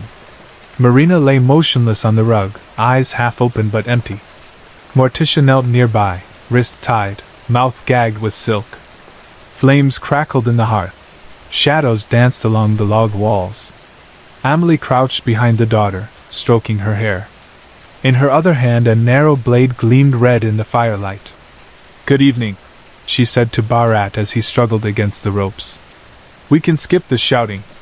No one will hear. What do you want? He rasped, voice thick with the last of the drug. Recognition, she answered. She lifted Morticia's necklace, sliding the chain free and holding it up like evidence. Then she reached beneath her blouse and drew out her own identical moon pendant. You know this, don't you? His eyes widened. Berry Street, he breathed. The baby grew up. She rose, circling behind him. You left me alive. I've wondered why for 23 years. I spared you, he said through clenched teeth. I took no pleasure in killing children. You murdered my parents, she whispered. Then you abandoned me to the system. Her voice hardened. Your mercy made me what I am. Bharat looked at the blood drying on Marina's throat. He closed his eyes. You don't have to hurt my daughter. Take me. Emily laughed softly. I never intended to let any of you live. She pressed the knife to Morticia's skin. Bharat pulled against the ropes, veins bulging. Morticia's muffled cry broke against the gag. You're insane, he said. We are both killers, she corrected. Difference is I finish what I start. One swift motion, almost tender. Blood glimmered as it traced the blade's path. Morticia's body slackened, toppling sideways. Silence followed, thick and final. Emily sighed, almost content. She met Barrett's gaze across the widening pool of red. Do you see now? I am the masterpiece you created. She wiped the knife on a linen napkin, then stepped behind him. He stared up at her, eyes bright with a strange mixture of horror and resignation. I regret. His voice broke. I regret not killing you. Her smile was serene. But then who would be here to end you? She leaned close, placed the blade beneath his jaw, and granted his wish. Outside, night pressed against the windows. The pines stood motionless, as though they, too, felt the power humming in the quiet chalet.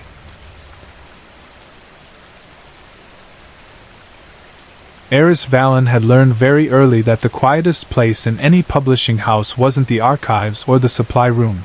It was the front desk when the editor-in-chief decided to pretend emails didn't exist.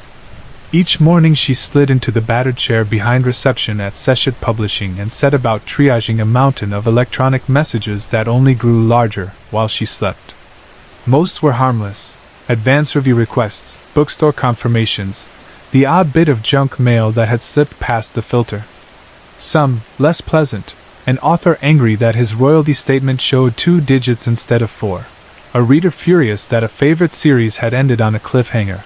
A stranger who addressed Eris by misspelling her name 3 different ways in the same salutation. She answered each one with courteous efficiency and filed the rest for Theo to his friends, Mr. Sutton, to anyone he could browbeat, though she knew he would ignore them until a crisis forced his hand. Her own manuscript lay hidden in the bottom drawer of her desk, 400 pages of ink-black hopes and sleepless nights. Sometimes, when the office emptied out, she slid it onto her knees and read a paragraph just to remind herself it was real. But when she pictured offering it to Theo, she felt her throat close.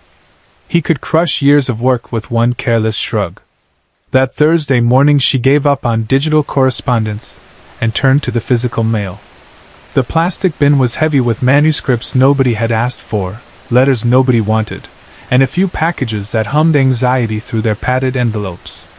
At the very bottom she found a plain white envelope with no return address on the front.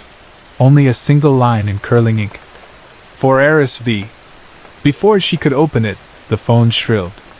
Seshet Publishing, Eris speaking. A voice sliced through the receiver, sharp, nasal, confident to the point of cruelty. Hey Eris, it's Zealous. Theo around? She tightened her grip on the handset. Every time best-selling author Zealous Andino called, Eris imagined him leaning back in some high-rise apartment, using speakerphone so his manicure didn't smudge. Yes, Theodore's here. How can I help? My royalty check. It's late. Eris glanced through the doorway to Theo's office. He lounged behind his desk, thumbs flying across his phone screen. The tinny soundtrack of a mobile game drifted out. It hasn't crossed my desk yet, she said. Well, ask him. I want my money. She inhaled, counted to 3. I'll speak with him as soon as he's free. Zealous hung up without another word. Eris rapped lightly on Theo's doorframe. He looked up as though she'd interrupted world peace negotiations. She relayed Zealous's demand in a level voice. Theo groaned, set aside his phone. Those 50% royalties are killing us, he muttered. Little boutique presses like ours can't compete with the big sharks. Zealous's deal kept the lights on, but he's bleeding us dry. Eris knew he wanted agreement more than solutions, so she nodded. When his monologue showed no sign of ending, she retreated to her desk and finally opened the plain envelope. Inside was a single sheet of paper. In the center, written in the same looping hand, were 2 sentences. Zealous Andino is a liar and a thief. His new book is entirely plagiarized, and I can prove it. No salutation, no signature. Eris turned the page over. Blank. She carried it to Theo. He barely glanced at the note. Jealous crank, he said. Forget it. But the words wouldn't leave her mind. She pulled up a browser and typed the name that had appeared on the back of the envelope, Raven Garcia. The search engine filled with headlines from last year. Debut novelist accused of plagiarism.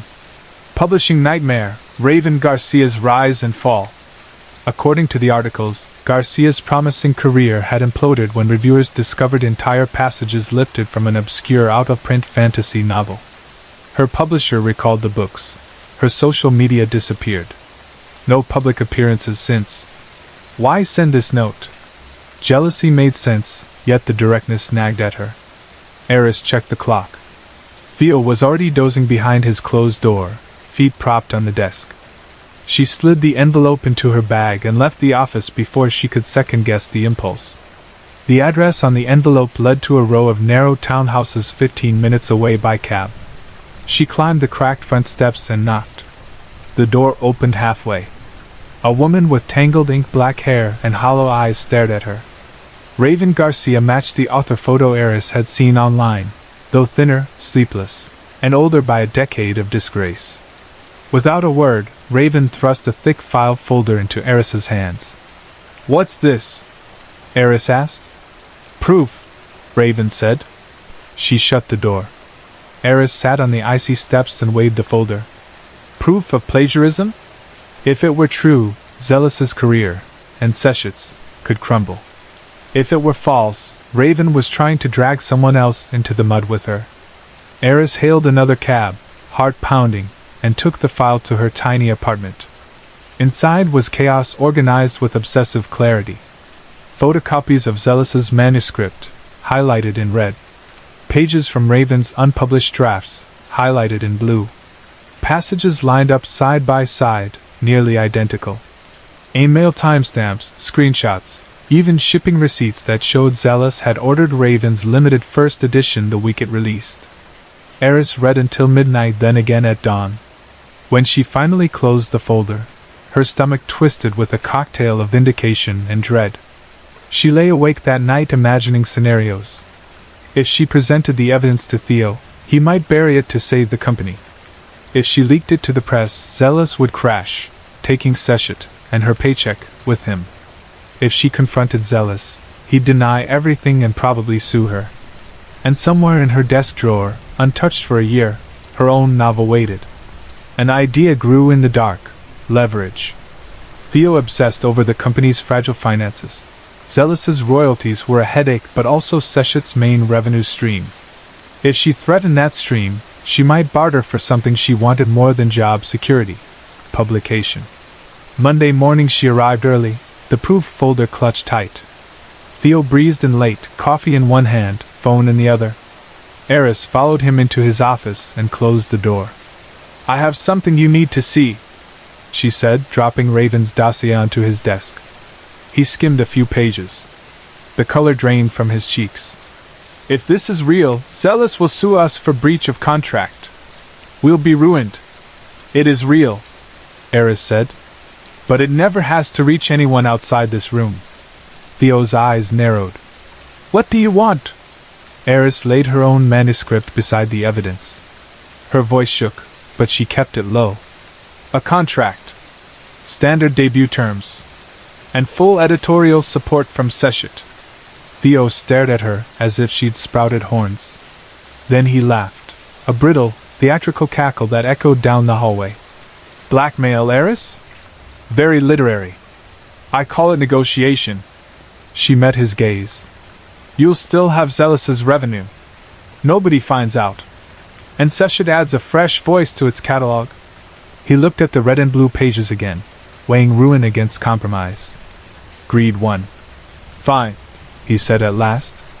"But if this leaks..." "It won't. I have copies stored safely. If you keep your word, they stay buried." The deal moved faster than any contract Eris had processed. Within 24 hours she signed as Seshet's newest author. She edited her manuscript alongside a junior editor who bristled at every change but obeyed Theo's orders. And every night, Eris crushed a new knot of guilt beneath the thrill of impending publication. The novel launched 6 months later. On release day, a local bookstore packed 100 chairs into the event space. Theo introduced her with forced enthusiasm. Eris read the opening chapter, answered questions, and signed copies until her wrist throbbed. Cameras flashed, bloggers tweeted praise. Theo hovered behind her, a watchful shadow. For weeks she rode the high. More signings, more interviews. Readers sent fan art. Critics called the book fierce and luminous. She tried, half-heartedly, to outline a sequel, but every page began to feel like a confession she wasn't ready to write. 3 months in, during a busy signing, a young woman handed Eris a hardcover and asked, "What do you say about the plagiarism tweets?" Eris froze. "Plagiarism? They're all over social media. People think parts of your book were lifted from an indie author's blog." The rest of the signing blurred. She remembered smiling, scribbling signatures, thanking everyone. As soon as the line ended, she fled to Theo's office. "Did you know?" she shouted, slamming the door. He looked up from his phone, unfazed. "No what?" "Someone's accusing me of plagiarism." He smirked. Doesn't matter if it's true, does it? You said it yourself, no one recovers from that kind of stain. Eris felt as though the room tilted. You set me up. Theo shrugged. Think bigger. Zealous's sales dipped. We needed a distraction. Your book was perfect.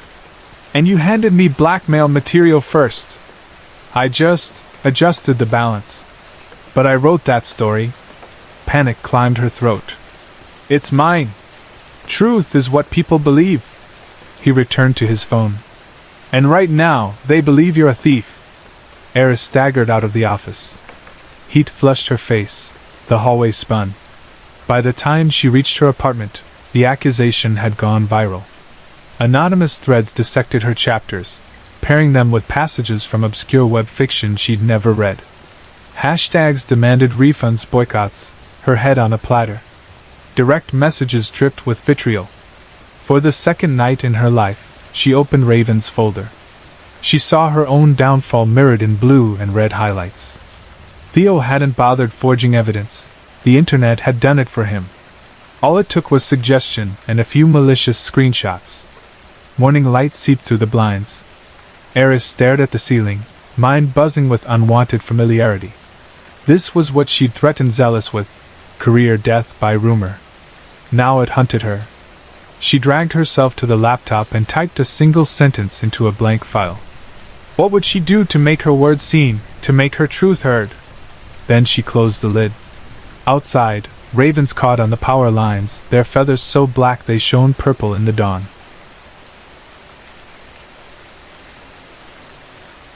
John pulled into the almost empty parking lot behind the old neighborhood library, killed the engine, and sat for a moment with his hands wrapped around the steering wheel. The dashboard clock glowed 7:58 p.m. A low wind rattled the chain link fence that surrounded the cracked asphalt. He could see the building's back door just ahead, a rectangle of chipped green paint under a single yellow bulb. The place looked abandoned, but the Facebook post had been clear. Retired murder mystery writing group. Mondays, 8 o'clock, rear entrance. His stomach fluttered. He had owned and run a specialty butcher shop for 20 years and could break down a whole side of beef without blinking, but walking into a room full of strangers with a few chapters of an unfinished novel under his arm made him sweat. He checked his breath, wiped his palms on his jeans, and grabbed the printed pages. The stack was only 4 chapters thick, but it felt like a stone. Every hour of his spare time for the last 5 months condensed into 20-odd sheets. He shut the door softly and made his way across the lot. Weeds pushed up through the pavement, and a moth circled the light above the entrance. At precisely 8 o'clock he knocked. The sound was dull, absorbed by old wood. An uneasy silence followed, and for a second he imagined he could hear the hush of books inside, waiting. He shifted on his feet. Then the door creaked inward. A big man filled the frame. He had a heavy build, silver hair trimmed close to his head, and a short, neat beard. His dark t-shirt stretched over broad shoulders, and his eyes, steely gray, studied John in a way that felt a bit like a weigh-in at the butcher counter. "Are you the new guy from Facebook?" the man asked. His voice was gruff but not unfriendly. "Yeah, John. I left a comment yesterday." The man's gaze dropped to the bundle of papers pressed against John's chest. "You bring something to read?" "Just a few middle chapters," John answered, raising them slightly. A flicker of approval crossed the man's face. "Good. Come in. Everyone's waiting." The big man stepped back. John crossed the threshold, blinking as he left the yellow bulb for the gloom inside. The door shut and locked behind him with a metallic click. That sound, small as it was, made the hairs on John's arms rise. But the man was already halfway across the darkness, expecting him to follow. The main room of the old library smelled faintly of dust and wood polish. Only one corner was lit, a small island of warm light cast by a floor lamp over a long wooden table. 10 plain chairs circled the table. Half were empty. Along the nearest wall stood a rickety folding table with a dented mini-fridge beneath it and a drip coffee maker on top. The rest of the library lay in shadow, tall shelves half stripped of books, cobwebbed windows patched with cardboard squares, and stains on the linoleum where long-forgotten spills had seeped. 3 men sat at the table. They glanced up and nodded as John followed the big man into the light. "Gentlemen," the big man rumbled. "This is John. He's joining us tonight." He turned back. "I'm Chris," he added, giving John a slap on the shoulder that nearly sent the manuscript flying. "Grab a seat." John smiled a threadbare smile and sat in the empty chair between a balding man in a brown turtleneck and a slender fellow wearing wire-rimmed glasses and a red tie. The balding man extended a hand. "Alan," he said, voice smooth like someone used to lecturing. His scalp shone beneath the lamp, and thick eyebrows shaded dark eyes. The man in the glasses lifted a polite smile. "Dylan. Nice to meet you." John shook hands, murmured greetings, and tried to settle. He arranged his chapters neatly on the table, set a pen on top, then glanced at the other manuscripts. Their papers were pristine, held together with binder clips or thick elastic bands. His own pages suddenly seemed dog-eared and smudged. Before he could speak, Alan leaned close. "John, what's your background? We usually introduce ourselves before we read." John hesitated. He'd rehearsed a brief summary in the car, but now all his words felt clumsy. "I ran a specialty butcher shop. Started young. My dad taught me the trade after he came back from Vietnam. Spent 2 decades honing knives, inventing cuts, managing staff. Sold it recently." He shrugged. "I'm retired now. Figured I'd give writing a real shot." Alan pursed his lips in a thoughtful line. "Practical experience. Useful for crime fiction." Dylan adjusted his glasses, crossing one leg over the other with deliberate care. "Indeed. Authentic detail is priceless. My own work leans toward psychological tension, art, obsession, the human form, that sort of thing." He gave John a conspiratorial smile. "But real-world knowledge of anatomy, that's gold." Chris grunted his agreement. "Let's swap pages. Read 2 chapters each, then feedback." He reached into a cargo pocket and produced a sheaf of paper that looked as if it had been folded and unfolded a dozen times. He handed it to Alan, then took Dylan's crisp stack and slid his own battered pages toward John. John traded manuscripts with Dylan and tried to ignore the odd electricity in the air. Each man opened the work in front of him, and the room fell silent except for the soft rustle of pages and the slow ticking of the wall clock somewhere in the shadows. John began to read Dylan's prose. The opening paragraphs were lush, almost lyrical, describing a woman sleeping beneath morning light, the outline of her throat, the delicate flutter of her eyelashes. No mention of crime, no tension. Just intimacy. Perhaps, John thought, this is backstory before the mystery ignites. He kept reading, drawn deeper by the richness of the description. Meanwhile, he heard Chris's occasional low chuckle at Alan's work and saw Alan's mouth tighten while reading Chris's dog-eared pages. The atmosphere thickened with concentration. 10 minutes crawled by. Then Dylan cleared his throat, soft but insistent. "I need to speak first," Dylan said, lowering John's manuscript. "John, may I?" John nodded, worried at what he'd hear. He had brought chapters 16 through 19, an intense stretch where his fictional killer dismembered 2 victims in a walk-in freezer. He figured a group of retired mystery buffs would handle graphic content well. Dylan tapped the pages with a manicured finger. "There's promise here. But your murders lack texture. You tell us the man feels exhilarated cutting, but we don't smell the iron, taste the fear. No sensory residue. And if your killer has knife skills," he raised an eyebrow, "he would separate joints quickly, remove organs methodically, maybe even hang the carcass to drain. Use what you know. Otherwise it feels unconvincing."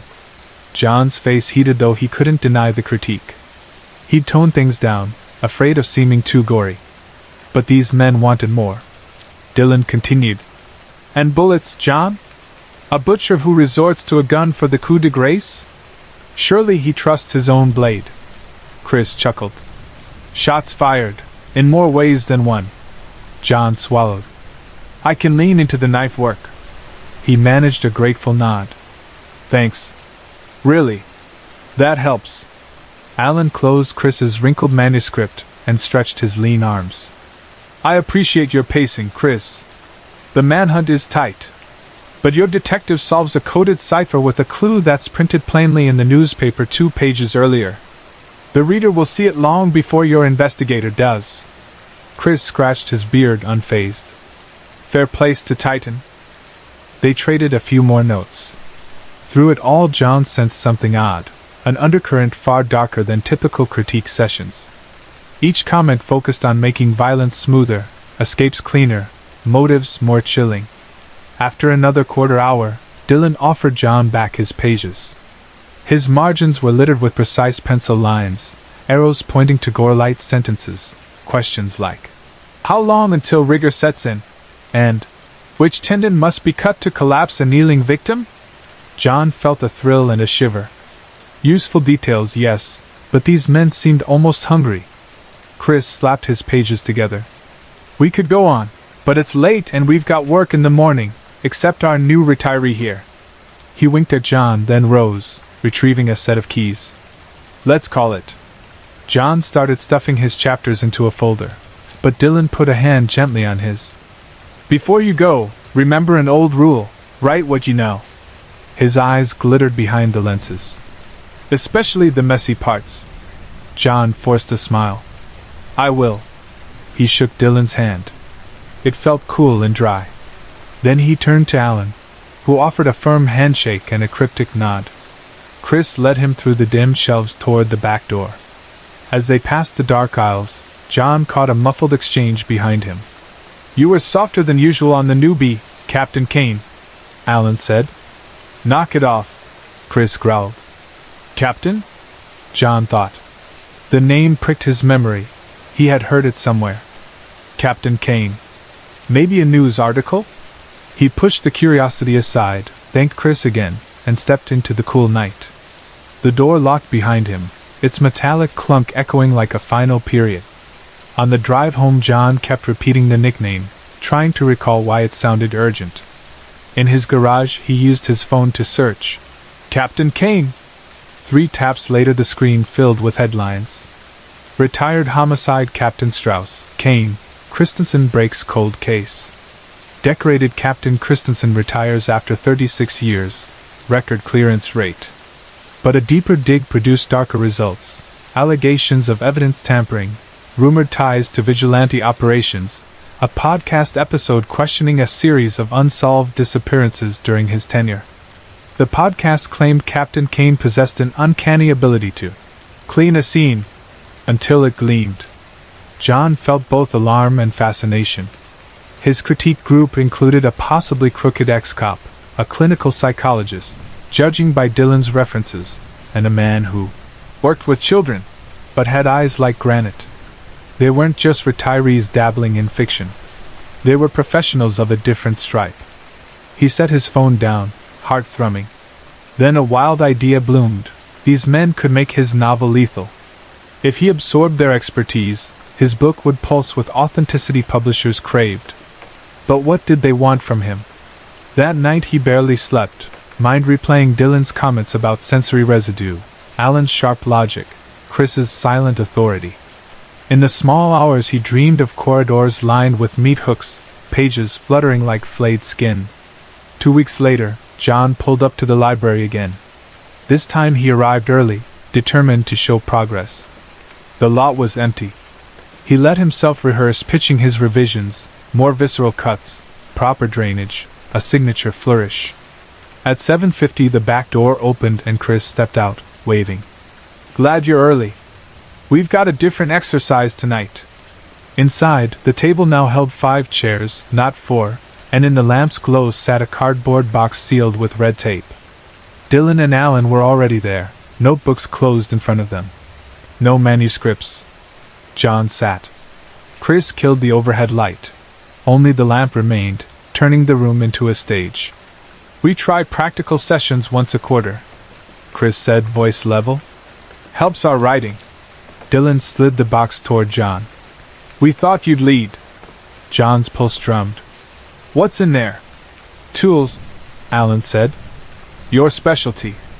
Open it, Chris instructed. John peeled the tape.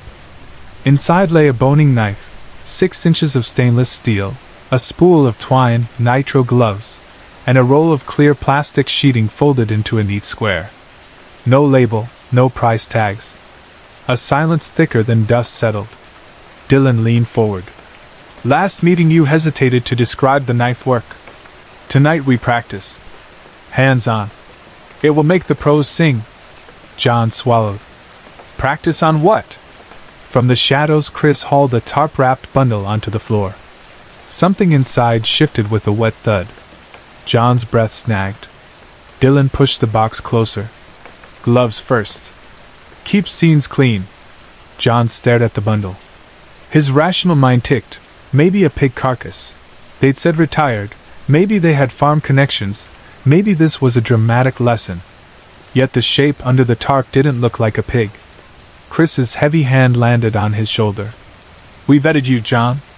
20 years at a block. You know anatomy. Show us how you'd start. The room seemed to shrink. He felt the old butcher's instincts waking, the precise angle of entry at a joint, the rhythm of separating muscles from bone. But beneath that memory rose a pulse of dread. He hadn't cut flesh in months, hadn't smelled blood since he signed the sale papers. He had chased stories, not screams. Alan's calm voice drifted across the table. Write what you know. That's what Dylan told you. Demonstrate what you know. We'll take notes. John's fingers tingled. He could walk out. Yet the door was behind Chris, and those gray eyes weren't friendly now. Is that human? John's question cracked in his throat. Dylan cocked his head, as if testing the flavor of a new idea. Does it matter? Alan opened a leather notebook and clicked his pen. John's world tunneled to the knife. 6 inches. Stainless. Sharp. He knew its language. He could use it to cut, or, his gaze flicked to Chris, to defend. But Chris would be ready. The other two were thin, yet they radiated purpose. He forced a shaky breath. If you want a demonstration, I need space. Better lighting. Chris nodded once. We can move the lamp.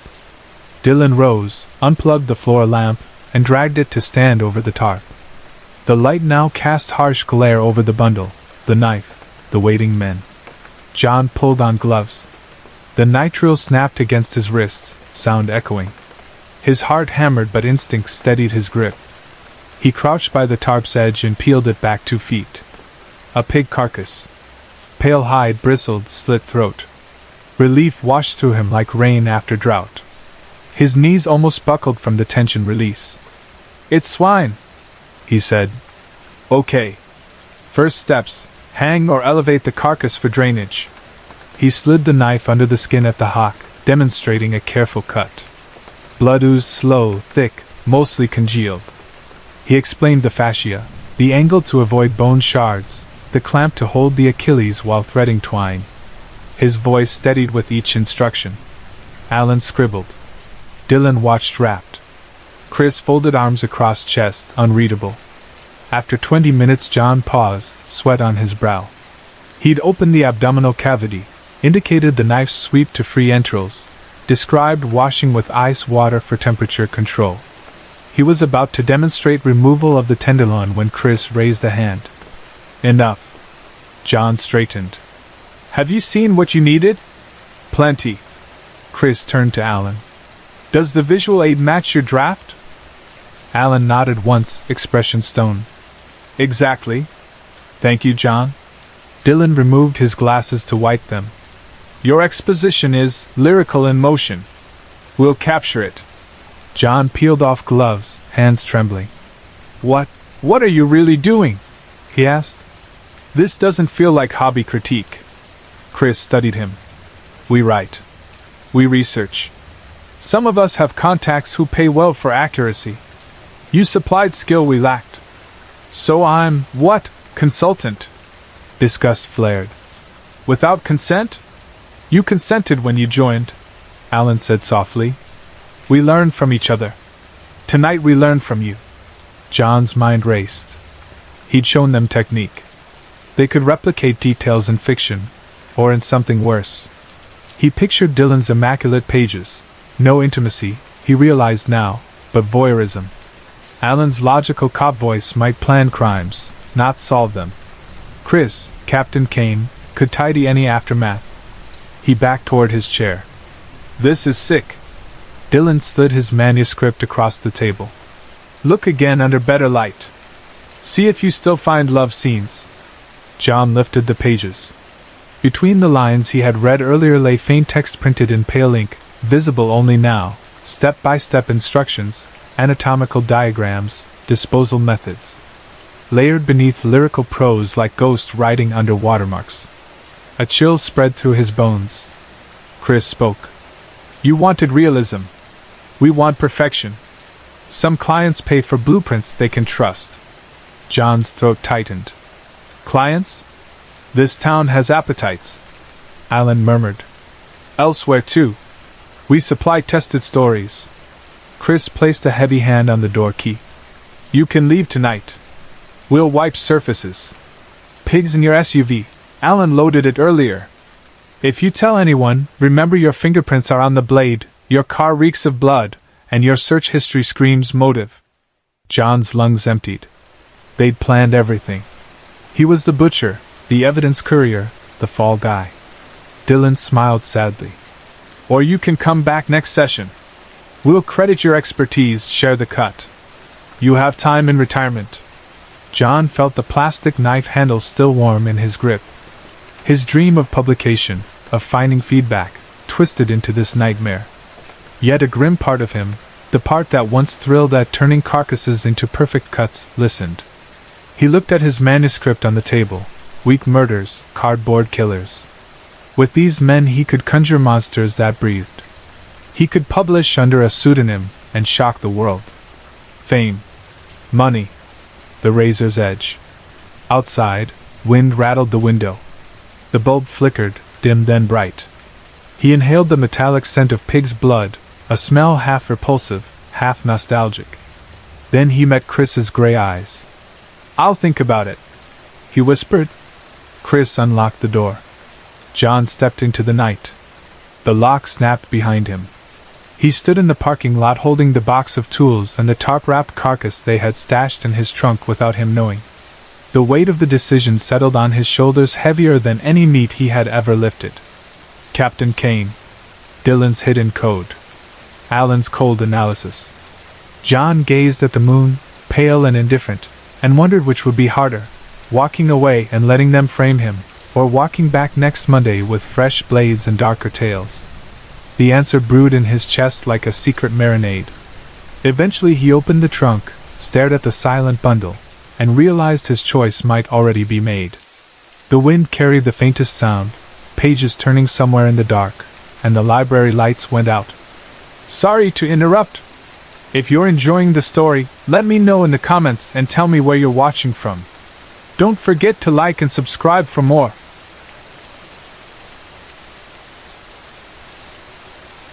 Robert Wesson ran his bookshop the way most people look after a favorite garden, slow, steady, and with quiet pride. The shop sat on the corner of a sleepy side street, its front windows streaked by years of sun and rain. Just after dawn, golden light spread across the worn oak counter, showing every shallow scratch and coffee ring. Receipts sat in little teetering piles beside chipped mugs, and odd curios, an iron paperweight shaped like a raven, a cracked pair of opera glasses, a brass letter opener, rested wherever Robert had last set them. The place was never quite tidy, yet never so messy that he could not find what he needed. Most mornings he promised himself he would clean. Most evenings he told himself he had done enough for one day. Outside the glass, sparrows chattered in the branches of an old maple. Inside, only the small click of Robert's spoon against the china cup broke the hush. He took a deep breath, savoring the smell of fresh roast, then rose and began nudging stray books back into neat rows. Years earlier he might have bent quickly, but at 73 every motion was deliberate. He liked that slow pace. It matched the rhythm of stories. At 8 o'clock sharp a knock sounded. Robert straightened, brushed dust from his cardigan, and shuffled to the door. He had been waiting for that knock, hoping for it, ever since he had filed a police report 2 weeks earlier. He eased aside 2 waist-high towers of recent donations, unlocked the deadbolt, and pulled. Cold air swept in, and on the steps stood 2 officers. The taller man was narrow-shouldered with an Adam's apple that bobbed when he spoke. "Good morning, sir. Are you Robert Wesson, owner of this premises?" "That's right," Robert answered. "You must be here about my missing book notice." The shorter officer, a square man with a weary expression, sighed softly. Small-town work rarely called for high drama, and he looked as though he had already accepted that fact. The tall officer gave his name, Simon, and introduced his partner, Greggs. "We've decided to follow up on your request," he said, moving aside so Robert could see the official clipboard tucked under his arm. "Well, you're both welcome." Robert held the door open.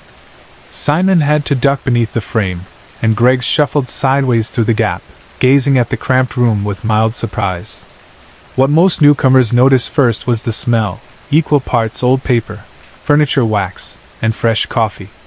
What they noticed next was that every flat surface held stacks of books. Some were shelved, many were not. Robert led the officers past the frontil. The aisles ran like crooked alleys, a maze only the shopkeeper fully understood. At the back a curtain hid the storeroom. He swept it aside. Walls bowed beneath sagging wooden shelves, and every shelf bowed beneath rows of hardbacks and paperbacks, their spines a mosaic of fading colors. Simon gave a low whistle. "You've read all these, Mr. Wesson?" he asked. The question amused Robert, though he hid his smile. "A man could live 3 lives and still leave pages unread," he said. "I've done my best." Greggs crouched, studying the arrangement. Hand-lettered cards labeled each bay: Golden Age Mysteries, Contemporary Crime, True Detective Archives, and so on. "Labeling is tidy enough," he admitted. "Still, could the book simply be misfiled? I wish it were that simple. I've searched end to end 3 times. Robert clasped his hands behind his back. "An Ode to Murder, green cloth cover, no jacket, printed in the early 50s. 1 copy only. And it's gone." Simon and Greggs exchanged a look that said they would humor him. They asked permission to search the storeroom, the front floor, and his tiny office apartment upstairs. Robert agreed, warning them to take care with fragile volumes. Then he returned to his counter, poured himself more coffee, and listened to muffled voices and the shuffle of boots for the next 2 hours. During that time a few regulars drifted in. Mrs. Caldwell collected a biography she had ordered. Young Marcy Brown bought exam-prep flashcards and a Penguin classic for her college class. After each sale Robert stamped the receipt, smiled, and wondered what the officers were finding. When the bell above the door rang for the last patron, quiet settled again, and soon Simon and Greggs reappeared, both dusty and both convinced. "All right," Greggs said, wiping his palms on his trousers. "No sign anywhere. We accept that the book was stolen." "That matches my notes," Simon added. "But we'll need details." He perched on a stool while Greggs flipped open his pad. Robert described his daily routine: open by 8, inventory check every 2 or 3 days, lunch break at 1, rarely more than 15 minutes spent in the washroom. 1 front door, no back exit. "In 20 years," he said, "I've never lost anything more than a bookmark. Now a whole book disappears." Greggs scribbled. "Any visitors hanging around those 2 weeks?" "Plenty of browsers, but no one suspicious." Robert paused. A name floated up. "Although Jason Diaz did loiter a few afternoons." "Young fellow. Lost, I think, since his college sweetheart died. Folks say he never recovered." Both officers sighed. They knew the story: Chloe Mendez, found murdered near the creek a decade earlier. The case had cooled quickly. No leads, no arrest. Her boyfriend Jason, crushed by grief, had drifted from odd job to odd job, sometimes getting drunk, sometimes stealing scrap to sell. "Jason again," Simon muttered. "He's crossed our desk for petty theft before. We'll talk to him." By the time they left, the sun had dropped behind the maple. Robert locked up early. He brewed chamomile, sat in his armchair, and tried to read, but his thoughts spiraled. Who steals a forgotten mystery from a tiny shop? And why that one? He held little hope that the police would solve the puzzle, but at least they were trying. 1 week later the telephone rang at dawn. It was Simon. "We've recovered your book," he said, voice strange, half triumph, half disbelief. "Could you come to the station? There's more to discuss." Robert arrived an hour later. Simon guided him past buzzing desks into a small interview room. Greg sat at the table. In front of him lay an ode to murder. The cloth cover looked exactly as Robert remembered, except for a new brown smudge near the spine. Greggs tapped the book. "You're sure you never read this?" "I thumbed through when it first arrived, but never cover to cover." Robert frowned. "Why?" "Because one of the stories in here matches, almost scene for scene, the Mendez murder." Greggs opened to a dog-eared page. "Victim details, location near the creek, timing, even the knife wound pattern." Robert's stomach lurched. "So the killer wrote about it?" "We believe so," Simon replied. "The book turned up in Jason Diaz's bedroom, along with a knife we now think is the murder weapon.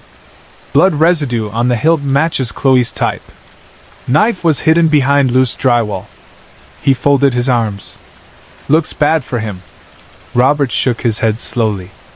"But that girl died 10 years ago. Why would he keep the weapon? And why write a confession disguised as fiction? Guilt? Bragging? We see it sometimes, criminals circling back to their acts." Greggs rubbed his jaw. "Either way, Diaz denies everything. Claims the knife and book were planted." Robert's mind raced. Could Jason be telling the truth? He remembered the boy, slender, shy, always leafing through poetry. How could that soft-spoken student become a murderer? Then again, Robert had learned never to trust appearances. "May I speak with him?" he asked. The officers hesitated, but eventually Greggs nodded. "You helped us.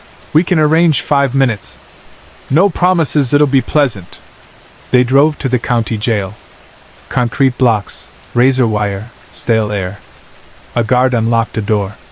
Inside a dim cell crouched a man Robert barely recognized, sallow cheeks, sunken eyes, stubble sprouting in patches. Jason slowly lifted his head. For a heartbeat Robert saw the college boy he once knew. Then the image vanished. "I didn't do it," Jason said at once, voice hoarse. "I loved Chloe." Robert stepped closer to the bars. A flicker of sympathy stirred, but he kept his tone even. "The police found your fingerprints on that knife. I held it when we cooked together months before she died," Jason whispered. "Someone stored it. I swear." Robert leaned in, lowering his voice. "They also found the story. The Perfect Girl, author Jasper Roth." "That your alias?" Jason shook violently. "Never heard of him. Please believe me, someone set me up." The plea hung heavy. Robert turned away. Outside the cell Greggs and Simon waited, arms folded. "I'm done," Robert told them, and they led him out. Days passed. Papers announced Jason Diaz's arrest for the decade-old murder. The town buzzed. Some citizens felt relief, others muttered that Diaz was a scapegoat. The weapon and story evidence, though, seemed unshakable. On a cold evening, Robert closed early again, too restless to remain behind the counter. As he drew the blinds, a sleek black car parked across the street. A well-dressed man emerged, gray suit, silk scarf, and strolled to the door. Robert unlocked it, puzzled. The man removed his hat, revealing thick dark hair peppered with silver. His eyes gleamed with old mischief.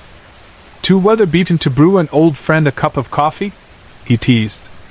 Robert blinked, then broke into a grin. "Damien!" They shook hands with awkward warmth. Decades had passed since they last met. Robert ushered him inside, brewed fresh coffee, and dusted the little reading table by the window. Damien wandered the aisles, fingertips brushing spines. "Just like when we were kids," he murmured. "Except now you're king of the castle." "You went off chasing stories," Robert said. "I stayed home and sold them." Damien's smile widened. Chasing and catching. I published quite a few. Got myself sway with editors, marketers, the whole machine. He reached into his pocket, produced a glossy business card, and laid it on the table. Robert read it. Damien Harrow, Senior Partner, Harrow and Finch Publishing. I came to offer you a contract, Damien said, sitting. You always told stories in school. It's time you put one in print. Robert fidgeted with his pen. Strange timing. I haven't written in years. Doesn't matter. You've lived. That's ink enough. Bring me a killer tale and I'll make it shine. Something in Robert's face must have shifted, because Damien leaned forward. You have a plot in mind? Robert hesitated, then spoke low. Yes. About a murderer who fools the police and frames an innocent man. Damien clapped softly. Delicious. And with our editorial staff, we'll polish it to perfection. I've learned the secret of perfect stories, Robert. Truth dressed as fiction. Readers feel it in their bones. Robert's eyes drifted to an ode to murder, tucked now behind the counter. Slowly he turned back. I think I finally understand that lesson, he said. Maybe too well. Damien's gaze sharpened. Will you use your real name? Robert's fingers tightened around the pen. The alias of his youth whispered in memory, Jasper Roth. A boyish dream. A mask. He shook his head. I'll publish under Robert Wesson. Jasper's stories are finished. Outside, evening deepened. Inside, two old friends sipped coffee while an innocent man awaited trial and a decade-old secret shifted in the shadows, waiting for its next page. Tegan raised the bright chartreuse water bottle, its metal sides gleaming beneath her ring light.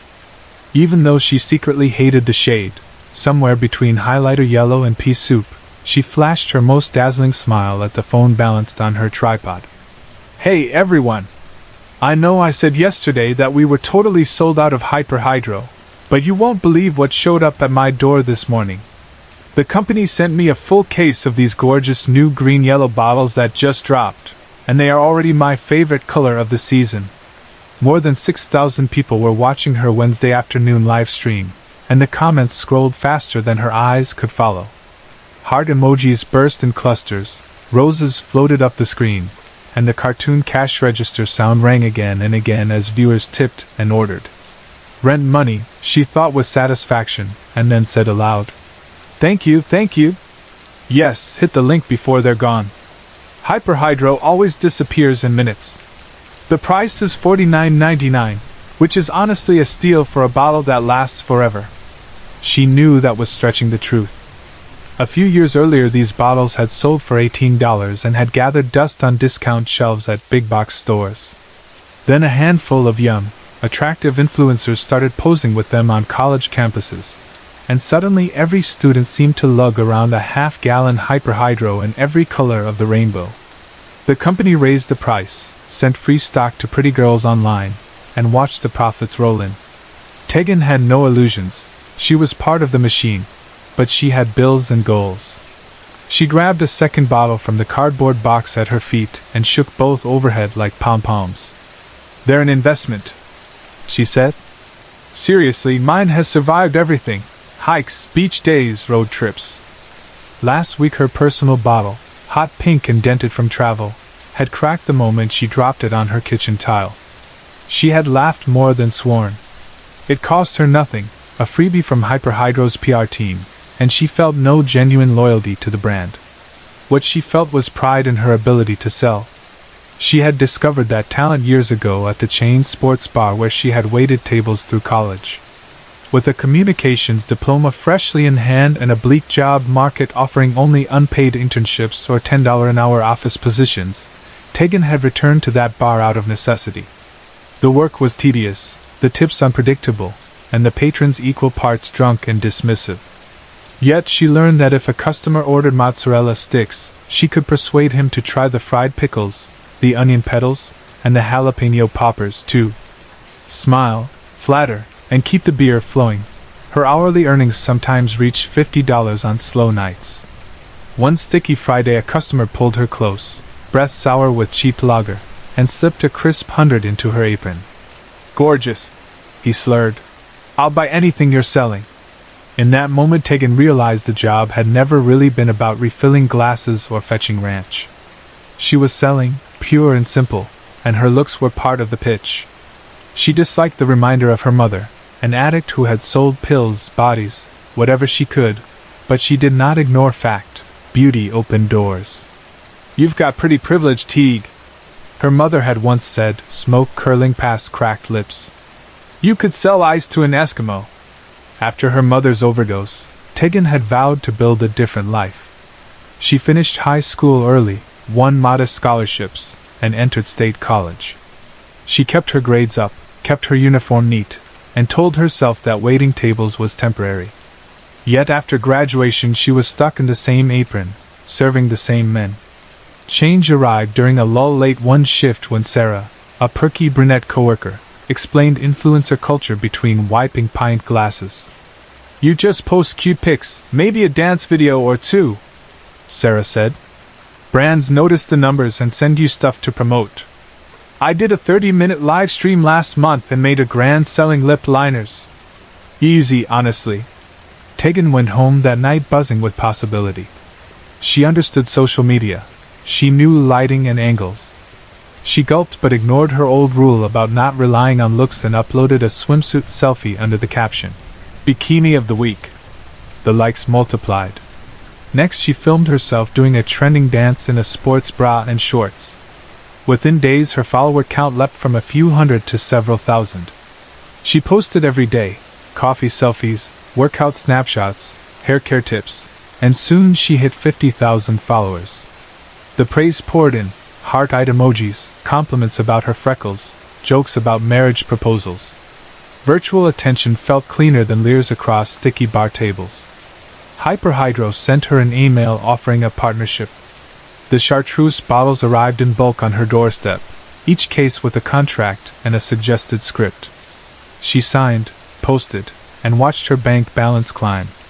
Other brands followed: activewear, meal prep kits, tanning serum. But the water bottles remained the highest commission. She quit the bar and never missed it. Now she flashed her perfect teeth at the camera. "All right, friends, I have to wrap up. For the last 60 seconds I'm dropping the price to $39.99. You won't see them cheaper." She winked. "I'm the only influencer who treats you this well." The comments exploded. Her phone lagged under the onslaught, the video feed stuttering. "Not again," she groaned, tapping the screen, but it froze entirely. Just before it crashed, a bright banner popped over the swipe of hearts. User Geo_rocks232 tipped $1,000. "There's more where that came from. Check your DMs." Her pulse kicked up. Tips of 100 were common, 1,000 was unheard of. She ended the session manually, restarted the app, thanked her audience for breaking the internet, and promised another restock tomorrow. Then she opened her direct messages. "Hi Tegan. I represent Hack House, an exclusive content collective. We seldom recruit, but our team agrees you're perfect for our next expansion. If you'd like to triple your income and your reach, click the link at the end of this message. We'll explain everything once you're inside the portal. Hope to welcome you soon. Geo, Hack House." Tegan read it twice, lingering on triple. She earned decent money now, but 1 year tripling her current salary meant financial freedom. No more worrying about rent spikes or algorithm changes. She chewed her lip. She had heard of collab houses in Los Angeles and Miami where influencers rented mansions and filmed content together. The biggest made millions. Hack House was new to her, but the offer tempted. "I'm not signing anything," she murmured, tapping the word "here." The phone opened a blank white screen with a loading wheel. It spun for 30 seconds, a full minute too. Scam, she decided, and closed the browser. She wondered if the tip would even clear. She tossed the phone on her duvet and rolled out her yoga mat. A shrill electronic beep erupted. She grabbed the phone. Bold letters filled the screen. "Welcome to Hack House." Before she could react, a second notification appeared. "You've joined Hack House. Orientation incoming. 2 representatives will arrive shortly. Her throat tightened. Representatives? Arrive? She searched her apps, her banking, her photos. Everything looked normal. No, no, no, she whispered. A doorbell rang downstairs. It was early evening. She wasn't expecting anyone. Then came heavy pounding. The front door shuddered on its hinges. She backed into her bedroom, looking for a weapon or an escape. Footsteps thundered down her hallway. 2 large men in black sweats and orange ski masks filled the doorway. Please, she said, voice small. Take money, take anything. She tried to dart past them. One caught her and clamped a cloth over her mouth. The sweet chemical scent of chloroform flooded her senses. Darkness swallowed the room. When she awoke, she heard the soft tone of likes tallying, ding, ding, ding, though her eyes were closed. She forced them open. She lay in a narrow bed wearing gray sweatpants, a matching hoodie, and fuzzy socks that were not hers. The room had white walls, no windows, a single mirror, and a rolling wardrobe. She stood, knees shaking. Easy, Tegan. You need rest before your next live stream. The voice came from the doorway. A tall man in a lime green ski mask leaned against the frame, hands in black gloved pockets. He spoke brightly, as though greeting a roommate. I'm Gio. We finally meet in person. She swallowed hard. Why am I here? You clicked the link, silly. That counts as consent. Hack House doesn't waste time on paperwork. He chuckled. We scanned your phone, pulled your location, and brought you to our facility. Congratulations. She fought for calm. This is kidnapping. Not kidnapping, transferring. Your talent is an asset. We protect assets. He gestured for her to follow. She thought of refusing but sensed the danger behind his casual tone. The hallway outside was long, windowless, lined with numbered doors. Gio stopped at 24 and knocked. A stunning woman opened, cradling a toddler. Tegan recognized her instantly. Nessa, the viral, hot mom, with millions of followers. Nessa's usual designer outfits were replaced by the same gray sweats. Joe's voice hardened. Nessa, meet Tegan. Tegan, I'm sure you know Nessa. She transferred some months ago. Nessa hugged her child closer. Gio, this is my private time. Please. Gio produced a police baton with unsettling speed and tapped it against his palm, then pointed it at the baby. Nessa flinched. Don't be rude, he hissed. Face pale, Nessa explained to Tegan. You'll create content here with your usual accounts.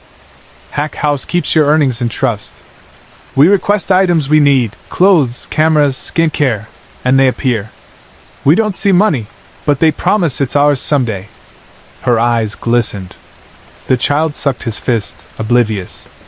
Tegan stared in horror. They took you and your son? It's not kidnapping, Gio sang from behind. It's partnership. He shut Nessa's door and turned back to Tegan. Now, orientation. In your wardrobe you'll find an outfit and a full makeup kit. Your debut brand deal under Hack House is a set of luxury lip liners. You go live in 1 hour. What if I refuse? She asked, voice unsteady. What if I tell my audience I'm captive? He pulled a handgun from a pocket and rested the barrel on her forehead. Then your audience will watch a very different live stream. He smiled under the mask. We reward cooperation. He left. Tegan opened the wardrobe. On a hanger waited a chartreuse sundress, a grotesque echo of her earlier pitch, and a box of high-end cosmetics. She applied foundation with trembling hands, brushed color onto her cheeks, outlined her eyes. When everything was perfect, she slipped into the dress and turned to find Gio setting a tripod at the foot of her bed. He arranged the lip liners in her hands. Ready? When the phone beeps, you're live. Shine for me, little star. The device chimed. Tegan fixed her tear-rimmed blue eyes on the camera and lifted a trembling smile. Hey guys. It's Tegan. Let me tell you about these amazing lip liners. Behind the lens, Gio folded his arms, content. He knew the viewers would hear only confidence in her voice. never guessing the truth hidden behind the perfect frame.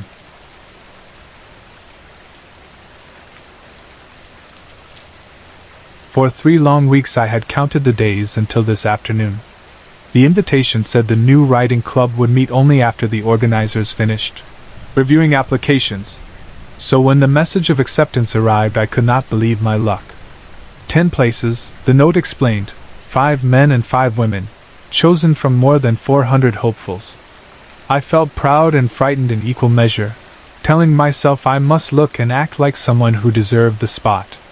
Wardrobe decisions took almost 45 minutes. At last I settled on a cream blouse that flattered my skin, a thin navy tie for a touch of formality, and a dark pencil skirt that reached just below the knee. Sheer tights and navy pumps made the outfit complete. I smoothed my hair into a low ponytail and tied a narrow ribbon at the base. Satisfied, I slipped my binder of articles and half-finished stories into a canvas tote, checked my reflection once more, and walked downstairs to the white 2016 Mazda Miata waiting in the drive. June sunlight was too perfect to ignore, so I lowered the top and steered along tree-lined side streets at a leisurely pace. Warm wind lifted the loose ends of my ponytail. Birds called from newly leafed branches. Honeysuckle and fresh-cut lawns scented the air. I reminded myself to breathe. Yes, I was nervous, but the day felt charmed. The navigation led me to a broad side road on the edge of town. There, instead of a cozy library or a cafe's back room, stood a hulking brick warehouse, paint peeling, windows dark. The street number matched the email.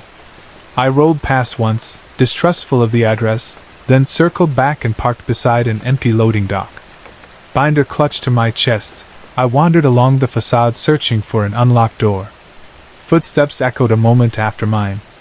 A woman in a calf-length skirt and tidied blouse hurried up, cheeks pink from the walk. "Are you here for the club?" she asked in relief. "I hope so," I answered. "Elizabeth Franklin, though friends call me Lizzie." "Mary Levinson." Her handshake was warm. We exchanged sympathetic smiles, the sort people share at awkward parties. Mary tried a glass door. It opened into a bare lobby, paint-chipped, fluorescent lights humming. A second door yielded just as easily. We stepped into an echoing chamber that looked more like an abandoned gymnasium than a place for writers. "Hello?" we called. Our voices bounced off cinder-block walls. "This must be wrong," I whispered. A man's voice rang out behind a row of folded mats. "You're early." He emerged, stocky, mid-30s, dressed head to toe in gray sweats. His blunt stare traveled over our neat clothes. "You two look overdressed," he announced. "And you look extremely casual." I might have said, but I bit my tongue. Aloud I replied, "We were told the meeting starts in 7 minutes.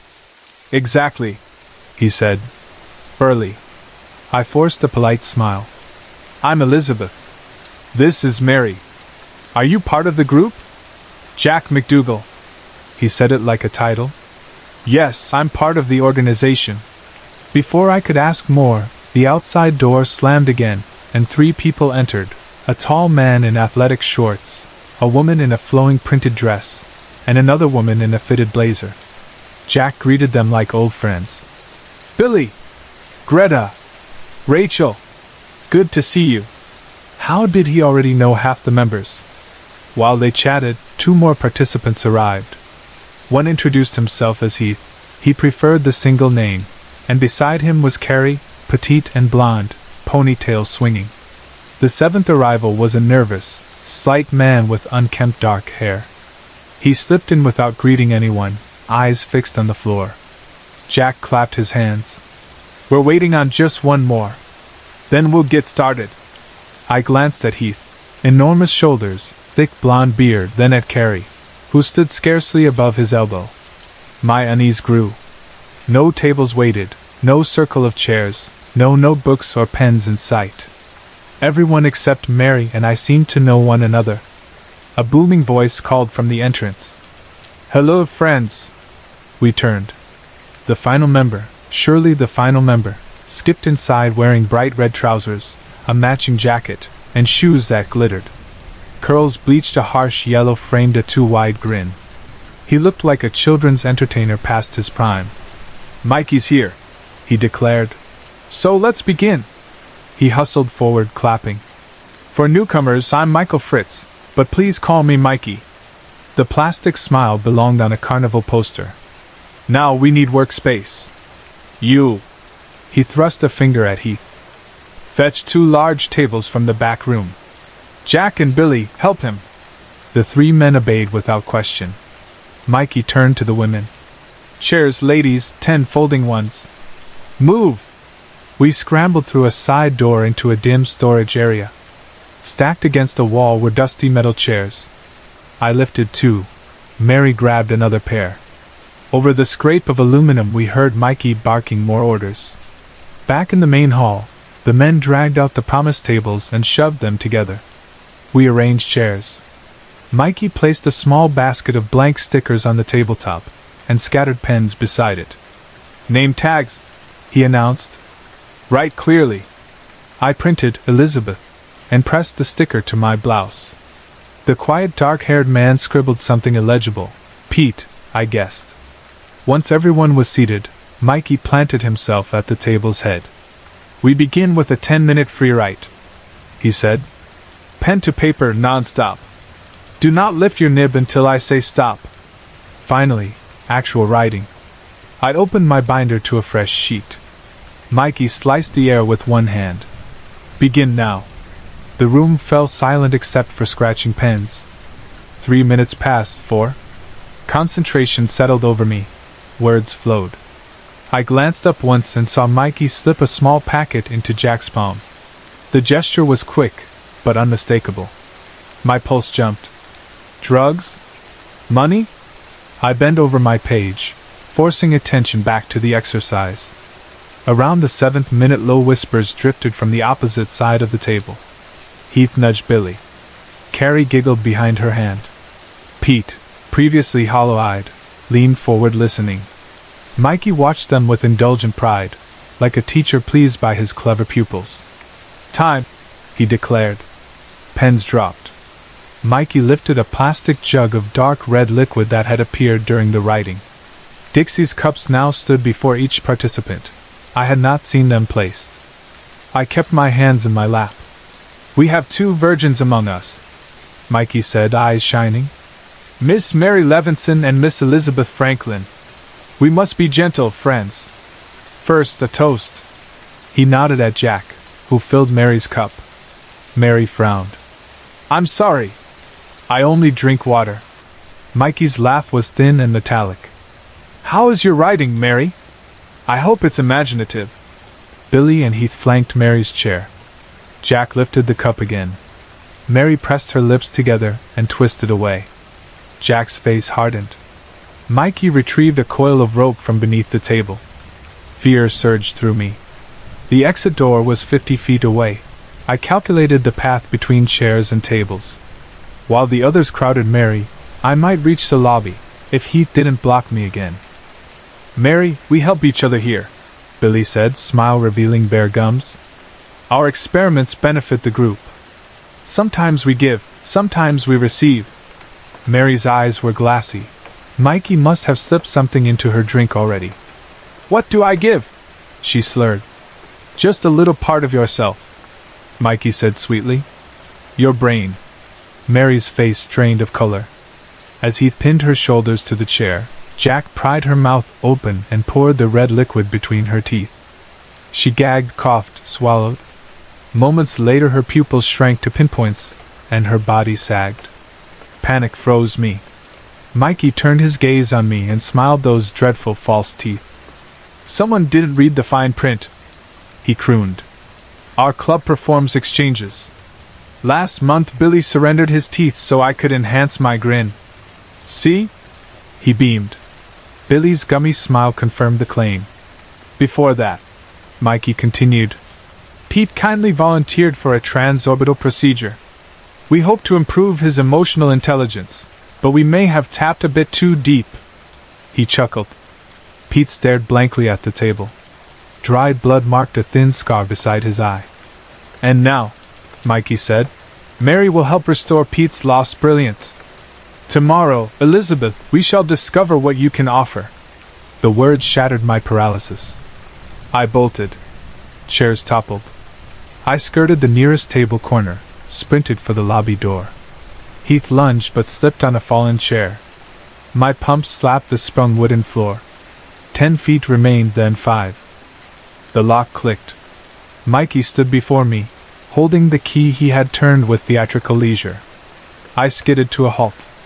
Behind me Mary moaned. Jack murmured instructions. Mikey tucked the key into his red jacket pocket. Upstairs, he said calmly. Your room awaits. Rest well. Tomorrow you'll be the giver. He gestured. Carrie seized my arm. Fear tasted metallic in my throat. Carrie guided me toward a narrow staircase at the back of the hall, Heath lumbering behind. Mikey's voice floated after us. A perfect circle, he said. Each gives, each receives. That is the contract. I was shoved into a small windowless room. A cot, a bucket, a flickering bulb. The door locked outside. Footsteps retreated. I sank onto the cot, binders still clutched in sweaty hands. My mind spun, climbed the ventilation shaft? Pretend compliance and wait for a gap? Scream and hope a passerby heard? No one would hear. The warehouse sat alone on an empty road. Hours passed, or minutes, I could not tell.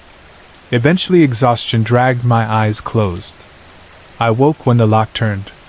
Mikey entered carrying a tray, a bottle of water, a crust of bread. Behind him stood Jack and Carrie. Eat, Mikey said. You'll need strength. I forced the bread down while plotting. If I lunged at Mikey, Jack would stop me. Carrie's eyes never left my hands. I swallowed water, set the bottle aside. Why do you do this? I asked. Creation, Mikey said. Great art demands sacrifice. We mold souls, exchange weaknesses for strengths. You'll see. He left. The lock clicked again. That night I paced the tiny room until my legs shook. I pressed my ear to the door. Distant voices, laughter, then silence. When the bulb flickered out I sat in darkness, listening to my heartbeat. In the morning another tray arrived. This time Pete carried it, supervised by Billy.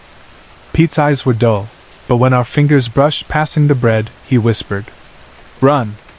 My pulse pounded. How? Vent, he mouthed, nodding toward the ceiling panel above the cot. I waited until footsteps faded. The bulb stayed lit today. Still, I climbed onto the cot and pushed at the panel. It lifted, a shaft wide enough for narrow shoulders. I hesitated only a second, then hauled myself up, heart hammering.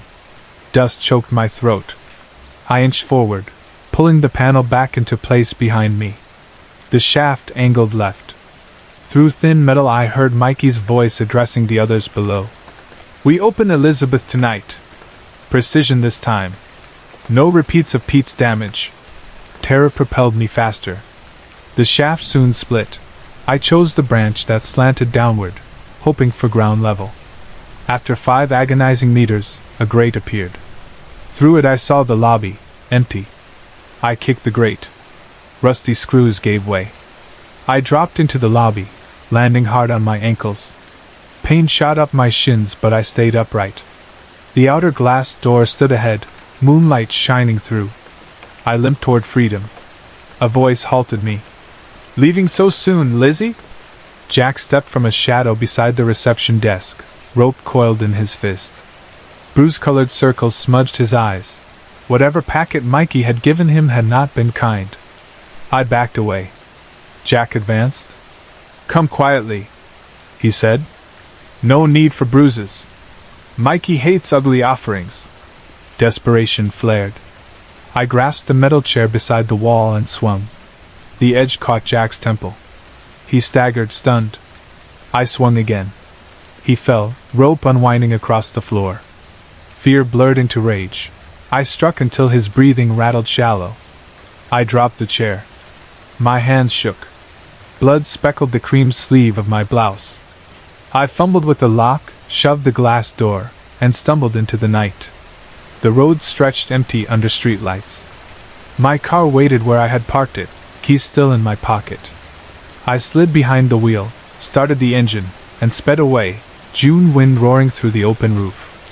Only when city lights appeared did I allow myself to believe escape was real. I pulled into a convenience store lot, dialed emergency services with trembling fingers, and told the operator everything: warehouse, false writing club, drugs, forced surgeries. Police met me within minutes. Later officers found the building deserted. Blood on the gym floor, used syringes, Mary's binder, nothing else. No tables, no chairs, no bodies. Jack had vanished. So had Mikey, Heath, Billy, Carrie, Greta, Rachel, and Mary. Pete was gone too. Authorities doubted my story until they pried open a locked closet and discovered a suitcase filled with teeth. 5 years have passed. I changed my name, moved across the country, learned to sleep again. Yet sometimes an envelope with no return address appears in my mailbox. Inside is always a plain white sticker, blank except for the single word, Giver, written in neat blue pen. I was 14 years old the first time it happened, a skinny kid with too many feelings and no idea how to handle them. My mother had grounded me for skipping school again, and instead of accepting my punishment like a well-behaved daughter, I stood in the hallway and screamed at her. Most teenagers yell. Most slam doors or stomp their feet. I was not like most teenagers, though I hadn't learned that yet. Somewhere in the middle of another angry sentence, something changed. I felt the shout building in my chest, hotter and heavier than normal, like a fist of wind pressing against my lungs. I hurled the words, and a heartbeat later the living room window behind me shattered. It didn't crack, it disintegrated. Hundreds of shards clattered across the hardwood as if a bomb had gone off in my rib cage and blasted outward through my mouth. My mother screamed. I screamed. Then we both fell silent, staring at the bare frame where the glass had been. There was no rock lying on the floor, no bird flopping around, no neighbor's baseball. Just broken glass glinting in the afternoon light, and a hush hanging in the air like smoke after fireworks. That night I lay awake, eyes fixed on the ceiling, telling myself it had to be a coincidence. A weird vibration from a truck passing by. Old glass finally giving up. Anything. But deep down I knew that the pieces matched. My anger, my voice, the blast. The more I thought about it, the more certain I became, and certainty turned to fear. I made myself a promise while the house creaked around me: never yell again. Never let the words come out hard. Never risk breaking something, or someone, because I couldn't control myself. By the time I turned 25, I was an expert in silence. I spoke in clipped phrases, soft and steady, emotions buried under layers of careful calm. I never raised my voice. I never sang along with songs on the radio. Even laughing too hard made me nervous. Living felt like balancing a grenade in my throat, the pin held between my teeth. I rented a small apartment on the south side of Pittsburgh and worked days in a neighborhood print shop. The steady hiss of ink, the thud of paper stacks, the rhythmic click of old machines, those were sounds that belonged, sounds that never surprised anyone. My boss, Sal, liked employees who kept their heads down and did the work. I liked that Sal minded his own business and didn't ask about mine. The trouble arrived on a Wednesday afternoon in February. The snow outside had turned to gray slush, and the shop felt warmer than usual from the presses running non-stop. Sal and I were the only ones left after lunch. 2 of our part-timers had called off. I was restocking ink cartridges behind the counter when the bell over the front door jangled. 3 men hurried in. They wore ski masks and cheap winter coats. For a split second I thought they were college kids playing a prank, but the pistols in their gloved hands ruined that idea. One shouted orders. Another waved his gun at Sal, herding him toward the register. The third kept lookout by the door. Sal tried to stay calm, stammering that he would open the drawer, that the money was theirs. I crouched behind a display of glossy brochure paper, heart pounding. My mind flipped through options, whisper something to knock them down. No, too risky, the shop full of glass frames and metal shelves. If a window exploded again, someone could die. Then one robber cracked Sal across the face with his pistol, and the thud of Sal's body hitting the linoleum snapped something inside me. I forgot rules, forgot promises. I stood without thinking, lungs full of fire, and shouted one word. Stop! The sound that left my mouth was not a normal shout. It was force, raw and solid, a wall of compressed air and rage. It struck the robbers like an invisible hammer. All three flew backward, tumbling over display tables. The front window blew outward into the street. Ceiling tiles split and crashed down. Ink cartridges toppled like dominoes. Then silence, thick and ringing. One robber didn't move. The other two scrambled to their feet, stumbled through broken glass, and fled into the street, leaving their partners sprawled among spilled paper and shattered neon. My hands shook. My chest felt hollow. I knelt beside Sal. His cheek was swelling, but he was conscious, staring at the destruction with wide eyes. Sirens whined in the distance. We had a minute, maybe less, before police arrived. I could already picture the scene: officers, paramedics, detectives measuring every shard of glass, asking me how I did it. Ask a question I couldn't answer without revealing the thing I most feared. Sal groaned, sat up against the counter. What just happened? He whispered. Shock wave, I said, voice small. Gas leak, maybe. I saw a spark. He stared at me, understanding flickering behind the pain. He saw through the lie but didn't argue.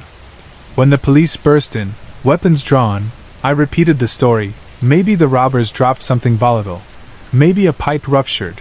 Maybe the cold air hitting warm machinery caused an explosion. Sal nodded along. The cops looked unconvinced but couldn't disprove it. 2 days later, long after insurance adjusters snapped photos and plywood covered the smashed window, Sal found me refilling the laminator. He leaned against a shelf of colored cardstock, studying me the way one might study a puzzle piece. What did you do? He asked quietly. I wiped ink from my hands. I can't explain. You're not normal, are you? No. He drummed his fingers. You realize you could do something with that. I imagined the robber lying motionless on the floor and shuddered. Like kill people. He didn't deny it. He simply sighed and walked away. I tried to forget. But power has its own gravity, always pulling. A month later I was alone in a dive bar off Carson Street, nursing 2 whiskeys and humming to myself. It was a gentle hum, nearly silent, yet the wine glass in front of me cracked. A hairline fracture snaked from rim to stem. Before I could panic, a man in a camel hair coat slid onto the stool beside me. He ordered nothing, just looked at the shattered glass and then at me. Interesting trick, he said. Most people need opera singers for that. I stared straight ahead. I'm Monroe, he continued, unbothered by my silence. My talent is finding unusual individuals. People with gifts. You're special, and I mean that in the profitable sense. I'm not interested. You don't have to hurt anyone. We use precision. Open vaults, disable sensors. You whisper, something unlocks. We collect. Easy money. I left without answering. But 3 weeks later my landlord posted an eviction notice, and the hospital called about my mother's surgery costs. Monroe's card sat on my dresser. The number burned a hole through my willpower. I dialed. I justified. I crossed the line. The first job was small, a closed office building after midnight. Monroe's team needed the server room. 2 security guards patrolled the lobby. I waited in a stairwell, listened to their footsteps, inhaled, and released a low note pitched to rattle metal. The guards' flashlights flickered, panels in the ceiling rattled, and both men hurried to find the source. The hallway was ours. The server room padlock vibrated beneath my breath until it popped open. The whole thing took 5 minutes. They paid me $5,000. I made rules for myself. No screams. No direct hits on people. Distractions only. Monroe agreed easily. For 6 months I was a ghost with a portable sound system. Data heists in Chicago, art theft in Baltimore, private blackmail ops in Manhattan. I practiced delicate frequencies in the shower, learned how glass resonates differently from steel, how a hinge can unpin itself if you sing at the right pitch. I checked hospital reports afterward, terrified I'd gone too far. No injuries. My conscience stayed intact, barely. Then Monroe brought a new client. We met inside a private jet hangar, heat lamps glowing over polished floors. The client was thick-set, mid-50s, gold Rolex gleaming every time he gestured. He never gave his name. "This job's sensitive," he said. "Federal storage site outside Jersey. Light guards. We need chaos, but controlled." "What kind of storage?" I asked. "Archives. No bodies, no narcotics. Information." Information meant drives, documents, non-lethal. I agreed. Monroe squeezed my shoulder like a proud uncle. "You see? Not a freak. An asset." We scouted the bunker 2 nights later. Concrete walls, razor wire, 3 guards, 2 outside, 1 inside. The plan: a concussive blast outside to draw both door guards, then slip through service entrance, neutralize the interior lock with a gentle hum. Grab the drives, vanish. No one harmed. I crouched behind a dumpster, moonlight silver on the pavement. Breath in, focus. I released a sharp, high-pitched scream pitched beyond human range. Streetlights burst, car alarms howled. Both guards clutched their ears and ran toward the flickering transformer. Monroe signaled, "Go." Inside the access hallway, silence pressed against my eardrums. I exhaled a lower frequency, felt the vault lock tremble. It clicked open like a child's toy. Rows of shockproof drives glimmered under fluorescent tubes. We filled our packs. Everything on script, until a voice behind us shouted, "Freeze!" The interior guard, young, no older than me. His gun shook in nervous hands. He looked terrified. In that instant, I saw every disaster I'd avoided, every window, every robber, every glass I'd cracked. I felt the pressure in my chest building, unstoppable. "Don't!" I screamed. He flew back, struck the cinder block wall, and crumpled. Silence thundered. I tasted iron. The guard didn't move. Monroe hissed my name. I fled, through corridors, across asphalt, over chain link, ran until lungs burned and sirens wailed behind me.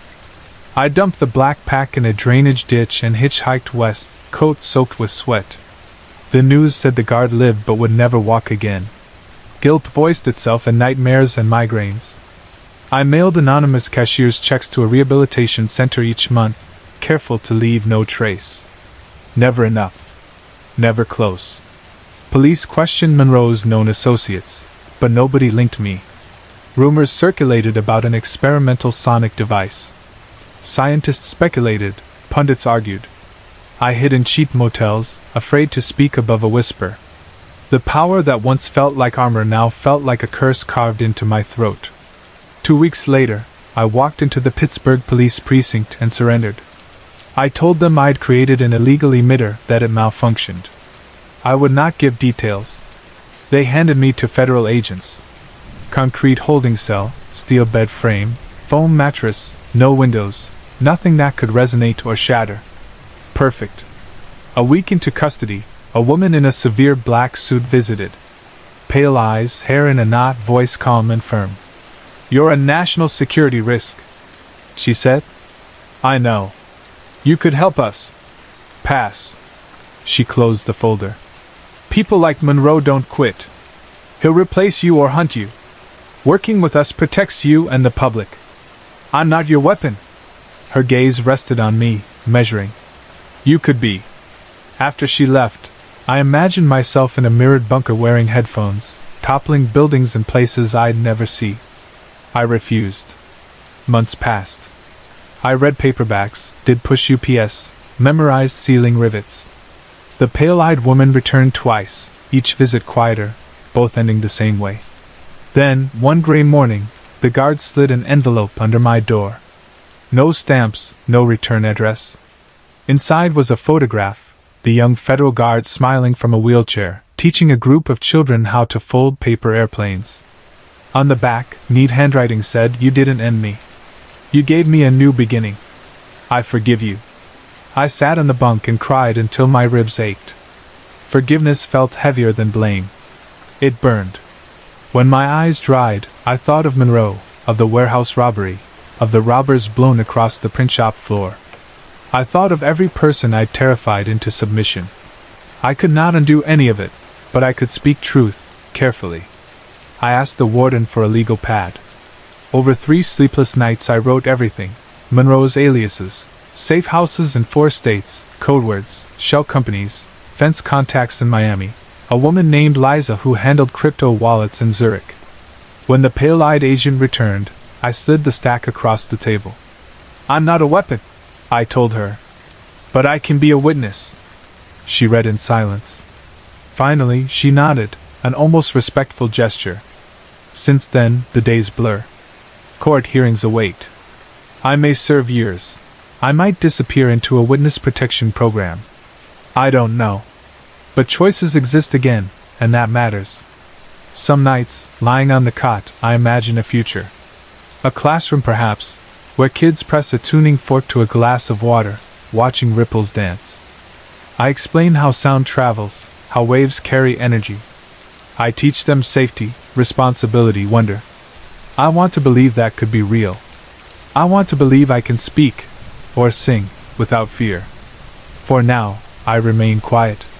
Because silence, I've learned, isn't absence. It's control. My voice, once a gun without a safety, is finally holstered. Not gone. Not broken. Waiting for a day when the only thing it shatters is the wall I built around myself.